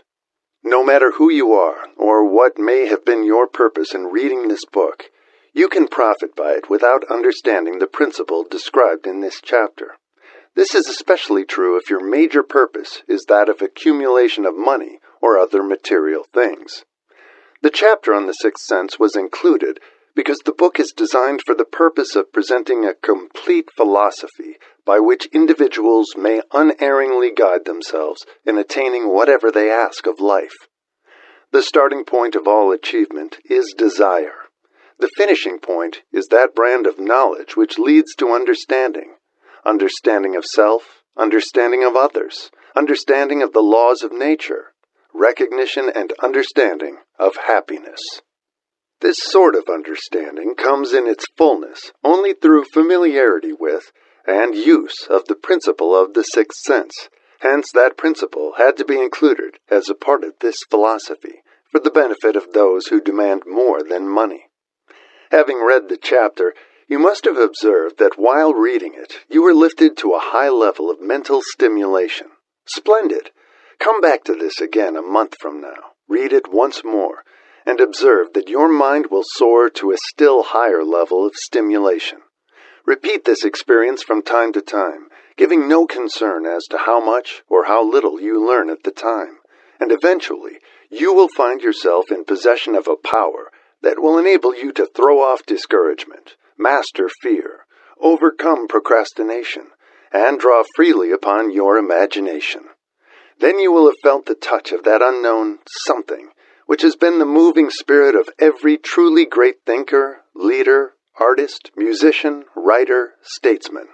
Then you will be in position to transmute your desires into their physical or financial counterpart as easily as you may lie down and quit at the first sign of opposition. Faith versus fear.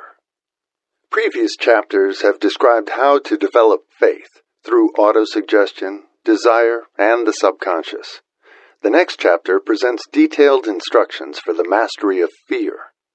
Here will be found a full description of the 6 fears which are the cause of all discouragement: timidity, procrastination, indifference, indecision, and the lack of ambition, self-reliance, initiative, self-control, and enthusiasm.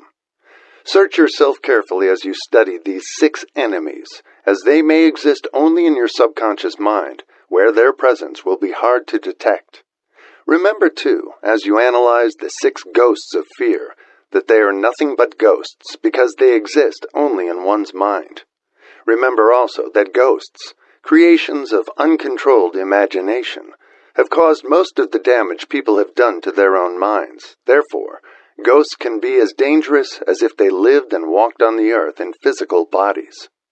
The ghost of the fear of poverty, which seized the minds of millions of people in 1929, was so real that it caused the worst business depression this country has ever known. Moreover, this particular ghost still frightens some of us out of our wits. Chapter 15. How to Outwit the 6 Ghosts of Fear. Take inventory of yourself as you read this closing chapter and find out how many of the ghosts are standing in your way.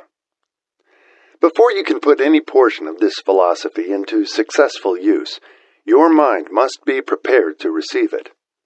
The preparation is not difficult. It begins with study, analysis, and understanding of 3 enemies which you shall have to clear out. These are indecision, doubt, and fear. The 6th sense will never function while these 3 negatives, or any of them, remain in your mind. The members of this unholy trio are closely related.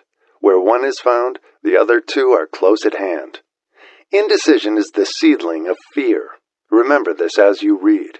Indecision crystallizes into doubt. The 2 blend and become fear. The blending process often is slow. This is one reason why these 3 enemies are so dangerous. They germinate and grow without their presence being observed.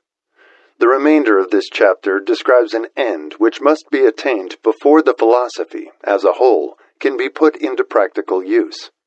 It also analyzes a condition which has, but lately, reduced huge numbers of people to poverty, and it states a truth which must be understood by all who accumulate riches, whether measured in terms of money or a state of mind of far greater value than money. The purpose of this chapter is to turn the spotlight of attention upon the cause and the cure of the 6 basic fears. Before we can master an enemy, we must know its name, its habits, and its place of abode. As you read, analyze yourself carefully and determine which, if any, of the 6 common fears have attached themselves to you. Do not be deceived by the habits of these subtle enemies. Sometimes they remain hidden in the subconscious mind, where they are difficult to locate, and still more difficult to eliminate. The 6 basic fears. There are 6 basic fears, with some combination of which every human suffers at one time or another. Most people are fortunate if they do not suffer from the entire 6. Named in the order of their most common appearance, they are the fear of poverty, the fear of criticism, the fear of ill health. These are at the bottom of most of one's worries. The others are the fear of loss of love of someone, the fear of old age, the fear of death. All other fears are of minor importance. They can be grouped under these 6 headings. The prevalence of these fears as a curse to the world runs in cycles. For almost 6 years, while the Depression was on, we floundered in the cycle of fear of poverty. During the World War, we were in the cycle of fear of death. Just following the war, we were in the cycle of fear of ill health, as evidenced by the epidemic of disease which spread itself all over the world. Fears are nothing more than states of mind. One state of mind is subject to control and direction. Physicians, as everyone knows, are less subject to attack by disease than ordinary laymen, for the reason that physicians do not fear disease. Physicians, without fear or hesitation, have been known to physically contact hundreds of people, daily who were suffering from such contagious diseases as smallpox without becoming infected. Their immunity against the disease consisted largely, if not solely, in their absolute lack of fear. Man can create nothing which he does not first conceive in the form of an impulse of thought. Following this statement comes another of still greater importance, namely, man's thought impulses begin immediately to translate themselves into their physical equivalent, whether those thoughts are voluntary or involuntary. Thought impulses which are picked up through the ether by mere chance, thoughts which have been released by other minds, may determine one's financial, business, professional, or social destiny just as surely as do the thought impulses which one creates by intent and design. We are here laying the foundation for the presentation of a fact of great importance to the person who does not understand why some people appear to be lucky, while others of equal or greater ability, training, experience, and brain capacity seem destined to ride with misfortune. This fact may be explained by the statement that every human being has the ability to completely control his own mind, and with this control, obviously, every person may open his mind to the trapped thought impulses which are being released by other brains, or close the doors tightly and admit only thought impulses of his own choice. Nature has endowed man with absolute control over but one thing, and that is thought. This fact, coupled with the additional fact that everything which man creates begins in the form of a thought, leads one very near to the principle by which fear may be mastered. If it is true that all thought has a tendency to clothe itself in its physical equivalent, and this is true beyond any reasonable room for doubt, it is equally true that thought impulses of fear and poverty cannot be translated into terms of courage and financial gain. The people of America began to think of poverty following the Wall Street crash of 1929. Slowly but surely, that mass thought was crystallized into its physical equivalent, which was known as a depression. This had to happen. It is in conformity with the laws of nature. The fear of poverty. There can be no compromise between poverty and riches. The two roads that lead to poverty and riches travel in opposite directions. If you want riches, you must refuse to accept any circumstance that leads toward poverty. The word riches is here used in its broadest sense, meaning financial, spiritual, mental, and material estates. The starting point of the path that leads to riches is desire. In Chapter 1, you received full instructions for the proper use of desire. In this chapter on fear, you have complete instructions for preparing your mind to make practical use of desire.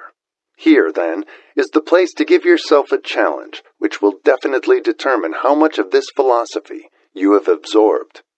Here is the point at which you can turn prophet and foretell accurately what the future holds in store for you. If, after reading this chapter, you are willing to accept poverty, you may as well make up your mind to receive poverty. This is one decision you cannot avoid.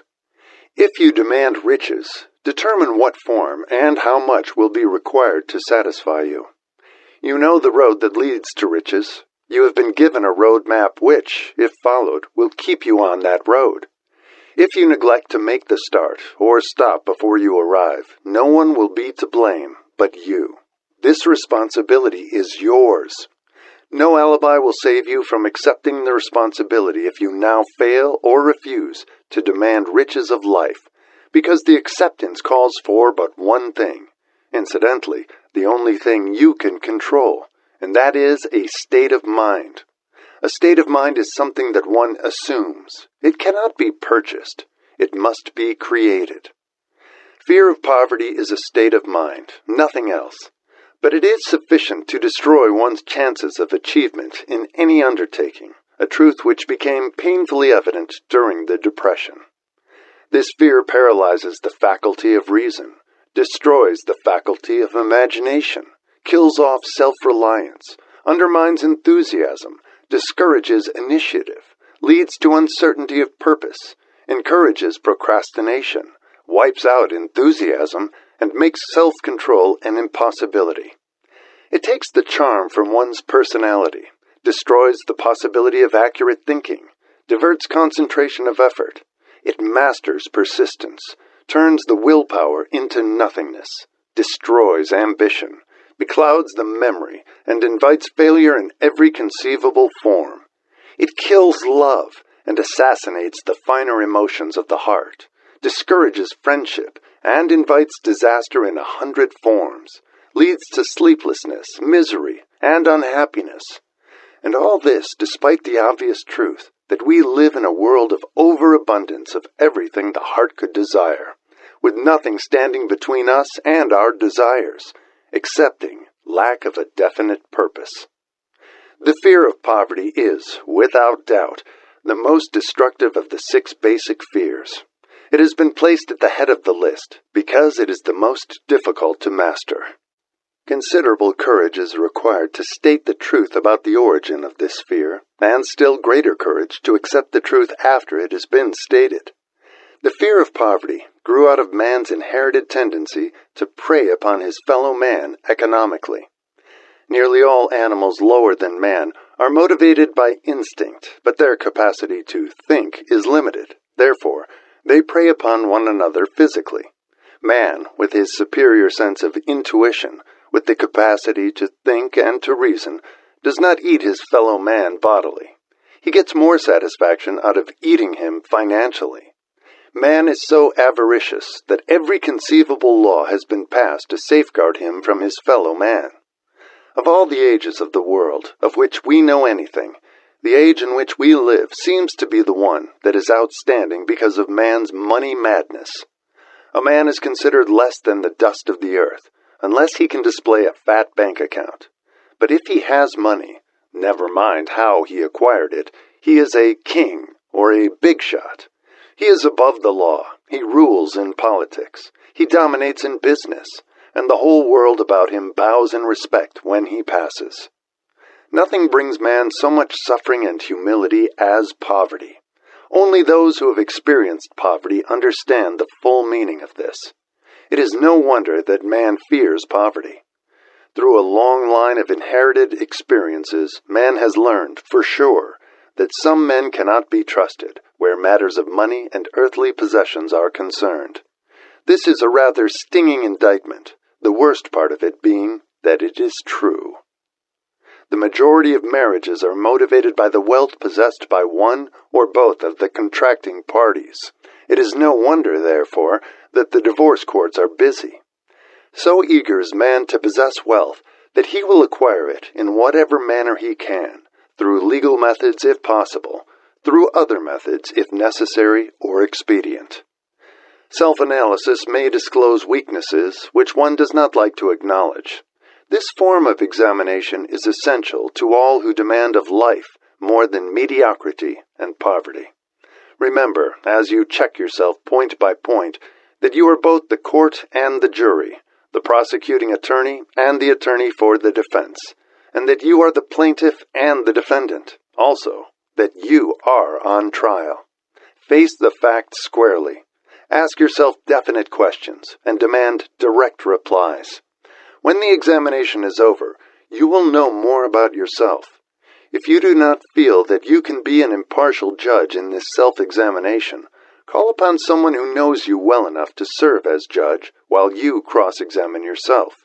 You are after the truth. Get it, no matter at what cost, even though it may temporarily embarrass you. The majority of people, if asked what they fear most, would reply, "I fear nothing." The reply would be inaccurate, because few people realize that they are bound, handicapped, whipped spiritually and physically through some form of fear. So subtle and deeply seated is the emotion of fear that one may go through life burdened with it, never recognizing its presence. Only a courageous analysis will disclose the presence of this universal enemy. When you begin such an analysis, search deeply into your character. Here is a list of the symptoms for which you should look. Symptoms of the fear of poverty. Indifference. Commonly expressed through lack of ambition, willingness to tolerate poverty, acceptance of whatever compensation life may offer without protest, mental and physical laziness, lack of initiative, imagination, enthusiasm, and self-control. Indecision, the habit of permitting others to do one's thinking, staying on the fence. Doubt, generally expressed through alibis and excuses designed to cover up, explain away, or apologize for one's failures, sometimes expressed in the form of envy of those who are successful, or by criticizing them. Worry, usually expressed by finding fault with others, a tendency to spend beyond one's income, neglect of personal appearance, scowling and frowning, intemperance in the use of alcoholic drink, sometimes through the use of narcotics, nervousness, lack of poise, self-consciousness, and lack of self-reliance. Overcaution, the habit of looking for the negative side of every circumstance, thinking and talking of possible failure instead of concentrating upon the means of succeeding, knowing all the roads to disaster, but never searching for the plans to avoid failure, waiting for the right time to begin putting ideas and plans into action, until the waiting becomes a permanent habit, remembering those who have failed, and forgetting those who have succeeded, seeing the hole in the donut, but overlooking the donut. Pessimism leading to indigestion, poor elimination, auto-intoxication, bad breath, and bad disposition. Procrastination, the habit of putting off until tomorrow that which should have been done last year, spending enough time in creating alibis and excuses to have done the job. This symptom is closely related to overcaution, doubt, and worry. Refusal to accept responsibility when it can be avoided. Willingness to compromise rather than put up a stiff fight. Compromising with difficulties instead of harnessing and using them as stepping stones to advancement. Bargaining with life for a penny instead of demanding prosperity, opulence, riches, contentment, and happiness. Planning what to do if and when overtaken by failure, instead of burning all bridges and making retreat impossible. Weakness of, and often total lack of self-confidence, definiteness of purpose, self-control, initiative, enthusiasm, ambition, thrift, and sound reasoning ability. Expecting poverty instead of demanding riches.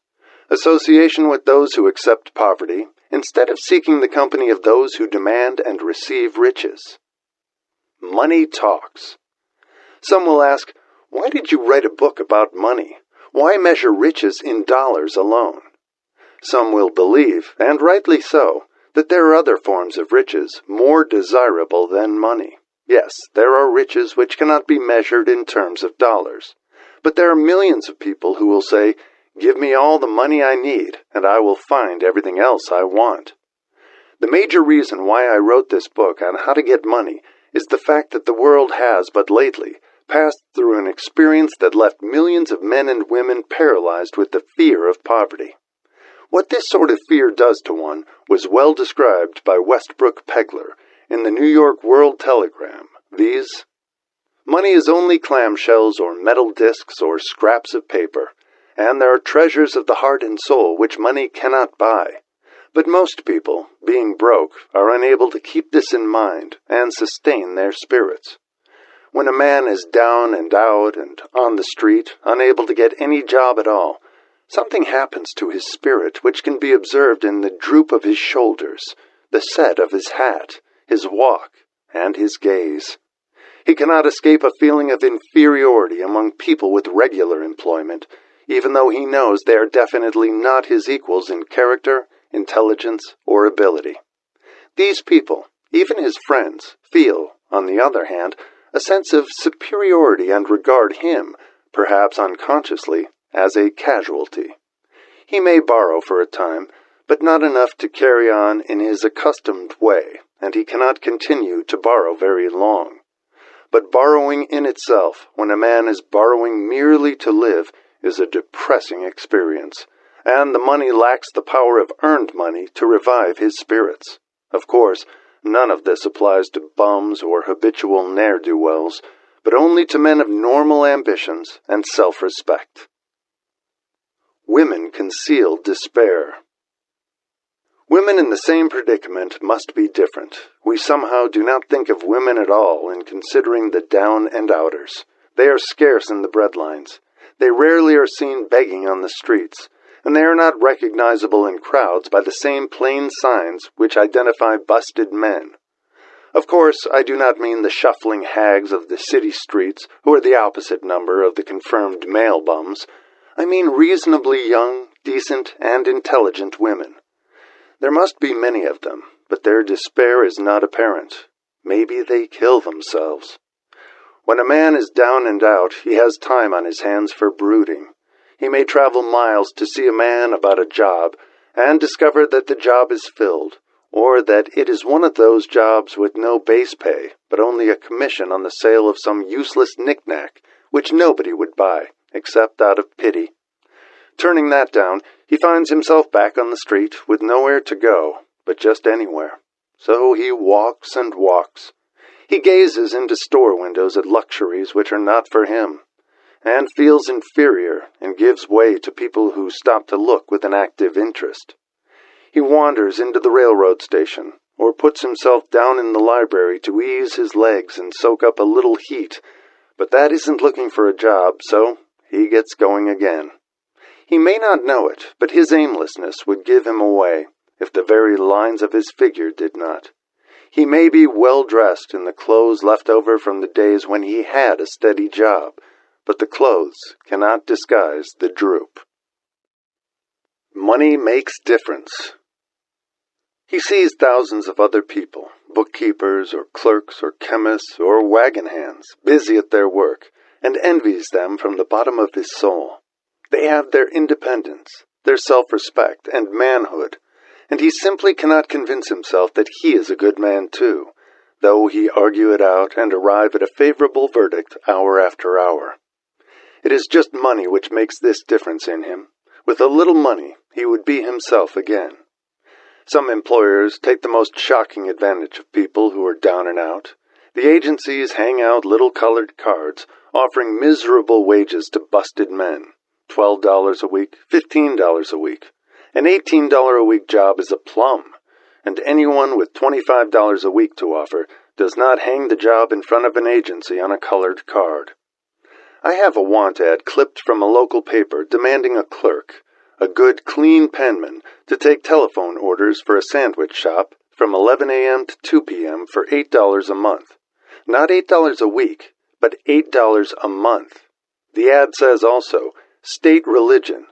Can you imagine the brutal effrontery of anyone who demands a good, clean penman for 11 cents an hour inquiring into the victim's religion? But that is what busted people are offered. The fear of criticism. Just how man originally came by this fear, no one can state definitely, but one thing is certain. He has it in a highly developed form. Some believe that this fear made its appearance about the time that politics became a profession. Others believe it can be traced to the age when women first began to concern themselves with styles in wearing apparel.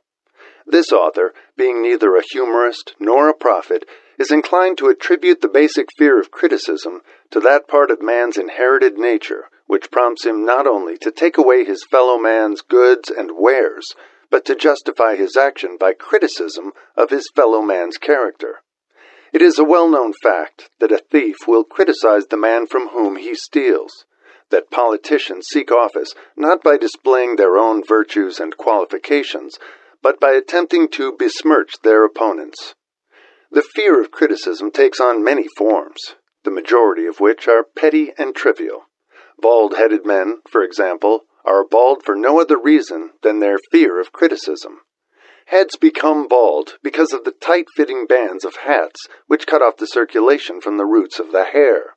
Men wear hats not because they actually need them, but mainly because everyone is doing it. The individual falls into line and does likewise, lest some other individual criticize him. Women seldom have bald heads, or even thin hair, because they wear hats which fit their heads loosely, the only purpose of the hats being adornment. But it must not be supposed that women are free from the fear of criticism. If any woman claims to be superior to man with reference to this fear, Ask her to walk down the street wearing a hat of the vintage of 1890. The astute manufacturers of clothing have not been slow to capitalize this basic fear of criticism, with which all mankind has been cursed. Every season the styles in many articles of wearing apparel change. Who establishes the styles? Certainly not the purchaser of clothing, but the manufacturer. Why does he change the styles so often? The answer is obvious. He changes the styles so he can sell more clothes. For the same reason the manufacturers of automobiles, with a few rare and very sensible exceptions, change styles of models every season. No man wants to drive an automobile which is not of the latest style, although the older model may actually be the better car. We have been describing the manner in which people behave under the influence of fear of criticism as applied to the small and petty things of life. Let us now examine human behavior when this fear affects people in connection with the more important events of human relationship. Take, for example, practically any person who has reached the age of mental maturity, from 35 to 40 years of age, as a general average. And if you could read the secret thoughts of his mind, you would find a very decided disbelief in most of the fables taught by the majority of the dogmatists and theologians a few decades back. Not often, however, will you find a person who has the courage to openly state his belief on this subject. Most people will, if pressed far enough, tell a lie rather than admit that they do not believe the stories associated with that form of religion which held people in bondage prior to the age of scientific discovery and education. Why does the average person, even in this day of enlightenment, shy away from denying his belief in the fables which were the basis of most of the religions a few decades ago? The answer is because of the fear of criticism. Men and women have been burned at the stake for daring to express disbelief in ghosts. It is no wonder we have inherited a consciousness which makes us fear criticism. The time was, and not so far in the past, when criticism carried severe punishments. It still does in some countries. The fear of criticism robs man of his initiative, destroys his power of imagination, limits his individuality, takes away his self-reliance, and does him damage in 100 other ways. Parents often do their children irreparable injury by criticizing them. The mother of one of my boyhood chums used to punish him with a switch almost daily, always completing the job with the statement, "You'll land in the penitentiary before you're 20. He was sent to a reformatory at the age of 17. Criticism is the one form of service of which everyone has too much. Everyone has a stock of it which is handed out, gratis, whether called for or not. One's nearest relatives often are the worst offenders.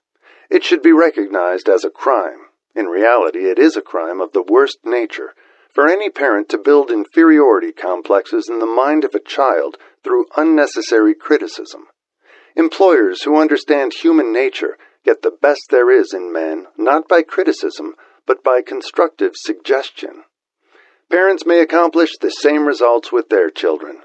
Criticism will plant fear in the human heart, or resentment, but it will not build love or affection.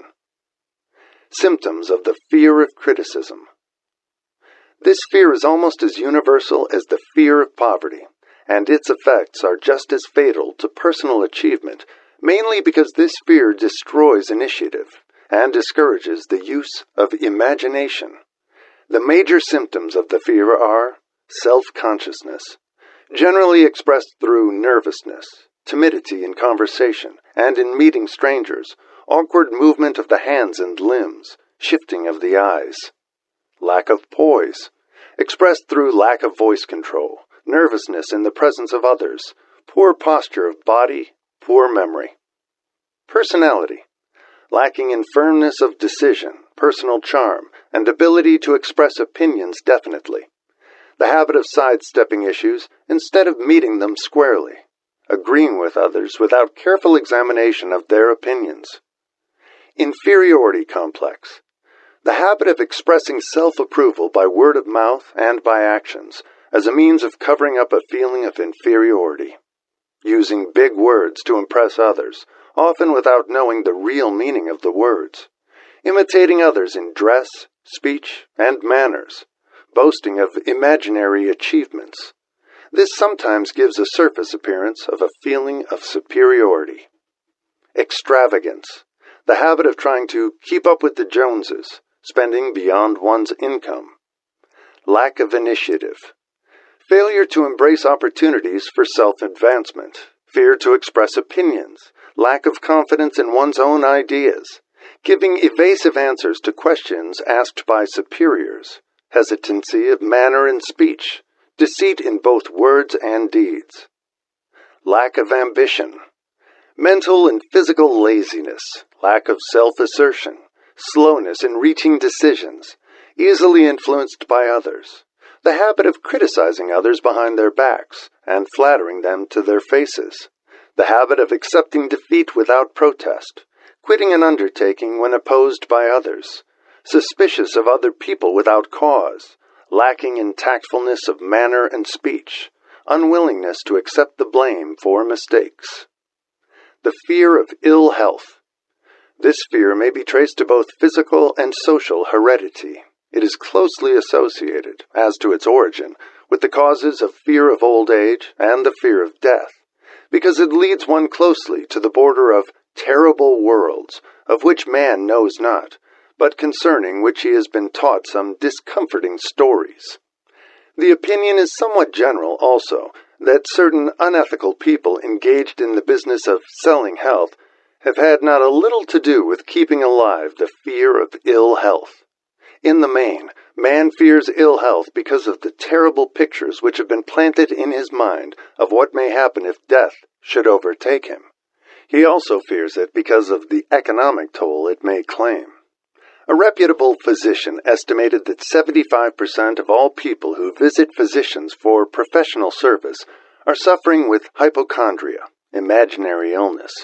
It has been shown most convincingly that the fear of disease, even where there is not the slightest cause for fear, often produces the physical symptoms of the disease feared. Powerful and mighty is the human mind. It builds or it destroys. Playing upon this common weakness of fear of ill health, dispensers of patent medicines have reaped fortunes. This form of imposition upon credulous humanity became so prevalent some 20 years ago that Collier's Weekly magazine conducted a bitter campaign against some of the worst offenders in the patent medicine business. During the flu epidemic, which broke out during the World War, the mayor of New York City took drastic steps to check the damage which people were doing themselves through their inherent fear of ill health. He called in the newspaper men and said to them, "Gentlemen, I feel it necessary to ask you not to publish any scare headlines concerning the flu epidemic. Unless you cooperate with me, we will have a situation which we cannot control." The newspapers quit publishing stories about the flu, and within 1 month, the epidemic had been successfully checked. Through a series of experiments conducted some years ago, it was proved that people may be made ill by suggestion. We conducted this experiment by causing 3 acquaintances to visit the victims, each of whom asked the question, "What ails you? You look terribly ill." The first questioner usually provoked a grin and a nonchalant, "Oh, nothing, I'm all right," from the victim. The second questioner usually was answered with the statement, "I don't know exactly, but I do feel badly." The third questioner was usually met with the frank admission that the victim was actually feeling ill. Try this on an acquaintance if you doubt that it will make him uncomfortable, but do not carry the experiment too far. There is a certain religious sect whose members take vengeance upon their enemies by the hexing method. They call it placing a spell on the victim. There is overwhelming evidence that disease sometimes begins in the form of negative thought impulse. Such an impulse may be passed from one mind to another by suggestion, or created by an individual in his own mind. A man who was blessed with more wisdom than this incident might indicate once said, "When anyone asks me how I feel, I always want to answer by knocking him down." Doctors send patients into new climates for their health because a change of mental attitude is necessary. The seed of fear of ill health lives in every human mind. Worry, fear, discouragement, disappointment in love and business affairs caused this seed to germinate and grow. The recent business depression kept the doctors on the run, because every form of negative thinking may cause ill health. Disappointments in business and in love stand at the head of the list of causes of fear of ill health. A young man suffered a disappointment in love which sent him to a hospital.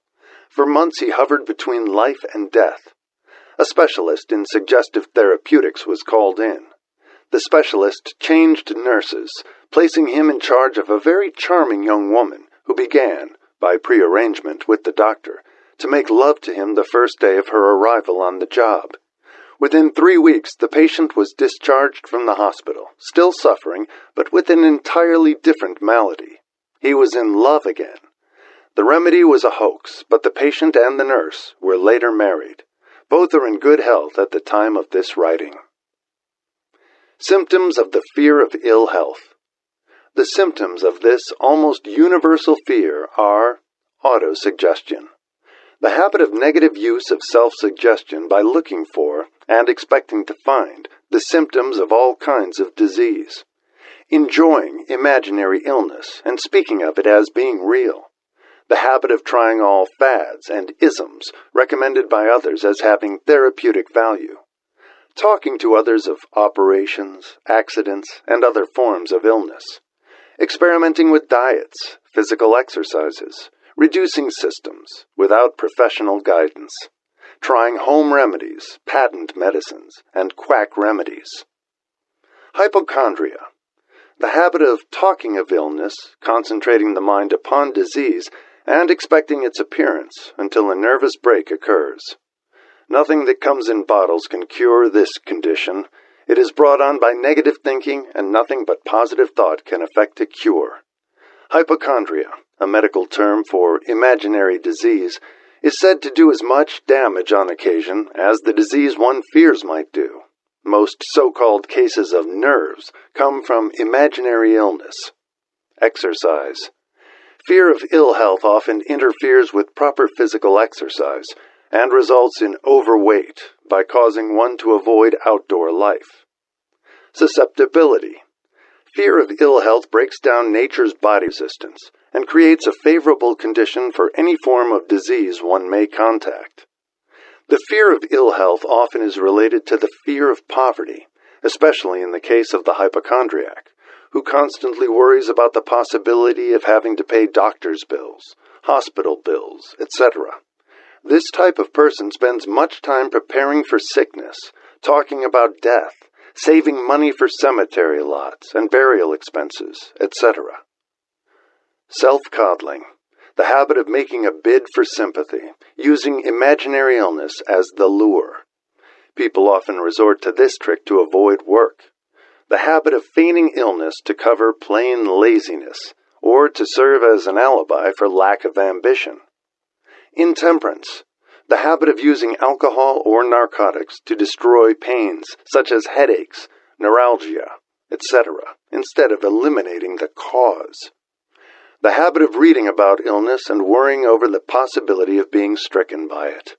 The habit of reading patent medicine advertisements. The fear of loss of love. The original source of this inherent fear needs but little description, because it obviously grew out of man's polygamous habit of stealing his fellow man's mate, and his habit of taking liberties with her whenever he could. Jealousy and other similar forms of dementia precox grow out of man's inherited fear of the loss of love of someone. This fear is the most painful of all the 6 basic fears. It probably plays more havoc with the body and mind than any of the other basic fears, as it often leads to permanent insanity. The fear of the loss of love probably dates back to the Stone Age, when men stole women by brute force. They continue to steal females, but their technique has changed. Instead of force, they now use persuasion, the promise of pretty clothes, motor cars, and other bait, much more effective than physical force. Man's habits are the same as they were at the dawn of civilization, but he expresses them differently. Careful analysis has shown that women are more susceptible to this fear than men. This fact is easily explained. women have learned from experience that men are polygamous by nature, that they are not to be trusted in the hands of rivals. Symptoms of the fear of loss of love. The distinguishing symptoms of this fear are jealousy, the habit of being suspicious of friends and loved ones without any reasonable evidence of sufficient grounds. Jealousy is a form of dementia praecox, which sometimes becomes violent without the slightest cause. The habit of accusing wife or husband of infidelity without grounds. General suspicion of everyone, absolute faith in no one. Fault-finding. The habit of finding fault with friends, relatives, business associates, and loved ones upon the slightest provocation or without any cause whatsoever. Gambling. The habit of gambling, stealing, cheating, and otherwise taking hazardous chances to provide money for loved ones with the belief that love can be bought. The habit of spending beyond one's means or incurring debts to provide gifts for loved ones with the object of making a favorable showing. Insomnia, nervousness, lack of persistence, weakness of will, lack of self-control, lack of self-reliance, bad temper. The fear of old age. In the main, this fear grows out of two sources. First, the thought that old age may bring with it poverty. Secondly, and by far the most common source of origin, from false and cruel teachings of the past which have been too well mixed with fire and brimstone and other bogies cunningly designed to enslave man through fear. In the basic fear of old age, man has two very sound reasons for his apprehension.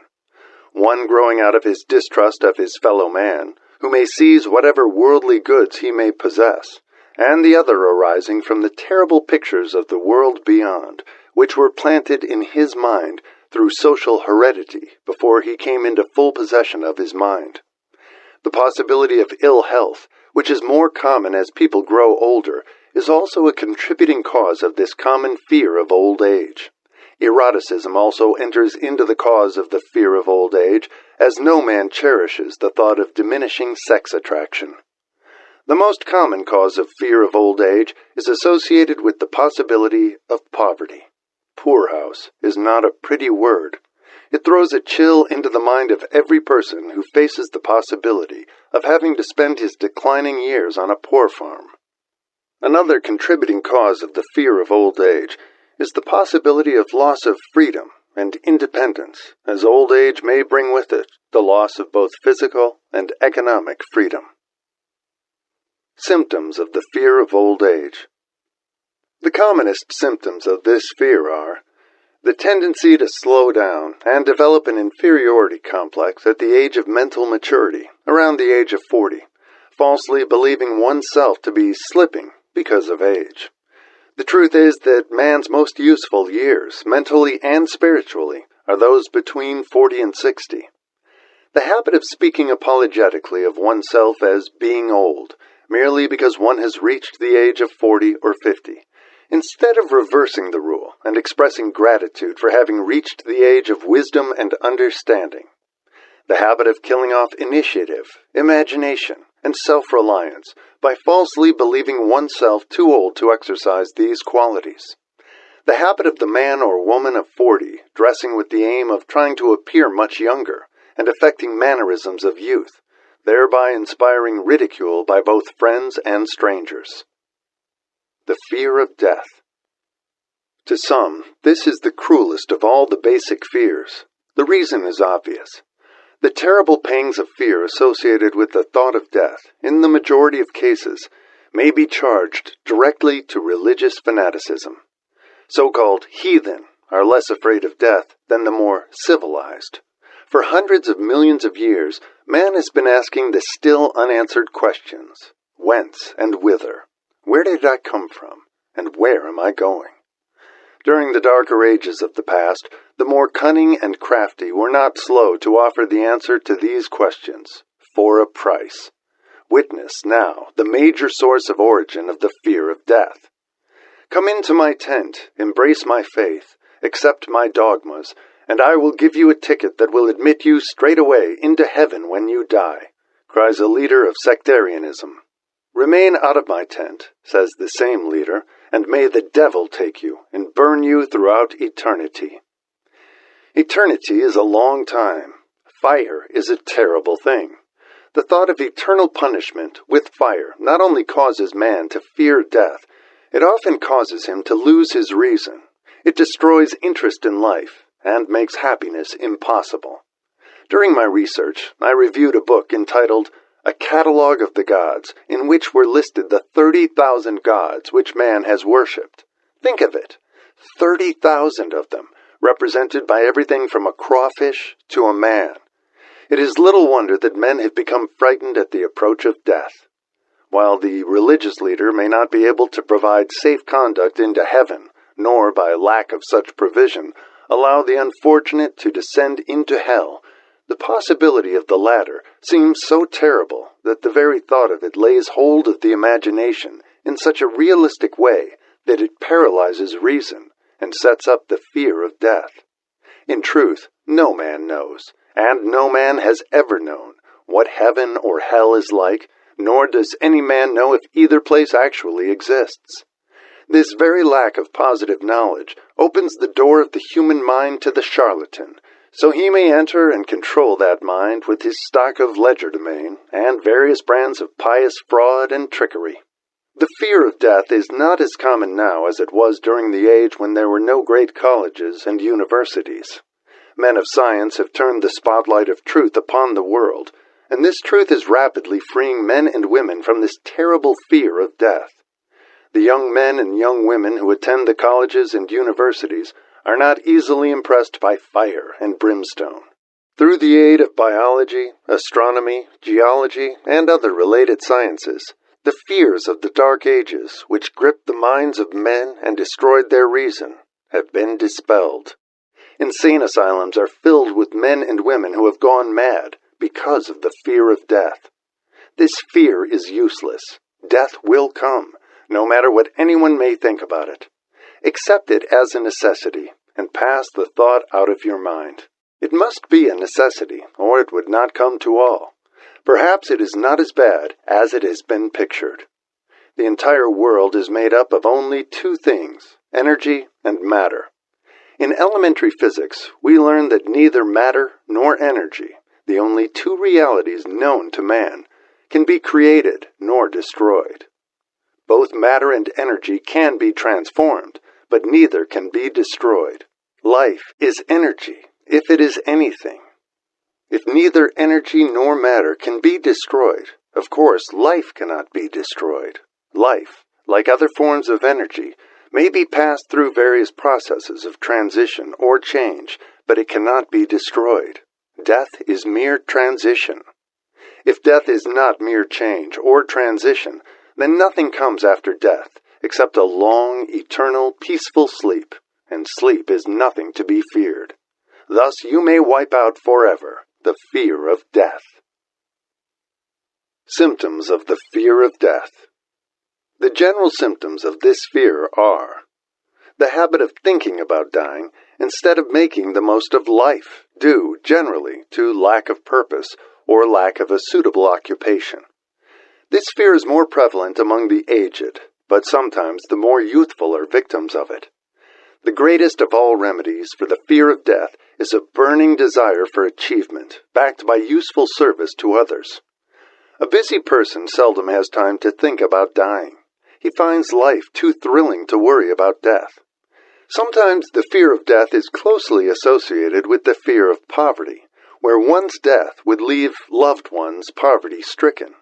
In other cases, the fear of death is caused by illness and the consequent breaking down of physical body resistance. The commonest causes of the fear of death are ill health, poverty, lack of appropriate occupation, disappointment over love, insanity, religious fanaticism. Old man worry. Worry is a state of mind based upon fear. It works slowly, but persistently. It is insidious and subtle. Step by step, it digs itself in until it paralyzes one's reasoning faculty, destroys self-confidence and initiative. Worry is a form of sustained fear caused by indecision, Therefore, it is a state of mind which can be controlled. An unsettled mind is helpless. Indecision makes an unsettled mind. Most individuals lack the willpower to reach decisions promptly and to stand by them after they have been made, even during normal business conditions. During periods of economic unrest, such as the world recently experienced, the individual is handicapped, not alone by his inherent nature to be slow at reaching decisions, but he is influenced by the indecision of others around him who have created a state of mass indecision. During the Depression, the whole atmosphere, all over the world, was filled with fearenza and worryitis, the two mental disease germs which began to spread themselves after the Wall Street frenzy in 1929. There is only one known antidote for these germs. It is the habit of prompt and firm decision. Moreover, it is an antidote which every individual must apply for himself. We do not worry over conditions once we have reached a decision to follow a definite line of action. I once interviewed a man who was to be electrocuted 2 hours later. The condemned man was the calmest of some 8 men who were in the death cell with him. His calmness prompted me to ask him how it felt to know that he was going into eternity in a short while. With a smile of confidence on his face, he said, "It feels fine. Just think, brother, my troubles will soon be over. I have had nothing but trouble all my life. It has been a hardship to get food and clothing. Soon I will not need these things. I have felt fine ever since I learned for certain that I must die. I made up my mind then to accept my fate in good spirit." As he spoke, he devoured a dinner of proportions sufficient for 3 men, eating every mouthful of the food brought to him, and apparently enjoying it as much as if no disaster awaited him. Decision gave this man resignation to his fate. Decision can also prevent one's acceptance of undesired circumstances. The 6 basic fears become translated into a state of worry through indecision. Relieve yourself forever of the fear of death by reaching a decision to accept death as an inescapable event. Whip the fear of poverty by reaching a decision to get along with whatever wealth you can accumulate without worry. Put your foot upon the neck of the fear of criticism by reaching a decision not to worry about what other people think, do, or say. Eliminate the fear of old age by reaching a decision to accept it, not as a handicap, but as a great blessing which carries with it wisdom, self-control, and understanding not known to youth. Acquit yourself of the fear of ill health by the decision to forget symptoms. Master the fear of loss of love by reaching a decision to get along without love, if that is necessary. Kill the habit of worry in all its forms by reaching a general, blanket decision that nothing which life has to offer is worth the price of worry. With this decision will come poise, peace of mind, and calmness of thought, which will bring happiness. A man whose mind is filled with fear not only destroys his own chances of intelligent action, but he transmits these destructive vibrations to the minds of all who come into contact with him, and destroys also their chances. Even a dog or a horse knows when its master lacks courage. Moreover, a dog or a horse will pick up the vibrations of fear thrown off by its master, and behave accordingly. Lower down the line of intelligence in the animal kingdom, one finds the same capacity to pick up the vibrations of fear. A honeybee immediately senses fear in the mind of a person. For reasons unknown, a bee will sting the person whose mind is releasing vibrations of fear much more readily than it will molest the person whose mind registers no fear. The vibrations of fear pass from one mind to another just as quickly and as surely as the sound of the human voice passes from the broadcasting station to the receiving set of a radio, and by the self-same medium. Mental telepathy is a reality. Thoughts pass from one mind to another voluntarily, whether or not this fact is recognized by either the person releasing the thoughts or the persons who pick up those thoughts. The person who gives expression, by word of mouth, to negative or destructive thoughts is practically certain to experience the results of those words in the form of a destructive kickback. The release of destructive thought impulses alone, without the aid of words, produces also a kickback in more ways than one.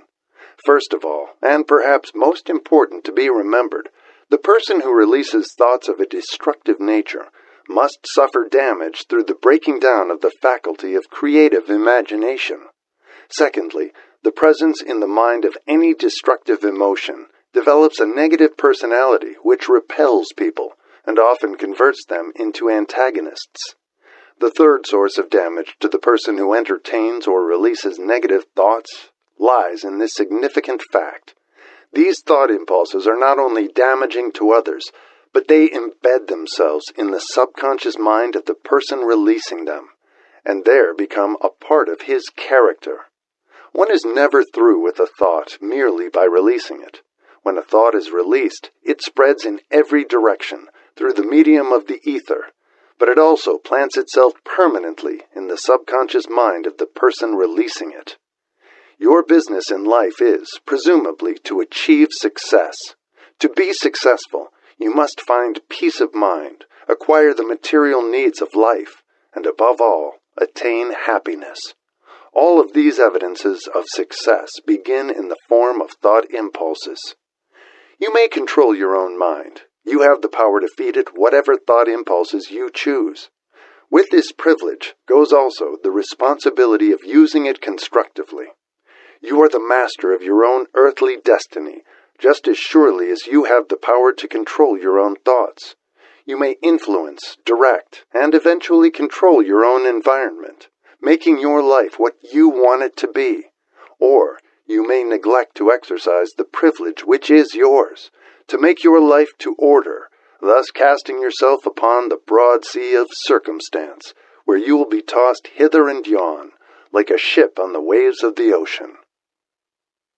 The Devil's Workshop, the seventh basic evil. In addition to the 6 basic fears, there is another evil by which people suffer. It constitutes a rich soil in which the seeds of failure grow abundantly. It is so subtle that its presence often is not detected.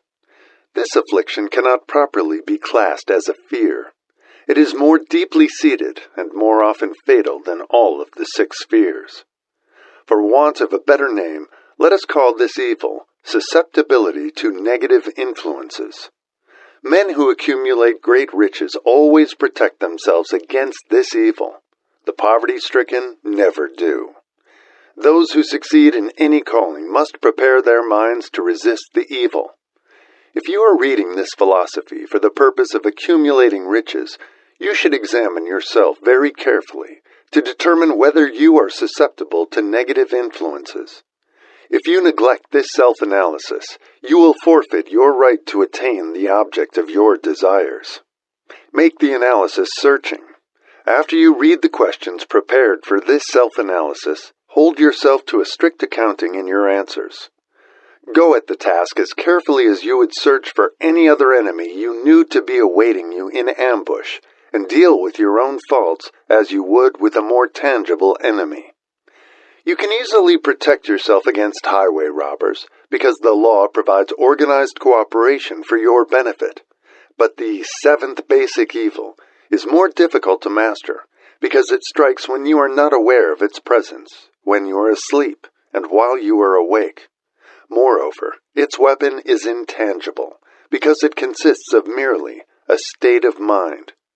This evil is also dangerous because it strikes in as many different forms as there are human experiences. Sometimes it enters the mind through the well-meant words of one's own relatives. At other times it bores from within, through one's own mental attitude. Always it is as deadly as poison, even though it may not kill as quickly. How to protect yourself against negative influences. To protect yourself against negative influences, whether of your own making or the result of the activities of negative people around you, recognize that you have a willpower and put it into constant use until it builds a wall of immunity against negative influences in your own mind. Recognize the fact that you, and every other human being, are by nature lazy, indifferent, and susceptible to all suggestions which harmonize with your weaknesses.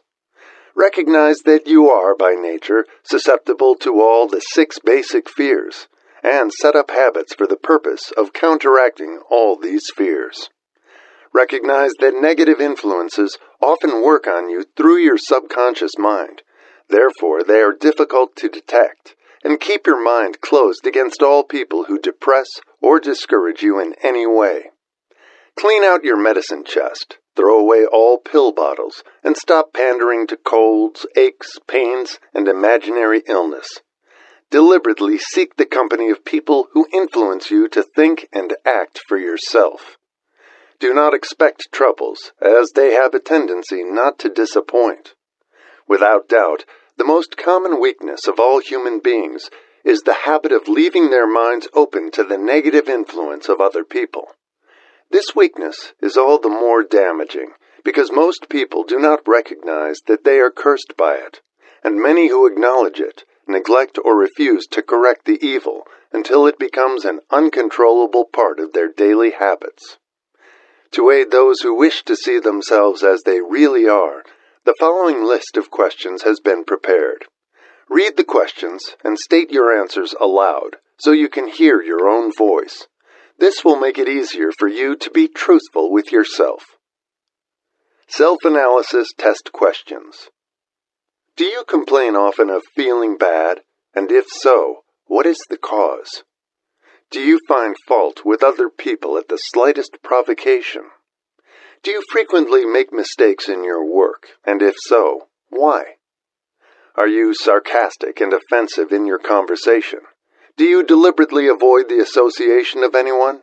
And if so, why? Do you suffer frequently with indigestion? If so, what is the cause? Does life seem futile and the future hopeless to you? If so, why? Do you like your occupation? If not, why? Do you often feel self-pity? And if so, why? Are you envious of those who excel you? To which do you devote most time, thinking of success or of failure? Are you gaining or losing self-confidence as you grow older? Do you learn something of value from all mistakes? Are you permitting some relative or acquaintance to worry you? If so, why? Are you sometimes in the clouds, and at other times in the depths of despondency? Who has the most inspiring influence upon you? What is the cause? Do you tolerate negative or discouraging influences, which you can avoid? Are you careless of your personal appearance? If so, when and why? Have you learned how to drown your troubles by being too busy to be annoyed by them? Would you call yourself a spineless weakling if you permitted others to do your thinking for you? Do you neglect internal bathing until auto-intoxication makes you ill-tempered and irritable? How many preventable disturbances annoy you, and why do you tolerate them? Do you resort to liquor, narcotics, or cigarettes to quiet your nerves?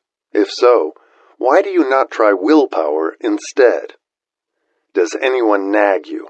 And if so, for what reason? Do you have a definite major purpose? And if so, what is it? And what plan have you for achieving it?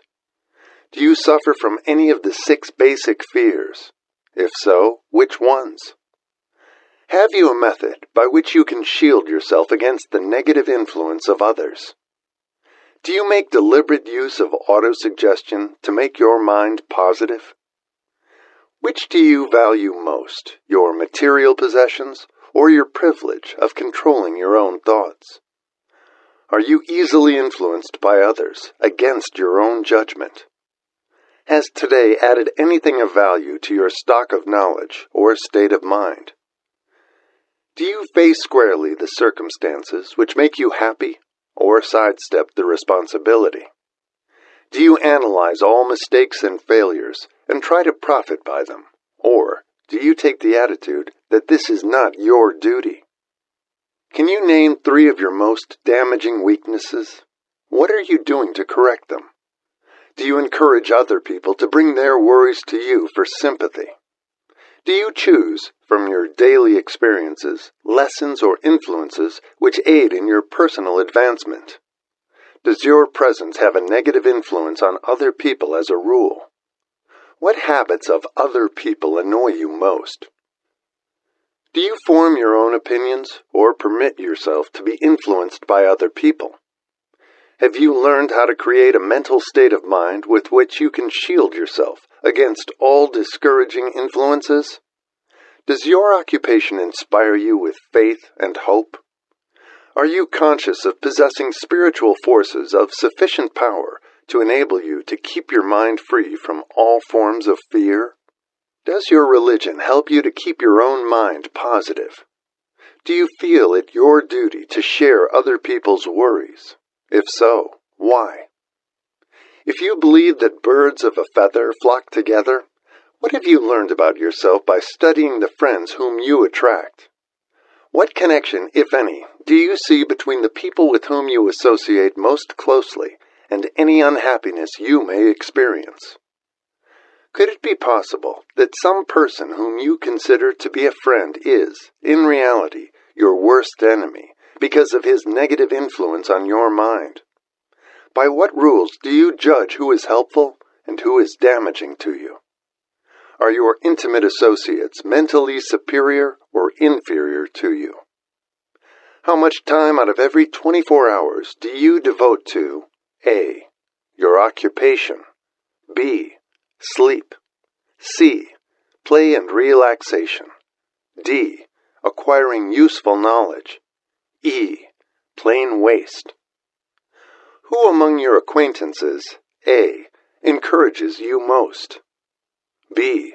cautions you most, C. discourages you most, D.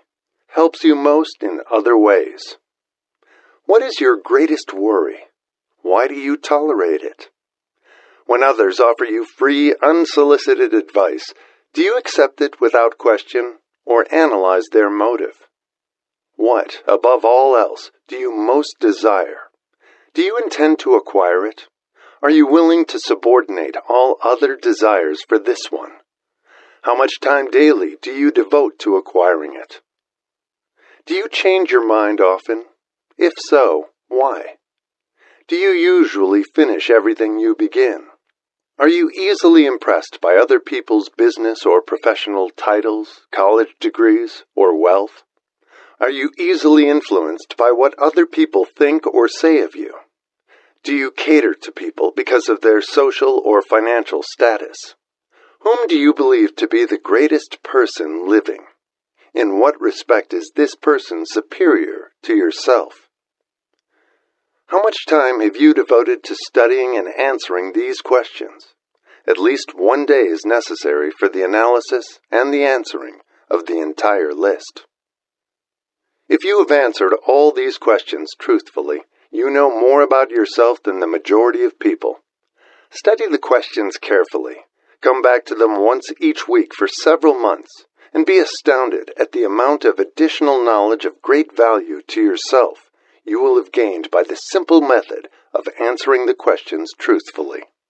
If you are not certain concerning the answers to some of the questions, seek the counsel of those who know you well, especially those who have no motive in flattering you, and see yourself through their eyes.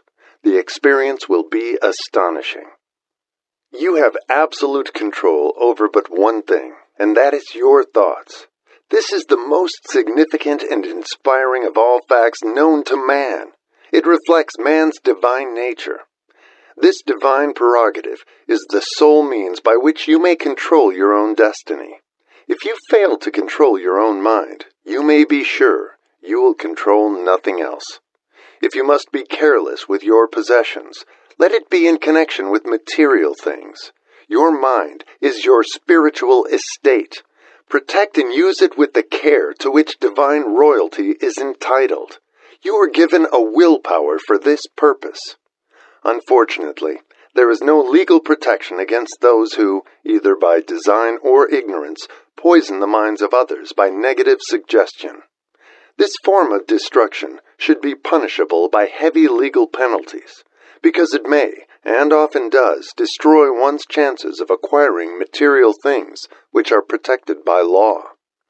Men with negative minds tried to convince Thomas A. Edison that he could not build a machine that would record and reproduce the human voice, because, they said, no one else had ever produced such a machine. Edison did not believe them. He knew that the mind could produce anything the mind could conceive and believe, and that knowledge was the thing that lifted the great Edison above the common herd. Men with negative minds told F.W. Woolworth he would go broke trying to run a store on 5 and 10 cent sales. He did not believe them. He knew that he could do anything within reason if he backed his plans with faith. Exercising his right to keep other men's negative suggestions out of his mind, he piled up a fortune of more than $100 million. Men with negative minds told George Washington he could not hope to win against the vastly superior forces of the British. But he exercised his divine right to believe. Therefore, this book was published under the protection of the Stars and Stripes, while the name of Lord Cornwallis has been all but forgotten. Doubting Thomases scoffed scornfully when Henry Ford tried out his first crudely built automobile on the streets of Detroit. Some said the thing never would become practical. Others said no one would pay money for such a contraption. Ford said, "I'll belt the earth with dependable motor cars," and he did.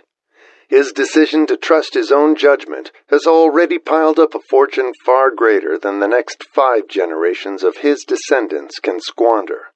For the benefit of those seeking vast riches, let it be remembered that practically the sole difference between Henry Ford and a majority of the more than 100,000 men who work for him is this: Ford has a mind and controls it. The others have minds which they do not try to control.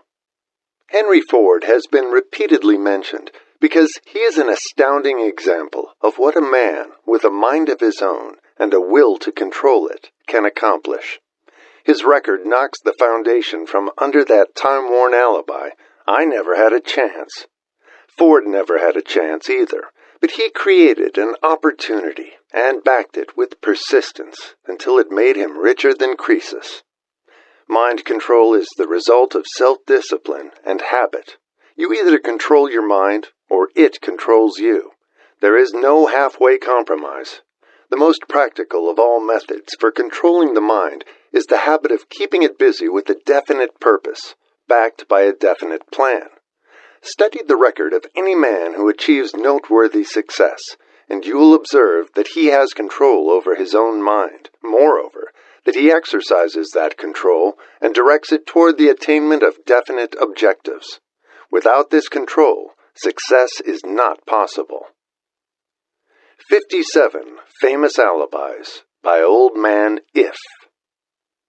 People who do not succeed have one distinguishing trait in common. They know all the reasons for failure, and have what they believe to be airtight alibis to explain away their own lack of achievement. Some of these alibis are clever, and a few of them are justifiable by the facts.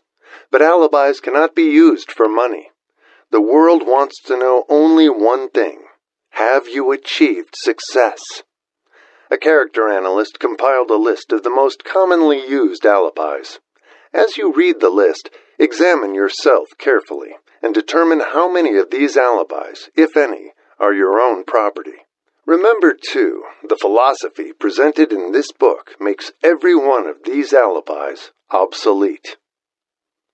If I didn't have a wife and family, if I had enough pull, if I had money, if I had a good education, if I could get a job, if I had good health, if I only had time, if times were better, if other people understood me, if conditions around me were only different, if I could live my life over again, if I did not fear what they would say, if I had been given a chance, if I now had a chance, if other people didn't have it in for me, if nothing happens to stop me, if I were only younger, if I could only do what I want, if I had been born rich, if I could meet the right people, if I had the talent that some people have,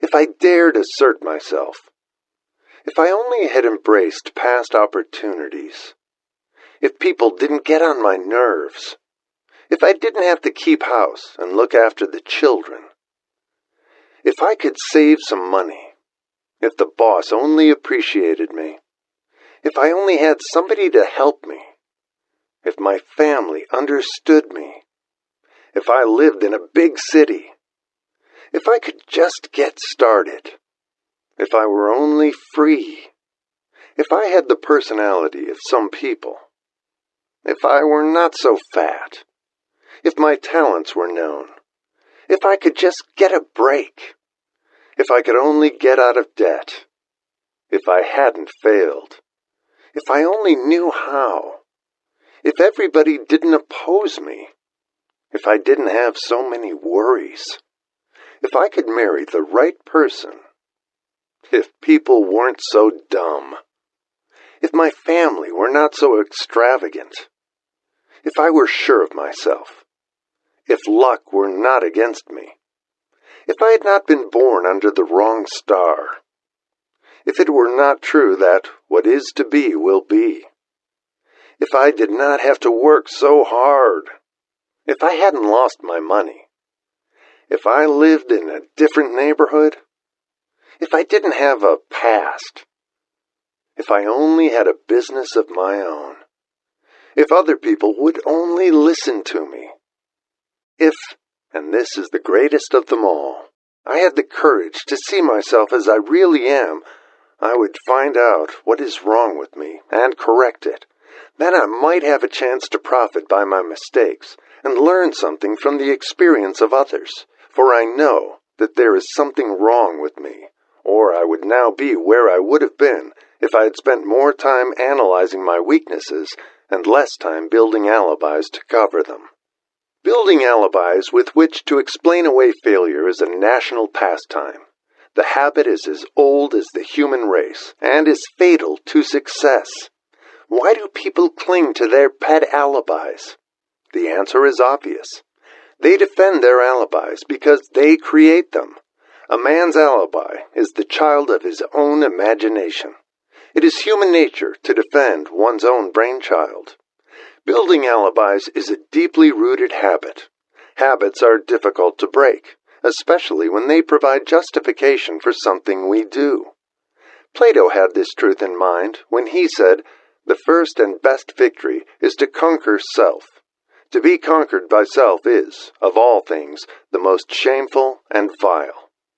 Another philosopher had the same thought in mind when he said, "It was a great surprise to me when I discovered that most of the ugliness I saw in others was but a reflection of my own nature." "It has always been a mystery to me," said Elbert Hubbard, "why people spend so much time deliberately fooling themselves by creating alibis to cover their weaknesses. If used differently, this same time would be sufficient to cure the weakness. Then no alibis would be needed." In parting, I would remind you that life is a checkerboard, and the player opposite you is time. If you hesitate before moving, or neglect to move promptly, your men will be wiped off the board by time. You are playing against a partner who will not tolerate indecision. Previously, you may have had a logical excuse for not having forced life to come through with whatever you asked, but that alibi is now obsolete, because you are in possession of the master key that unlocks the door to life's bountiful riches. The master key is intangible, but it is powerful. It is the privilege of creating, in your own mind, a burning desire for a definite form of riches. There is no penalty for the use of the key, but there is a price you must pay if you do not use it. The price is failure. There is a reward of stupendous proportions if you put the key to use. It is the satisfaction that comes to all who conquer self and force life to pay whatever is asked. The reward is worthy of your effort. Will you make the start and be convinced? If we are related, said the immortal Emerson, we shall meet. In closing, may I borrow his thought and say, if we are related, we have, through these pages, met. The end. I hope you've enjoyed this presentation, and please remember to subscribe to receive notifications of upcoming recordings.